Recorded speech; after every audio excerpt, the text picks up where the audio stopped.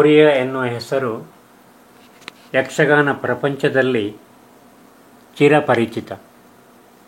ಕುರಿಯ ಒಂದು ಸಾಂಸ್ಕೃತಿಕ ಶಕ್ತಿ ಕೇಂದ್ರ. 3 ತಲೆಮಾರುಗಳಲ್ಲಿ ಯಕ್ಷಗಾನ ಪ್ರಿಯರಿಗೆ ಕಲೆಯ ರಸದೌತಣವನ್ನು ಉಣಿಸಿದ ಮನೆ.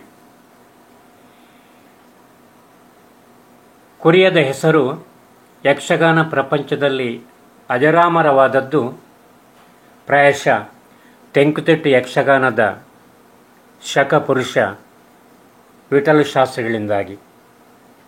ವಿಠಲಶಾಸ್ತ್ರಿಗಳು ಸರ್ವ ಸಮರ್ಪಣಾ ಭಾವದಿಂದ ಯಕ್ಷಗಾನ ಕಲೆಯಲ್ಲಿ ತೊಡಗಿಸಿಕೊಳ್ಳುವುದಕ್ಕೆ ಅವರಿಗೆ ಆ ಕಲೆಯ ಮೇಲಿದ್ದ ಪ್ರೀತಿಯೇ ಕಾರಣ. ಈ ಕಲಾಸಕ್ತಿಯವರಿಗೆ ಅವರ ತಂದೆ ವೆಂಕಟರಮಣ ಶಾಸ್ತ್ರಿಗಳಿಂದ ಬಂದ ಬಳುವಳಿ. ಚಕ್ರಗೋಡಿ ಮನೆತನದ ಕುರಿಯ ವೆಂಕಟರಮಣ ಶಾಸ್ತ್ರಿಗಳು ಒಪ್ಪಕುಂಜಿ ಭಟ್ಟರು ಎನ್ನುವ ಹೆಸರಿನಿಂದಲೂ ಪ್ರಸಿದ್ಧರು. ಅವರು ಊರಿನ ಧಾರ್ಮಿಕ ಸಾಮಾಜಿಕ ನೇತಾರ, ಹಾಗೆಯೇ ಒಳ್ಳೆಯ ವಿದ್ವಾಂಸ, ಆಶು ಕವಿ, ನಟ, ಹರಿದಾಸ ಹಾಗೂ ಯಕ್ಷಗಾನ ಅರ್ಥಧಾರಿ. ತೆಂಕಿನ ಮೇಳವನ್ನು ಪ್ರಪ್ರಥಮವಾಗಿ ಉತ್ತರ ಕನ್ನಡಕ್ಕೆ ಕೊಂಡು ಹೋದದ್ದು, ನಾಡಿನಾದ್ಯಂತ ಸಂಚರಿಸಿ ಯಕ್ಷಗಾನ ಕಲೆಯ ಕಂಪನ್ನು ದಿಲ್ಲಿಯವರೆಗೆ ಪಸರಿಸಿದ್ದು, ದೇಶ ವಿದೇಶಗಳ ಗಣ್ಯರ ಮುಂದೆ ಪ್ರದರ್ಶನ ನೀಡಿದ್ದು, ಇದೆಲ್ಲ ವಿಠಲಶಾಸ್ತ್ರಿಗಳ ಸಾಧನೆಯ ಕೆಲವು ಮಜಲುಗಳು. ಜನ್ಮಜಾತವಾಗಿ ಬಂದ ಧೈರ್ಯ, ಸಾಹಸ, ಗುರಿಮುಟ್ಟುವ ಛಲ, ಸಂಘಟನಾ ಚಾತುರ್ಯಗಳಿಂದ ಇದು ಸಾಧ್ಯವಾಯಿತು. ವಿಠಲಶಾಸ್ತ್ರಿಗಳು ಸಾಧನೆಯ ಪಥದಲ್ಲಿ ಮುನ್ನಡೆಯಲು, ಅಭೂತಪೂರ್ವವಂತ ಯಶಸ್ಸನ್ನು ಪಡೆಯಲು ಪೂರಕವಾದ ವಾತಾವರಣ ಕುರಿಯದ ಮನೆಯಲ್ಲಿ ಇತ್ತು. ವಿಠಲಶಾಸ್ತ್ರಿಗಳ ಹಾಗೆ ಗಣಪತಿ ಶಾಸ್ತ್ರಿಗಳು ಕೂಡ ಬದುಕಿಗಾಗಿ ಕಲೆಯಲ್ಲ, ಕಲೆಗಾಗಿ ಬದುಕು ಎಂದು ನಂಬಿದವರು.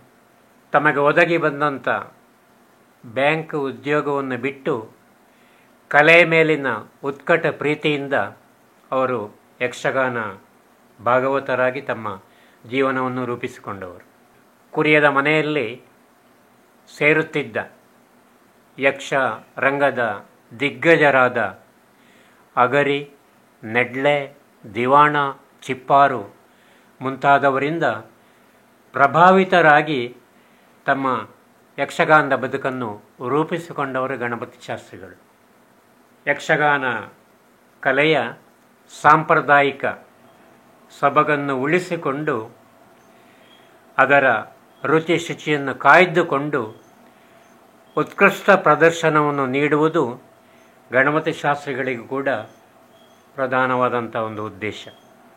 ಇದಕ್ಕೆ ಅವರು ಸೇರಿದ್ದ ಕಟೀಲ ಮೇಳದ ಯಜಮಾನರಾಗಿದ್ದ ಕಲ್ಲಾಡಿ ಕೊರಗಶೆಟ್ರ ಪ್ರೋತ್ಸಾಹ ಹಾಗೂ ಮಹಾನ್ ಹಿಮ್ಮೇಳ ವಾದಕ ನೆಡ್ಲೆ ನರಸಿಂಭಟ್ರಲ್ಲಿ ಸಿಕ್ಕಿದಂಥ ತರಬೇತಿ ಬಹಳಷ್ಟು ಸಹಕಾರಿಯಾಯಿತು. ಸಾಂಪ್ರದಾಯಿಕ ಯಕ್ಷಗಾನ ಪ್ರಸಂಗಗಳನ್ನು ಯಾವ ರೀತಿಯಲ್ಲಿ ರಂಗದಲ್ಲಿ ವಿಜೃಂಭಿಸಬಹುದು ಎನ್ನುವುದಕ್ಕೆ ಪ್ರಾಯಶಃ ಗಣಪತಿ ಶಾಸ್ತ್ರಿಗಳ ಭಾಗವತಿಕೆ ಎಲ್ಲರಿಗೆ ಒಂದು ಮಾದರಿ.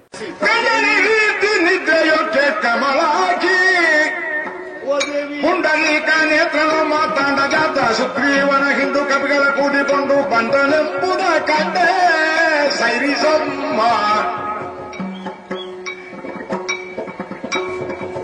ಕಂಡನಿ ರೀತಿ ಕನಸಿನೋ ಪುಂಡಲೀಕಾಖಿನಿ ಸೈರಿಸಮ್ಮ ಇಂದು ಬರುವ ನಾಳೆ ಬರುವನು ಶ್ರೀರಾಮ ಎಂದಾಸೆ ಮಾಡಿದ್ದೆ ನಾನು. ಇಂದಿಗೆ ದಿನವೆಟ್ಟು ಸಂತರು ರಘುಕುಲ ಚಂದ್ರನ ದರ್ಶನವಿಲ್ಲ. ಪೂರ್ವ ಜನ್ಮದೊಳೆ ಸುಪಾಪ ಮಾಡಿದೆ ನಾನು, ದುರ್ವ್ಯತೆಯಲ್ಲಿ ಸಿಕ್ಕಿದನಿದೆ. ಸರ್ವಥ ಇನ್ನಾಸೆ ತೀರಿತು ಎನಗೀಗ, ಉರುಳೋಟ ಇರುವೆ ಎಂದು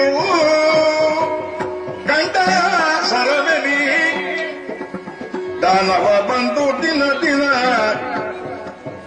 ದಂಡಿಸುತ್ತಿರುವಂತ ಬಗೆಯ ಕಂಡೆಯ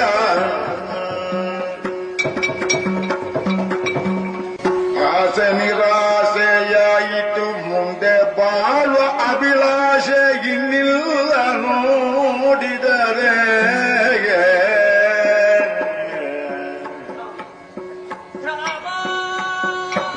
ಆಸೆ ನಿರಾಸೆಯಾಯಿತು ಮುಂದೆ ಬಾಳುವ ಅಭಿಲಾಷೆ ಇನ್ನಿಲ್ಲ ನೋಡಿದರೆ ರಾಮ ರಾಮ ರಾಮ ಶ್ರೀರಾಮ ರಾಮ ಕೇಶವಾದರು ಕೊರಳಿಗೆ ಸುದ್ದಿ ಪ್ರಾಣವ ಕಾಸಿ ಮಾಡುವೆ ಪ್ರಾಣವ ಕಾಸಿ ಮಾಡುವೆ ಎನಲು ತ್ರಿಜತೆ ರಾಮ ರಾಮ ರಾಮ ಶ್ರೀರಾಮ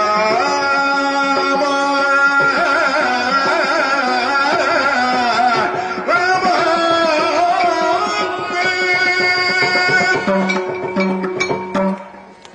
ಮನಸ್ಸಿನಲ್ಲಿ ಕೆಡುನೊಂದು ಚಿಂತಿಸುವ ಜಾನಕಿಗೆ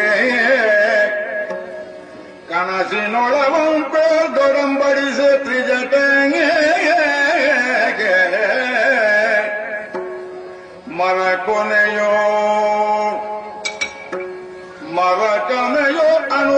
ಅನುರೂಪಿಂಗಿರುತ್ತ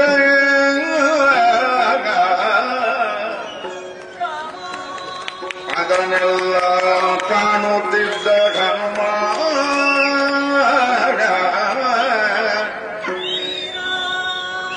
ಇನಕುಲದ ಸೌಭಾಗ್ಯ ಚಿಂತಾಮಣಿಗೆ ತಕ್ಕ ವನಿತೆಗಿವಲಗುವುದು ಇನಕುಲದ ಸೌಭಾಗ್ಯ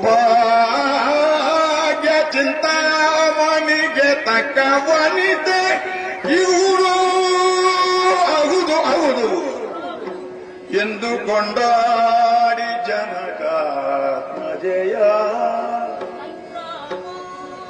ಮನದೊಳಗೆ ತಾನೇ ತನ್ನೊಳು ಮಾತನಾಡಿದನು ಜಾನಕಿಯು ಕೇಳುವಂತೆ ಇನಕುಲದ ಸೌಭಾಗ್ಯ ಚಿಂತಾಮಣಿಗೆ ತಕ್ಕ ವನಿತೆ ಇವಳಗುದು ಅಗುದು ರಾಮ ರಾಮ ನಳಿನಲೋಚನೆ ಕೇಳು ರಾಮಚಂದ್ರನು ಎನ್ನ ಕಡುಗದಿಲ್ಲಿಗೆ ಬಂದೆನು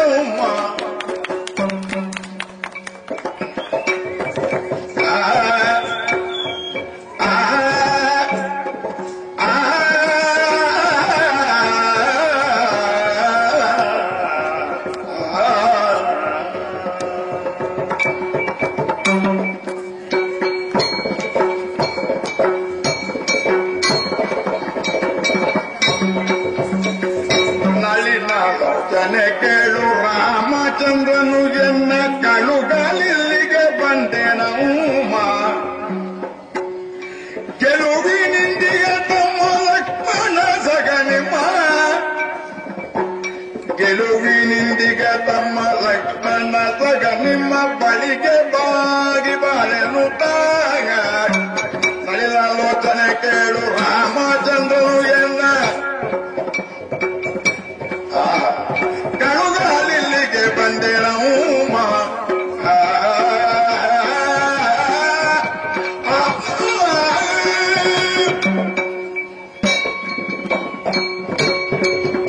ಮಂಗಳ ಮಹಿಮ ರಾಮನ ಪಾದದೆಡೆಯಿಂದ ಬಂದೆನಮ್ಮ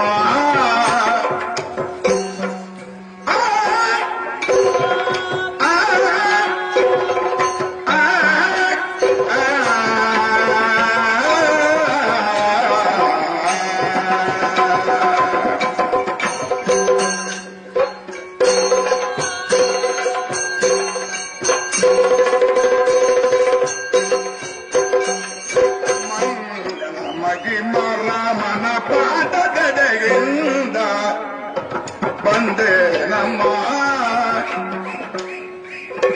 ಕೋಮಲಾಂಗದ ಕಳದೇವ ಕಳುಹಿದ ಬಗೆಯಿಂದ ಬಂದೆ ನಮ್ಮ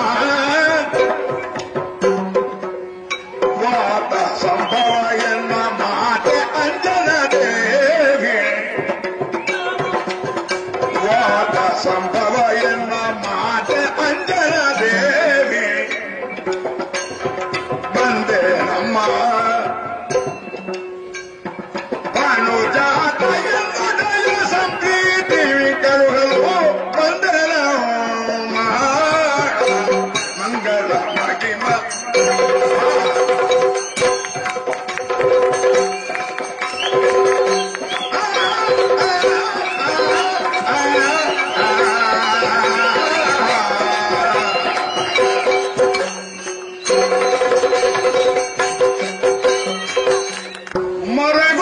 ಮರಗೊಂಬಿಳುಗಿಂತೆಂದ ಸಿರಿವಾಕ್ಯಂ ಕೇತು ಸೀತೆ ಮೊಗತಿರುಗುತ್ತಂ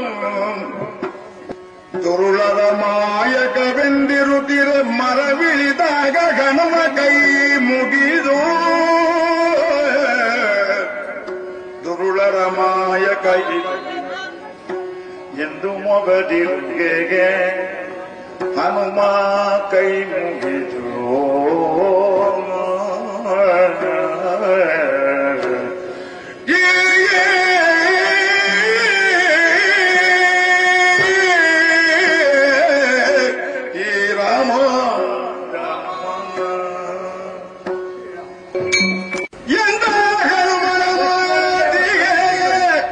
ಚಂದ್ರನನೆ ಕಪಟವೆಂದು ಸುಮ್ಮನೆ ಇರಲು ಹಿಂದಾಗಿದ್ದುದ ಅರುಗಿದರೆ ಇಂದರಿವಳು ಎಂದು ಬಳಿಕ ಅವ ಇಂತೆಂದವು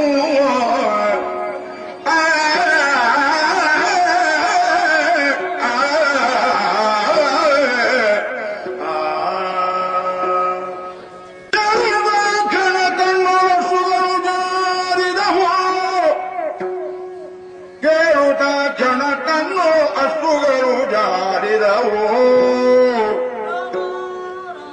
ಉಳಿದಂತಾಪ ಶೋಕ ಜಲಮಯ ಶರದಿ ಗಾಳಿಗೊಡ್ಡಿದ ದೀಪದಂತೆ ತಲ್ಲಣಿಸೆ ರೋಮಾಳಿ ನೆತ್ತಗೆ ನಿಮಿರಿತು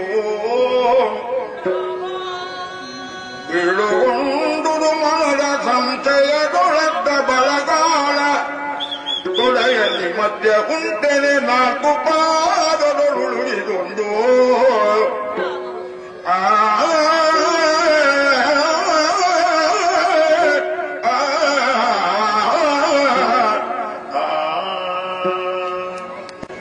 ಚಿತ್ತವಿಸು ದೇವಿ ನಿಮ್ಮ ವರ್ತಮಾನಗೆಲ್ಲ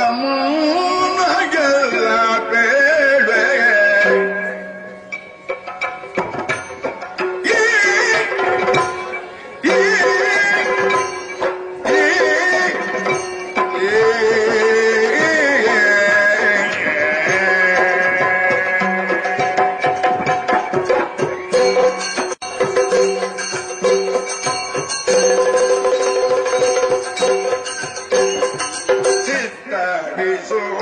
ದೇವಿ ನಿಮ್ಮ ವರ್ತಮಾನವೆಲ್ಲ ಬೇಳೆ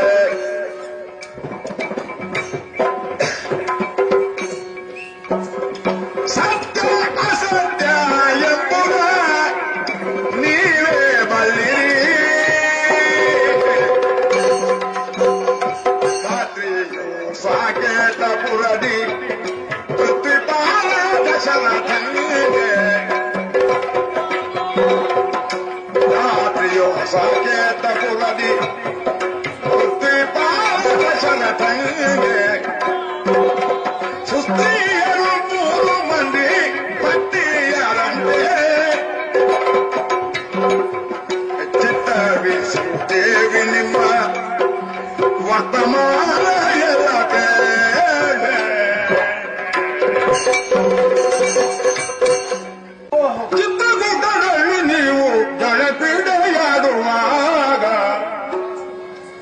ಚಿತ್ರಕೂಟದಲ್ಲಿ ನೀವು ಜಲಕ್ರೀಡೆಯಾಡುವಾಗ ಎತ್ತಿ ಮಂಗೈಯಲ್ಲಿ ಕಾಡಲು ಹತ್ತದ್ದು ಮಕ್ಕಳ ಕೂಟಕ್ಕೆ ಹತ್ತಿ ಮುಂದುವರಿಯಲ ಪಟ್ಟಿಯಾದ ಅನುಸೂಯೆ ಭೂಷಣವಾಯಿತು ರಘುದೇ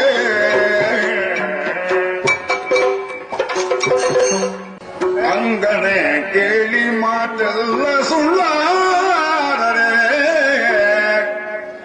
ಅಂಗನೆ ಕೇಳಿ ಮಾತೆಲ್ಲ ಸುಳ್ಳಾದರೆ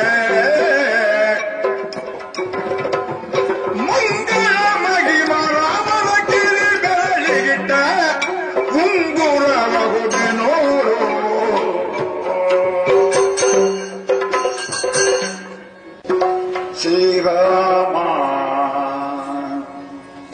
ಶ್ರೀರಾಮ ಕರಕಂಡದಂಗುಲಿಯೊಳಿತ ಮುದ್ರೆಯಂ ನೋಡುತ್ತ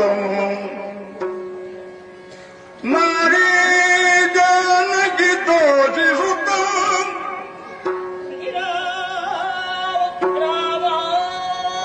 ಕಂಗಳಿಗೆ ತಾನುತ್ತುತ್ತ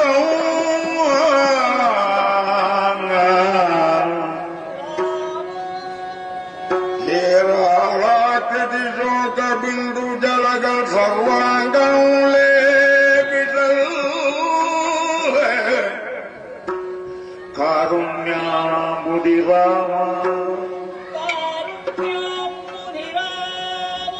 ಕಾರುಣ್ಯ ಬುಧಿರಾಮ ರಾಮ ರಾಮ ರಾಮ ರಾಮ ಎಂತ ಆಶಾ ಭವದಿ ಕಂಡಳು ಕಾರುಣ್ಯ ಬುಧಿರಾಮ ರಾಮ ರಾಮ ಎನ್ನುತ್ತಗಾಚ ಭವದಿ ಕಂಡಳು ಕಂಗಳಿಗೆ ತಾ ಒತ್ತು ತಮ್ಮನು ರಾಮ ರಾಮ ಶ್ರೀರಾಮ ಜಯ ರಾಮ ಜಯ ಜಯ ರಾಮ ಶ್ರೀರಾಮ ಜಯ ರಾಮ ಜಯ ಜಯ ರಾಮ ರಾಮ ರಾಮ ರಾಮ ರಾಮ ಎನ್ನುತ್ತಗಾಚ ಭವದಿ ಕಂಡಳು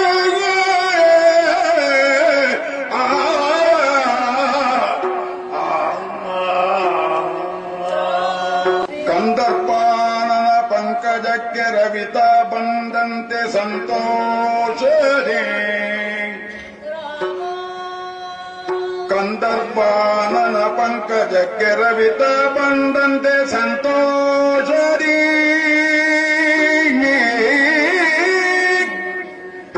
ಮುಂದಾದ ಕ್ಷೇಮ ವಾರ್ತೆಗಳನ್ನು ಕೇಳುತ್ತ ನಿಂತಿದ್ದಲ್ಲೋ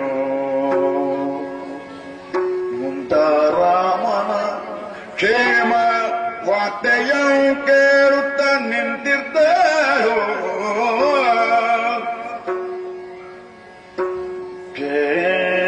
ಕ್ಷೇಮವೇನೈ ಹನುಮ ನಮ್ಮ ಬದಿಗೆ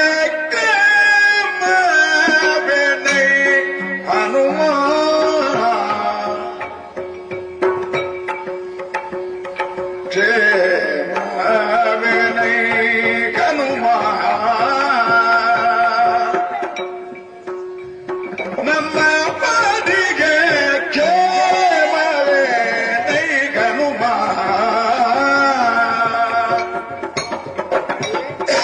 ಮದನ ರಂಗವ ಪೂಜರಾಮ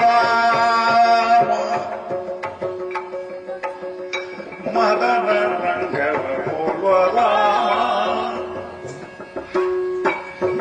ಮತ್ತೆ ಚತುರ ಲಕ್ಷ್ಮಣನು ನಿಸ್ಸೀಮ ಮೊದಲಿನಂಗದ ಕಾಂತಿ ಕಳವಳಿಸದೆ ಮತ್ತೆ ಎದೆಗುಂಡಲಿಲ್ಲವಲ್ಲ ಮೊದಲಿನಂಗದ ಕಾಂತಿ ಕಳವಳಿಸದೆ ಮತ್ತೆ ಎದೆಗುಂಡಲಿಲ್ಲವಲ್ಲ ಎಮ್ಮಳು ಮೋಗ ಮೋಗ ಬದುಕುಂಡಲಿಲ್ಲವಲ್ಲ ಎಮ್ಮಳು ಮೋಗ ಬದುಕುಂಡಲಿಲ್ಲವಲ್ಲ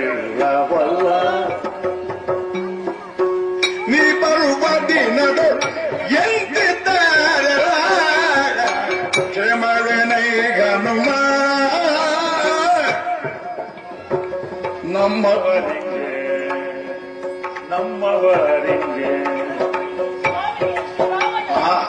ಕ್ಷೇಮವೇ ಪೇಳುವಾಗ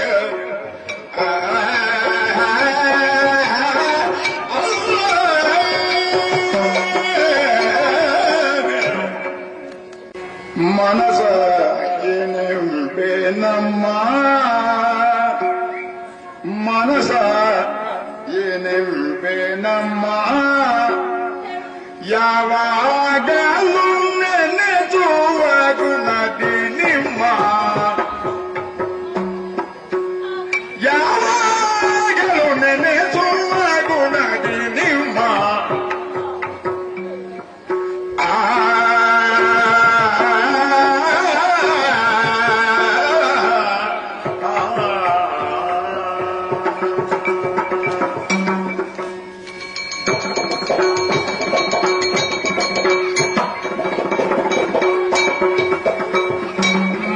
ಮನಸ್ಸಾಗಿನೆಂಪೆ ನಮ್ಮ ಯಾವಾಗಲೂ ನೆನೆಸುವ ಗುಣದಿ ನಿಮ್ಮ ಕನಸು ಮನಸ್ಸಿನಲ್ಲಿ ಹಗಲಿರುಳನರೆ ಕನಸು ಮನಸ್ಸಿನಲ್ಲಿ ಹಗಲಿರುಳನರೆ ಕನಚಿದ್ದೆಯಿಂದ ಪುರ ಪೇಳಲೇನದ ಅನ್ನ ಆಗಾರ ಬೊಲ್ಲನು ಅನ್ನ ಆಗಾರ ಬೊಲ್ಲನು ಯಾರಾದರೆ ಸುಮ್ಮನೆ ಮಾತಾಡಲು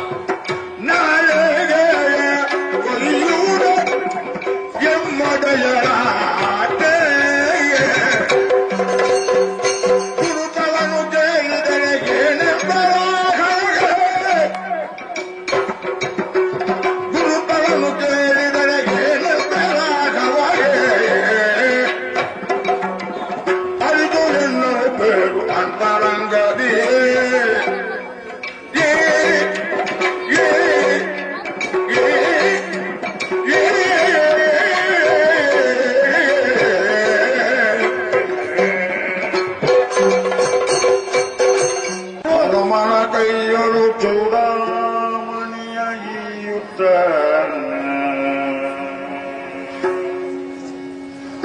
ಹನುಮನ ಕೈಯೊಳು ಚೂಡಾಮಣಿಯ ಯುದ್ಧ ಅತಿ ಬರುವ ಸತಿ ಮನದೊಳಗಿದ್ದು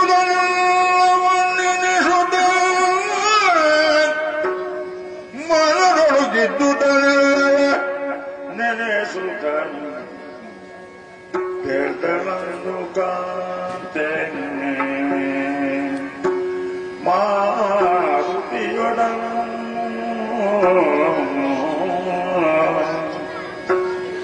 ಹನುಮನ ಕೈಯೊಳು ಚೂಡಾಮಣಿಯಾಗಿ ಊಟ ಅತಿ ಭಗವತದಿ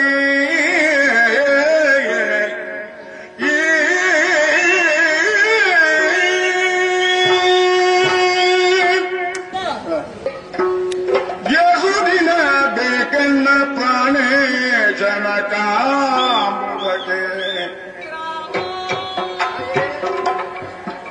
ಬೇಸರಿಕೆ ಎಂಬುದೇನ ಹೇಗೆ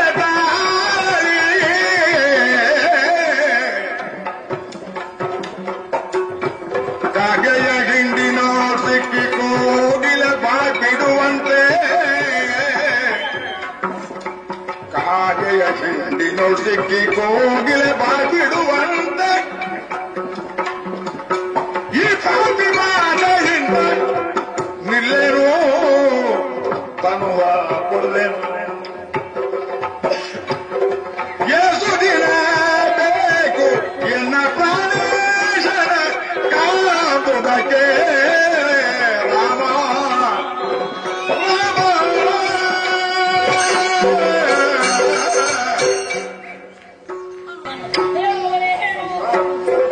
ದೇವಿ ಚಿಂತಿಸಬೇಡ ರಾಘವ ದೇವನನ್ನು ಕರಕೊಂಡು ಬಂದು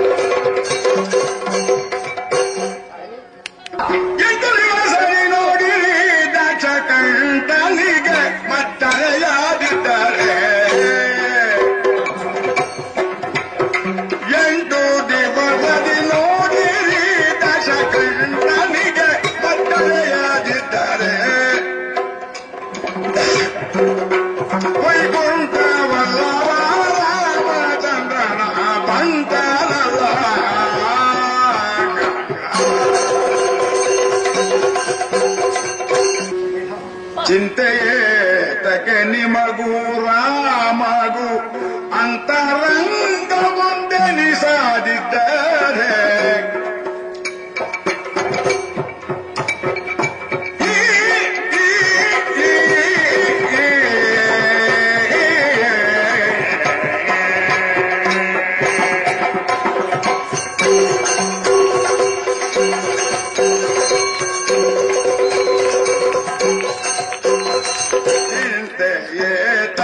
ನಿಮಗೂ ರಾಮಗೂ ಅಂತರಂಗ ಮುಂದರಿಸದಿದ್ದರೆ ಪತ್ತವೇಳಿದು ಮುಂದೆ ಹನುಮಂತನಲ್ಲ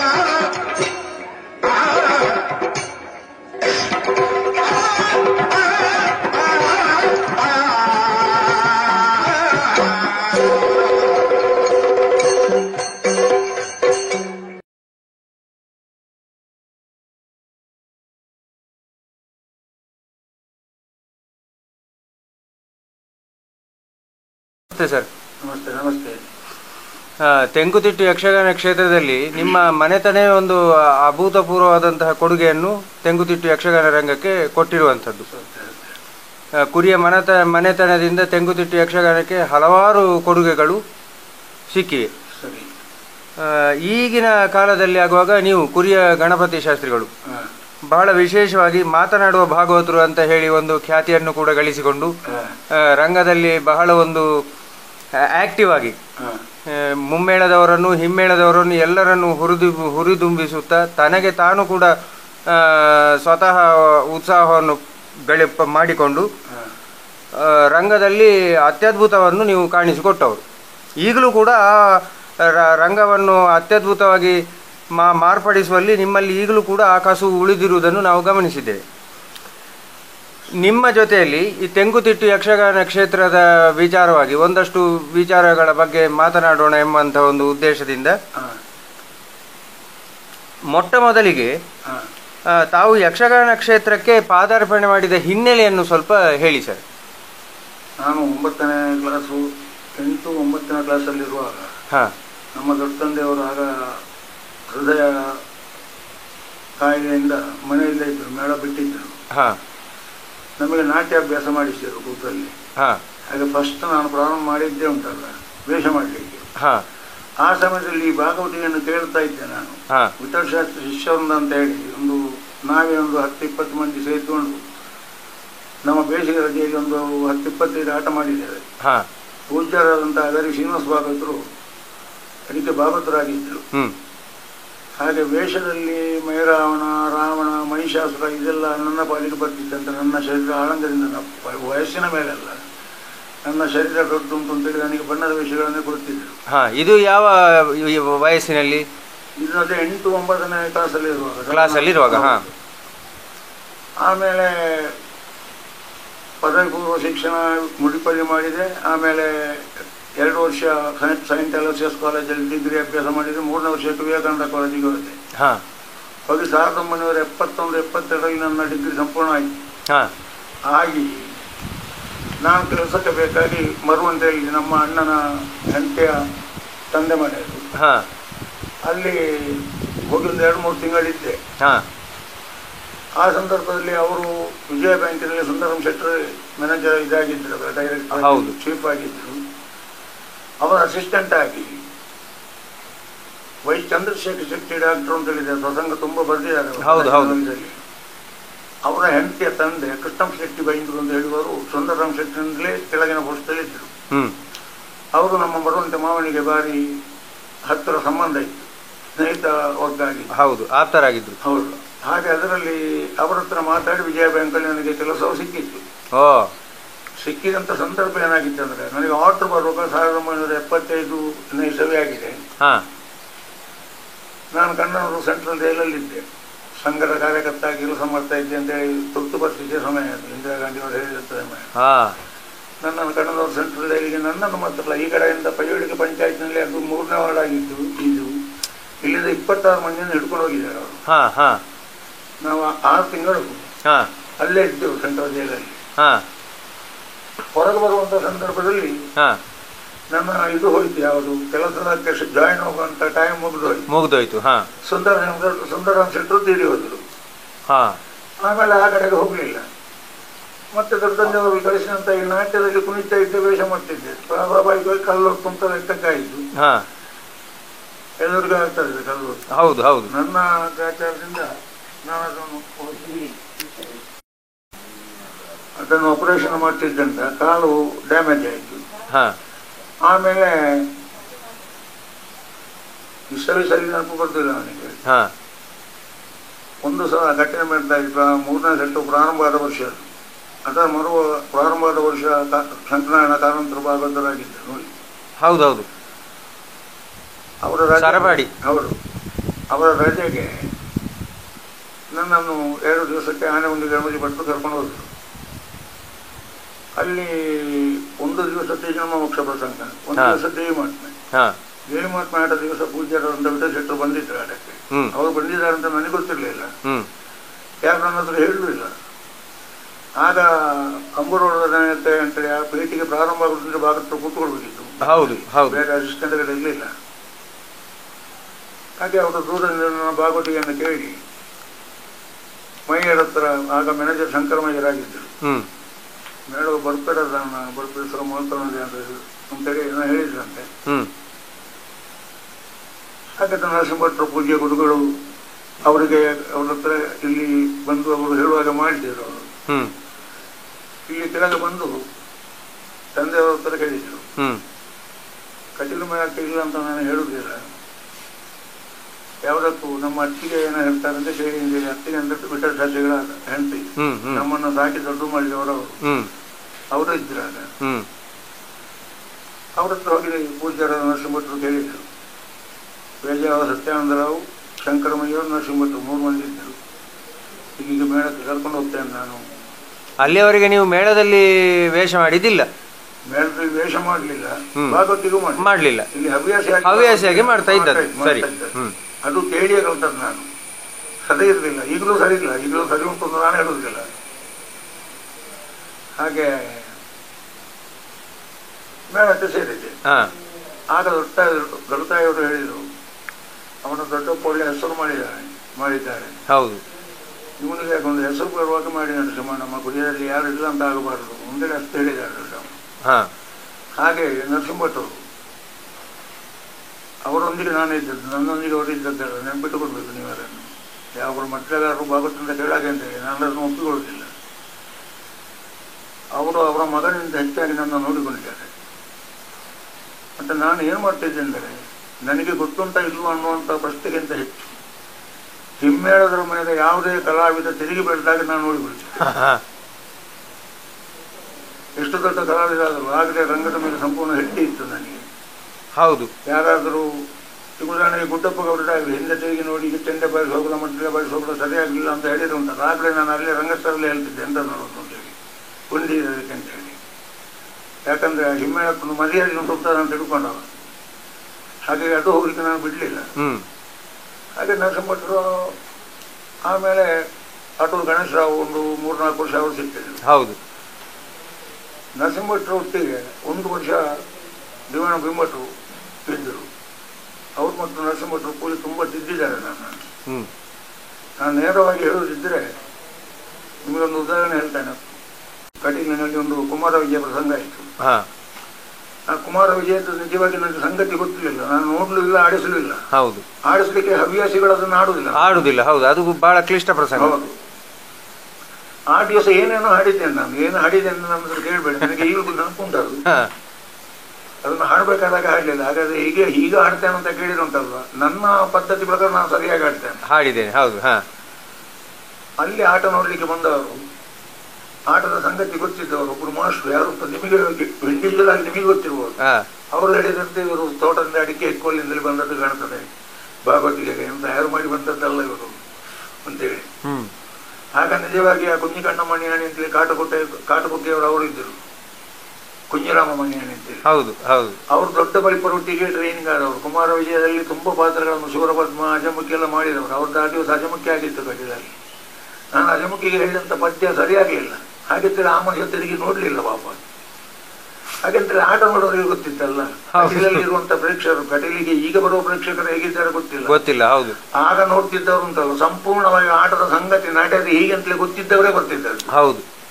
ಸ್ವಲ್ಪ ತಪ್ಪಿದ್ರೆ ಉಂಟಲ್ಲ, ಎಲ್ಲ ಬಿಟ್ಟು ಒಂದು ಪ್ರಸಂಗದಲ್ಲಿ ಯಾವ ಪ್ರಸಂಗ ಅಂತ ಹೇಳಿದ್ರೆ ಇಂಥವನಿಗೆ ಇಂಥ ವೇಷ ಅಂತ ಹೇಳಿ ಕಟೀಲಿನ ಅವರು ಹೇಳ್ತಿದ್ದರು. ಹೌದು. ಈಗ ಸಂಪೂರ್ಣ ಕುರುಕ್ಷೇತ್ರ ಅಂತ ಉಂಟಂತಾರೆ, ಕರ್ಣ ಇಂಥವ, ಅರ್ಜುನ ಇಂಥವ ಅಂತ ಉಂಟಲ್ಲ, ಆ ಸೆಟ್ ಅನ್ನು ನೋಡಿ ನಿಶ್ಚಯ ಮಾಡಿ ಆಗ್ತಿತ್ತು. ಹೌದು ಹೌದು. ಅಷ್ಟು ಅದರ ಮೇಲೆ ಹಿಡಿತಿತ್ತು ಕಟೀಲಿನ ಪ್ರೇಕ್ಷಕರಿಗೆ. ಅಷ್ಟು ಅವರು ಅದರಲ್ಲಿ ನೋಡಿ ಉಂಟಲ್ಲ, ಅವರೇನು ಒಂದು ಉನ್ನತಿಗೆ ಬಂದಿದ್ರು ಅಂತೇಳಿ. ಅವರಿಗೆ ವೇಷ ಮಾಡಲಿಕ್ಕೆ ಮಾತ್ರ ಗೊತ್ತಿರಲಿಲ್ಲ, ಅಂದರೆ ವೇಷದ್ದು ಸಂಪೂರ್ಣವಾಗಿ ಕಟೀಲಿನ ಪ್ರೇಕ್ಷಕರಿಗೆ ಗೊತ್ತಿತ್ತು ಆಗ. ಹೌದು. ಈಗಿಂದು ನನಗೆ ಗೊತ್ತಿಲ್ಲ ಹೇಗುಂಟು ಅಂತೇಳಿ.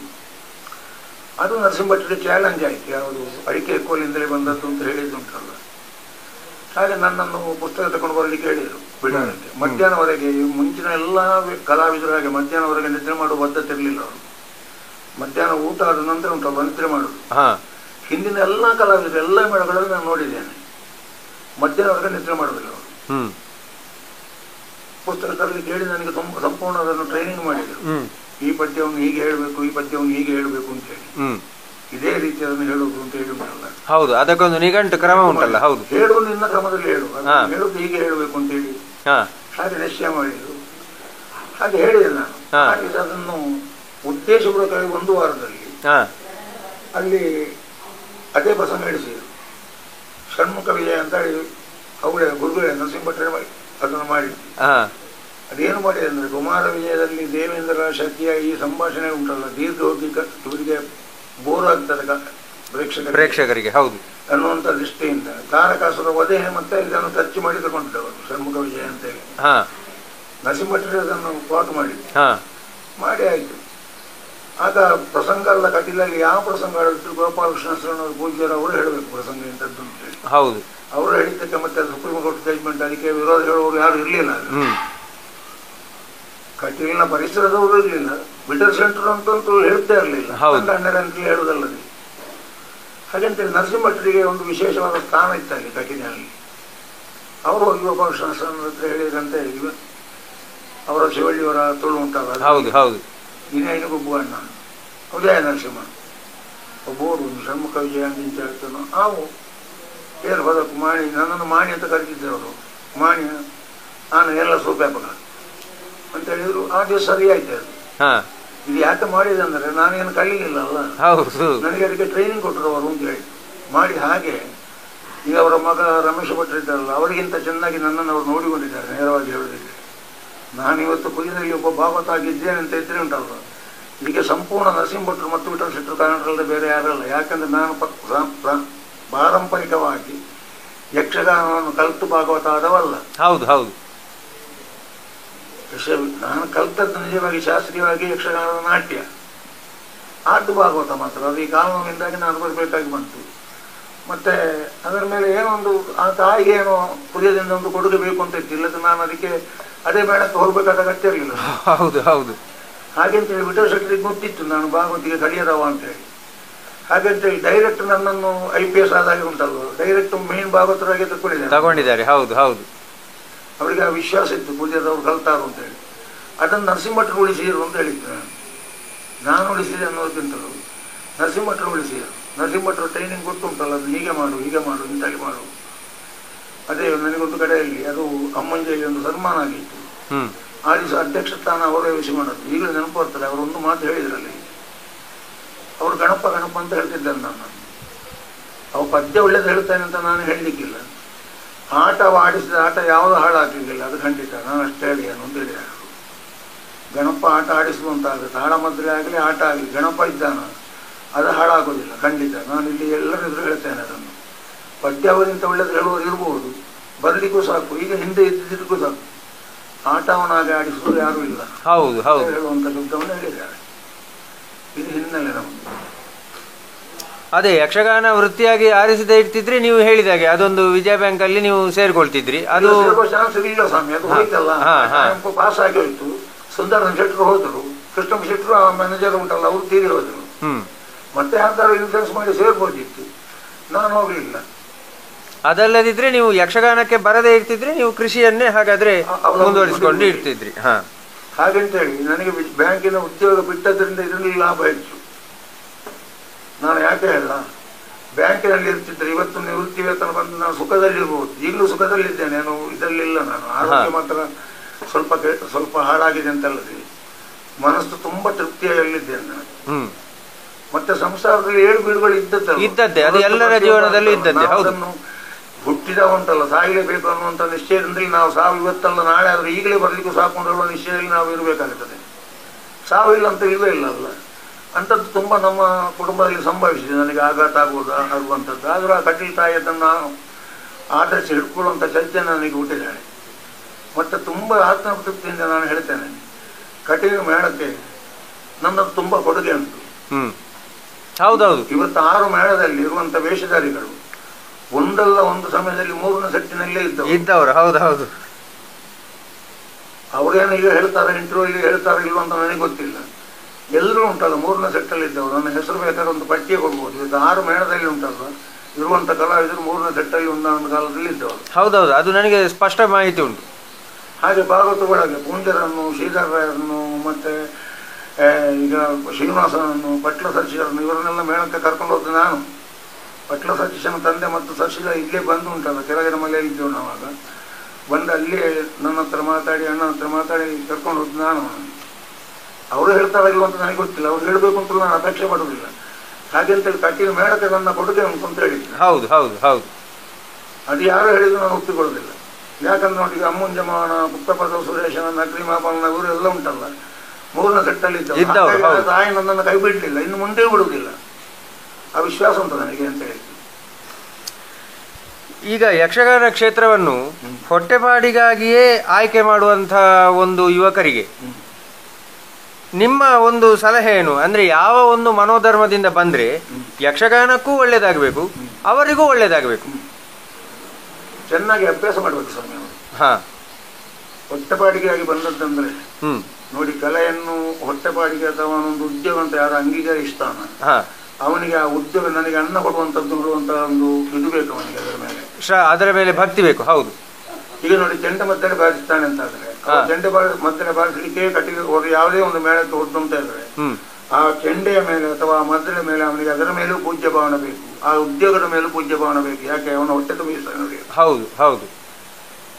ಅದು ಕಡಿಮೆ ಉಂಟು ಈಗ ಇವತ್ತಿನ ಕಲಾವಿದರಲ್ಲಿ ನಾನು ನೋಡಿದ್ದಲ್ಲಿ. ನಾನು ಅವರನ್ನು ದೂಷಣೆ ಮಾಡಿದೆ. ಹೌದು ಹೌದು. ಮೊದಲು ಆಲೋಚನೆ ಮಾಡಬೇಕಾದ್ರೆ ನನಗೆ ಅನ್ನ ಕೊಡ್ತದೆ ಈಗ, ಹಾಗಾಗಿ ನನ್ನಿಂದ ಅದಕ್ಕೆ ಎಷ್ಟು ಸಲ್ಲಿಸ್ತದೆ. ಈಗ 100ಕ್ಕೆ 100 ಅವನಿಗೆ ಕೊಡ್ಲಿಕ್ಕೆ ಸಾಧ್ಯ ಇಲ್ಲ. ಹೌದು, ಶೇಕಡ ಒಂದು 60 ಕೊಡ್ಬೇಕಲ್ಲ, ಅಷ್ಟು ಕೊಡುದಿಲ್ಲ ಈಗ ಅಂತ ಹೇಳಿದ್ದೆ. ಹೌದು ಹೌದು. ಖಾಲಿ ದುಡ್ಡಿಗೋಸ್ಕರವಾಗಿ ಅದನ್ನು ಮಾಡಬಾರ್ದು. ಅದು ಕಲೆ ನನಗೆ ಅನ್ನ ಕೊಡ್ತಾರೆ, ಹಾಗೆ ನಾನು ಅದಕ್ಕೆ ಏನಾದ್ರು ಕೊಡಬೇಕು ಅನ್ನುವಂಥ ದೃಷ್ಟಿ ಬೇಕು. ಉದಾಹರಣೆಗೆ ಸೂರ್ಯಕುಮಾರ್ ಗೋವಿಂದ ಭಟ್ರು ಅಂತ ಕೂಡ ನೀವು ತೆಂಕುತಿಟ್ಟಿಂದ ಮಹಾನ್ ಕಲಾವಿದರು ಅವರು ಅವರ ಆತ್ಮಚರಿತ್ರೆಯಲ್ಲಿ ಬರ್ತಾರೆ. ಹೊಟ್ಟೆಪಾಡಿಗಾಗಿ ಮೇಳಕ್ಕೆ ಹೋದವರು. ಹಾಗೆಂತೇಳಿ ಇವತ್ತು is the greatest artist in Tenkutittu ಅಂತ ಕಲಾವಿದನ ಎಲ್ಲ ತೆಂಕುತಿಟ್ಟಲ್ಲಿ ಕಣ್ಣು ಕಾಣೋದಿಲ್ಲ, ವಯಸ್ಸಾಯ್ತು, ಎಲ್ಲ ಆಯ್ತು. ಹೊಟ್ಟೆಪಾಡಿಗೆಗೆ ಹೋದವರು ಬರೆದಿದ್ದಾರೆ ಆತ್ಮಕಥೆಯಲ್ಲಿ. ಹಾಗೆ ಅಂತ ಹೇಳಿ 100ಕ್ಕೆ 100 ಅವರು ಕೊಟ್ಟಿದ್ದಾರೆ ಆ ಕಲೆಗೆ. ಎಲ್ಲ ವೇಷ ಮಾಡುದಿಲ್ಲ. ಈಗ ಇತ್ತೀಚೆಗೆ ಕುಂಡು ವೇಷ ಮಾಡಿದ್ರು. ಸುಧನ್ಮ ಗೊತ್ತ, ಪಕ್ಕಡಿ ಇತ್ತು. 74 ವರ್ಷ ಆಗಿದೆ ಅವರು ಮಾಡುವಾಗ. ಈಗಿನ ಯುವಕರು ಮಾಡೋದಿಲ್ಲ ಅಂತ ಮಾಡಿದ್ದಾರೆ. ಹೌದು.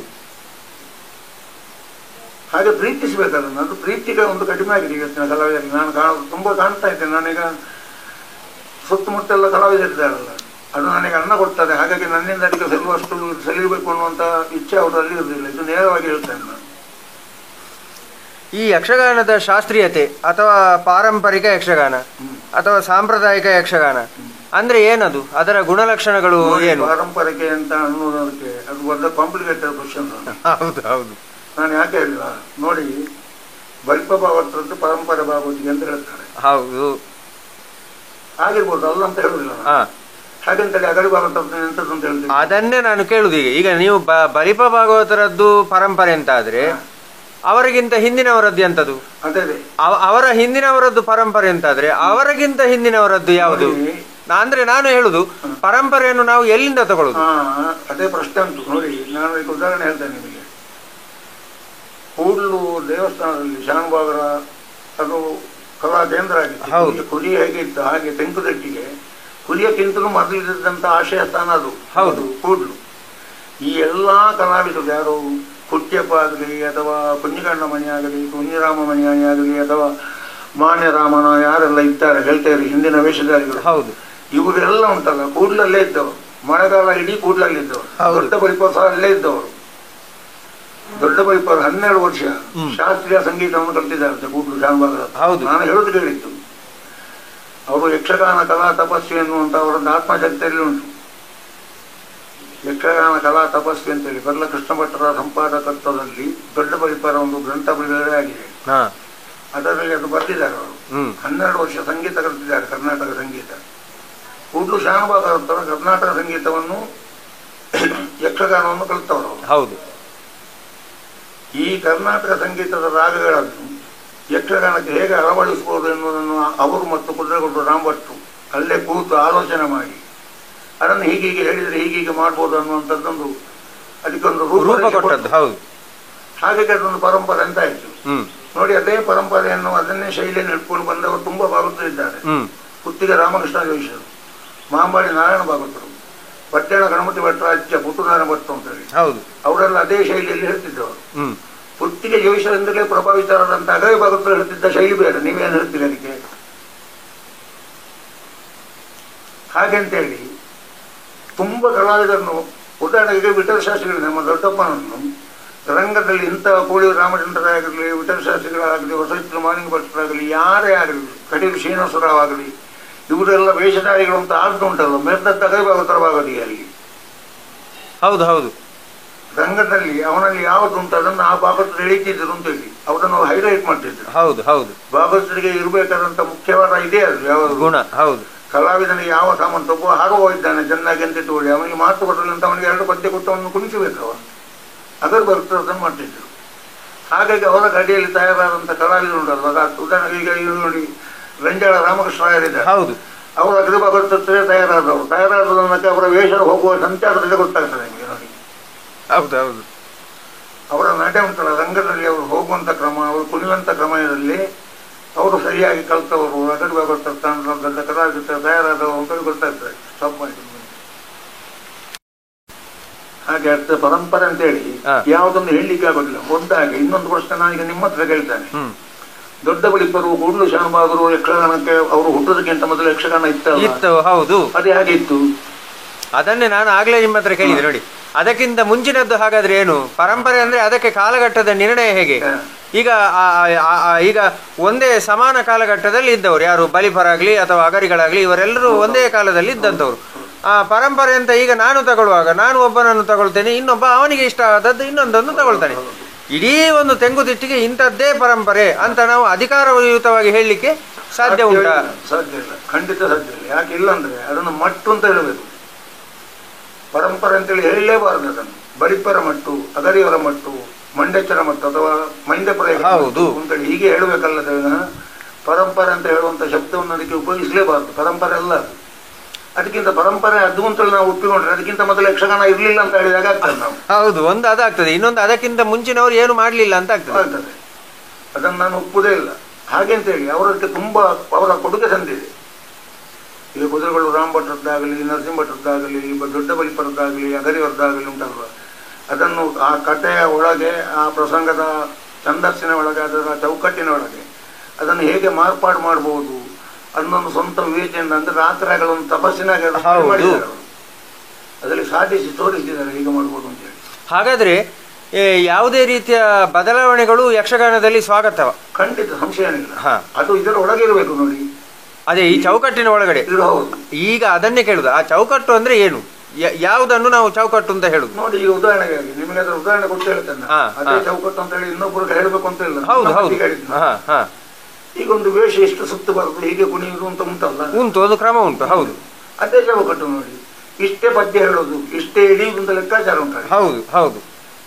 ಒಂದು ಪದ್ಯವನ್ನು ಸಿಕ್ಕಾಪಟ್ಟೆ ಎಳೆಯುವುದಲ್ಲ, ಅದನ್ನು ಎಷ್ಟು ಎಳಿಬೇಕು ಅಷ್ಟೇ ಎಳಿಬೇಕು.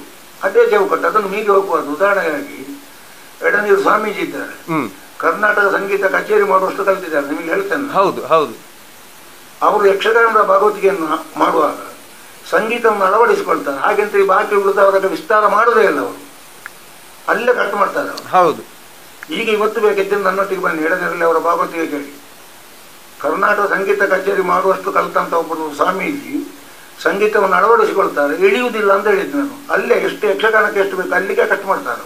ಅಂದ್ರೆ ಚೌಕಟ್ಟು ಅಂತಂದ್ರೆ ಅದು ನೀವು ಎಲ್ಲಿಂದ ಏನು ಬೇಕಾದ್ರೂ ಕಲೀರಿ, ಏನು ಬೇಕಾದ್ರೂ ಮಾಡಿ, ಅದು ಯಕ್ಷಗಾನ ಆಗಿರ್ಬೇಕು ಅಷ್ಟೇ. ಅದು ವೇಷಭೂಷಣ ಕೂಡ ಹಾಗೆ, ಅದರಲ್ಲಿ ಮಾರ್ಪಾಡು ಮಾಡಬಾರ್ದು.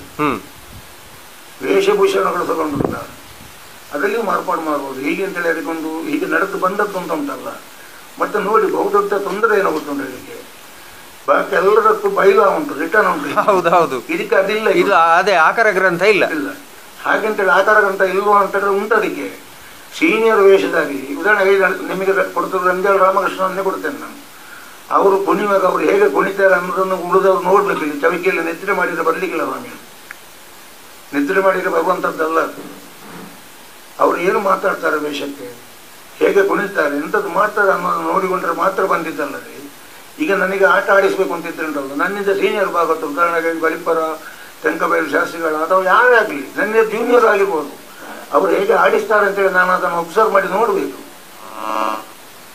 ಹಾಗೆ ನೋಡಿದ್ರೆ ಮಾತ್ರ ಬರುದದು. ಯಾಕಂದ್ರೆ ಬರ್ದದ್ದಿಲ್ಲ ಕೊಡಿ, ಓದಿ ತಿಳಿಯುವಂಥದ್ದೇನಿಲ್ಲ. ಹೌದು. ಅದೇ ಗಂಗಾ ಶೆಟ್ಟರನ್ನು ಮಾತಾಡ್ತಿದ್ರು, ಅವರು ಮೇಳಕ್ಕೆ ಸೇರುವಂತ ಸಮಯದಲ್ಲಿ ಅವರು ನಿದ್ದೆ ಮಾಡ್ಲಿಕ್ಕೆ ಬಿಡ್ತಿರ್ಲಿಲ್ಲ ಅಂತ ಚಂದು ಅಣ್ಣ. ಆಗ ಮೇಳದ ಮ್ಯಾನೇಜರ್ ಭಟ್ರೆ ಚಂದು ಅಣ್ಣ ಆಗಿದ್ರು. ಚಂದು ಅಣ್ಣ ಹತ್ತಿರ ಕಲಿತವ್ರು ಇವರು. ಪೀಟರ್ ಶೆಟ್ಟರು ಮತ್ತೆ ಬಂದವರು ಬೆಳಿಗ್ಗೆ ಹೊರಗೆ ನಿಂತಿದ್ರು ಮೇಳದಲ್ಲಿ. ಆಗ ಇದ್ದದ್ದು ಮೇಳ ಎರಡೇ ಇದ್ದದ್ದು. ಹೌದು. ಇವರು ಕೂತ್ಕೊಳ್ಬೇಕು ಅಲ್ಲಿ, ಈ ಭಾಗವತರ ಹಿಂಬದಿಯಲ್ಲಿ ಕೂತ್ಕೊಳ್ಬೇಕು. ನಿದ್ದೆ ಮಾಡುವಂತ ಪ್ರಶ್ನೆ ಹೇಳಿ ಯಾಕಿಲ್ಲ ಅಂದ್ರೆ, ಆಗ ಮುಂದೆ ವೇಷದವರು ಏನೆಲ್ಲ ಹೇಳ್ತಾರೆ, ಏನು ಮಾಡ್ತಾರೆ, ರಂಗಡದ ಕ್ರಮ ಅಂತ ಉಂಟಲ್ಲ, ಅದು ಗೊತ್ತಾಗೋದು ಹೀಗೆ ಆಗಿ ಬರುವ ಬರ್ತದಿಲ್ಲಲ್ಲ. ಇವತ್ತು ಅದು ಮಾರ್ಪಾಡು ಆಗ್ತಾ ಹೋಗ್ತಾ ಉಂಟು, ಅಲ್ಲ ಆಗ್ಬಾರ್ದು. ಅಂದ್ರೆ ನಾವು ಯಕ್ಷಗಾನವನ್ನು ನೋಡಿ ನೋಡಿಯೇ ನಾವು ಕಲಿಯುವಂತ ಸಂಶಯ ಏನಿಲ್ಲ. ಪ್ರತಿಯೊಬ್ಬ ಯಾವಾಗ ಪ್ರೇಕ್ಷಕನು ಹಾಗೆ, ವೇಷಧಾರಿಗಳು ಹಾಗೆ. ಈಗ ಜೂನಿಯರ್ ತಯಾರಾಗೋದಿಲ್ಲ ಅಂತ ಹೇಳ್ತಾರಲ್ಲ, ಹೇಗೆ ತಯಾರಾಗ್ತಾರೆ? ತಯಾರಾಗಲಿಕ್ಕೆ ಇದೇ ಇಲ್ಲ. ಹೌದು, ದಾರಿಯೇ ಇಲ್ಲಲ್ಲ. ನೋಡ್ಬೇಕಲ್ಲ, ಅವರು ನೋಡಿದ್ರೆ ಬರುದಲ್ಲ, ನೋಡದಿದ್ರೆ ಬರುದಿಲ್ಲ. ಯಕ್ಷಗಾನದಲ್ಲಿ ಒಟ್ಟು ಎಷ್ಟು ತಾಳಗಳು ಇವೆ ಮತ್ತು ಅದರ ಒಂದು ಸ್ವರೂಪ ಹೇಗೆ? ನೋಡಿ, ಈಗ ಚೌತಾಳ ಅಂತ ಉಂಟು ಅಂತ ಹೇಳ್ತಾರೆ. ನಾನು ಅದರಲ್ಲಿ ಪದ ಹೇಳಿಲ್ಲ, ಅದು ಬಾರಿ ಕಷ್ಟ ಉಂಟು ಹೇಳಲಿಕ್ಕೆ. ಹೌದು, ಹೇಳೋರಿದ್ದಾರೆ. ಪುರುಷೋತ್ತಮ ಭೋಂಜರು ಹೇಳ್ತಾರೆ ಪದ್ಯದಲ್ಲಿ. ಪುರುಷೋತ್ತಮ ಭೋಂಜರು ಚೌತಾಳದಲ್ಲಿ ಪದ್ಯ ಹೇಳ್ತಾರೆ. ಬಲಿಪ ಭಾಗವತರು ಹೇಳುವುದನ್ನು ನಾನು ಒಂದು ಪದ್ಯವನ್ನು ಕೇಳಿದ್ದೇನೆ, ಇದೇ ಬಲಿಪರು. ಮತ್ತೆ ಆದಿತಾಳ, ಜಂಪೆ, ತಿರುವಿಡೆ, ಅಷ್ಟ, ಏಕದಲ್ಲಿ ಮತ್ತೆ ಹೌದು, ಮತ್ತೆ ಉಪತಾಳಗಳೆಲ್ಲ ಉಂಟು. ಹೌದು, ಉಂಟಲ್ಲ. ಇದೆಲ್ಲ ಈ ಮುಂಚಿನ ಯಕ್ಷಗಾನಗಳಲ್ಲಿ, ರಾತ್ರಿ ಇಡೀ ಯಕ್ಷಗಾನಗಳಲ್ಲಿ ಅದೇ ಈ ಚೌತಾಳವನ್ನು ಬಿಟ್ಟು ಆದಿತಾಳದಿಂದ ತೊಡಗಿ ಬೇರೆ ಎಲ್ಲ ಏನು ಸಪ್ತತಾಳಗಳಿವೆ, ಬೇರೆ ಉಪತಾಳಗಳುಂಟು, ಅದೆಲ್ಲವನ್ನು ಉಪಯೋಗ ಮಾಡ್ತಿದ್ರು. ಇತ್ತೀಚಿನ ರಾತ್ರಿ ಇಡಿಯ ಪ್ರದರ್ಶನಗಳಲ್ಲಿ ಎಲ್ಲಾ ತಾಳಗಳು ಹೆಚ್ಚು ಉಪಯೋಗ ಆಗುವುದನ್ನು ನಾನು ಕಡಿಮೆ ಗಮನಿಸ್ತಾ ಇದ್ದೇನೆ. ಇದಕ್ಕೆ ಕಾರಣ ಏನಿರಬಹುದು? ಅದಂದ್ರೆ ಕೆಲವು ಪದ್ಯಗಳನ್ನು ನೋಡಿ, ಉದಾಹರಣೆಗೆ ಗಣೇಶ ಕೊರಕಾಡಿ ಅವರು ನನ್ನ ಆಪ್ತ ಮಿತ್ರ, ಅವರು ಬರೆದ ಒಂದು ಪುಸ್ತಕ ಉಂಟು ಈಗ ನನ್ನ ಹತ್ರ. ತುಜಾವಂತು ಜಂಪ್ ಅಂತೇಳಿ ಹಾಕಿದ್ದಾರೆ, ಹಾಕಿ ಚತುರ್ದಶಂ ಅಷ್ಟ ಅಂತೇಳಿ ಬರೆದಿದ್ದಾರೆ. ನಿಧಾನ ಜಂಪಲ್ಲಿ ಹೇಳಿಕ್ಕೆ ಆಗ್ತದೆ ಇದನ್ನು ಅಂತ ನಾನು ನಿನ್ನೆ ಪ್ರಯತ್ನ ಮಾಡಿ ನೋಡಿದೆ. ಆಗ್ತದೆ, ಬಾರಿ ಕಷ್ಟ ಉಂಟು, ಅಕ್ಷರ ಹಿಡಿಬೇಕಾಗ್ತದೆ. ಹೌದು, ಅಷ್ಟಪ್ಪ ಅಷ್ಟಾಗ ಉಂಟಲ್ಲ, ಅಷ್ಟು ಸ್ವರ ಕಾಣಬೇಕು ನೋಡಿ. ಹೌದು, ಕರೆಕ್ಟ್. ಈಗ ಬಿಳಿ 4 ಸ್ವರ ಇದ್ದವನಿಗೆ ಬಿಳಿ 3 ಇಟ್ಟರೆ ಅದನ್ನು ಹೇಳ್ಬಹುದು. ಒಂದು ಪಟ್ಟಿ ಕೆಳಗಿಳಿಸ್ಬೇಕು. ಸ್ವಾಭಾವಿಕವಾಗಿ ಬಿಳಿ 4 ಸ್ವರ ಇರುವಂತ ಒಬ್ಬ ಭಾಗವತ, ಹೌದು, ಅವ ಬಿಳಿ 3 ಇಟ್ಟರೆ ಅದರಲ್ಲಿ ಹಾಡ್ಬೋದು. ಇಲ್ಲ, ಯಾಕಂದ್ರೆ ಮಾತು ಲೆಕ್ಕಾಚಾರಕ್ಕೆ ಎಳಿಬೇಕಾಗ್ತದೆ. ಎಳಿಯುವಷ್ಟು ತಾಣ ಇವನಿಗೆ ಸ್ವರಕ್ಕೆ ಇಲ್ಲ ಅಂತ ಏನು ಮಾಡ್ತೀರಿ ನೀವು? ಹೇಳಿಕ್ಕಾಗುತ್ತೆ, ಆಟೋಮೆಟಿಕ್ ಆಗಿ ಆ ತಾಳ ಬಿಟ್ಟು ಹೋಗ್ತದೆ, ಬೇರೆ ತಾಳದಲ್ಲಿ ಹೇಳ್ತೇವೆ ನಾವು. ಅದನ್ನೇ ನಾನು ಕೇಳುದು. ಈಗ ನೋಡಿ, ಉದಾಹರಣೆಗೆ ತ್ರಿವಿಡೆ ತಾಳದ್ದು ಪದ್ಯ ಅಂತ ಉಂಟು. ಅದನ್ನು ಅವರು ಕೆಲವರೆಲ್ಲ ರೂಪಕದಲ್ಲಿ ಹೇಳ್ತಾರೆ ಅಥವಾ ಇನ್ಯಾವುದರಲ್ಲೋ ಹೇಳ್ತಾರೆ, ಅವರಿಗೆ ಖುಷಿ ಬಂದ ತಾಳದಲ್ಲಿ ಹೇಳ್ತಾರೆ. ಈಗ ನಾನು ಕಲಿಯುವ ಸಮಯದಲ್ಲಿ ನಾನು ತಿಳ್ಕೊಂಡ ಹಾಗೆ ಅದೆಲ್ಲ ಮಾತ್ರ ಇದರ ಲೆಕ್ಕಾಚಾರದಲ್ಲಿ, ಛಂದಸ್ಸಿನ ಲೆಕ್ಕಾಚಾರದಲ್ಲಿ ಇರುವಂಥದ್ದು. ನಿಮಗೆ ಛಂದಸ್ಸು ಗೊತ್ತುಂಟಾದ್ರೆ ಇದು ಯಾವ ತಾಳದಲ್ಲಿ ಹೇಳ್ಬೋದು ಅಂತ ನಿಮಗೆ ಆಟೋಮೆಟಿಕ್ ಗೊತ್ತಾಗ್ತದೆ. ಈಗ ಛಂದಸ್ಸುಗಳನ್ನೆಲ್ಲ ಕಲಿಯದೆ ಬಂದ ಭಾಗವತರುಗಳು ಇದ್ದಾಗ ಅವರದೇ ತ್ರಿವಿಡೆಯಲ್ಲಿ ಉಂಟು, ಅವರು ಇನ್ನು ಯಾವುದರಲ್ಲೂ ಹಾಡ್ತಾರೆ. ಆಗ ಸಾಹಿತ್ಯ ವ್ಯತ್ಯಾಸ ಆಯಿತು, ಅರ್ಥ ವ್ಯತ್ಯಾಸ ಆಯಿತು. ಆಮೇಲೆ ಆಲಾಪನೆಗಳು ಎಲ್ಲಿ ಬೇಡ ಅಲ್ಲೆಲ್ಲ ಆಲಾಪನೆಗಳು ಬಂತು, ಕುಣಿತ ವ್ಯತ್ಯಾಸ ಆಯಿತು, ಎಲ್ಲ ರಂಗದ ಒಂದು ನಡೆ ಹಾಳಾಗಿ ಹೋಯಿತು. ಇದು ಹೇಗೆ ಇದನ್ನು ಸರಿ ಮಾಡುದು? ಅಂದ್ರೆ ಇಂಥದ್ದನ್ನು ಹೀಗೆ ಹೇಳಬೇಕು ಅನ್ನುವಂಥ ಕ್ರಮ ಈಗ ಯಾಕೆ ಸಡಿಲಗೊಂಡಿದೆ? ಅದಕ್ಕೆ ಕಾರಣ ಏನು? ಅದು ಒಂದು ಮುಮ್ಮೇಳವನ್ನು ಹೊಂದಿಕೊಂಡಿರ್ತದೆ. ಹೌದು. ಈಗ ಏನಾಗಿದೆ ಅಂದ್ರೆ ಅಲ್ಲ, ಒಳ್ಳೇದು, ಒಂದು ದೃಷ್ಟಿಯಿಂದ ಒಳ್ಳೇದು, ನಾನು ಹಾಡು ಅಂತ ಹೇಳೋದಿಲ್ಲ. ಭಾಗವತರು ಮತ್ತು ವೇಷಧಾರಿಗಳು ಉಂಟಲ್ವ, ಈ ಪದ್ಯವನ್ನು ಇಂಥದ್ದಲ್ಲಿ ಹೇಳಬೇಕು ಅಂತೇಳಿ ಕಲಾವಿದನಾದ ಒಬ್ಬ ಬಂದು ಭಾಗವತನಿಗೆ ಹೇಳುವಂತ ಸ್ಥಿತಿ ಬಂದಿದೆ ಅಂತ ಹೇಳಿ. ಹೌದು, ಅದೌದು. ಅವೇನೊಂದು ಏಕತಾಳ ಕೊರ್ಲಿ. ಹೌದೌದು, ನಾನು ನೋಡಿದ್ದೇನೆ. ಹೇಳ್ತಾನೆ, ಹಾಗೆ ಹೇಳ್ಬಾರ್ದು ನೋಡಿ ಸ್ವಾಮಿ, ಹಾಗೆ ಹೇಳ್ಬಾರ್ದು. ಅದಕ್ಕಾಗಿ ಇವರು ಮಾರ್ಪಾಡು ಮಾಡಿಕೊಳ್ತಾರೆ ಅನಿವಾರ್ಯವಾಗಿ. ಉದಾಹರಣೆಗೆ ಹೆಸರಿದ್ದ ವೇಷಧಾರಿ ಯಾರಾಗಿ ಅವು ಬಂದು 5 ತ್ರಿವಿಡೆ ಹಿಡ್ಕೊಂಡು ಇದ್ದಂಡು ಅಷ್ಟ ಹಿಡ್ಕೊಂಡು ಅಂತ ಹೇಳಿದ್ರು. ನೀವೇನಾದ್ರು ಅಸಂಬದ್ಧ ಮತ್ತೆ ಹೇಳುದು, ನೀವು ಹೇಳಿದಾಗ ಛಂದಸ್ಸು ಹೋಗ್ತದೆ, ಆ ಪದ ಹೋಗ್ತದೆ. ಕರೆಕ್ಟ್. ಅದನ್ನು ಮಾಡಬಾರ್ದು ಅಂತೇಳಿ, ಬೇಡ ಅದನ್ನು ಹೀಗೆ ಹೇಳುವಂತೇಳಿ ಕೂತು ಉಳಿಸಿ ಅವನನ್ನು ಸಮಾಧಾನ ಪಡಿಸಿ ಹೀಗೆ ಮಾಡಿದ್ರೆ ಹೀಗೆ ಆಗ್ತದೆ ಅಂತ ಹೇಳಿದ್ರೆ ಒಪ್ಪಿಕೊಳ್ತಾರೆ. ಒಪ್ಪಿಕೊಳ್ಳದ ಕಲಾವಿದರು ಯಾರು ಇರ್ತಿಲ್ಲ.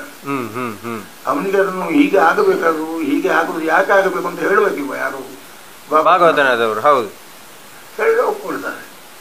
ಇಲ್ಲದ್ರೆ ಮತ್ತೆ ಅವರು ಇದನ್ನೇ ಹೀಗೆ ಅಲ್ವ ಹೇಳುದು, 6 ಇಂಚ ಬಣ್ಣದಂತೆ ಇಲ್ಲ 5 ಇಂಚನೆ ಬಣ್ಣ ಅಂತ ಹೇಳಿದೆ ಅಂತ ಹೇಳುದು ನೋಡಿ. ಈಗ ನೀವು ಅಬ್ಸರ್ವ್ ಮಾಡಿರ್ಬೋದು, ವೀರಭಾಗವತರು, ಬಳಿಪ್ಪರು, ಅದೇ ಬಳಿಪ್ಪ ಪರಂಪರೆಯಲ್ಲಿ ಈಗ ಇದ್ದವರು ಉಂಟಲ್ಲ, ಪ್ರಸಾದ, ಗೋಪಾಲಕೃಷ್ಣ, ಇವರೆಲ್ಲ ತ್ರಿವಿಡ ತಾಳ ಪದ್ಯವನ್ನು ತಿರುಗಿಸುವುದೇ ಇಲ್ಲ. ನೀವು ಸೂಕ್ಷ್ಮವಾಗಿ ನೋಡಿದ್ರೆ ತಿತ್ತಿಗೆ ಹೇಳಬಾರ್ದು ಅಂತ ಹೇಳಿದ್ದಲ್ಲ ನಾನು. ಈಗ ಹೆಚ್ಚಿನ ಭಗವತರು ಆ ಪರಂಪರೆಯನ್ನು ಬಿಟ್ಟವರು ಅಂತಲ್ವ, ತಿತ್ತಿಗೆ ತಿರುಗಿಸ್ತಾರೆ. ಏನು ಮಾಡ್ತೀರಿ ನೀವು? ಹೋಗ್ತಾರೆ, ತಿತ್ತಿಗೆ ಹೋಗುದಿಲ್ಲ ಅಂತ ಹೇಳಿದ್ದಲ್ಲ, ಅಗತ್ಯ ಇಲ್ಲ ಅಂತ ಹೇಳಿ. ಹೌದು ಹೌದು, ಅದೇ ನೋಡಿ. ಇದನ್ನೇ ನಾನು ಕೇಳುದು. ಈಗ ಒಂದು ತಾಳದಲ್ಲಿ ಉಂಟು, ಉದಾಹರಣೆಗೆ ಏಕತಾಳದಲ್ಲಿ ನಾವು ಶುರು ಮಾಡಿದ್ದೆವು ಅಂತ ಇಟ್ಕೊಳ್ಳಿ. ಅದನ್ನು ನೀವು ತಾಳ ಚೇಂಜ್ ಮಾಡ್ಬೇಕು ಅಂದ್ರೆ ತಿತ್ತಿಗೆ ತಗೊಂಡು ಹೋಗ್ಲೇಬೇಕು ಅಂತ ಏನಾದ್ರೂ ನಿರ್ಣಯ ಉಂಟಾ? ಇಲ್ಲ ಇಲ್ಲ ಇಲ್ಲ, ಏಕತಾಳದಲ್ಲೇ ಮುಕ್ತಾಯ ಮಾಡಬಹುದು ಅಲ್ವಾ?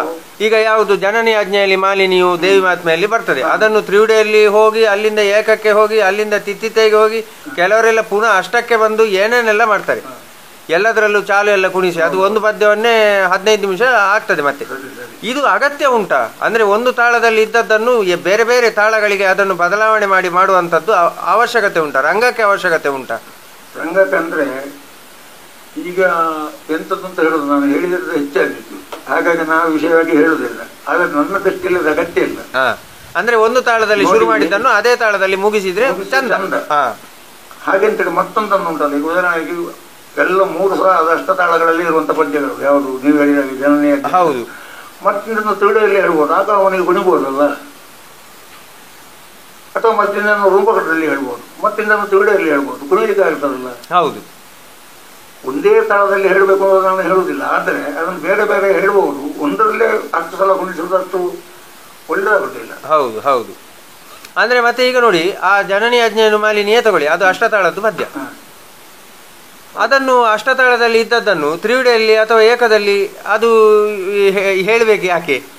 ಅಲ್ಲ, ಅದು ಒಂದು ಸಂಗತಿ ಉಂಟು. ಅದು ಹೇಳ್ಬೋದು, ಅದು ಭಾಗತನ ಸ್ವಾತಂತ್ರ್ಯ, ಹೇಳ್ಬಾರ್ದು ಅಂತ ಹೇಳುವ ಇದು ಹಕ್ಕಿಲ್ಲ. ಅದನ್ನುಂಟಲ್ಲ, ಒಂದು ತಾಳದಲ್ಲಿ ಇದ್ದಂತ ಪದ್ಯವನ್ನು ಬೇರೆ ತಾಳದಲ್ಲಿ ಹೇಳುವುದು ಆಕ್ಷೇಪಾರ್ಹವಲ್ಲ. ಅದು ಹೇಳ್ಬೋದು, ಅವನು ಭಾಗವತನಿಗೆ ಇರುವಂತ ರೈತರು. ಸರಿ, ಅದರ ಮೇಲೆ ಅಲ್ಲಲ್ಲ, ನಾನು ಯಾಕೆ ಕೇಳುದಂದ್ರೆ ಪ್ರಶ್ನೆ, ಆ ಮಾತ್ರೆಗಳ ಲೆಕ್ಕಾಚಾರ ತಪ್ಪದಲ್ಲ ಆಗ. ಅದಷ್ಟು ಹೇಳಿದ್ರೆ ಹೇಳ್ಬೇಕು ನೋಡಿ ಅವ. ಅಂದ್ರೆ ಆ ಮಾತ್ರೆಗೆ ಅನುಸಾರವಾಗಿ ಬದಲಾವಣೆ ಮಾಡಿಕೊಂಡು ಹೇಳ್ಬೇಕು. ಹಾಗಾದ್ರೆ ಈಗ ಜನನಿ ಆಜ್ಞೆಯಲ್ಲಿ ಮಾಲಿನಿ ಅನ್ನುವಂತ ಅಷ್ಟತಾಳದ ಪದ್ಯವನ್ನು ಅವತ್ತು ಹೃದಯದಲ್ಲಿ ಹೇಳ್ತಾನಂತಾದರೆ ಅದನ್ನಷ್ಟು ಹೇಳೋದು ಹೇಳಬೇಕು. ಹೌದು ಹೌದು. ಆಗ ಛಂದಸ್ಸಿಗೂ ಕೊರತೆ ಆಗುದಿಲ್ಲ, ಯಾವುದಕ್ಕೂ ಕೊರತೆ ಆಗುದಿಲ್ಲ. ಹೇಳ್ಬಾರ್ದು ಅಂತಿಲ್ಲ, ಅದು ಅವನ ಕೆಪಾಸಿಟಿ ಒಂದು ಉಂಟು. ಸರಿ. ಅಂದ್ರೆ ಮೂಲಭೂತವಾಗಿ ಒಂದು ತಾಳದಲ್ಲಿ ಶುರುವಾದಂಥದ್ದನ್ನು ಅದನ್ನು ಬೇರೆ ಬೇರೆ ತಾಳಕ್ಕೆ ಕೊಂಡೋಗಿ ಎಲ್ಲ ಸರ್ಕಸ್ ಮಾಡಬೇಕಾದಂತ ಅವಶ್ಯಕತೆ ಇಲ್ಲ. ಒಂದೇ ತಾಳದಲ್ಲಿ ಇದು ಮಾಡಬಹುದು. ಯಕ್ಷಗಾನದಲ್ಲಿ ಒಟ್ಟು ಎಷ್ಟು ಮಟ್ಟುಗಳು ಅಂತ ಉಂಟು? ಮಟ್ಟುಗಳಂದ್ರೆ ಯಾವ ರೀತಿ ಹೇಳಿ ಅಂತ ನೀವು? ಈಗ ಬಲಿಪ ಮಟ್ಟು, ಅಗರಿ ಮಟ್ಟು ಆ ರೀತಿಯಲ್ಲಿ ಹೇಳಿದ್ದಲ್ಲ.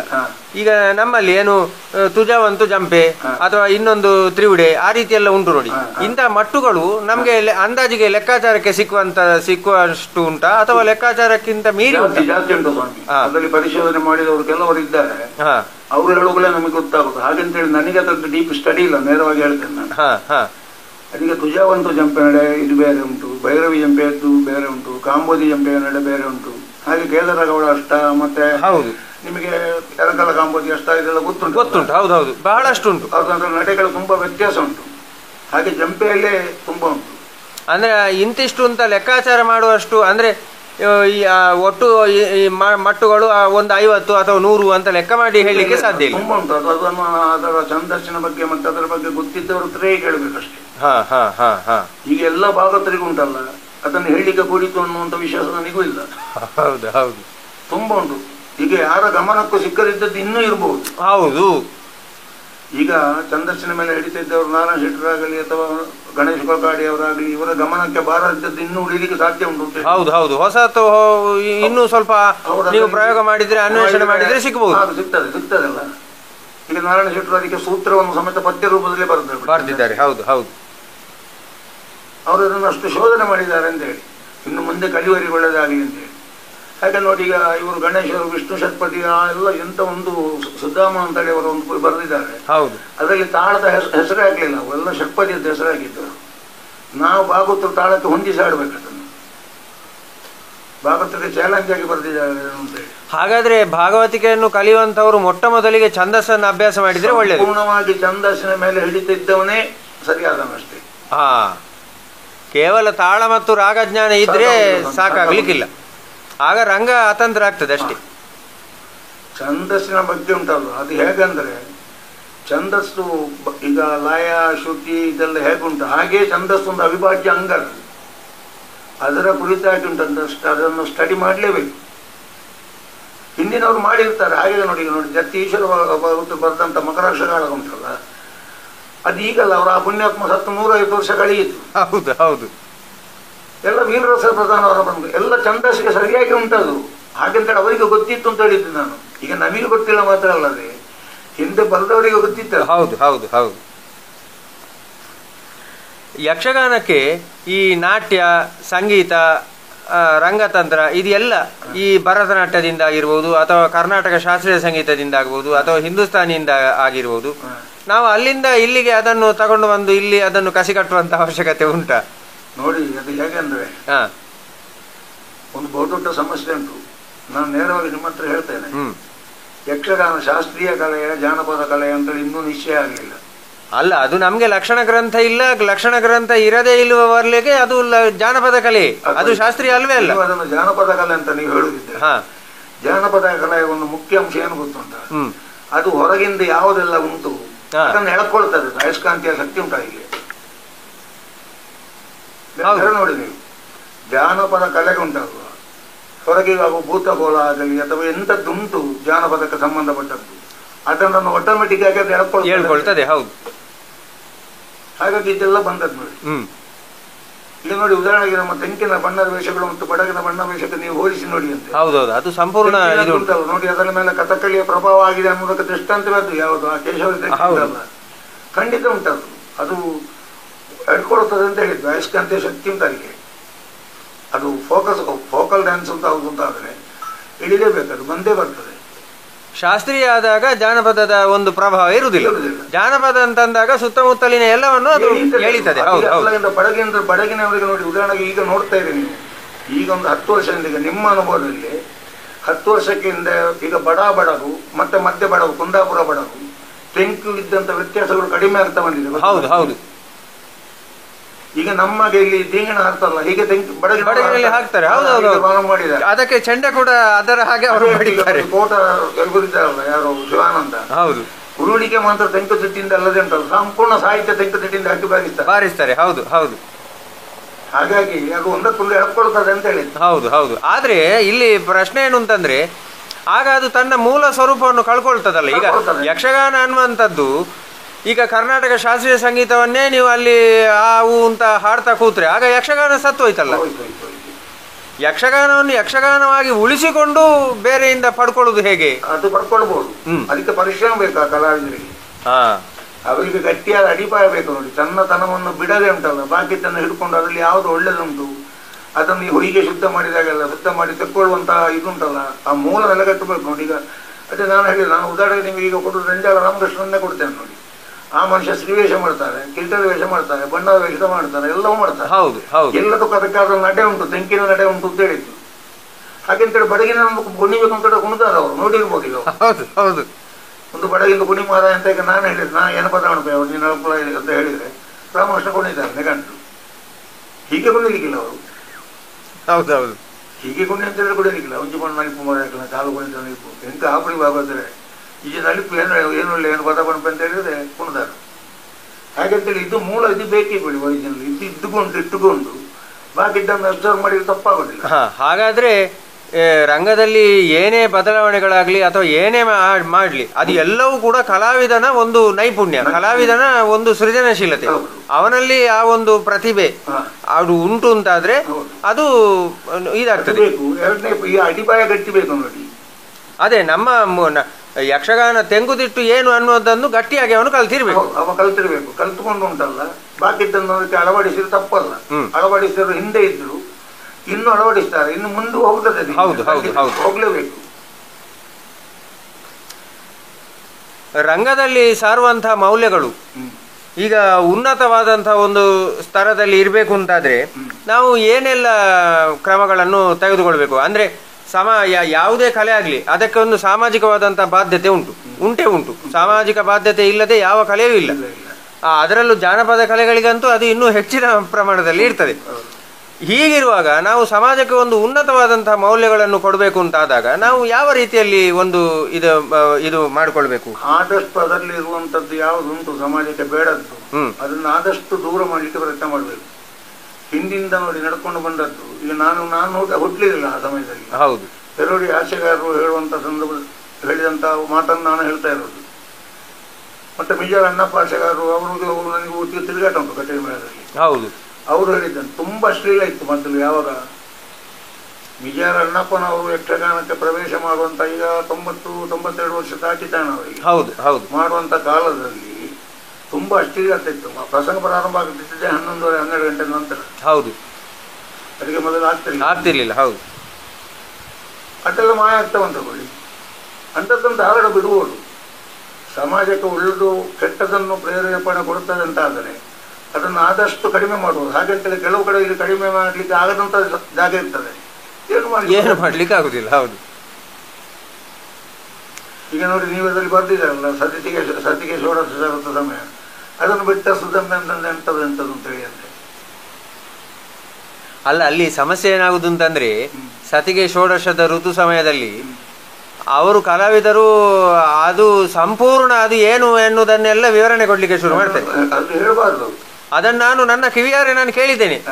ಬೇರೆಯವರಿಗೆ ಬಿಡಿ, ನನಗೆ ಅಸಹ್ಯ ಆಗಿ ಹೋಗಿತ್ತು, ಎಂತಪ್ಪ ಇದು ಅಂತ ಹೇಳಿ. ಆ ರೀತಿ ಅದನ್ನು ಚಿತ್ರಣ ಮಾಡುವಾಗ ಅದು ತಾಳಮದ್ದಲೆಯಲ್ಲಿ ಆಗಲಿ ಅಥವಾ ಆಟದಲ್ಲಿ ಆಗಲಿ ಅದೇ ಅವರು ಕಲಾವಿದರು ಅದನ್ನು ಗಮನದಲ್ಲಿ ಇಟ್ಕೊಳ್ಬೇಕು ಅಷ್ಟೇ.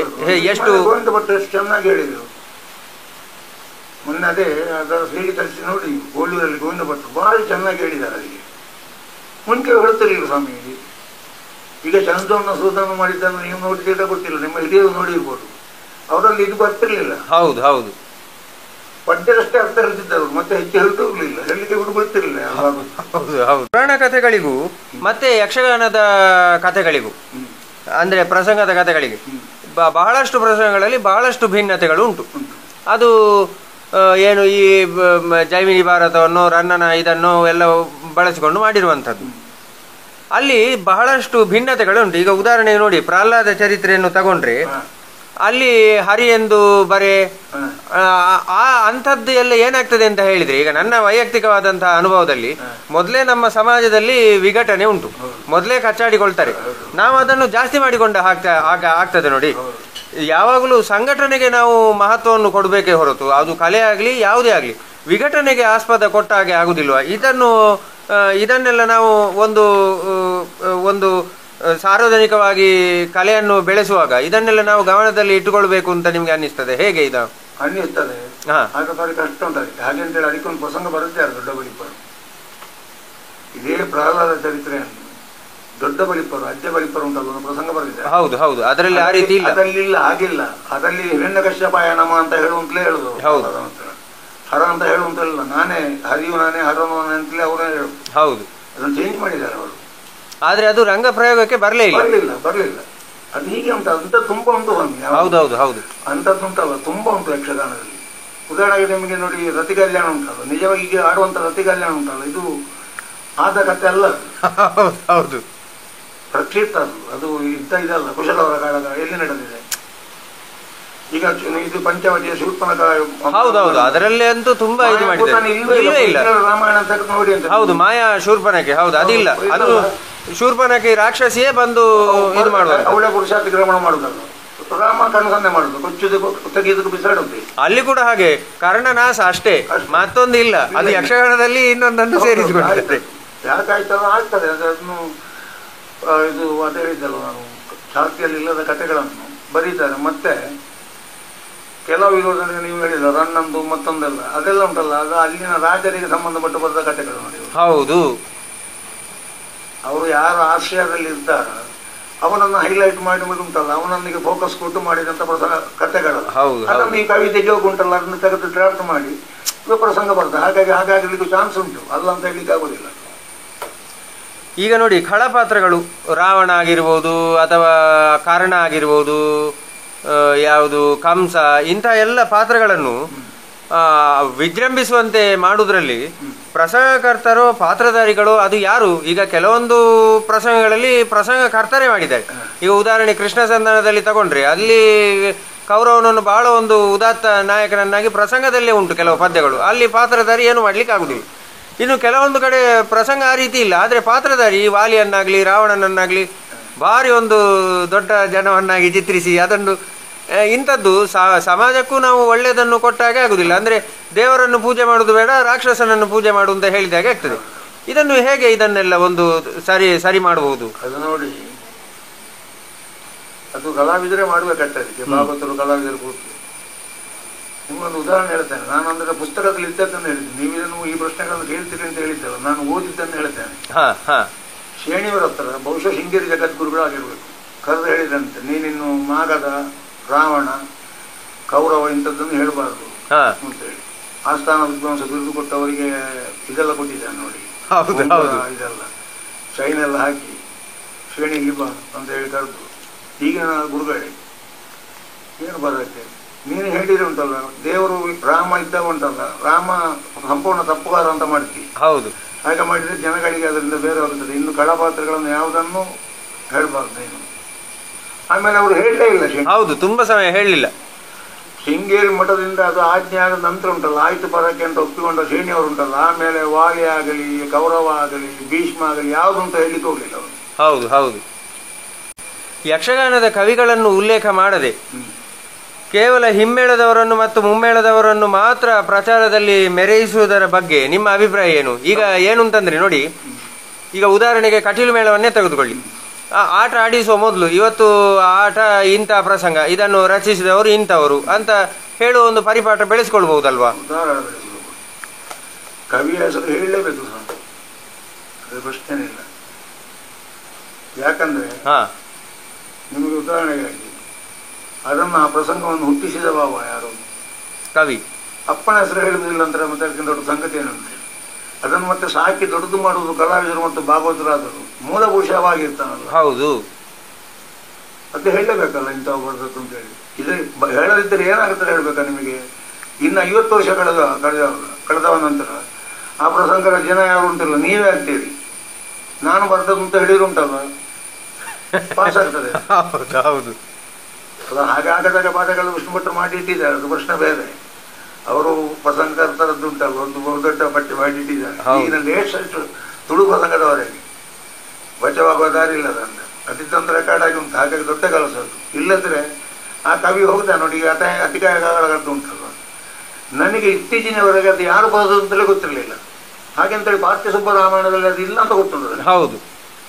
ಮತ್ತೆ ಹಟ್ಟಿಯಂಗಡಿ ರಾಮಭಟ್ರು ಅಂತ ಹೇಳುವವರು ಬಂದದ್ದು ಅಂತೇಳಿ ಗೊತ್ತಂತಹ ಮೇಲೆ ಅಂತ ಹೇಳಿ ನನಗೆ ಪಾಠಗಳು ವಿಷ್ಣು ಭಟ್ರ ರಚನೆ ಮಾಡಿದೆ ಅಂತಾರೆ. ಇಲ್ಲದೆ ಗೊತ್ತೇ ಆಗೋದಿಲ್ಲಲ್ಲ. ಅವು ಭಟ್ಟ ರಾಮ ಮಾಡಿದಂತಹ ಕೆಲಸಕ್ಕೆ ಅವ ಭಟ್ಟ ಶ್ರಮಕ್ಕೆ ಬೆಲೆ ಇಲ್ಲ ಅಂತ ಆಗ್ತದೆ. ಹೌದು, ಛಂದಸ್ಸು ಭರಿತವಾಗಿ ಮತ್ತೆ ಅಷ್ಟು ಸಾಹಿತ್ಯ ಭರಿತವಾಗಿ ಇದೊಂದು ಕೃತಿಯನ್ನು ಒಬ್ಬ ರಚನೆ ಮಾಡಿದ್ದಕ್ಕೆ ಅವನ ಹೆಸರೇ ಅದಕ್ಕೆ ಇಲ್ಲದಂತ ಆಯ್ತು ಅಂತಾದ್ರೆ ಮತ್ತೆಂತದ್ದು ಅದರಲ್ಲಿ ಹೇಳಿದೆ. ಈ ಪುರಾಣೇತರ ಪ್ರಸಂಗಗಳು ಯಕ್ಷಗಾನಕ್ಕೆ ಪೂರಕವೇ ಅಥವಾ ಮಾರಕವೇ ನಿಮ್ಮ ಅಭಿಪ್ರಾಯದಲ್ಲಿ? ಪುರಾಣೇತರ ಪ್ರಸಂಗಗಳು ಯಕ್ಷಗಾನಕ್ಕೆ ಮಾರಕ ಆಗುವುದಿಲ್ಲ. ಹೇಗೆ ಇರ್ತದೆ ಮಾತ್ರ ವೇಷಗಳೆಲ್ಲ ಯಕ್ಷಗಾನಿಯಾಗಿರ್ಬೇಕು. ಹೌದು, ಒಂದಾಯ್ತಾ? ಸಮಾಜಕ್ಕೆ ಅದೊಂದು ಒಳ್ಳೆ ಕೊಡುಗೆ ಸಲ್ಲಬೇಕು. ಸಮಾಜಕ್ಕೆ ಏನಾದರೂ ಅದರಿಂದ ಒಂದು ಒಳ್ಳೆ ಕೊಡುಗೆ ಅದು ಒಳ್ಳೆ ಒಂದು ಇದು ಒಂದು ಒಳ್ಳೆ ಅಭಿಪ್ರಾಯ ಅಥವಾ ಒಂದು ಕೊಡುಗೆ ಅದರಿಂದ ಸಲ್ತದಂತೆ, ಒಂದು ಜ್ಞಾನ ಸಮಾಜಕ್ಕೆ ಅದರಿಂದ ಸಿಗ್ತದಂತಿದ್ರೆ ಯಾವ ಪ್ರಸಂಗವನ್ನು ಆಡ್ಬೋದು. ವೇಷಗಳು ಯಕ್ಷಗಾನ ಆಗಿ ಇರ್ಬೇಕು ಮಾತ್ರ. ಹೌದು ಹೌದು. ಭಾಗವತರು ಆದಮೇಲೆ ನಿಮಗೆ ಎದುರಾಗಿರುವಂಥ ಕೆಲವು ಸವಾಲುಗಳು ಅಂದರೆ ಬೇರೆ ಬೇರೆ ಸಮಯಗಳಲ್ಲಿ, ಅಂದರೆ ಸವಾಲು ಇದು ಯಾಕೋ ಸ್ವಲ್ಪ ನಮಗೆ ಕಷ್ಟ ಅಂತ ಅನ್ನಿಸುವಂಥದ್ದು ಅಥವಾ ಕ್ಲಿಷ್ಟಕರ ಸನ್ನಿವೇಶಗಳು, ಇದರ ಬಗ್ಗೆ ಸ್ವಲ್ಪ? ಅದು ತುಂಬ ಉಂಟು. ಹಾಗೆಂತೇಳಿ ಅದು ಸವಾಲು ಅಂತ ಆಗಲಿಕ್ಕೆ ನರಸಿಂಹ ಭಟ್ರು ಬಿಡಲಿಲ್ಲ. ತುಂಬ ಉಂಟು. ಅದೇ ನೀವು ಆಗ ಪ್ರಥಮದಲ್ಲೇ ಹೇಳಿದ ಹಾಗೆ ಆ ಕುಮಾರ ವಿಜಯ ಪ್ರಸಂಗದ್ದು ಅಲ್ಲ, ಇಂಥದ್ದೇ ಒಂದು ಇಲ್ಲಿ ಆಗಿತ್ತು. ಇಲ್ಲಿ ಮೂಡುಬಿದಿರೆ ಸ್ವರಾಜ್ಯ ಮೈದಾನಲ್ಲಿ 10 ಸಂವತ್ಸರ ಆಟ ಆಗ್ತದೆ. ನಿಮಗೆ ಗೊತ್ತುಂಟ, 75 ವರ್ಷ ಆಯ್ತು ನೋಡಿ ಅವರ ಆಡು. ಹೌದು ಹೌದು, ಭಾರಿ ಗರ್ದಿನ ಆಟ ಆಗ್ತಿದ್ದೆ. ಅಲ್ಲಿ ನಾನು ಅಲ್ಲಿಗೆ ಆಗ ಮೇಳದಲ್ಲಿದ್ದೆ, ಮನೆಗೆ ಬರ್ತಿರ್ಲಿಲ್ಲ ನಾನು. ಹೋಗುವಾಗ ಶಿವಲೀಲೆ ಅಂತೇಳಿ ಪ್ರಸಂಗ ನಿಶ್ಚಯ ಮಾಡಿದ್ರು. ನಾನು ಶಿವ ಪಂಚಾಕ್ಷರಿ ಅಂತೇಳಿ ಅಂದಾಯ ಮಾಡಿ ಉಂಟಲ್ಲ, ನಮ್ಮ ಅಣ್ಣ ಅಂದ್ರೆ ನಮ್ಮ ದೊಡ್ಡಂದವರ ಮಗ ಇದ್ದಾರೆ, ಅವರಲ್ಲಿ ಮಹಾವೀರ ಕಾಲೇಜಲ್ಲಿ ಲೆಕ್ಚರ್ ಆಗಿದ್ರು. ಇವತ್ತು ಗುರುಗಳ ಹತ್ರ ನೀವು ಬರ್ತೀರ ಅಂತ ಹೇಳಿದೆ. ನಾನು ಅವರನ್ನು ಬಿಟ್ಟು ಹೋಗೋ ಪದ್ಧತಿ ಇರಲಿಲ್ಲ. ಎಲ್ಲಿ ಹೋಗೋದಿದ್ರೆ ಅವರನ್ನು ಕರ್ಕೊಂಡು ಹೋಗ್ತಿದ್ದೆ ನಮ್ಮ ಸಂಬಂಧವರ ಮನೆಗೆ. ಅಂದ್ರೆ ಯಾಕಂದ್ರೆ ಅವರ ಮಗಳು ಮತ್ತು ಮಗ ಈಗ ನರನ್ಸಲ್ಲಿದ್ದಾರಲ್ಲ ರಮೇಶ್ ಭಟ್ರು, ಸಂಪೂರ್ಣ ನನ್ನ ಸ್ವಾಧೀನ ಬಿಟ್ಟಿದ್ರು ಅವರು. ಅವರ ನೋಡಿಕೊಳ್ಳುವಂತ ದೇವಸ್ಥಾನ ನಿಂತು ಭಾವ ಅಂತ ಹೇಳಿ ಅವರಿಗೆ ನೋಡಿಕೊಳ್ಳಬೇಕಂತ ಅವಶ್ಯಕತೆ ಇರಲಿಲ್ಲ. ಯಾಕಂದ್ರೆ ಅವ್ರು ಎಲ್ಲಿ ಹೋದ್ರು ಉಂಟಲ್ಲ, ಒಳಗವರೆಗೆ ಹೋಗುವಷ್ಟು ಅವರಿಗೆ ಸ್ವಾತಂತ್ರ್ಯ ಇತ್ತು. ಅವರ ಚಾರಿತ್ರ್ಯ ಹಾಗೆ ಇತ್ತು. ಹೌದು, ನರಸಿಂಹ ಭಟ್ರಲ್ಲಿ ಅಂತ ಯಕ್ಷಗಾನದಲ್ಲಿ ಅಂತ ಚಾರಿತ್ರ್ಯ ಇದ್ದವರು ಉಂಟಲ್ಲ. ಯಾರ ಮನೆಗೆ, ಯಾವ ಬ್ರಾಹ್ಮಣರ ಮನೆಗಾಗಲಿ ಯಾರ ಮನೆಗಾದ್ರೂ ಹೋದ್ರು ಉಂಟಲ್ಲ, ನೀವು ಬಂದಿರ ಅಂತ ಕೇಳುವವರು ಬನ್ನಿ ಬನ್ನಿ ಒಳಗೆ ಬನ್ನಿ ಅಂತೇಳಿ ಕರೆಯುವುದೇ ಇರ್ತದೆ. ನಾನಾಗ ಅಲ್ಲಿ ಹೋಗಿದ್ದೆ. ಬರುವಾಗ ಇಲ್ಲಿ ಏನಾಗಿದೆ ಅಂದ್ರೆ ತುಳಸಿ ಜಲಂತರ ಪ್ರಸಂಗ ಮಾಡಿದ್ದಾರೆ. ಮೈಯರ ಹತ್ರ ಕೇಳಿದೆ, ಮ್ಯಾನೇಜರ್ ಮೈಯರೇ ಇದ್ಯಾರು ಪ್ರಸಂಗತಿ? ನಾನು ಶಿವ ಪಂಚಾಕ್ಷರಿ ಮಹಿಮೆ ಅಂತ ಲೆಕ್ಕಾಚಾರ ಹಾಕಿ ಹೋಗ್ತಿಕೊಳ್ಳಿ, ಅದ್ರಲ್ಲಿ ಹವ್ಯಾಸಿಗಳಿಗೆ ಆಡಿಸಿ ಅಭ್ಯಾಸ ಉಂಟಲ್ಲ. ಹೌದು, ನೀವು ತುಳಸಿ ಜಲಂತರ ಅಂತ ಹೇಳಿದ್ರೆ ನನಗೆ ಶಾಕ್ ಕೊಡೋದಾಗಾಯ್ತು. ನಾನು ಆಟ ಯಾವ ಒಂದು 10-25 ವರ್ಷಕ್ಕಿಂತ ನಮ್ಮ ಧರ್ಮಸ್ಥಳ ಮೇಡ ನಮಗೆ ಮನೆಗೆ ಇರುವಾಗ ಬಿಟ್ಟಲ್ಲಿ ಒಂದು ತುಳಸಿ ಜಲಂತರ ನೋಡಿದೆ ನಾನು. ದೊಡ್ಡ ತಂದೆಯವ್ರದ್ದು ಈಶ್ವರಾಗಿತ್ತದಲ್ಲಿ. ನನಗೆ ದುಃಖ ಬಂತು, ಕಣ್ಣೀರು ಬಂತು. ನಾನು ಯಾರು ಚೇಂಜ್ ಮಾಡಿದ್ದು ಅಂದರೆ ಮೈಯರ ಹತ್ರ ಕೇಳಿದೆ. ಅದು ಅವರು ನರಸಿಂಹ ಭಟ್ರು ಚೇಂಜ್ ಮಾಡಿದ್ದೆ. ಅವನಲ್ಲ, ಎಲ್ಲಿದ್ದಾರೆ ಅವರು ಯಾವ ಊರು? ಅಲ್ಲಿ ಆದರೆ ಉಡುಪರಲ್ಲಿ ಹೋಗೋದು. ಉಡುಪರು ಗೊತ್ತಾಯ್ತು ನಿಮಗೆ, ಬಾಲಣ್ಣನ ಅಜ್ಜನ ಮನೆ, ಲಕ್ಷ್ಮೀನಾರಾಯಣ ಸಣ್ಣನ ಮುಡಿಪರ ಇದ್ದಾರಲ್ಲ, ಅಲ್ಲಿ ಆ ಡಾಕ್ಟರ್ ಮನೆ ಅಲ್ಲಿ ಅವರಲ್ಲಿ ಒಬ್ರು ಡಾಕ್ಟರ್ ಇದ್ರು ಬಿಡಿ, ಅವರದ್ದು ಮನೆ ಮೂಡಬೇರಲ್ಲಿ ಬಿಡಿ, ಅಲ್ಲಿ ಹೋಗ್ತಿ ಮಲಗತ್ತಿದ್ದದ್ದು ಬೆಳೆ ಜಂಬಳು ಕೆತ್ತೊಳ್ಳಿ ಅಂತೇಳಿ ಅವರು ಬಿಸಿ ನೀರೆಲ್ಲ ವ್ಯವಸ್ಥೆ ಮಾಡಿ ಎಲ್ಲ ಇರ್ತದೆ. ಆ ದಿವಸ ಹೋಗಲಿಲ್ಲ ಇವರು ಬಿಡಾರದಲ್ಲಿದ್ದರು. ಎಲ್ಲಿದ್ದಾರೆ ಅಂತ ಹೇಳಿ ಬಿಡಾರದಲ್ಲಿದ್ದಾರೆ. ಹೋದೆ ನಾನು ನೇರವಾಗಿ ಅಲ್ಲಿ ಹೋಗಿ ಎಬ್ಬಿಸಿ ಅವರನ್ನು. ನಾನು 4:30 ಗಂಟೆಗೆ ತಲುಪ್ತಿದ್ದೆ ಮಾತ್ರ, ಲೇಟ್ ಮಾಡಿ ಹೋಗ್ತಿಲ್ಲ. ಹೋಗಿ ಎಬ್ಬಿಸುವಾಗ ಎಂತ ಯಾರು ಪ್ರಸಂಗ ಚೇಂಜ್ ಮಾಡಿತ್ತು ಅಂತ ಕೇಳಿದೆ ನಾನು. ಏನು ಅಂತ ಕೇಳಿದ್ರು ಅವ್ರು. ಏನು ಅಂತ ಕೇಳೋಗ್ಲಿ ನನಗೆ ಸ್ವಲ್ಪ ಹೆದರಿಕೆ ಆಯಿತು, ಅದು ಸಿಟ್ಟು ಅಂತಂದು. ನಾನು ಹೇಳಿದೆ ಏನಿಲ್ಲ, ನನಗೆ ಅದರ ಸಂಗತಿ ಗೊತ್ತಿಲ್ಲ, ನಾನು ಇವತ್ತು ಹೇಳ್ತೇನೆ ನಾಳೆ ಹೋಗ್ತೇನೆ ಮನೆಗೆ ಅಂತ ಹೇಳಿದ್ರೆ ಅಷ್ಟಲ್ವಾ. ರಾಮಕೃಷ್ಣ ಕೂಡ ಸಕ್ಕರೆ ಅಂತ ಹೇಳಿದ್ರು. ರಾಮಕೃಷ್ಣನ ಕರೆದು ರಂಜಾಳ ರಾಮಕೃಷ್ಣರು ಆಗ ನಮ್ಮ ಸೆಟ್ಟಲ್ಲಿ 3ನೇ ಸೆಟ್ಟಲ್ಲಿದ್ದರು. ನೊಂಜು ಬಟ್ಟಿ ಮಣಪ ಆಗಿದ್ದಾರೆ ಗೊತ್ತರಿಗೆ ವೇಷ ಪಣಪ ಏರೆಗೇರಿ ಅಂತೇಳಿ ಅವರಿಗೆ ಅದೆಲ್ಲ ಗೊತ್ತಿತ್ತು. ಯಾಕಂದ್ರೆ 20 ವರ್ಷ ದೊಡ್ಡ ಬಲಿಪರೊಟ್ಟಿಗೆ, 21 ವರ್ಷ ದೊಡ್ಡ ಅಗಡಿ ಭಾಗದೊಟ್ಟಿಗೆ, ತೆಂಕಿನ 2 ಅಗ್ರಗಣ್ಯ ಭಾಗದೊಟ್ಟಿಗೆ ತಿರುಗಾಟ ಮಾಡಿದ್ದಾರೆ ಅವರು. ಹೌದು, ಅವರು 60 ವರ್ಷದ ತಿರುಗಾಟಲ್ಲಿ 40 ವರ್ಷ ದೊಡ್ಡ ಭಾಗದೊಟ್ಟಿಗೆ ಹೋಗಿದ್ದಾರೆ. ಹಾಗೆ ಪ್ರಸಂಗಗಳು ಗಂಟಪಾಠ ಬರ್ತಿತ್ತು. ಈಗಿನ ಭಾಗದೊಟ್ಟಿಗೆ ಬರುವುದಂತ ಹೆಚ್ಚು ಪ್ರಸಂಗವರಿಗೆ ಬಾಯಿಪಾಠ ಬರ್ತಿತ್ತು. ವೇಷಗಳು ಗೊತ್ತಿತ್ತು. ರಾಮಕೃಷ್ಣ ಬರ್ದಂತ ಆಯ್ತು, ಬರ್ತಾ ಇತ್ತು. ಒಬ್ಬ ಸಮರ್ಥ ಮೊದಲಗಾರನ ಏನೆಲ್ಲ ಮಾಡಲಿಕ್ಕೆ ಸಾಧ್ಯ ಉಂಟು ಅನ್ನೋದೊಂದು ಆ ದಿವಸ ಗೊತ್ತಲ್ಲ ನನಗೆ. ಆ ದಿವಸ ಅವರನ್ನು ಚೆಂಡೆ ಬಾರಿಸಿದ್ದಾರೆ. ಮರು ದಿವಸ ನಾನಾಗ ವೀಳ್ಯ ಹಾಕ್ತಿರ್ಲಿಲ್ಲ. ನನಗೆ ಸಿಕ್ಕಿದ ವೀಳ್ಯದ ಇದು ಉಂಟಲ್ಲ, ಸಿಕ್ಕುದು ಒಂದು ಕೊಡ್ತಾರೆ ಅಡಿಕೆ, ಅದನ್ನು ಅವರಿಗೆ ಕೊಟ್ಟು ಕಾಲು ಹಿಡಿತಿದ್ದೆ ನಾನು ಬೆಳಿಗ್ಗೆ. ಮತ್ತೆ ಪ್ರಾರ್ಥನೆ ಮಾಡ್ತಿದ್ದದ್ದು ಅವರೇ, ಆಟ ಆಡಿಸುವವರಿಗೆ ಪ್ರಸಾದ ತೆಗೆದುಕೊಡುವಾಗ ಭಾರಿ ಚಂದ ಪ್ರಾರ್ಥನೆ ಮಾಡ್ತಿದ್ದರು. ಅದನ್ನು ಕೊಟ್ಟು ಅದನ್ನು ಮತ್ತೆ ಗುಡ್ಡಪ್ಪನಿಗೆ ಇಲ್ಲದ್ರೆ ಪೂಜೆ ಭಟ್ರಿಗೆ ಮುಗರಾಯರು, ಇವರು ಈಗಿನ ಮುಗರಾಯರ ತಂದೆ ಇದ್ದದ್ದು ಅವರಿಗೆ ಕೊಡ್ತಿದ್ದರು. ಮತ್ತೆ ಅವರ ಇದರಿಂದ ಅವ್ರು ತಿಂತಿದ್ದದ್ದು. ಅವು ಕೊಡದೆ ಮೊದಲಾಗ ಚೆಂಡೆ ಬೇಯ್ತೇನೆ ಭಯಂಕರ ಹೊರಗೆ ಏನೋ ಒಂದು ತೊಂದರೆ ಇದೆ ಅವರು ಗುಡ್ಡಪ್ಪ ಭಟ್ರು. ಅವು ಗುಡ್ಡಪ್ಪ ಇದ್ರ ಲಾರಿಗೆ ಲೌಡ್ ಆಗ್ತಾ ಇರುವಾಗ ನಿಮ್ಮೆನ ಗಂಗಕ್ಕೆ ಗುರಿಯಾಡದ ಗಡಪಡಾದರೆ ನೋಡಿ. ಹಾಗೆ ಪ್ರಸಿದ್ಧ ಅಂದ್ರೆ ಕೂತಿಜೆಗೆ ಮುಖ ಎಲ್ಲ ಪೋಪೆ ಅಂದು ಉಂಟು ಅಂತ ದಾಟ ಮಾಡಿ ದುಕಾನು ಕೊಟ್ಟನೆ.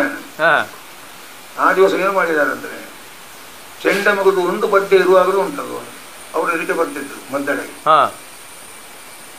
ಆಗ ವರ್ಷ ಉಂಟಲ್ಲ 70 ಕಳೆದಿದೆ ಅವರಿಗೆ, ಆಲೋಚನೆ ಮಾಡಬೇಕು. ಒಂದು ಪದ್ಯಕ್ಕೆ ಒಂದಿದ ಪದ್ಯಕ್ಕೆ ಬರ್ತಿದ್ರು ಅವರು ಪದ್ಯಕ್ಕೆ ಮದ್ದಳೆಗೆ ಅಂತೇಳಿ.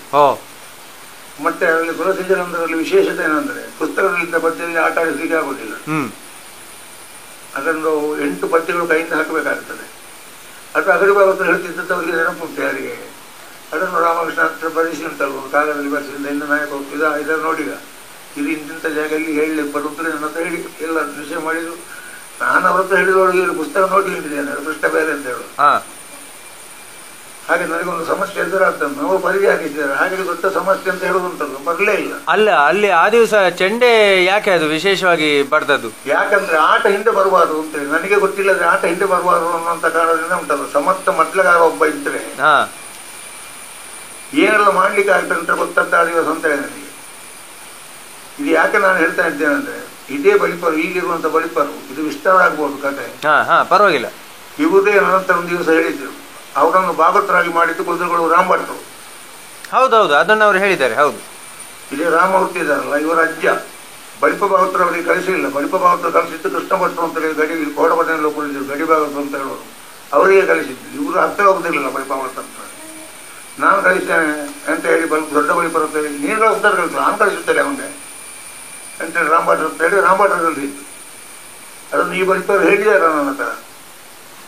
ಎಲ್ಲಿವರೆಗೆ ಹೇಳಿದ್ದಾರೆ ಅಂದ್ರೆ ಮಟ್ಟತಳದಲ್ಲಿದ್ದ ಪದ್ಯವನ್ನು ಬೈರಾಗ ಇದ್ದಕ್ಕೆ ಆಗಲೇ ಚೆಂಡೆ ಕೊಡೋದು ಹೊಡೆದಿದ್ದಾರೆ ಅಂತ. ಹೌದೌದು, ನಿನಗೆ ಮಟ್ಟತಳದಲ್ಲಿ ಬಾಬು ಬರೆದು ಹಾಕಿದ್ದ ಅವನಿಗೆ ಮಂಡ್ಯ ಸಮಾಜದ ಬರೆದು ಹಾಕಿದ್ದಲ್ಲ ಕವಿ ಬರ್ದವ ಮಟ್ಟದಲ್ಲೇ ಬಗ್ಳದವನು ಅಂತೇಳಿ ಹಾಗೆ ಮಾಡಿದ್ದಾರೆ ಅವರು ಅಂತೇಳಿ. ಹಾಗಾಗಿ ಒಬ್ಬ ಸಮರ್ಥ ಮಟ್ಟಗಾರ ಇದ್ದರೆ ಭಾಗವತ ಅಭಿವೃದ್ಧಿ ಹೊಂದಲಿಕ್ಕೆ ಚಾನ್ಸ್ ಉಂಟು. ಅದು ಅವರು ಹೇಳಿದಾಗ ಕೇಳಬೇಕಾಗಿ. ಕರೆಕ್ಟ್, ಹೌದು. ಯಾರು ಮಟ್ಟಗಾರರು ಹೇಳಿದಾಗೆ ಭಾಗವತ ಕೇಳ್ತಾನೆ ಅಂತ ಆದರೆ ಆಟಕ್ಕೆ ತೊಂದರೆ ಆಗುತ್ತದೆ. ಭಾಗವತ ಏನು ಗೊತ್ತಿಲ್ಲ ಸರಿ ಮಾಡಿಕೊಂಡು ಹೋಗ್ಲಿಕ್ಕೆ ಆಗ್ತದೆ.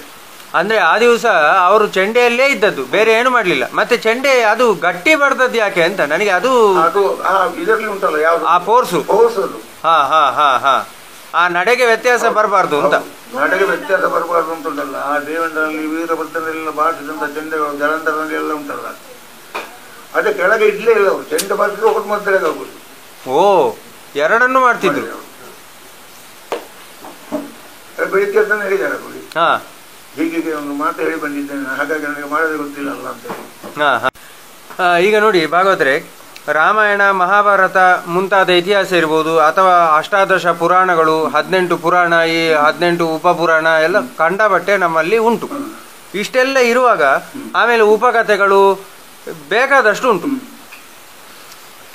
ಇಷ್ಟೆಲ್ಲ ಇರುವಾಗ ನಾವು ಇನ್ನೂ ಕೂಡ ಹಳೆಯ ಪ್ರಸಂಗಗಳನ್ನೇ, ಅಂದರೆ ಹಳೆಯ ಪ್ರಸಂಗಗಳು ಬೇಡ ಅಂತಲ್ಲ, ಅದಕ್ಕೆ ಅದರದ್ದೇ ಆದಂತಹ ಮಹತ್ವ ಉಂಟು, ಅದು ಬಹಳಷ್ಟು ಒಳ್ಳೆಯ ಕಾಣಿಕೆಯನ್ನು ಕೊಟ್ಟಿದೆ, ಎಲ್ಲ ಸರಿ. ಆದರೂ ಕೂಡ ಕಾಲಕ್ರಮೇಣ ಹೊಸ ಹೊಸ ಪ್ರಸಂಗಗಳು ಪೌರಾಣಿಕ ನೆಲೆಗಟ್ಟಿನಿಂದ ಆಗ್ತಾ ಬರಬೇಕು.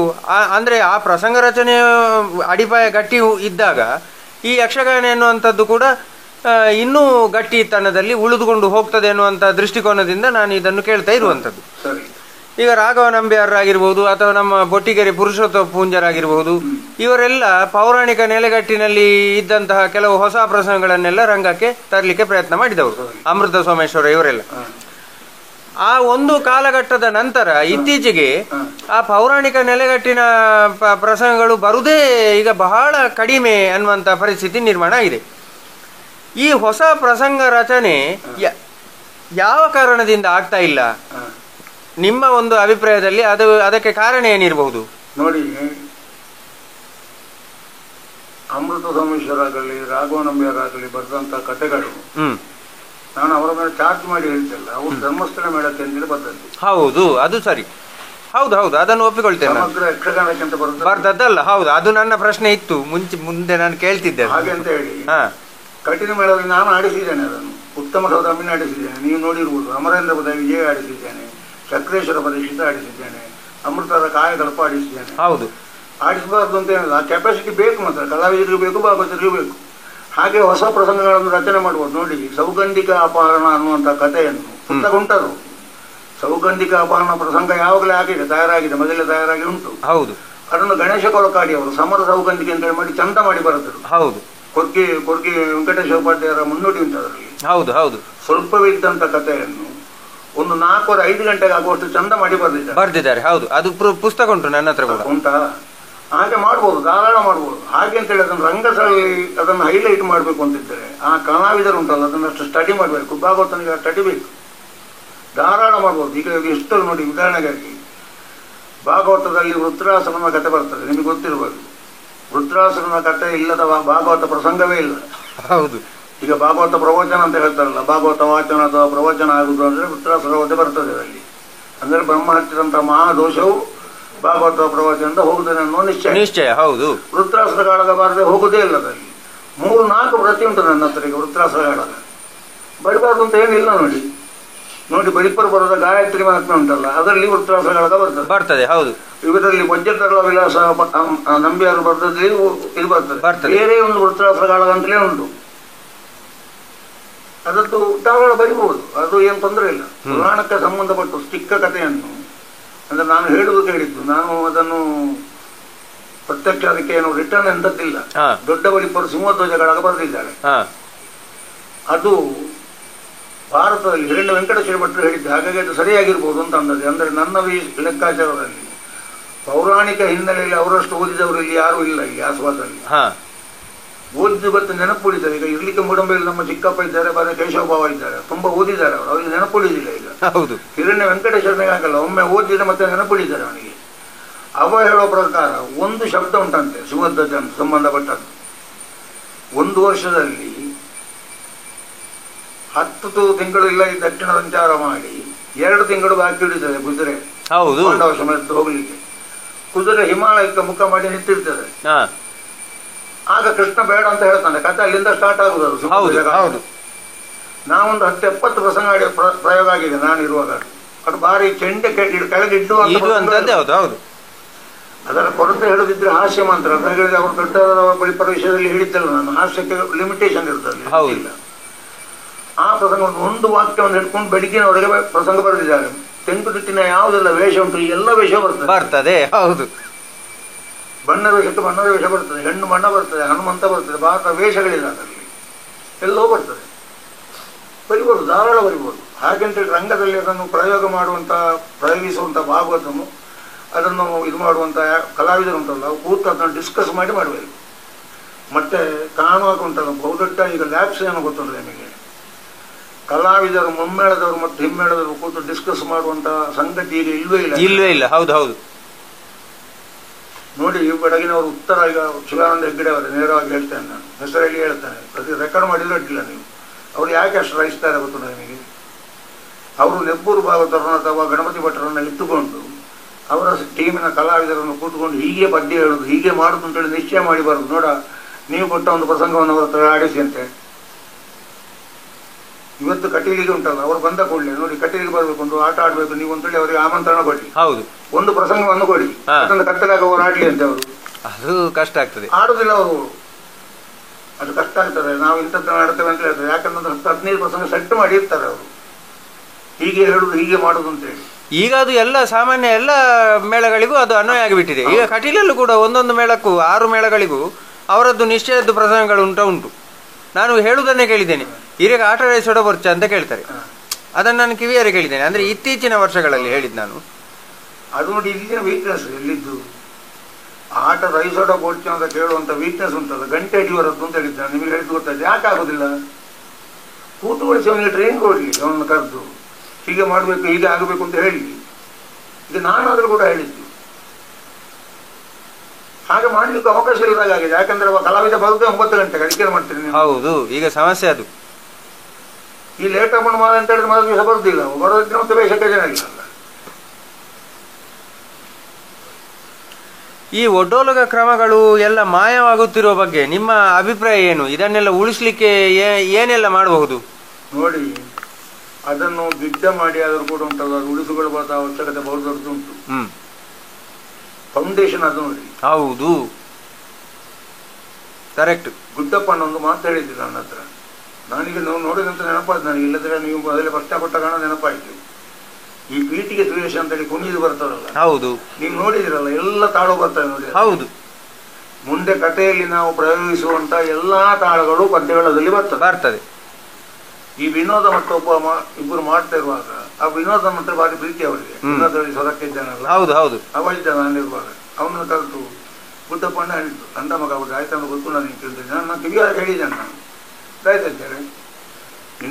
ಹಿಂದೆಟ್ಟು ನಲಿಪುನ ಹಿಂದೆಟ್ಟು ಬರ್ಪುನ ತಾಳ ಮಾತ್ರ ಬುಕ್ಕ ಪ್ರಸಂಗ ಬರ್ಕೊಂಡು ಹಿಂದೆಟ್ಟು ನಿಂಕಳು ಸರಿ ನಲ್ತಾರನ ಅಂತ ನಿಂಕಳೆ ಬುಕ್ಕ ಒಂಜನೆ ಗುಂಡು ವೇಷ, 2ನೇ ಗುಂಡು ವೇಷ, ಅದು ಪೀಟಿಗೆ ವೇಷ, ಅದು ಎದುರು ವೇಷ ಹಾಕೊಂಡು ಅಂತೇಳಿ ಹೇಳಿದರು. ಪೀಟಿಗೆ ಅಲ್ಲಿ ಉಂಟು ಬೆಳೆಯವರದ್ದು. ಹಾಗೆ ನಾನು ಸರಿಯಾಗಿ ಹೇಳಿ ಇದರಿಂದ ಕೋಡಿಂಗಿನಲ್ಲೇ ಮಾಡಬೇಕು, ಕಟ್ ಮಾಡ್ಬೋದು ಬೇಕಿದೆ. ಹೌದು ಹೌದು, ಅದನ್ನು ಇನ್ನಷ್ಟು ಶಾರ್ಟ್ ಮಾಡ್ಬೋದು ಅಂತ. ಅದನ್ನು ಬಿಡುದು ಸಮ್ಮತ ಅಲ್ಲ, ಅಂದ್ರೆ ಬಿಟ್ರೆ ಆಟವೇ ಬಿಟ್ಟಾಗೆ ಆಗ್ತದೆ. ಈ ವೇಷಗಳ ಪ್ರವೇಶ ಕ್ರಮಗಳಲ್ಲಿ ಭಿನ್ನತೆ ಏನಾದರೂ ಉಂಟಾ? ಅಂದ್ರೆ ಇಂತಿಂತ ವೇಷಕ್ಕೆ ಇಂತಿಂತ ವಿಶಿಷ್ಟ ಕ್ರಮಗಳು, ಅಂದ್ರೆ ಈ ಬಣ್ಣದ ವೇಷ ಆಗಿರ್ಬೋದು ಅಥವಾ ಕಿರೀಟ ವೇಷ ಆಗಿರ್ಬೋದು, ಪಗಡಿ ವೇಷವೇ ಆಗಿರ್ಬೋದು. ಉದಾಹರಣೆಗೆ ಹೇಳುದಿದ್ರೆ ಕಿರೀಟ ವೇಷ, ಕಿರೀಟ ವೇಷವೇ 3-4 ಟೈಪ್ ಅಲ್ಲಿ ಉಂಟು. ಆ 3-4 ಬೇರೆ ಬೇರೆ ವಿಧದ ಕಿರೀಟ ವೇಷಕ್ಕೆ ಬೇರೆ ಬೇರೆ ಪ್ರವೇಶ ಕ್ರಮ ಅಂತ ಉಂಟಾ? ಅಭಿಮನ್ಯು ಮತ್ತು ಬಬ್ರುವಾಹನನ ಪ್ರವೇಶ ಕ್ರಮದಲ್ಲಿ ವ್ಯತ್ಯಾಸ ಉಂಟಾ? ಅದು ಯಾವ ರೀತಿಯಲ್ಲಿ? ಅದು ನೋಡಿ, ಅಭಿಮನ್ಯುವಿಗೆ ಮತ್ತು ಪರಶುರಾಮನಿಗೆ ಪ್ರವೇಶ ಕೊಡುದುಂಟಲ್ವ, ಯಾವಾಗಲೂ ಜಲ್ದಿ ಪರಶುರಾಮನಿಗೆ ಆಗಲಿ ಅದು ಪ್ರಾರಂಭದಲ್ಲೇ ಆಗಲಿ, ಯಾವುದು 10 ಗಂಟೆಗೆ ಆಗಲಿ ಕಾಲ ನಿರ್ಣಯ ಇಲ್ಲ. ಹೌದು, ಕಾಲದ ಇದು ಅದಕ್ಕಿಲ್ಲ, ಆ ಪಾತ್ರಗಳಿಗೆ ಪಾತ್ರ ಕನ್ವಯಿಸುದಿಲ್ಲ. ಹಾಗೆಂತೇಳಿ ಬಬ್ರುವಾಹನಿಗೆ ಆಗಲ್ಲ, ಅಭಿಮನ್ಯು ಮಾಡುವನೇ ಬಬ್ರುವಾಹನ ಮಾಡೋದು ಮೇಳದಲ್ಲಿ. ಹಾಗೆಂತೇಳಿ ಬಬ್ರುವಾಹನ ರಾಜ ನೋಡಿ, ಹೌದು ಬೇಕು ಮಾಡುದು ಒಂದೇ ವೇಷಧಾರಿ ಆದ್ರೂ ಕೂಡ ಅದಕ್ಕೆ ವ್ಯತ್ಯಾಸ ಉಂಟು ಅಂತ ಹೇಳಿ. ಈಗ ಅರ್ಜುನ ಮಾಡುವವನೇ ಇಂದ್ರಿತ್ತು ಏನಾದ್ರು ಮಾಡ್ತಾನೆ ಅಂತ ಇಟ್ಟುಕೊಳ್ಳಿ ನೀವು. ಹೆಚ್ಚಾಗಿ ಮಾಡೋದು ಹಾಗೆ, ಪ್ರೀತಿಗೆ ಅರ್ಜುನ ಮಾಡಿದಂತ ವೇಷ ಆ ಮೇಳದಲ್ಲಿ ಯಾರು ವೇಷಧಾರಿ ಇದ್ದಾನೆ ಅವ ಮತ್ತೆ ಇಂದ್ರಿತ್ತು ಮಾಡುದು ಲೆಕ್ಕ, ಮತ್ತೆ ನಾವು ಇದರಲ್ಲಿ ಬರುದು. ಹಾಗೆಂತೇಳಿ ಅರ್ಜುನನಿಗೆ ಕೊಡುವಂತ ಪ್ರವೇಶಕ್ಕೆ, ಅದರಲ್ಲಿ ಪಾಂಡವೇಶ ಮಾತ್ರದ ಅರ್ಜುನನಿಗೆ ಕೊಡುವ ಪ್ರವೇಶಕ್ಕೂ ಕೃಷ್ಣಾರ್ಜುನ ಕಾಲದ ಅರ್ಜುನನಿಗೂ ವ್ಯತ್ಯಾಸ ಉಂಟು. ಪಾಂಡವಾಶ್ರಮದ ಅರ್ಜುನ ಆಗುವಾಗ ಅವನಿಗೆ ವಯಸ್ಸಾಗಿರ್ತಾರೆ. ಹೌದು,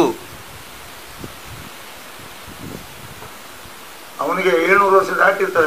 ಹುಡುಗನಿನ ಬೆಡಗಿನ ನುಡಿಯ ಕಟ್ಟಿಟ್ಟು ಅಂತ ಅವ ಹೇಳುದು ಅದಕ್ಕೆ ಬೇಕಾಗ್ತದೆ. ಹೌದು, ಆ ನಡೆಯನ್ನು ಜ್ಞಾಪಕ ಇಟ್ಟುಕೊಳ್ಬೇಕು, ಯಾರು ಮೊದಲಾಗವನ್ನು ಇಟ್ಟುಕೊಳ್ಬೇಕು, ಭಾಗವತವನ್ನು ಇಟ್ಟುಕೊಳ್ಬೇಕು. ಹಾಗೆಂತೇಳಿ ಕುರುಕ್ಷೇತ್ರ ಅರ್ಜುನನಿಗೆ ಆ ಇದಿಲ್ಲ. ಹೌದು, ಅವ ಸ್ವಲ್ಪ ಇದರಲ್ಲಿ ಇರ್ತಾನೆ. ಆಗ ಅಂದ್ರೆ ಈ ರೀತಿಯ ಪಾತ್ರ ಯಾವ ಯಾವ ಪ್ರಸಂಗದಲ್ಲಿ ಎಲ್ಲೆಲ್ಲಿ ಬರ್ತದೆ, ಅದರ ಕಾಲ ನಿರ್ಣಯ ಏನು, ಅದೆಲ್ಲವನ್ನು ಮನಸ್ಸಿನಲ್ಲಿ ಇಟ್ಟುಕೊಂಡು ಕಲಾವಿದನಾದವನು ಮುಮ್ಮೇಳದಲ್ಲಿಯೂ ಅವನು ಮಾಡಬೇಕು, ಹಿಮ್ಮೇಳದವರಿಗೂ ಅದು ವಿಚಾರ ಗೊತ್ತಿರಬೇಕು. ಅದು ನೋಡಿ, ದೊಡ್ಡ ಬಳಿಪರು ಇವನಿಗೆ ಬಬ್ರುವನಿಗೆ ಹೇಳ್ತಿದ್ರಂತೆ, ಉತ್ತಮ ಮಣಿಪುರದ ರಸನ ಚಾವಡಿ ಉಂಟಲ್ಲ, ಅದು ಭಾರಿ ಏರಿಂದ ಹೇಳ್ತಿದ್ರಂತೆ. ಹೇಳ್ತಿದ್ದದ್ದು ಹೇಗೆ? ಭಾರಿ ನಿಧಾನ ಹೇಳುದು. ಹೌದು, ಅದೇ ನಿಧಾನದಲ್ಲಿ ಏರು ಸ್ಥಾಯಿಯಲ್ಲಿ ಹೇಳ್ತಾ ಇದ್ದದ್ದು. ಹೌದು, ನಾನು ಕೇಳಲಿಲ್ಲ ಅದನ್ನು. ಹಾಗೆ ಹೇಳ್ತಿದ್ದಂತೆ ನರಸಿಂಹಟ್ಟ, ಹಾಗೆ ಹೇಳ್ತಿದ್ರು. ಅದು ಹೇಗೆ ಹೇಳ್ತಿದ್ರು ಅಂದ್ರೆ, ಅದಕ್ಕೆ ರಾಮಾಯಣ ಮಾಡ್ತಿದ್ದದಂತೆ ಆಗ ಬಬ್ರುವನ ರಂಗಸ್ಥಳ ನಿಲ್ಲಿಗೆ ಸಾಧ್ಯ ಇಲ್ಲ, ಆ ರೀತಿ ಹೇಳ್ತಿದ್ದಂತೆ. ಹಾಗೆಂತೇಳಿ ಜಾಗ ತೆತ್ತೋಗಿದೆ ಇಷ್ಟು ಹಿಂದೆ ಇರ್ತದ್ದು ಅಂತೇಳಿ ತಾಳ ತೆಗೆಯುವ ಮಾತ್ರ ಬೋರ್ಸಲ್ಲದೆ ಅದರ ತಾಳ ಗಟ್ಟಿ ಉಂಟಲ್ಲ ಹಿಂದೆ ಇತ್ತು ಅಂತೇಳಿ, ಅಂತಷ್ಟು ಸ್ವರ ಸಂಪತ್ತಿತ್ತು ಬಳಿ.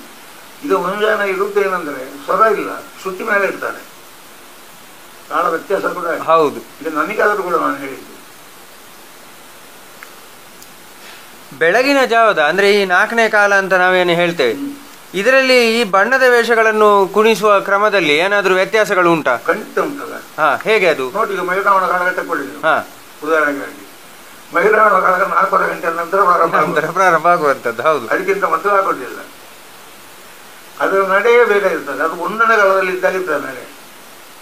ಅಂದ್ರೆ ಆ ಮಹಿರಾವಣನ ಪ್ರವೇಶಕ್ಕಾಗುವಾಗ ಮಾತ್ರ. ಹೌದು, ಅದಕ್ಕೆ ಮಾತ್ರ ಇರೋದು. ಅಂದ್ರೆ ನೀವು ನಾನು ಏನು ಅಂತಂದ್ರೆ ಆ 4ನೇ ಕಾಲದ ನಡೆಯನ್ನು ಈ ಬಣ್ಣದ ವೇಷಕ್ಕಾಗುವಾಗ ನೀವು ಜಗ್ಗಿ ಹಿಂದೆ ತರಬೇಕು. ಹಿಂದೆ ತರಲೇಬೇಕು, ಪ್ರಶ್ನೆ ಇಲ್ಲ. ಹಾಗಾದ್ರೆ ರಕ್ತಬೀಜನಿಗಾಗುವಾಗ್ಲೂ ಅದೇ ರೀತಿ, ಕಿರೀಟ ವೇಷಕ್ಕಾದಾಗ್ಲೂ ಅದೇ ರೀತಿ, ಚಂಡಮುಂಡರ ಗತಿಯನ್ನು ಆ ರಕ್ತಬೀಜನಿಗೆ ಅಳವಡಿಸಲಿಕ್ಕೆ ಇಲ್ಲ. ಹಾಗಾದ್ರೆ ಸ್ವಲ್ಪ ಹಿಂದೆ ಎಳಿಬೇಕು. ನಾನು ಈ ಪ್ರಶ್ನೆ ಕೇಳಿದ್ ಯಾಕೆ ಅಂತಂದ್ರೆ, ಈಗ ಎಲ್ಲ ನಡೆಯು ಒಂದೇ ಸ್ಪೀಡ್ ಅಲ್ಲಿ ಇರ್ತದೆ ನಾನು ಗಮನಿಸಿದ ಹಾಗೆ. ನೋಡಿ, ಅದಕ್ಕೆ ನಿಮಗೆ ದೃಷ್ಟಾಂತ ಹೇಳ್ತಾನೆ. ಚಂಡಮುಂಡದ ಇರುವ ಚಂಡನಾಟ್ಯ ವಾರ್ತೆಗೆ ಕೇಳಿ ಅಂತೇಳಿ ಸುಮ್ಮನಿಗೊಂದು ಪದ್ಯ ಉಂಟು. ಹೌದು, ಅದನ್ನು ತುಳಿತ ಜಂಪೆಯಲ್ಲಿ ಕೊಡುವಾಗಲೇ ರಕ್ತಬೀಜನ ಪ್ರವೇಶದ ನಡೆ ಯಾವುದು ಅಂತ ರಕ್ತಬೀಜನಿಗೆ ಗೊತ್ತಾಗ್ತದೆ. ಅವರು ಹೇಳುವಾಗ ಹೇಳಿದ್ರೆ ಅದರ ಮುಕ್ತಾಯಕ್ಕಿಲ್ಲ, ಇದು ಬರ್ತದೆ. ಅದರ ಸ್ಪೀಡ್ ರಕ್ತಬೀಜನಿಗೆ ಇರುವುದಿಲ್ಲ. ಬುದ್ಧಪ್ಪನ ರಕ್ತಬೀಜ ನೋಡ್ಬೋದು. ಅದರ ಇದು ಇಂಥ ನಡೆ ಅಂತ ಹೇಳ್ತಾರಲ್ಲ. ಯಾವೆಲ್ಲ ಸನ್ನಿವೇಶಗಳಲ್ಲಿ ಬಿಡ್ತಿಕೆಯ ಅವಶ್ಯಕತೆ ಇಲ್ಲ, ತಾಳ ಯಾವುದೇ ಇರಲಿ ಬಿಡ್ತಿಕೆ ಬೇಡ ಅಂತ ಹೇಳುವಂಥದ್ದು. ನೋಡಿ, ಈಗ ನೀವು ಅಯ್ಯಯ್ಯೋ ಅವನಿಗೆ ಅಬಲ ಹನುಮಂತನೇ ಉಂಟಲ್ಲ, ಅದಕ್ಕೆ ಬಿಡ್ತಿಗೆ ಕೊಟ್ಟರೆ ಹನುಮಂತ ಎಂತ ಮಾಡ್ತಾನೆ? ಹಾಗೆಂದ್ರೆ ಬಿಡ್ತಿಗೆ ಕೊಡ್ಬೇಕು ಅಂತ ಹೇಳುವವರಿದ್ದಾರೆ, ಕೊಡ್ಲೇಬಾರದು. ಅಂದ್ರೆ ಈ ದುಃಖ ರಸಕ್ಕೆ, ಆಮೇಲೆ ಕರುಣಾ ರಸಕ್ಕೆ, ಭಕ್ತಿ ರಸಕ್ಕೆ, ಇದಕ್ಕೆಲ್ಲ ಬಿಡ್ತಿಗೆ ಬೇಡ.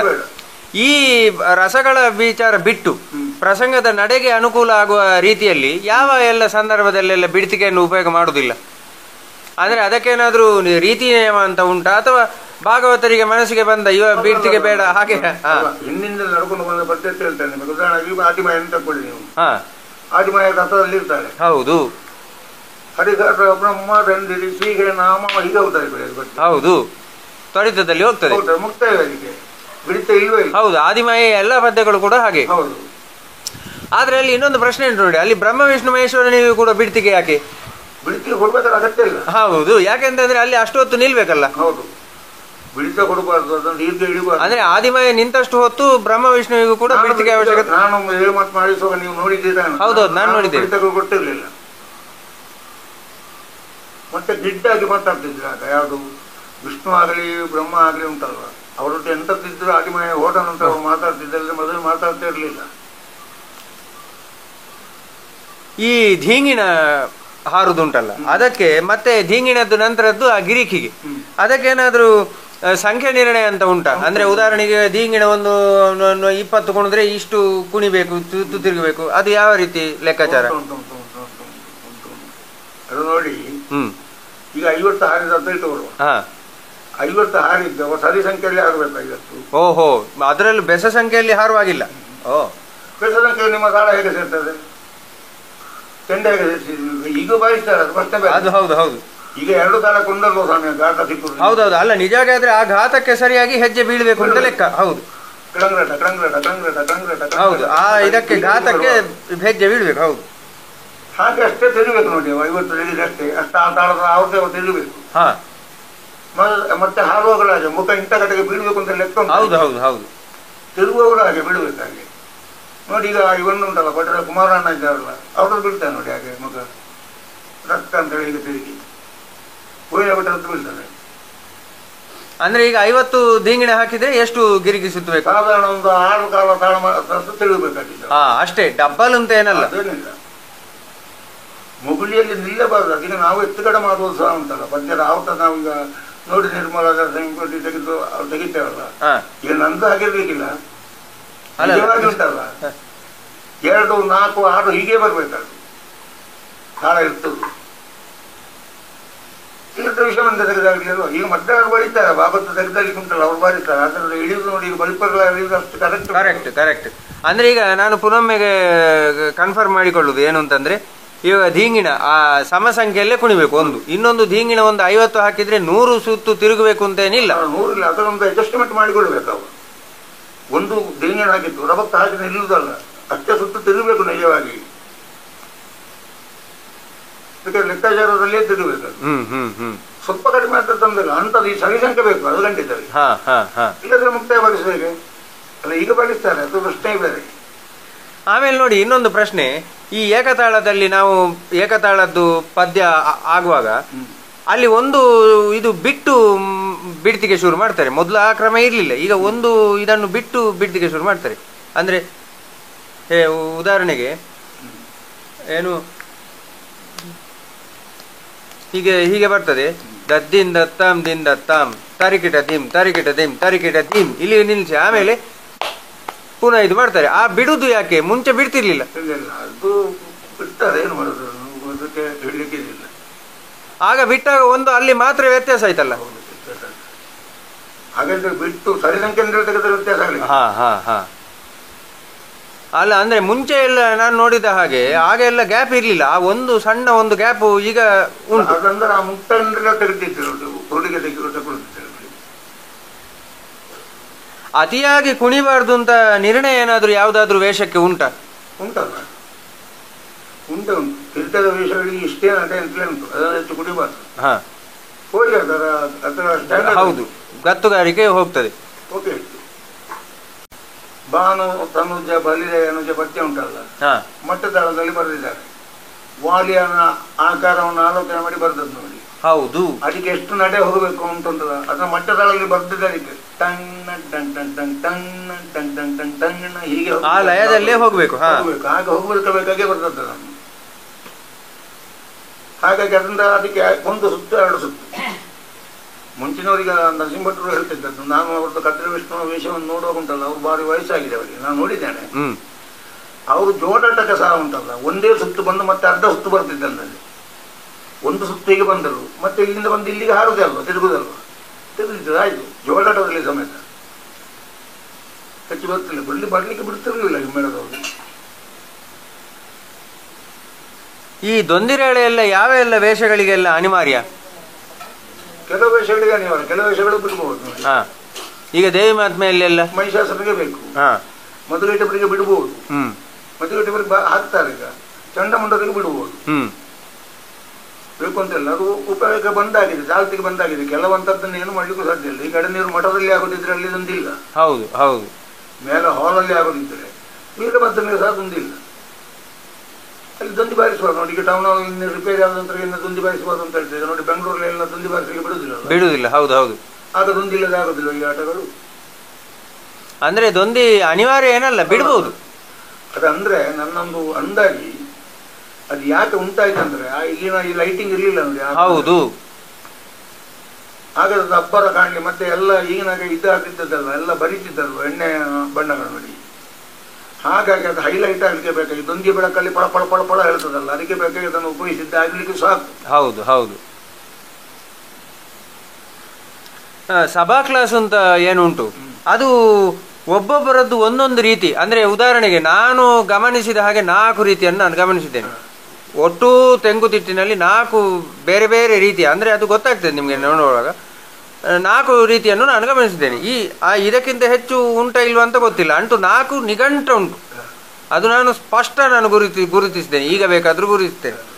ಈ 4 ರೀತಿ ಆಗಿರುವುದಕ್ಕೆ ಕಾರಣ ಏನು? ನಿಜವಾಗಾದ್ರೆ ಸಭಾ ಕ್ಲಾಸ್ ಅಂತಂದ್ರೆ ಅದು ಒಂದೇ ರೀತಿ ಅಂತ ಇರಬೇಕು. ಅದು 4 ಬೇರೆ ಬೇರೆ ರೀತಿ ಯಾಕೆ? 4 ಅಥವಾ 3 ಅಥವಾ ಎಷ್ಟು?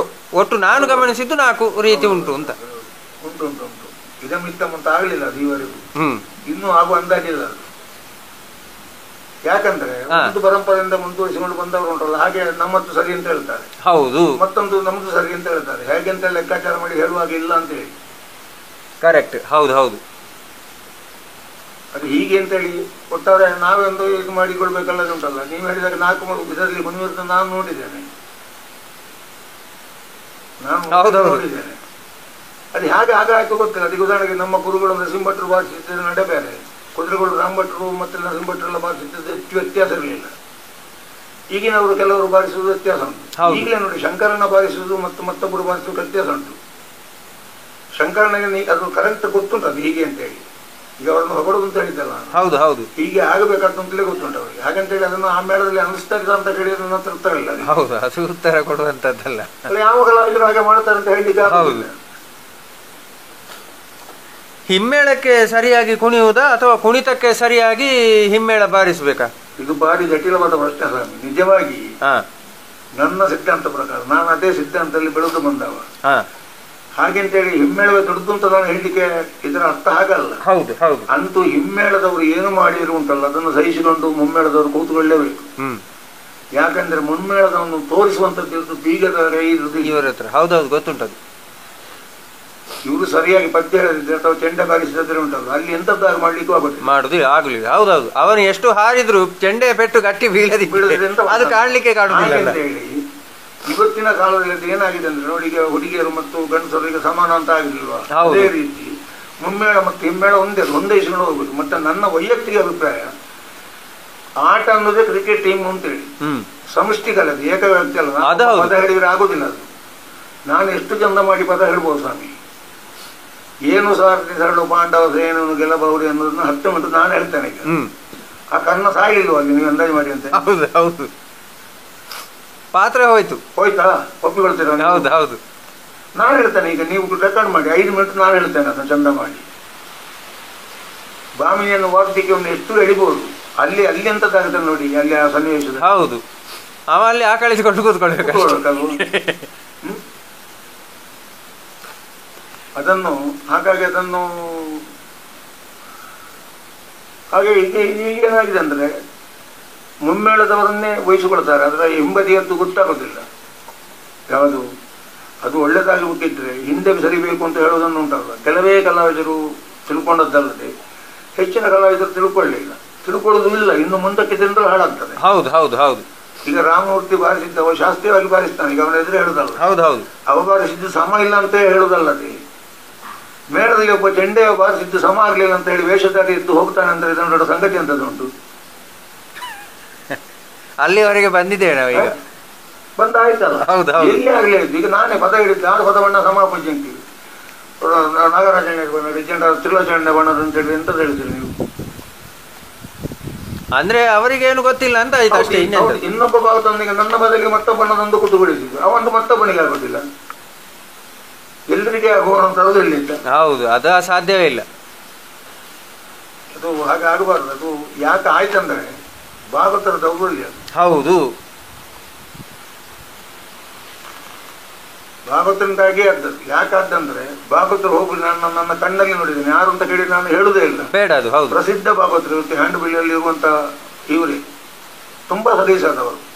ಹೋಗಿ ವೇಷಧಾರಿ ಹತ್ರ ನಿಂಕು ಅಂತ ಬಗ್ಗೆ ಬಂದು ಮಾಡಿ ಅವರ ಬಣ್ಣ ಅಂತೇಳಿ ಕೇಳ್ತಾರೆ. ಎಂತದ್ದು ಹೇಳ್ತೀರಿ ನೀವು? ನನ್ನ ಹತ್ರ ಹಾಗಾಯ್ತು ಈ ಸಲ ಪುತ್ತೂರಲ್ಲಿ ಉಂಟಲ್ಲ ಇವರ ನಟರಾಜ ವೇದಿಕೆಯಲ್ಲಿ ಎಡನೇರು ಮೇಳದ ಆಟ, ದೇವ ಕದಂಬ ಕವಿಶಿಲಿ ಪ್ರಸಂಗ, ರಕ್ತಮೇಘ ಮಾಡುವ ಒಂದು ಹೇಳಿದ ಧನುಜೇಶ ಕೇಳನ್ನ ಮಾತ, ಆಮೇಲೆ ಅಲ್ಪನೆ ಸುಮರಲೋಚನು, ಅಡ್ಡು ಬಿನ್ನೆ ತರುಣಿ ಎಲ್ಲ ಒಳಾಗಿ ಮಾಯನ್ 6 ಬದಿನ ಅಂತ ಹೇಳಿದೆ. ನಾನು ಹಂಗನೆ ಪ್ರಾಕ್ಟೀಸ್ ಆಗಿದೆ. ನಾನು ಯಾರ್ದು ಹೆಸರು ಹೇಳುದಿಲ್ಲ ಅಂತ ಹೇಳಿ, ಅದು ಬೇಡ ಹೇಳುದಿಲ್ಲ. ನಾನು ಹೇಳಿದೆ ಅದು ಹೆಜ್ಜೆದಾರರ ಅರಿವನ್ನು ಅಂತೇಳಿ ಮಲಯಾಳದಲ್ಲಿ, ಅದು ಭದ್ರದ ಪ್ರಸಂಗ ಯಾರು ಅಂತ ಗೊತ್ತುಂಟು ಅಂತ ಕೇಳಿದೆ. ಮೆಲ್ಲಗೆ ಸಿಟ್ಟು ಬರಲಿಲ್ಲ, ಸಿಟ್ಟು ಬಂದಿದೆ, ನಾನು ತೋರಿಸಲಿಲ್ಲ. ಅದಕ್ಕೆ ಅದು ನಿನ್ನಾಗಿರುವ 50 ವೇಷವನ್ನು ತಯಾರು ಮಾಡಿದ ಅಗಲಿ ಭಕ್ತರು ಬರುತ್ತಾರೆ. ಅವರು ಮಂಡ್ಯ ಸಮ ಇಲ್ಲದೆ ಬರುತ್ತಲ್ಲ. ಇದನ್ನು ತಿದ್ದಿದ್ದು ಯಾವ ಮಗ ತಿದ್ದಿದ್ದವು ಅಂತ ಕೇಳಿದೆ ನಾನು. ಯಾಕೆ ತಿದ್ದಿದ್ದು ಯಾಕೆ?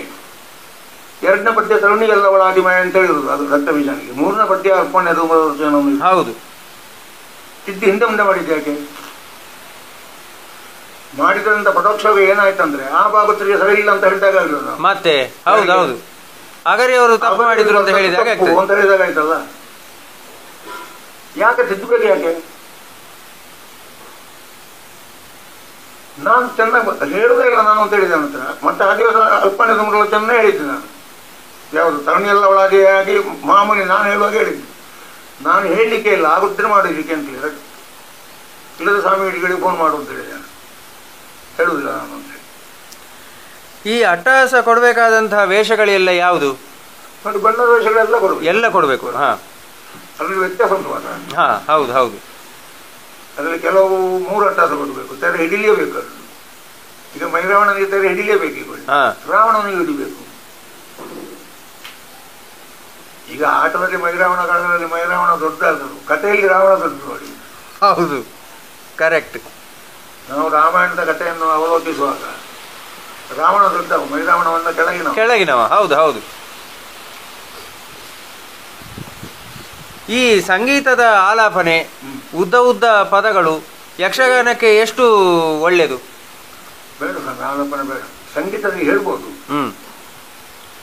ಸಂಗೀತದಲ್ಲಿ ಹೇಳ್ಬೋದು. ಹೇಳಿದವರು ಇದ್ದಾರೆ, ಅದನ್ನು ಮೆರೆಸಿದವರು ಇದ್ದಾರೆ, ಇನ್ನೂ ಮೆರೆಸಬಹುದು. ಹೌದು. ಯಕ್ಷಗಾನದ ಛಾಯೆಯನ್ನು ಮಾತ್ರ ಅದಕ್ಕೆ ಅಳವಡಿಸಿಕೊಂಡು ಶಾಸ್ತ್ರೀಯ ಸಂಗೀತ ಕಲಿತವರು ಉಂಟು. ತುಂಬ ಜನ ಹೇಳಿದವರು ಹಿಂದೆ ಇದ್ದರೂ ಈಗಲೂ ಇದ್ದಾರೆ. ಹೌದು, ಹೇಳ್ಬೋದು. ಹಾಗೆಂತ ರಾಗ ಹೇಳಿದ್ರೆ ಎಂತ ಮಾಡೋದು ವೇಷದಲ್ಲಿ ಹೇಳಿ ಅಂತ ನೀವು? ನನ್ನ ಅದೇ ಹೇಳಿದ್ರು, ಎಡನೀರು ಸ್ವಾಮೀಜಿ ಹೇಳ್ತಾರೆ ಅಂತೇಳಿ. ಎಷ್ಟು ಚಂದ ಹೇಳ್ತಾರೆ ಗೊತ್ತುಂಟ. ಫೈನ್. ಎಲ್ರಿಗೂ ಇಷ್ಟ ಆಗೋದಿಲ್ಲ ಅವರ ಬಗ್ಗೆ, ಅದು ಕಷ್ಟ ಬೇರೆ. ಅವರು ತುಂಬಾ ಇನ್ವಾಲ್ವ್ಮೆಂಟ್ ಆಗಿ ಹೇಳುದಲ್ಲ. ಹೌದು, ನಾನು ಕೇಳಿದ್ದೇನೆ ಬಹಳಷ್ಟು. ಅವರು ಅದನ್ನು ಅನುಭವಿಸಿ ಹೇಳ್ತಾರೆ ಅಂತೇಳಿ. ರಂಗ ನಿರ್ದೇಶನದ ಜವಾಬ್ದಾರಿಯಲ್ಲಿ ಹೆಚ್ಚಿನ ಪಾಲು ಭಾಗವತರಿಗ, ಕವಿಗ ಅಥವಾ ವ್ಯವಸ್ಥಾಪಕರಿಗ? ಭಾಗವತನಿಗೆ. ಅವನಿಗೆ ಒಂದು ಜವಾಬ್ದಾರಿ ಇಲ್ಲಲ್ಲ. ಇವತ್ತಿನ ಕೇಳಬೇಡಿ ನಂತರ. ಇವತ್ತಿನ ಪ್ರಶ್ನೆ ನನ್ನ ಹತ್ರ ಕೇಳೋದೇ ಬೇಡ, ನಾನು ಮಾತಾಡೋದಿಲ್ಲ ಆ ವಿಷಯ. ನನ್ನ ನೋ ಕಮೆಂಟ್ ಅಲ್ಲ. ಹಾಗಂತೇಳಿ ಯಾಕೆ ಜವಾಬ್ದಾರಿ ಹೇಳ್ತೇನೆ ನಾನು? ನಿಮ್ಮ ವೇಷ ಬರ್ತದೆ, ಅವರ ವೇಷ ಬರ್ತದೆ, ಅವನು ಶ್ರೀಕಾಂತನ ವೇಷ ಬರ್ತದೆ. ಇಷ್ಟು ವೇಷವದು ಅವನೇ ಆಗಬೇಕು ನೋಡಿ ಭಾಗವತನೇ.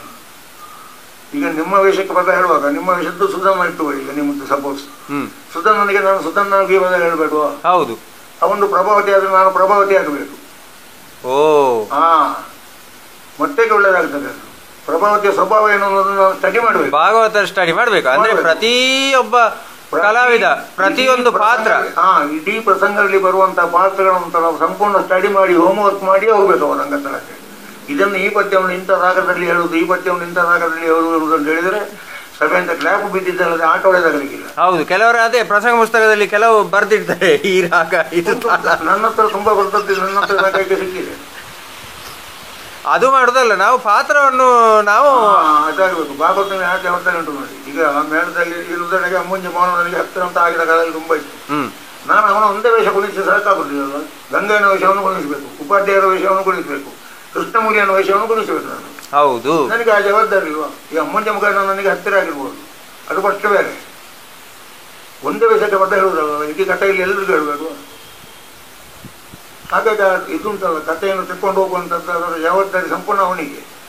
ಅದು ಆ ಕಾಲದಲ್ಲಿ ಇತ್ತು. ಈಗಲೂ ನೋಡಿ ಪುಂಜಾರಂತವರು ಇದ್ದಾರೆ, ಹಾಗಂತೇಳಿ ಅವರು ಹೇಳಿದ್ದನ್ನು ಕೇಳುವವರಿಲ್ಲ. ಹೌದು, ಹೇಳುವವರಿಲ್ಲ ಅಂತೇಳಿ. ಮತ್ತೆ ಹೆಚ್ಚಿನ ಭಾಗದಲ್ಲಿ ಹೇಳಿದ್ದು ಗೊತ್ತಿಲ್ಲ, ನೇರವಾಗಿ ಹೇಳ್ತೇನೆ ನಾನು.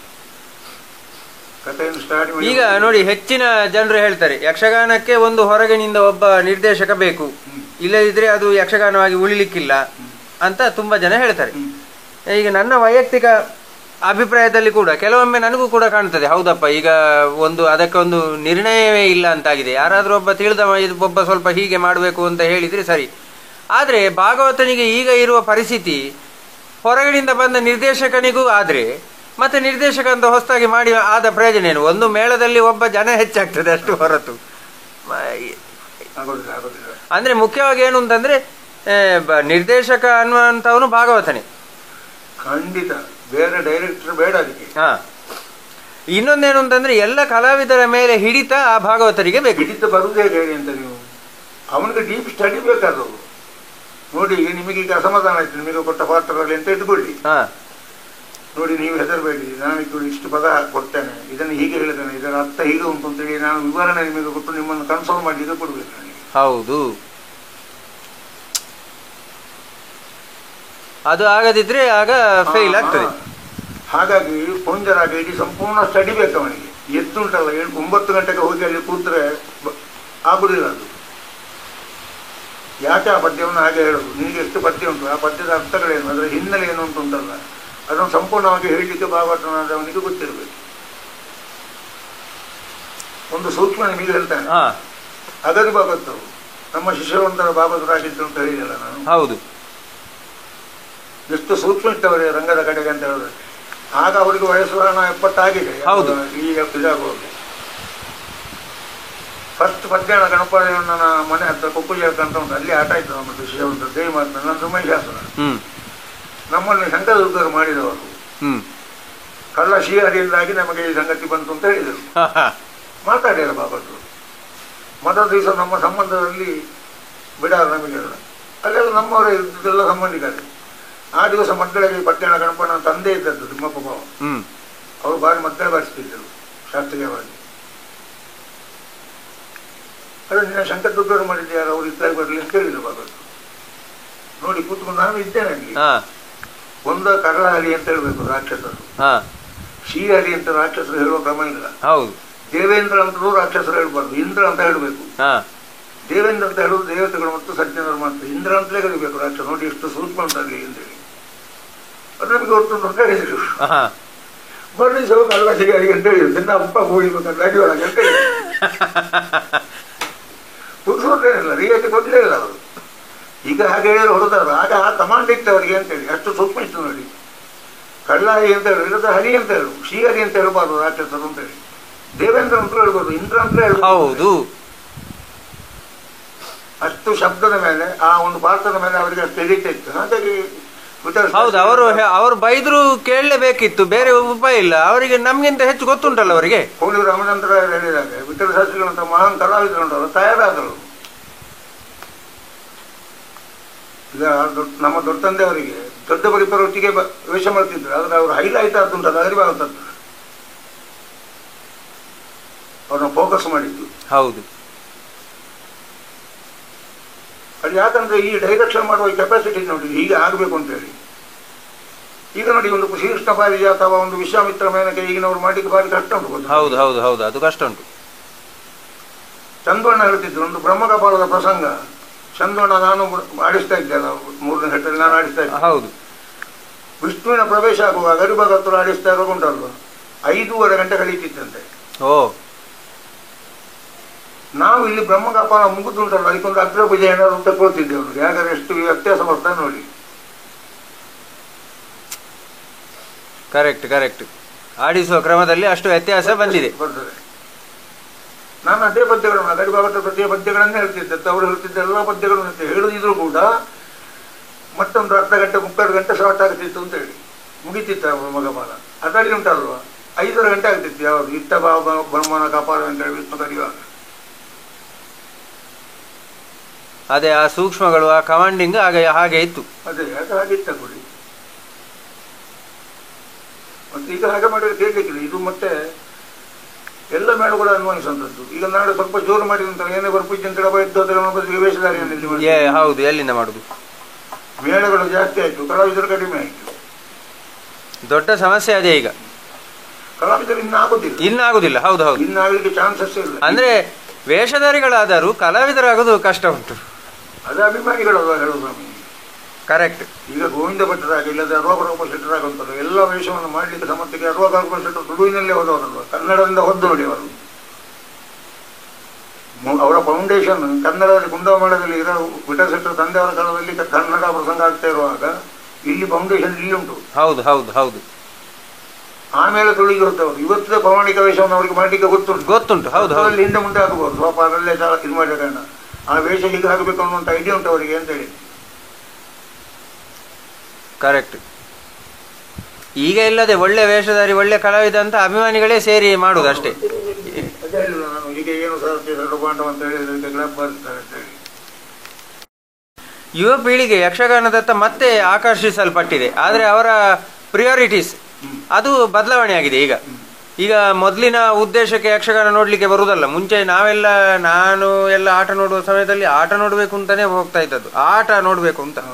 ಈಗ ಹಾಗೆಲ್ಲ, ಈಗ ಅದರ ವಿಚಾರಗಳು ಬೇರೆ ಆಗಿದೆ. ಕೆಲವರೆಲ್ಲ ಒಳ್ಳೆ ಫೋಟೋ ತೆಗೆಯುವವರು, ಅವರಿಗೆ ಆಟದ್ದು ಫೋಟೋ ತೆಗೆದು ಅಲ್ಲಿ ಇಲ್ಲಿ ಹಾಕಿ ಒಂದು ಜನ ಆಗಬೇಕು ಅಂತ ಬರುವವರು ಇದ್ದಾರೆ. ಕೆಲವರು ಇನ್ನು ಬೇರೆ ಬೇರೆ ಉದ್ದೇಶಗಳಿಂದ ಬರ್ತಾರೆ.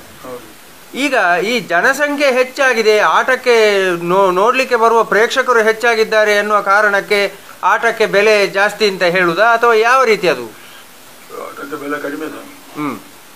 ಹಾಗೆ ಅಂತ ಹೇಳಿ ನಾವು ನಿರಾಶೆ ಆಗಬೇಕಾದ ಅಗತ್ಯ ಇಲ್ಲ. ಈಗಲೂ ಮಾಡ್ಬೋದು. ಅದನ್ನು ಹೇಗೆ ಮಾಡ್ಬೇಕು ಗೊತ್ತಂದ್ರೆ ನಿಮಗೆ, ಈಗ ಒಂದು ಮೇಳ ಅಂತ ಇಟ್ಟುಕೊಳ್ಳಿ, ಯಾವುದೇ ಆಗಲಿ ಒಂದು ಮೇಳವನ್ನು ಅದರ ಕಲಾವಿದರನ್ನು ಅದು ಈಗಿನ ಪರಿಸ್ಥಿತಿಗೆ ಹೊಂದಿಕೊಂಡು ಭಾಗವತರು ಹಿಮ್ಮೇಳದವರು ಕಲಾವಿದರೆಲ್ಲ ಕೂತು ಒಂದು 10, 15, 20 ಪ್ರಸಂಗ ನಾವು ಸ್ಟಡಿ ಮಾಡೋದು, ಮಾಡಿ ಅದನ್ನು ಹೀಗೆ ಮಾಡುವಂತ ನಾವು ಒಂದು ಗ್ರೂಪ್ ಡಿಸ್ಕಸ್ ಮಾಡಿದರೆ ಈಗಲೂ ಉಂಟಲ್ಲ ಒಳ್ಳೆ ಪ್ರೇಕ್ಷಕರನ್ನು ನಮಗೆ ತರಬಹುದು. ಹೀಗೆ ಸ್ವಲ್ಪ ಕಷ್ಟ ಉಂಟು ಮಾತ್ರ ಮಾಡಿ ನಾವೆಲ್ಲ ಅಂಡರ್ಸ್ಟ್ಯಾಂಡಿಂಗ್ ಮಾತಾಡಿ ಹೀಗೆ ಮಾಡೋದು ಅಂತ ಹೇಳಿ ಎಲ್ಲ ಲೆಕ್ಕಾಚಾರ ಮಾಡಿ ಅದನ್ನು ಪ್ರದರ್ಶನ ಮಾಡಿದರೆ ನಿಮ್ಮಂಥವ್ರೊಂದು 10 ಮಂದಿ ನೋಡ್ಬೇಕು, ಅದನ್ನು ಆಟ ನೋಡ್ಬೇಕು, ಅದನ್ನು ಮಾಡಿ ಅಂತ ನೋಡಿ. ನಿಮಗೆ ಉದಾಹರಣೆಗೆ ನಾನು ಹೇಳ್ತೇನೆ, ಭಗವತಿ ಮೇಳದವರ ಒಂದು ಭಗವತಿ ಕ್ಷೇತ್ರ ಆಟ ನೋಡಿದ್ದೆ ನಾನು. ಭಗವತಿ ಮೇಳ ಹೌದು ಹೌದು ಗೊತ್ತುಂಟು. ರಾಮಮೂರ್ತಿ ಇದ್ದ ನನ್ನೊಟ್ಟಿಗೆ. ನಾನು ಕೋಟಪತ್ರದಲ್ಲಿ ಕಟೀಲು ಮೇಳದ ಆಟ ಅರ್ಥ ನೋಡಿ ಬಂದವ. ಇಲ್ಲಿ ಬರುವಾಗ ಇಲ್ಲಿ ಆಟ ಕಾಣುತ್ತದೆ ಅಂತ ಹೇಳಿ ಹೋದ್ರೆ ನಾನು ಜೀಪಲ್ಲಿ ನಿಂತು ನಾನು ಇಬ್ಬರೇ ಮತ್ತೆ ಜೀಪ್ ಡ್ರೈವರು. ನನಗೆ ಬೆಳಿಗ್ಗೆವರೆಗೆ ನನಗೆ ಹೇಳ್ಲಿಕ್ಕೆ ಮನಸ್ಸು ಬರಲಿಲ್ಲ. ತುಳುವಿನ ಪ್ರಸಂಗ ಹೌದು, ಆ ಓಟೋ ತಕ್ಕೊಂಡು ಆಟ ಹೋಗುವಂತ ರೀತಿ ಕ್ರಮ ಹೌದೌದು ನನ್ನನ್ನು ಹಿಡಿದಿಟ್ಟಿದೆ ಅಂತ ಹೇಳಿ. ಬೆಳಿಗ್ಗೆ ಮಸೀದಿಯ ಇದ್ದಾಗುತ್ತಲ್ಲ ಯಾವ್ದು ಪ್ರಾರ್ಥನೆ ಆಗುವಾಗ ನಾವು ಹೊರಟದ್ದು ಕೇಳಿ ಸಾಕ್ಷಿ ಇದ್ದಾನಲ್ಲ, 12:45 1 ಗಂಟೆಗೆ ಬಂದಿದ್ದೇನೆ ನಾನು. ಜೀಪಿಂದ ಕೆಳಗೆ ಇಳಿಲ್ಲ, ನಾನು ಬಂದಿದ್ದೆ ಅಂತ ಇದು ಲೋಕೇಶಿಗೆ ಇದು ಯಾರಿಗೂ ಗೊತ್ತೂ ಆಗಲಿಲ್ಲ. ಇವರು ಅದಕ್ಕೆ ಹಿಮ್ಮೇಳಕ್ಕೆ ಇದ್ದರು. ನಾನು ಕೂಡಲೇ ಹೊರಟಿದ್ದೇನೆ. ತುಳುವರ ಸಂಘವೇ ಭಗವತಿ ಅವರ ಕ್ಷೇತ್ರ ಅಂತ ಅಷ್ಟು ಚಂದ ಮಾಡಿದ್ದಾರೆ ಆಟ. ಮಾಡ್ಬೋದು ಈಗಲೂ. ಅಂದ್ರೆ ಕಲಾವಿದರೆಲ್ಲ ಮನಸ್ಸು ಮಾಡ್ಬೇಕು ಅಷ್ಟೇ. ಹೌದು, ಅದು ಇನ್ನೇನಾಗ್ಬೇಕಂದ್ರೆ ಹಿಮ್ಮೇಳದವರು ಮುಮ್ಮೇಳದವರು ಎಲ್ಲ ಕೂತು ಮಾತಾಡ್ಬೇಕು. ಈಗ ಇನ್ನು ಮುಂಚಿನ ಹಾಗೆ ಹಿಮ್ಮೇಳದವರ ಕೈಯಲ್ಲಿ ಇಂತ ಎಲ್ಲ ಇಲ್ಲ, ಎಲ್ಲರೂ ಸೇರಿ ಅದನ್ನೊಂದು ವ್ಯವಸ್ಥೆ ಮಾಡಿಕೊಂಡು. ಇನ್ನು ಸಾಧ್ಯವಿಲ್ಲ, ಅದು ಹೋಯ್ತು. ಅದು ಒಮ್ಮೆ ಕೈ ತಪ್ಪಿದ್ರೆ ಉಂಟಲ್ಲ ಮತ್ತೆ ಕೈಗೆ ಸಿಗುದಿಲ್ಲ. ಹೌದು, ಅದು ಸಾಧ್ಯವಿಲ್ಲ. ಈ ಯಕ್ಷಗಾನ ಪ್ರದರ್ಶನಗಳಿಗೆ ಅಥವಾ ತಾಳಮದ್ದಲೆ ಇರ್ಬೋದು ಯಾವುದೇ ಈ ಕಲಾ ಪ್ರದರ್ಶನಗಳಿಗೆ ಕಲಾ ವಿಮರ್ಶೆ ಅನ್ನುವಂಥದ್ದು ಬೇಕಾ? ಖಂಡಿತ ಬೇಕಲ್ಲ. ಬೇಕು ಅಂತಾದ್ರೆ ವಿಮರ್ಶಕ ಆದವನು ಯಾವ ರೀತಿ ಇರಬೇಕು, ಅವನು ಹೇಗೆ ವಿಮರ್ಶೆ ಮಾಡಬೇಕು, ಅದಕ್ಕೇನಾದ್ರೂ ಮಾನದಂಡ ಉಂಟು? ಆ ವಿಮರ್ಶೆ ಮಾಡುವವನಿಗೆ ಅದರ ಬಗ್ಗೆ ಜ್ಞಾನ ಬೇಕು. ನೋಡಿ, ನೀವು ಹೇಳಿದ್ದೀರಿ ಅಂತೇಳಿ ನಾನು ಹೇಳುದಲ್ಲ ಅಂತ ಹೇಳಿದ್ದು, ನಾನು ನೋಡ್ಬೇಕು ಅದನ್ನು ಪ್ರತ್ಯಕ್ಷವಾಗಿ. ಹೌದು, ಪ್ರಾಕ್ಟಿಕಲ್ ಆಗಿ ನೋಡಿ ಇದು ಅಲ್ಲಿಗೆ ಎಷ್ಟು ಸಮಂಜಸ. ನಿಮಗೆ ಒಂದು ದೃಷ್ಟಾಂತ ನಾನು ಒಂದು ಉದಾಹರಣೆ ಕೊಡ್ತೇನೆ, ಅಲ್ಲಿಗೆ ಅದು ನಿಮಗೆ ಸಾಲ್ವ್ ಆಗ್ತದೆ. ಅಗರಿ ರಘುರಾಮಣ್ಣ ಇದ್ದಾರಲ್ಲ, ಅಗರಿ ಸ್ವಾಗತರ ಮಗ, ಇವರು ನಾವೊಂದು ಕಾರ್ಯಕ್ರಮಕ್ಕೆ ಕರೀಲಿಕ್ಕೆ ಹೋದ, ಅವರಿಗೆ ಒಂದು ಸನ್ಮಾನ ಮಾಡುವಂಥದ್ದು ನಮ್ಮ ದೊಡ್ಡ ತಂದೆಯವರ ಹೆಸರಲ್ಲಿ ಸನ್ಮಾನ ಮಾಡಲಿಕ್ಕೆ ಉಡುಪಿಯಲ್ಲಿ ಇವೆಲ್ಲ ಇದ್ದ. ಅದಕ್ಕೆ ಇನ್ವಿಟೇಷನ್ ಕೊಡ್ಲಿಕ್ಕೆ ಹೋಗ್ಬೇಕಲ್ಲ, ಅದಕ್ಕೆ ಮೊದಲು ಹೋಗಿ ಮಾತಾಡಿದ್ದೇವೆ. ಮತ್ತೆ ಇನ್ವಿಟೇಷನ್ ಕೊಡ್ಲಿಕ್ಕೆ ತಿಳಿ ಹೋಗ್ತೀವಿ. ಎಲ್ಲಿ ಎಂತದಂತ ನೀವು ಕೇಳಬಾರ್ದು, ಯಾಕಂದ್ರೆ ಅದು ನೀವು ನಾಳೆ ಹಾಕಿ ನಾಳೆ ಮತ್ತೆ ಕಾಂಪ್ಲಿಕೇಶನ್ ಆಗುತ್ತೆ. ಅದಕ್ಕೆ ಬೇಕಾಗಿ ಟೌನ್ ಅಲ್ಲಿ ಒಂದು ಆಟ ಆಯ್ತಂತೆ, ಗಜಮುಖದಾಗ ಇವರೇ ಹೇಳಿದ್ದು ಚೌಕಿಯಲ್ಲಿ. ಅಲ್ಲಿ ಸನ್ಮಾನ ಇತ್ತು ಇವರಿಗೆ. ಅಲ್ಲಿ ದೇವಿ ಮಹಾತ್ಮೆ ಜಯತ ಆದ್ಮೇಲೆ ತ್ರಿದ್ವಂದ್ವ 3 ಮಂದಿ ಭಾಗವತ ಹಾಡ್ಲಿಕ್ಕೆ ತ್ರಿದ್ವ ಆಯ್ತು ಆಯ್ತಾ. ಇವರೊಂದು ಕಾಲು ಅಂತ ಹೇಳಿದಾರಂತೆ, ಅದು ರಘುರಾಮಣ್ಣ ಹೇಳಿದ್ದಾನೆ. ನಾನು ಹೋಗ್ಲಿಲ್ಲ ಆಟಕ್ಕೆ, ಅವರು ಸುಳ್ಳು ಹೇಳಿಕ್ಕಿಲ್ಲ, ನನಗೆ ವಿಷಯ ಹೋಗ್ತವ್ರು. ಹೌದು, ಇಲ್ಲಿವರೆಗೆ ಆದಿಮಾಯಲ್ಲಿ ನಿಂತುಂಟ ಬಳಿ ಏನಾಯ್ತು ಅಂದಾಜು ಮಾಡಿ ಅಂತ ನೀವು. ಹೇಗೆ 3 ಮಂದಿ ರಾಗಾಲಾಪನೆ ಮಾಡಿ ಜಯತು ದೇವತೆ ಆದಿಮನೆಯನ್ನು ಹೇಳಿದ್ರು. ಆದಿಮಾಯಲ್ಲಿ ನಿತ್ಯ ಉಂಟು ಅಂತೇಳಿ ಮೇಲೆ. ಹೌದು, ಕರೆಕ್ಟ್. ನಿಮಗೆ ಹೇಳಿದ್ದು ಗೊತ್ತಾಯ್ತಾ? ಹೌದು ಹೌದು, ಇಂಥದ್ದೊಂದು ಸನ್ನಿವೇಶ ಆಗಿದೆ ಅಂತ ಹೇಳಿದ್ರು. ನೀವು ಹೇಳಿದ ಪ್ರಶ್ನೆ ಯಾವ್ದು ಹೇಳಿ ಅಂತ. ಅದೇ ವಿಮರ್ಶೆ ಯಾವ ರೀತಿ ಇರ್ಬೇಕು ಅಂತ. ಇದನ್ನು ನೋಡಿ ರಘುರಾಮಣ್ಣ ವಿಮರ್ಶೆ ಮಾಡಿದ್ರು, ನನ್ನ ಹತ್ರ ಹೇಳಿದ್ರು. ಇದೀಗ ನಾನು ಈಗ ಹೇಳಿದ್ದೆ ಅಂತ ಗೊತ್ತಾದ್ರೆ ರಾಗ ಹೇಳಿದಂತ ಭಾಗವತರಿಗೆ ಏನಾಗ್ತದೆ, ಮನಸ್ಸಿಗೆ ಬೇಸರ ಆಗ್ತದೆ. ಹೌದಾ? ಒಪ್ಪಿಕೊಡ್ತೀರ ನೀವು? ಅಭಿಮಾನಿಗಳು ನಾಳೆ ಬರ್ತಾರೆ, ಫೇಸ್ಬುಕ್ ಅಲ್ಲಿ ಕಳಿಸ್ತಾರೆ, ಕೆಲವು ಚಾನಲ್ಗೆ ಟ್ವೀಟ್ ಮಾಡ್ತಾರೆ, ನಿಮಗೂ ಕಳಿಸ್ತಾರೆ. ಹೌದು, ಅಲ್ಲಲ್ಲ, ನನಗೆ ಅನುಭವ ಉಂಟು. ನನಗೆ 8 ದಿನ ನಿರಂತರ ಬೆದರಿಕೆ ಬಂದಿದೆ. ಅದೇ ನಾನು ಯಾಕೆ ಹೇಳ್ತೇನೆ ಅಂದ್ರೆ, ನಾಳೆ ಉಂಟಲ್ಲ ಈ ಫಾಲೋವರ್ಸ್ ಮೊದಲು ಉಂಟಲ್ಲ, ನೇರವಾಗಿ ಹೇಳುದಿದ್ರೆ ಮೊದಲು ಹಾಕಬೇಕಾದ ಇವರಿಗೆ, ಯಾರಿಗೆ? ಅಭಿಮಾನಿಗಳಿಗೆ.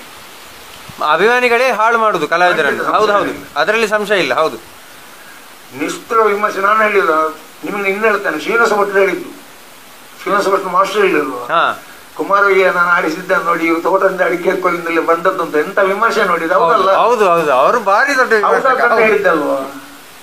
ಅಜಮುಖಿಗೆ ನಾನು ಹೇಳಿದಂತ ಪದ್ಯ ಸಮ ಆಗ್ಲಿಲ್ಲ ಅಂತ ಶ್ರೀನಿವಾಸ ಭಟ್ರು ಅವರಿಗೆ ಭಾಗವತಿಗೆ ಗೊತ್ತುಂಟು, ಗೊತ್ತಿದ್ದವ್ರು ಹೇಳಿದ್ದು ನೋಡಿ. ನಾನು ಒಪ್ಪಿಕೊಳ್ಬೇಡುವ ನಾನು. ಹೌದು, ಮತ್ತೆ ಸರಿ ಆಗ್ಲಿಲ್ಲ ಅಂತ ನರಸಿಂಹ ಭಟ್ರಿಗೆ ಗೊತ್ತಿತ್ತು. ಅವನಿಗೆ ಹೇಗೂ ಗೊತ್ತುಂಟು, ಅವರಿಗೆ ಹಿಂದೆ ತಿರುಗಿ ನೋಡ್ಲಿಕ್ಕೆ ಧೈರ್ಯ ಇಲ್ಲ. ಅಂದ್ರೆ ಆಗ ಈಗಿನಷ್ಟಲ್ಲ, ಇದು 3 ವಾರ ಸಿಟ್ಟಿತ್ತು ನನಗೆ, ಆಗ್ಲೇ ಬೈತಿದ್ದೆ ನಾನು. ಹೌದು, ನೀವು ಮಾತಾಡುವ ಭಾಗವತರು ಅಂತ ಹೇಳಿದ್ರು. ಅದು ಯಾಕೆ ಮಾತಾಡ್ತೇನೆ ಅಂದ್ರೆ, ನನಗೆ ಒಂದು ವೇಷ ಉಂಟಲ್ವ, ಹೀಗೆ ಆಗ್ಬೇಕು ಅಂತ ನನಗೆ ಒಂದು ಕಲ್ಪನೆ ಇರ್ತೇನೆ, ನಾನು ವೇಷ ಮಾಡಿಕೊಂಡಿದ್ದ ಕಾರಣ. ಹೌದು, ಕರೆಕ್ಟ್. ಅದು ಟ್ರ್ಯಾಕ್ ಬಿಟ್ಟ ಕೂಡ ಸಿಟ್ಟು ಬರ್ತಾನೆ, ಕೂಡಲೇ ಮಾತಾಡ್ತಾನೆ. ನಾನು ಒಳ್ಳೆದಾದ್ರೂ ಹೇಳ್ತೇನೆ ಹಾಗೆ. ಹೌದೌದು, ಅದು ನೀವು ರಂಗದಲ್ಲೇ ಹೇಳ್ತಿದ್ರಿ. ಹೌದು, ಅದನ್ನ ನಾನು ಕೇಳಿದ್ದೇನಪ್ಪ.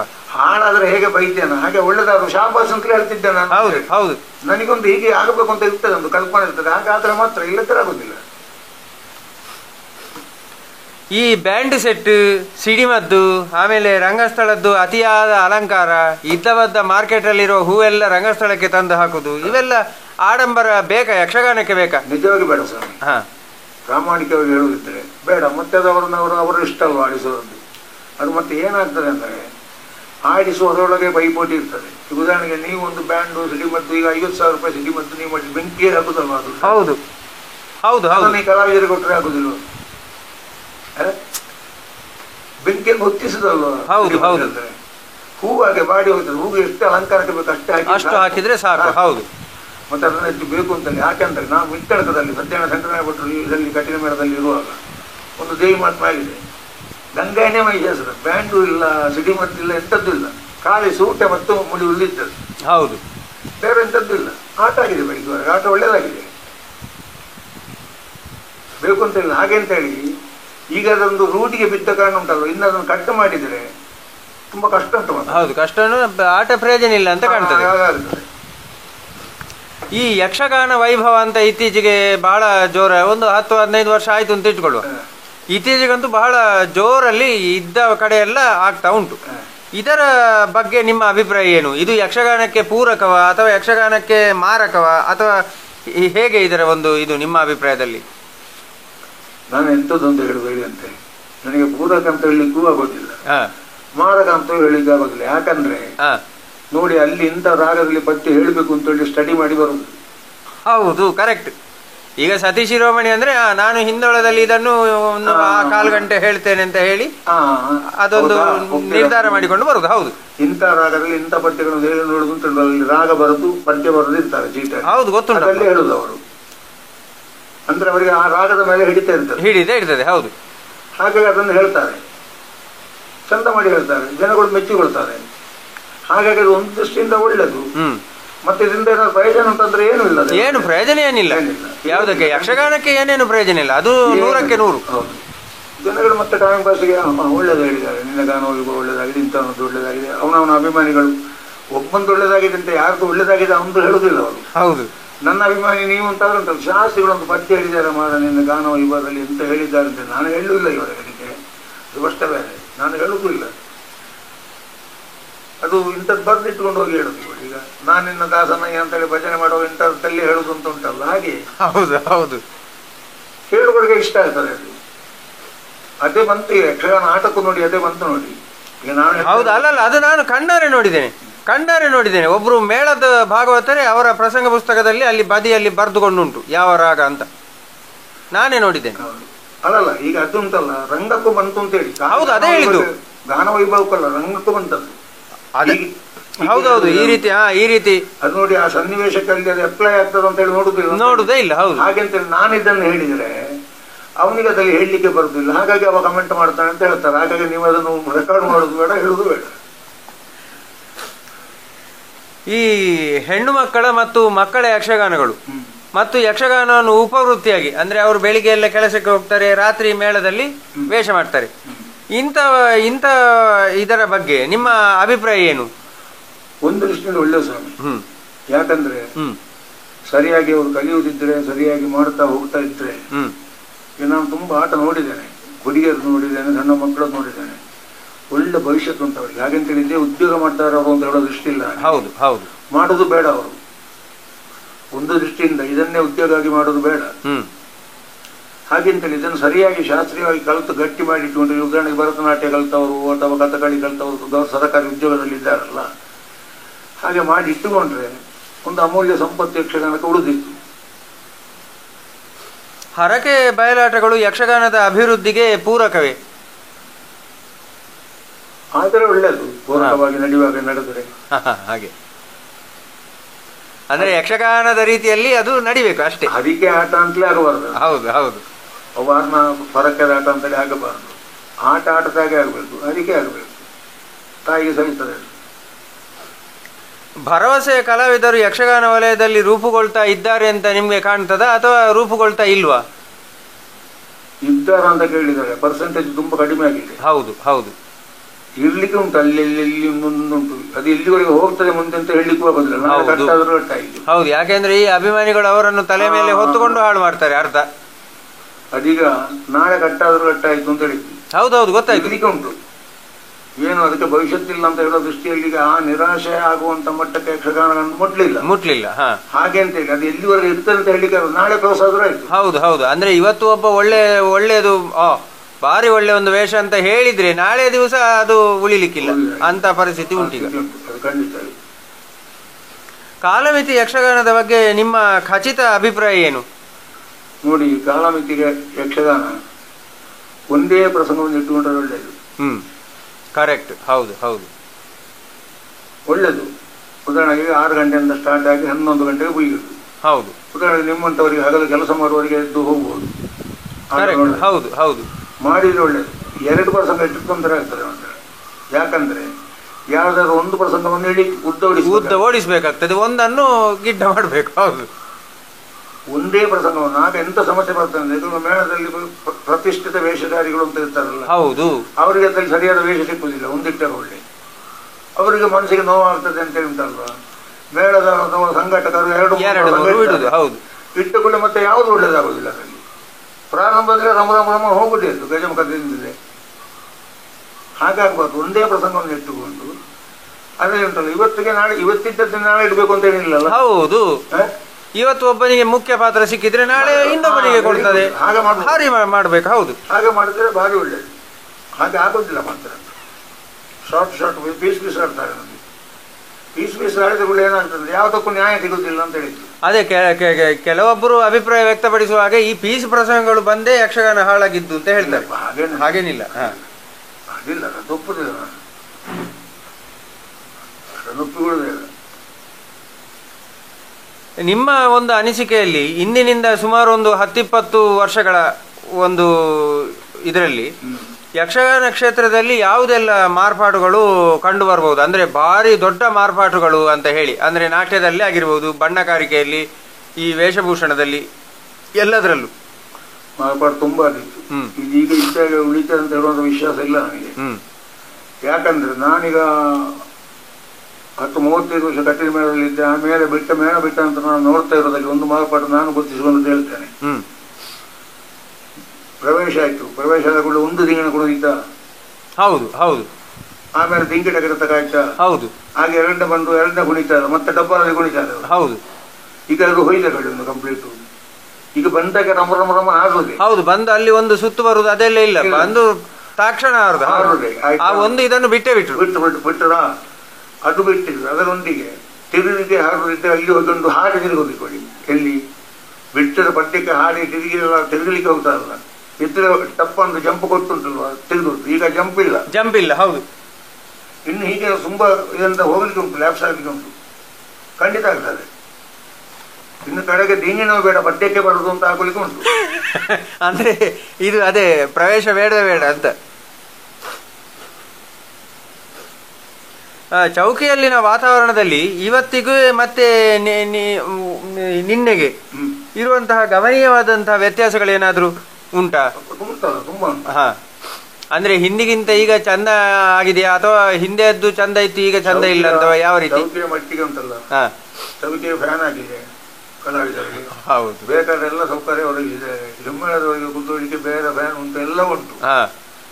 ಹಾಗೆಂತೇಳಿ ಚೌಕಿಗೆ ಬರುವಂತ ವೇಷಧಾರಿಗಳು 10 ಗಂಟೆಗೆ ವೇಷ ಅಂದ್ರೆ ಬರೋದೇ 9:15 ಗಂಟೆಗೆ. ಅವ ಬರ್ತಾನ ಇರುವಂತ ಈ ಸಂಘಟಕರಿಗೆ ತರಬೇತಿ ಆಯ್ತು. ಹೌದು ಹೌದು, ಅವ ಫೋನು ಮಾಡೋದಿಲ್ಲ. ಮುಂಚೆ ಆಗಲ್ಲ. ಈಗ ಈ ಚಂದಣ್ಣ ಗುಡ್ಡಪ್ಪಣ್ಣ ಉಂಟಲ್ಲ, 7:15 ಗಂಟೆ 7:45 8 ಗಂಟೆ ಒಳಗೆ ಬಂದಾಯ್ತು ಚೌಕಿಗೆ. ಬಂದು ಬಾಬತ್ತು ಹಾಕಿದ ಪಟ್ಟಿ ನೋಡಿ ಎಂತ ವೇಷ ಅಂತ ನೋಡಿದ್ರು. ನೋಡಿ ಒಂದು ಅವರದ್ದೇ ಆದಂಥದ್ದು ಒಂದು ಬರಬಂತ ವ್ಯವಸ್ಥೆ ಉಂಟು. ಅದು ತಗೊಂಡೋಗಿ ಅಲ್ಲಿ ಹಾಕಿ ಮಲಗಿದರು. ಒಂದು 4 ಮಂದಿ ಅಂತ ಹೇಳ್ತಾರೆ ಅವರು. ಇಂಚಿ ಇಷ್ಟು ಹೊತ್ತಿಗೆಲ್ಲ ಇಂಚಿ ಪುನಃ ವೇಷ ಬಂದಾಗ ಅಕ್ಕಲ್ಲ, ಈ ವೇಷ ಬಂದಾಗ ಅಕ್ಕಲ್ಲ ಅಂತ ಹೇಳೋದವರು. ಟೈಮ್ ಹೇಳುದಿಲ್ಲ ಅವರು. ಆ ವೇಷ ಬಂದ ಬಿಟ್ಟಿದ್ರೆ ಅಕ್ಕವಳ ಅಂತೇಳಿ ಹೇಳಿ ಮಾಡಬಹುದು. ಒಂದು 4 ಮಂದಿ ಅಂತ ಹೇಳ್ತಾರೆ. ಈಗ ಬರೋದು 9 ಗಂಟೆಗೆ ಒಂದದು ಬಂದು ಇಲ್ಲಿ ಉಂಟಲ್ಲ, ಇಲ್ಲಿ ಹೇಳುದನ್ನು ಹೇಳಿ ಮತ್ತೊಂದು ಕಡೆಗೆ ಕಾರ್ಯಕ್ರಮಕ್ಕೆ ಹೋಗಬೇಕು ಅವನಿಗೆ. ಕರೆಕ್ಟ್. ಹೌದು ಹೌದು. ಅದರಿಂದಾಗಿ ಇಲ್ಲಿಯೂ ನ್ಯಾಯ ಸಲ್ಲಿಸುವುದಿಲ್ಲ, ಅಲ್ಲಿಯೂ ನ್ಯಾಯ ಸಲ್ಲಿಸಲಿಕ್ಕೆ ಆಗುದಿಲ್ಲ ಅವನಿಗೆ.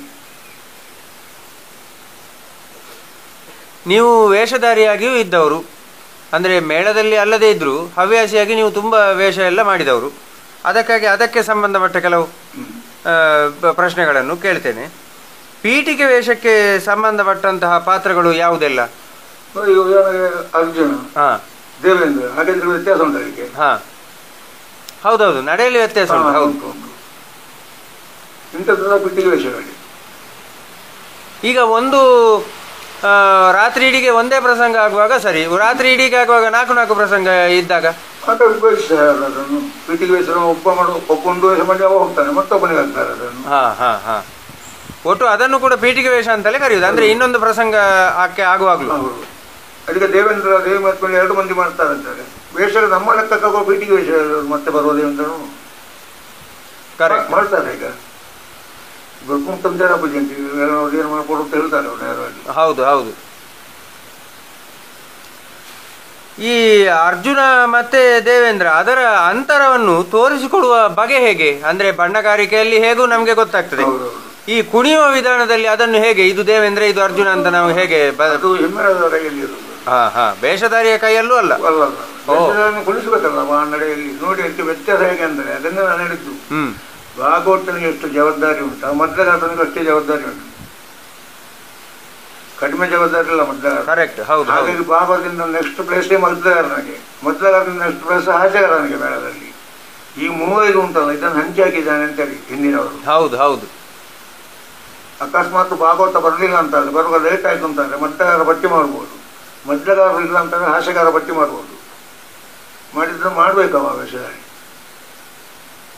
ಅದನ್ನು ನೋಡಿ. ಅರ್ಜುನ ದೇವೇಂದ್ರ 100 ಯಾಗದ ಬಲದಿಂದ ಪೀಠದಲ್ಲಿ ಕೂತಾವ. ಆ ತೇಜಸ್ ಬೇರೆ ಇರ್ತದೆ, ಬೇರೆ ಇರ್ತದೆ. ಹೌದು ಹೌದು. ಅರ್ಜುನನಿಗೆ ಆ ನಡೆ ಇಲ್ಲ, ಅರ್ಜುನಿಗೆ ನಡೆ ಬೇರೆ ಕೊಡಿ. ಇದನ್ನು ಅವನಿಗೆ ಕಲ್ಪನೆ ಮಾಡ್ಬೇಕು. ಯಾರು ಭಾಗವತ ಮಾಡ್ಬೇಕು, ವೇಷಧಾರಿ ಮಾಡ್ಬೇಕು.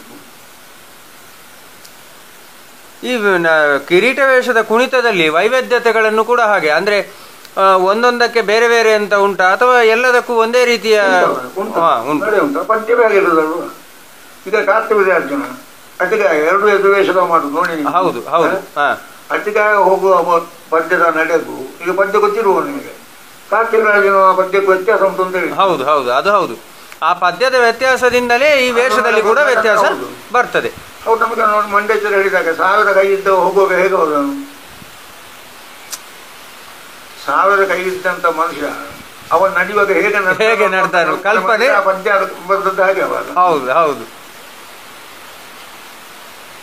ಅಂದ್ರೆ ಪ್ರತಿಯೊಂದು ಪಾತ್ರದ ಕಲ್ಪನೆಯನ್ನು ನಾವು ಮೈಗೂಡಿಸಿಕೊಳ್ಬೇಕು ಕಲಾವಿದನಾದವನು. ಅಂದ್ರೆ ಭಾಗವತರು ಮೈಗೂಡಿಸಿಕೊಳ್ಬೇಕು, ಎಲ್ಲರೂ. ಪರಕಾಯ ಪ್ರವೇಶ ಮಾಡ್ಲಿಕ್ಕೆ ಗೊತ್ತಿರೋದ ಉಂಟಲ್ಲ, ಯಕ್ಷಗಾನದಲ್ಲಿ ಮಿಂಚಲಿಕ್ಕಿಲ್ಲ. ಸುಮ್ಮನೆ ಅಭಿಮಾನಿಗಳು ಹೋಡ್ಬೇಕಲ್ಲದೆ ಉಂಟಲ್ಲ, ಖಂಡಿತ ಆಗೋದಿಲ್ಲ. ಅದು ವೇಷಧಾರಿಯೂ ಆಗಿ ವೇಷಧಾರಿ ಆ ಪಾತ್ರವೇ ತಾನಾಗಿ ಅಭಿನಯಿಸಿದ್ರೆ ಮಾತ್ರ ಆ ವೇಷ ಫೋಕಸ್ ಆಗುವುದಲ್ಲ, ಇಲ್ಲದ್ರೆ ಆಗುದಿಲ್ಲ.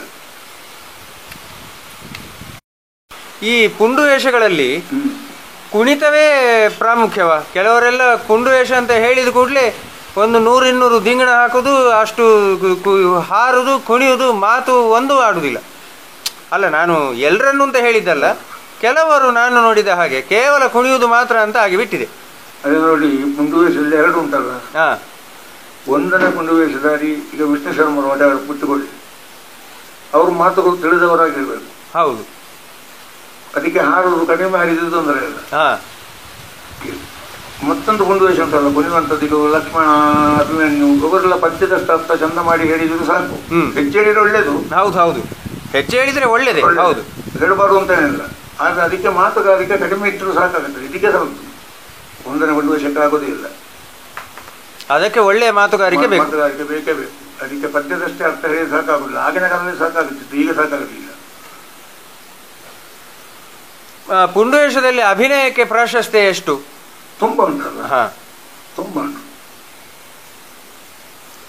ಈಗ ನೋಡಿ, ಇಂದ್ರಜಿತು ಖಳಪಾತ್ರ, ಅತಿಕಾಯ ಸಾತ್ವಿಕ ಪಾತ್ರ. ಆದ್ರೂ ಕೂಡ ಇಂದ್ರಜಿತು ಪೀಠಿಗೆ ವೇಷ, ಅತಿಕಾಯ ಎದುರು ವೇಷ ಆದದ್ದು ಯಾಕೆ? ನೋಡಿ, ಈ ಪೀಠಿಗೆ ವೇಷದವನೇ ಉಂಟಲ್ವಾ, ಮತ್ತೆ ಎದುರು ವೇಷದವನಾಗುದು ನೆನಪಿಟ್ಟುಕೊಳ್ಳಿ. ಹೌದು ಹೌದು ಹೌದು. ಪೀಠಿಗೆ ವೇಷದವನ ನಡೆ ಸ್ವಲ್ಪ ಸ್ಪೀಡ್ ಇರ್ತದೆ. ಕರೆಕ್ಟ್. ಇಂದ್ರಜಿತು ಜತ್ತು ಬೇಕು ನೋಡಿ. ಅತಿಗಾಯ ಮಾಡಿದ ಉಂಟಲ್ಲ, ಈ ಪೀಠಿಗೆ ವೇಷದವನೇ ಅತಿಗಾಯ ಮೂರು ದಿವಸ ಅತಿಗಾಯ ಆಗೋದಿಲ್ಲ. ಅವನ ನಡೆ ಸ್ವಲ್ಪ ಹಿಂದೆ ಇರ್ತದೆ ಎದುರು ವೇಷದವನು, ಅಂದ್ರೆ ವಯಸ್ಸಾಗಿರ್ತಾರೆ ಅವನಿಗೆ. ಹೌದು, ನಡೆಯು ಹಿಂದೆ ಇರ್ತದೆ. ಹಾಗಾಗಿ ಅದನ್ನು ಹಾಗೆ ಚೇಂಜ್ ಮಾಡಿದ್ದು. ಈಗ ನೋಡಿ, ಹಾಗೆ ಅಂತೇಳಿ ನಾರಾಯಣ ಹೆಗ್ಗಡೆ ಅವರು ಎದುರು ವೇಷದಲ್ಲಿ ನಿಮಗೆ ಅಪವಾದ ಹೇಳ್ತೇನೆ ನಾನು. ಅವರು ಮೇಳದಲ್ಲಿ ಅತಿಗಾಯ ಮಾಡ್ತಿರ್ಲಿಲ್ಲ, ಅವರು ಹಿಂದಿರುತ್ತವೇ ಮಾಡ್ತಿದ್ದದ್ದು. ಪುತ್ತೂರು ನಾರಾಯಣ ಹೆಗ್ಗಡೆ ಅವರು ನಿಜವಾಗಿ ಎದುರು ವೇಷಧಾರಿ.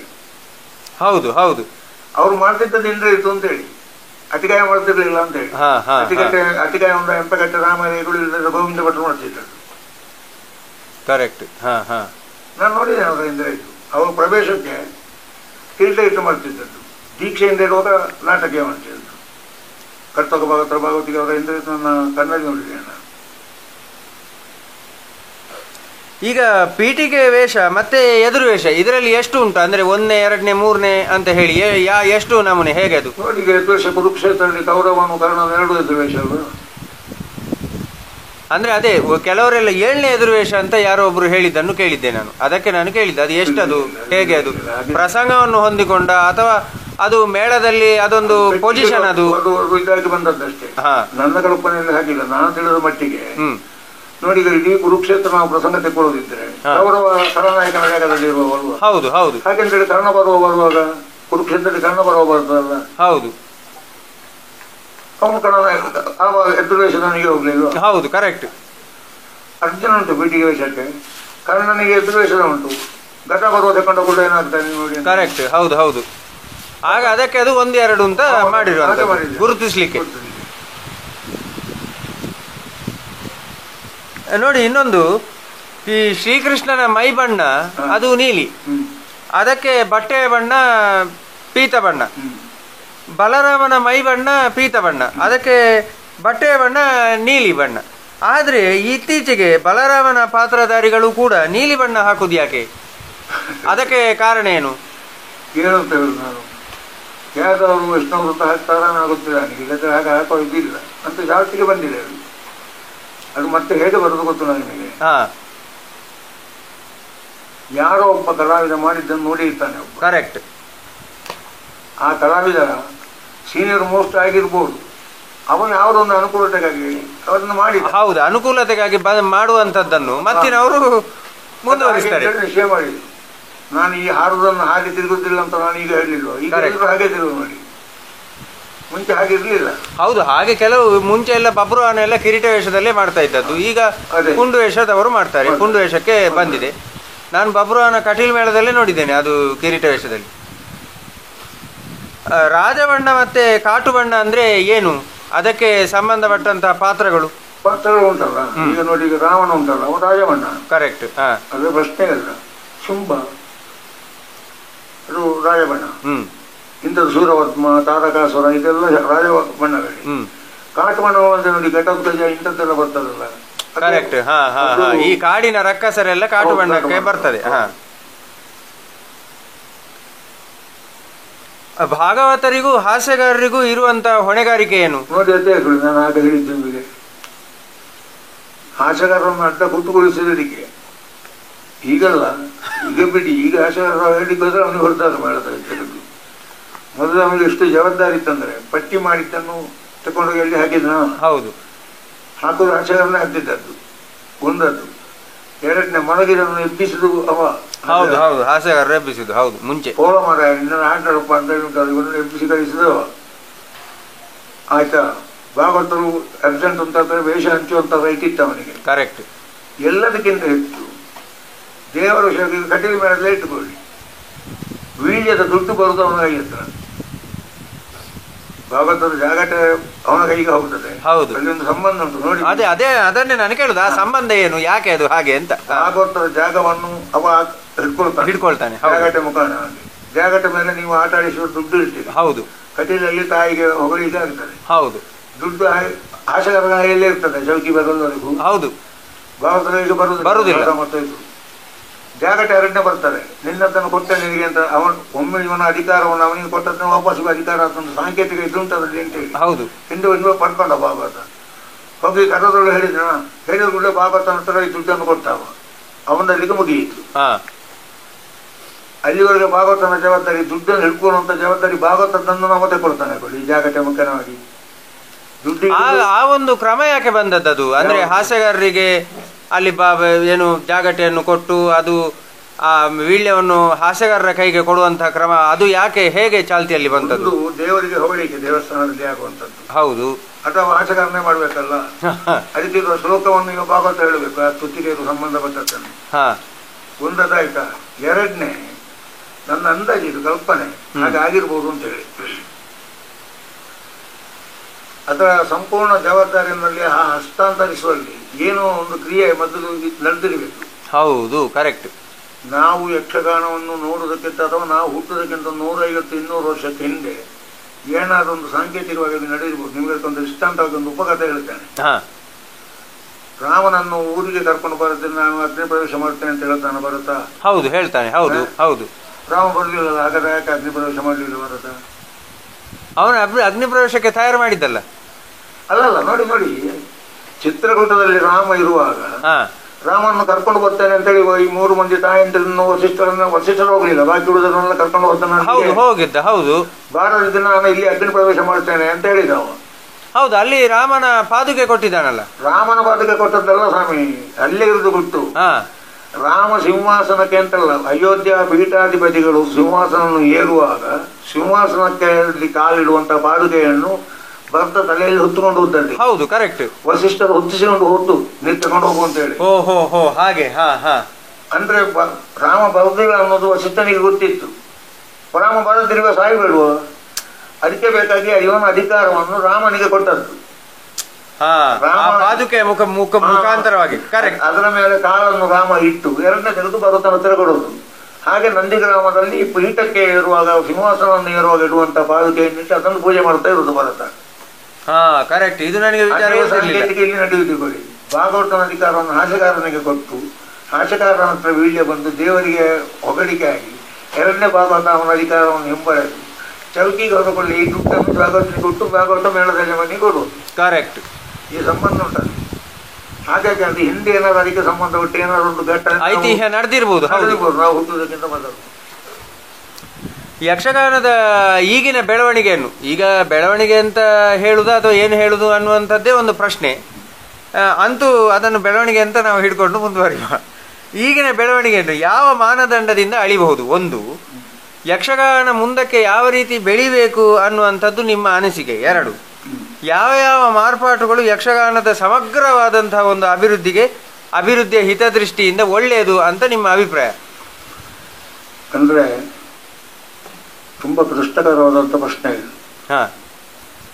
ನಾನು ಆಗ ಹೇಳಿದಾಗೆ ಯಕ್ಷಗಾನ ಚೌಕಟ್ಟಿನೊಳಗೆ ಏನೋ ಮಾಡಬಹುದು, ತೊಂದರೆ ಇಲ್ಲ. ಕರೆಕ್ಟ್. ಹೌದು. ಅದರಿಂದ ಬೆಳವಣಿಗೆ ಆಗ್ತದೆ, ಯಾರೂ ಪ್ರವೇಶ ಮಾಡಬಹುದು, ಎಲ್ಲ ತೊಂದರೆ ಇಲ್ಲ. ಆಮೇಲೆ ಮತ್ತೊಂದು ಪ್ರಶ್ನೆ ಅಂತ ಕೇಳಿದ್ರಿ, ಅದೇ ಇನ್ನು ಮುಂದಕ್ಕೆ ಯಾವ ರೀತಿ ಬೆಳಿಬೇಕು? ಇದೇ ರೀತಿ ಹೋದ್ರೆ ಈ ಚೌಕಟ್ಟಿನ ಒಳಗೆ ಇದು ಹೋದ್ರೆ ಉಂಟಲ್ಲ, ಅದು ಬೆಳೀತದೆ. ಬೆಳಿಬೇಕು ಅನ್ನುವಂತ ಯಾವ ನಿದರ್ಶನ ಇದೇ ಬೇಸ್ ಸಾಕು ನೋಡಿ. ಕರೆಕ್ಟ್. ಹೌದು ಹೌದು. ಇದರಲ್ಲಿ ಬೆಳೆಯುತ್ತಾ ಹೋದ್ರೆ ಒಳ್ಳೇದಾದೀತು. ಒಂದು ವೇಳೆ ಟ್ರ್ಯಾಕ್ ತಪ್ಪಿದ್ರೆ ಯಾರಿಗೆ ಎಂಥದ್ದು ಮಾಡಲಿಕ್ಕೂ ಸಾಧ್ಯ ಇಲ್ಲ. ಮತ್ತೆ ಆಶಾಭಾವನೆ ಏನಂದ್ರೆ, ಈಗ ನಿಮಗೆ ಅದು ಯಕ್ಷಗಾನ ನೋಡಿ ಗೊತ್ತುಂಟು, ಭಾಗವಹಿಸಿ ಗೊತ್ತಿರ್ಲಿಕ್ಕೂ ಸಾಕು, ಅದು ಸಂಗತಿ ಗೊತ್ತಿಲ್ಲ. ಹೌದು. ಅಂತೂ ವೃತ್ತಿಪರರಾಗಿಲ್ಲ. ಇಲ್ಲ. ಹೌದು ಹೌದು. ಹವ್ಯಾಸಿಗಳಾಗಿದ್ದವರು, ಸರಿಯಾಗಿದ್ದ ಕಲಾವಿದರು ತುಂಬಾ ಮಂದಿ ಇದ್ದಾರೆ. ಹೌದೌದು, ಅದು ನಾನು ಈಗ ನಿಜಕ್ಕೂ ಒಪ್ಪಿಕೊಳ್ತೇನೆ. ಹೌದು. ಮೇಳದಲ್ಲಿ ವೃತ್ತಿಪರ ಕಲಾವಿದರಿಗಿಂತ ಮಿಗಿಲೆನಿಸಿದಂತ ಹವ್ಯಾಸಿ ಕಲಾವಿದರು ಇದ್ದಾರೆ. ಹಾಗಾಗಿ ಇದು ಹಾಳಾಗಲಿಕ್ಕಿಲ್ಲ. ಅಂದ್ರೆ ನಿಮ್ಮ ಪ್ರಕಾರ ಹವ್ಯಾಸಿ ಕಲಾವಿದರು ಇರುವ ಕಾರಣ ಯಕ್ಷಗಾನ ನಿಜವಾಗಿ ಜೀವಂತವಾಗಿ ಒಳ್ಳೆಯ ರೀತಿಯಲ್ಲಿ ಉಳಿದಿತ್ತು. ಸರಿ ತಿಳಿದವರು ಅದೇ ಅದೇ ಈಗ 10ರಲ್ಲಿ ಒಬ್ಬನಿಗಾದ್ರೂ ಗೊತ್ತಿರ್ಬೋದು ಸರಿಯಾಗಿ ಹೇಗೆ ಅಂತ ಹೇಳಿ. ಹೌದು ಹೌದು, ಹೀಗೆ ಆಗಬೇಕು ಅಂತೇಳಿ ಗೊತ್ತಿದ್ದವರು ಖಂಡಿತ ಇದ್ದಾರೆ. ಹಾಗಿದ್ದ ಕಾರಣ ಅದು ಹೋಗ್ಲಿಕ್ಕಿಲ್ಲ ಅಂತ ಹೇಳಿ ಮತ್ತೆ ಅವರದ್ದೇ ಪ್ರಾಬಲ್ಯ ಆಯ್ತು ಅಂತಾರೆ, ಅದು ಗೊತ್ತಿಲ್ಲದವರದ್ದೇ ಪ್ರಾಬಲ್ಯ ಆಯ್ತು ಅಂತಾರೆ, ಮತ್ತೆ ಎಂತ ಮಾಡ್ಲಿಕ್ಕೆ. ಹೌದು, ಗೊತ್ತಿದ್ದವರು ಸುಮ್ಮನೆ ಕೂತ್ಕೊಳ್ಬೇಕಲ್ಲ, ಮತ್ತೆ ಮತ್ತೆ ಕೂತ್ಕೊಳ್ಳೋದೆ ಅಲ್ವಾ. ಯಕ್ಷಗಾನವನ್ನು ಉಳಿಸಿ ಬೆಳೆಸಬೇಕಾದ ಹೊಣೆ ಯಾರ್ದು? ಅಂದ್ರೆ ಈ ಮೇಳದ ಯಜಮಾನರುಗಳದ್ದ, ಕಲಾವಿದರದ್ದ, ಸಂಘಟಕರದ್ದ ಅಥವಾ ಪ್ರೇಕ್ಷಕರದ್ದ? ಒಂದನೇ ಬಾರು ಪ್ರೇಕ್ಷಕರದ್ದು, ಮುಖ್ಯ ಬಾರು ಅವರದ್ದು ಅಷ್ಟೇ ಹೇಳ್ತೇನೆ ನಾನು. ಅದು ಹೇಗೆ? ನೇರವಾಗಿ ಹೇಳಿಲ್ಲ ನನಗೆ. ಹೌದು, ನೇರವಾಗಿ ಹೇಳಿ, ಏನ್ ತೊಂದರೆ ಇಲ್ಲ. ನೋಡಿ, ನಾನು ಮಾಡಿದ ತಪ್ಪನ್ನು ನೀವು ಕಟಕ್ಕೆ ಹೇಳಬೇಕು ಸ್ವಾಮಿ. ಹೇಳಿದ್ರೆ ಬದುಕಲಿಕ್ಕೆ ಬಿಟ್ರೆ ತಾನೇ ಹೇಳುದು. ಹಾಗಾಗಿ ನಿಮಗೆ ಬದುಕಬೇಕು ಮತ್ತೆ ಅದು ಸರಿಯಾಗಬೇಕು ಅಂತ ಎರಡು ಸರಿಯಾಗುತ್ತೆ. ಸತ್ಯ ನಿಮಗೆ ಒಳ್ಳೇದು ಮಾಡಿ ಅಂದ್ರೆ ನಿಮ್ಮನ್ನು ಒಬ್ಬರನ್ನು ಕೊಡಬಹುದು, ತ್ರಿಲೋಚನನ್ನು, ನರಸಿಂಹಟನ್ನು, ಚೀಕಣ್ಣನ್ನು ಎಲ್ಲರನ್ನು ಕೊಡ್ಲಿಕ್ಕೆ ಆಗ್ತದೆ? ಅದಾಗುದಿಲ್ಲ, ಅದಾಗುದಿಲ್ಲ. 10 ಮಂದಿ ಹೇಳಿ ಅಂತ ಹೇಳಿ ಸರಿ ಇಲ್ಲ ಅಂತ ಹೇಳಿ. ಅಂದ್ರೆ ತುಂಬಾ ಜನ ಆ ಒಂದು ಸರಿ ಇಲ್ಲ ಅಂತ ಹೇಳುವ ಗುಣ ಜಾಸ್ತಿ ಆಗ್ಬೇಕು. ಪ್ರೇಕ್ಷಕರು ಶಾಸ್ತ್ರಿಗಳು ಹೇಳಿದ್ದು ತಪ್ಪು, ಅದು ಸರಿ ಇಲ್ಲ ಅಂತ ಹೇಳಿ ನೇರವಾಗಿ ಏನಾಗ್ತದೆ ಆಗ? ಆದ್ರೆ ಈಗ ಅಂತ ಪ್ರೇಕ್ಷಕರೇ ಇಲ್ಲಲ್ಲ. ಅದಕ್ಕೆ ಅದೇ ಅಂತವ್ರು ಮುಂದೆ ಬಂದ್ರೆ ಅದು ಸರಿ ಇಲ್ಲ ಅಂತ ಹೇಳಿದ್ರೆ ಅದು ಹೇಗೆ ಸರಿಯಾಗಬೇಕು ಅಂತ ಹೇಳಿದ್ರೆ ಹೇಳಿ. ಹೌದು, ಗೊತ್ತಿರ್ಬೇಕು. ಹೌದು ಹೌದು ಹೌದು, ಹೀಗೆ ಆಗಬೇಕಾದ್ರು ಅಂತ ಹೇಳಿ ಗೊತ್ತು. ನೋಡಿ, ಈಗ ರಾಘವ ನಂಬಿಯಾರಿಗೆ ಗೊತ್ತುಂಟು, ಗಣೇಶರಿಗೆ ಗೊತ್ತುಂಟು ಕೊಳೆಕಾಡಿ. ಹೌದು ಹೌದು, ಆಗಬೇಕಾದ್ರು ಅಂತ ಹೇಳಿ ಪದ್ಯ ಹೇಳಿ ತೋರಿಸಲಿಕ್ಕೆ ಗೊತ್ತುಂಟು ಅಂತ ಹೇಳಿದ್ದಾರೆ. ಹೌದು ಹೌದು ಹೌದು, ಕುಣಿತ ತೋರಿಸಲಿಕ್ಕೆ ಗೊತ್ತಿರ್ಬೇಕು. ಹಾಗಿದ್ದರೆ ಮಾತಾಡ್ತಿದ್ದಕ್ಕೆ ಅದು ಸರಿ ಇಲ್ಲ ಅಂತ ಹೇಳಿದ್ರೆ ಆಗೋದಿಲ್ಲ, ಒಪ್ಪೋದಿಲ್ಲ ನಾನು. ಯಾಕೆ ಸರಿ ಇಲ್ಲ ಅಂತ ಹೇಳ್ಬೇಕು ನೀವು ಹೇಳಂತ ನಿಷ್ಠರವಾಗಿ. ಒಳ್ಳೇದಾಗೋದು, ತನ್ನ ಸರಿ ತಿದ್ದಿಕೊಡುವ ತಿದ್ದಿಕೊಡ್ತಾನೆ. ಹೌದೌದು, ಈಗ ತಿದ್ದಿಕೊಳ್ಳುವ ಗುಣ ಇರುವವರು ತುಂಬಾ ಕಡಿಮೆ, ಅದು ಕೂಡ ಉಂಟು. ಮುಖ್ಯವಾಗಿ ಪ್ರೇಕ್ಷಕರು. ಆ ನಂತರ ಯಾರೆಲ್ಲ? ಪ್ರೇಕ್ಷಕರು, ಮತ್ತೆ ಮೇಳದ ಯಜಮಾನರು ಇದ್ದಾರೆ, ಸಂಘಟಕರು ಇದ್ದಾರೆ, ಮತ್ತೆ ಮೇಳ ಹೊರಡಿಸುವಂತ ಅವರಿಗೊಂದು ಹಕ್ಕುಂಟಲ್ಲ. ಯಾರಿಗೆ ಯಾವ ಕ್ಷೇತ್ರದ ಹೆಸರಲ್ಲಿ ಮೇಳ ಹೊರಡ್ತಾರ ಅವರಿಗೆ ಉಂಟಲ್ಲ, ರೈಟ್ ಉಂಟಲ್ಲ. ಕರೆಕ್ಟ್, ಆ ಕ್ಷೇತ್ರಕ್ಕೆ ರೈಟ್ ಉಂಟು. ಹೌದು, ಸಂಶಯ ಇಲ್ಲ ಅವರಲ್ಲಿ. ಹೌದು ಹೌದು, ಅವರು ಅದನ್ನು ಇದು ಮಾಡಬಹುದು. ಈಗ ನೋಡಿ, ಮಂದಾರ್ತಿ, ಧರ್ಮಸ್ಥಳ, ಕಟೀಲು ಅಥವಾ ಕೂಟು ಯಾವುದೇ ಆಗಲಿ ಇಂಚನೆ ಆಡುವ ಜನ ಅಪಜಿ ಅಂತ ಹೇಳಿ ಹೇಳ್ಬೋದು. ಹಾಗಾದ್ರೆ ಕಲಾವಿದರಿಗೆ ಏನು ಹೊಣೆ ಇಲ್ಲ ಇದರಲ್ಲಿ? ಉಂಟು, ಜಾಸ್ತಿ ಇರುತ್ತೆ ಇವರಿಗೆ. ಕಲಾವಿದರಿಗೆ ನಾನು ಆಗಲೇ ಹೇಳಿಲ್ವ, ಕಲಾವಿದರು ಯಾವುದಕ್ಕೆ ಬಂದದ್ದಲ್ಲಿಗೆ? ಹೊಟ್ಟೆವಾಡಿಗಾಗಿ ಬಂದದ್ದು. ಅವ ಪರಿಪೂರ್ಣ ಅವನ 100% ಅವ ತೊಡಗಿಸಿಕೊಳ್ಬೇಕಲ್ಲಿ. ಹೌದೌದು, ಅವನು 100% ತೊಡಗಿಸಿಕೊಂಡ್ರೆ ಆಟೋಮೆಟಿಕ್ ಎಲ್ಲ ಸರಿ ಆಗ್ತದೆ. ಸಂಶಯ ಆಗೇನು? ಅವನ ಡ್ಯೂಟಿ ಯಾವ್ದು ಉಂಟು ಅದನ್ನು ಕರೆಕ್ಟಾಗಿ ಮಾಡಿ ಅಂತೆ. ಅವನು ಎಂಟು ಅಂತ ಮಾಡಿದ್ರೆ ಆಗುದಿಲ್ಲ, ಆಗುವಾಗೆ ಮಾಡ್ಬೇಕಲ್ಲ. ಜನ ಮೆಚ್ಚುತ್ತಾರೆ ಅಂತ ಹೇಳಿ ಅವರಿಗೆ ಬೇಕಾಗಿ ಏನೇನೋ ಮಾಡೋದಲ್ಲ. ಅದು ಅದೇ ಅಲ್ಲ, ಸಂಶಯ ಇಲ್ಲ. ಮೆಚ್ಚಿದ್ರೆ ಬೇಡ ಸ್ವಾಮಿ. ಜೀವನ ಬಿಂಬಟ್ಟು ಹೇಳ್ತಿದ್ರು, 1000 ಮಂದಿ ಗೊತ್ತಿಲ್ಲದವ ಚಪ್ಪಾಳೆ ಹೊಡೆಯುವುದಂತೆ, ಗೊತ್ತಿದ್ದ ಒಬ್ಬ ಬೆಲ್ಲ ತೋರಿಸುವುದಂತೆ ಅಂತೇಳಿ. ಹೌದು ಹೌದು, ಕರೆಕ್ಟ್. ಯಕ್ಷಗಾನದ ಮುಂದಿನ ಭವಿಷ್ಯದ ಬಗ್ಗೆ ನಿಮ್ಮ ಅಭಿಪ್ರಾಯ ಎಂತದ್ದು? ಆಶಾಭಾವನೆ ಉಂಟಾ ಅಥವಾ? ಉಂಟು. ನಾನು ನಿರಾಶನ ಆಗುದಿಲ್ಲ. ಯಾಕಂದ್ರೆ ನಿರಾಶನ ಆಗುತ್ತಿದ್ದಕ್ಕೆ ಮೊದಲು ಬುದ್ಧಿ ಆಗ್ಬೇಕಿತ್ತು ಅದು. ಮತ್ತೆ ಅದು ಯಾವ ಸ್ವರೂಪದಲ್ಲಿ ಉಳ್ಕೊಳ್ತದೆ ಅಂತ ಹೇಳಿ. ಹೌದೌದು, ಸ್ವರೂಪ ಬದಲಾವಣೆ ಖಂಡಿತ ಆಗ್ತದೆ ಕಾಲಕ್ರಮೇಣ. ಆದ್ರೆ ಬೇಕಾದ್ರೆ, ಯಾಕಂದ್ರೆ ಈಗ ಮೊದಲು ಇದ್ದಾಗ ಇಲ್ಲಲ್ಲ. ಹೌದು ಹೌದು, ಈಗ ನಮ್ಮ ಕಾಲ ಮಿತಿಯನ್ನೇ ನಾವು ತಕೊಂಡ್ರೆ 10, 30, 35 ವರ್ಷದಲ್ಲಿ ಅದು ಹೇಗಿತ್ತು ಹಾಗಿಲ್ಲ ಈಗ. ಹೌದು, ಇನ್ನು ಮುಂದಕ್ಕೆ ಈಗ ಇರುವ ಹಾಗೆ ಅದು ಇರುವುದಿಲ್ಲ, ಇರ್ತದೆ ಅಂತ ಹೇಳಿಕ್ಕೆ ಧೈರ್ಯ ಇಲ್ಲ. ಒಂದರೆ ಮೊದಲಿಂದೇ ಬರ್ಲಿಕ್ಕೆ ಸಾಕು. ಹೌದು ಹೌದು, ಈಗಿಂದೆಲ್ಲ ಹೋಗಿ ಉಂಟಲ್ಲ. ಇಂದು ಊರ ಒಂದು ಶುರು ಮಾಡ್ಬೇಕಂದ್ರೆ ಈಗ ಡ್ರೆಸ್ ಮಾಡೋದಿಲ್ವ. ಮುಂಚೆ ಬನಿಯನಲ್ಲಿ ಹೋಗ್ತಿತ್ತು, ಈಗ ಉದ್ದ ಇದ್ದಾಯ್ತು. ಈಗ 2ನೇ ಶಾರ್ಟ್ ಶರ್ಟ್ ಬರ್ತು. ಇಂಥದ್ದು ಬರ್ತದೆ ನೋಡಿ. 2ನೇ ಮೊದಲು ಇಂಥದ್ದೆಲ್ಲ ಆಗ್ತಿದ್ದದ್ದು ನಾವು ಶಾಲೆಗೆ ಹೋಗುವಾಗ. ಹೌದು, ನಾವು ಶಾಲೆಗೆ ಹೋಗುವಾಗ ಅದ್ರಿಂದ ನಿಂತದ್ದೆ. ಒಮ್ಮೆ ಇದು ಅವಾಯ್ಡ್ ಆಯ್ತು, ಈಗ 2ನೇದೇ ಬಂತು ನೋಡಿ. ಹಾಗೆ ಭೂಮಿ ಗೌರವಕಾರವಾಗಿರುತ್ತೆ. ಅಲ್ಲಿಗೆ ಬರ್ಲಿಕ್ಕೆ ಸಾಕು, ಬರ್ಲಿಕ್ಕೆ ಆಗೋದಿಲ್ಲ ಅಂತ ಹೇಳಿಕ್ಕೆ ಆಗೋದಿಲ್ಲ. ಅಂದ್ರೆ 10, 50, 100 ವರ್ಷದ ಕೂಡ ಅದೇ ಫ್ಯಾಷನ್ ಆಗುತ್ತದೆ ಅಂತ ಹೇಳಿ. ಹೌದು ಹೌದು, ಹಳೇದು ಪುನಃ ಆಗ್ತದೆ. ಅದು ಯಾವಾಗ್ಲೂ ಹಾಗೆ ಆ ಚಕ್ರ ಸುತ್ತುತ್ತಾ ಇರ್ತದೆ. ರಿಪೀಟ್ಸ್ ಅಂತ ಹೇಳಿ ಉಂಟಲ್ವ, ಅದು ಬಂದ್ರೆ ಅಲ್ಲಿಗೆ ಬರ್ತದೆ. ಹಾಗಾಗಿ ಅದು ನಾಶ ಖಂಡಿತ ಆಗೋದಿಲ್ಲ, ಹಾಗಾಗಿ ಚಾನ್ಸಸ್ ಇಲ್ಲ. ಈಗ ನೀವು ಯಕ್ಷಗಾನ ಕ್ಷೇತ್ರದಲ್ಲಿ ಅಂದ್ರೆ ಭಾಗವತಿಕೆಯಲ್ಲಿ ಆಗಿರುವುದು ಅಥವಾ ವೇಷಗಾರಿಕೆಯಲ್ಲಿ ಆಗಿರುವುದು, ನಿಮ್ಮ ಶಿಷ್ಯವರ್ಗ ಎಷ್ಟು? ಅಂದ್ರೆ ನಿಮ್ಮಿಂದ ತಯಾರಾಗಿರಪಟ್ಟಂತ ಕೆಲವು ಒಂದಷ್ಟು ಜನರ ಹೆಸರನ್ನು ಹೇಳುವುದಿದ್ರೆ? ನಾನು ಯಾರಂತ ಹೇಳುದಿಲ್ಲ ಸರ್. ನಾವು ಯಾರ್ದು ಅವ್ರು ಹೇಳುವಾಗ ನಾನು ನಮ್ಮನ್ನು ಇಲ್ಲಿಗೆ ತಂದವರು ಇಂದವರು ಅಂತೇಳಿ ನಾನು ಹೇಳಲಿಕ್ಕೆ ಹೋಗುವುದಿಲ್ಲ. ಇಲ್ಲೇ ಕೊಟ್ಟು ಊಟ ಕೊಟ್ಟು ಇಲ್ಲೇ ಕೂತ್ಕೊಳಿಸಿ ತುಂಬ ಮಂದಿಯನ್ನು ಮಾಡಿದ್ದೇನೆ.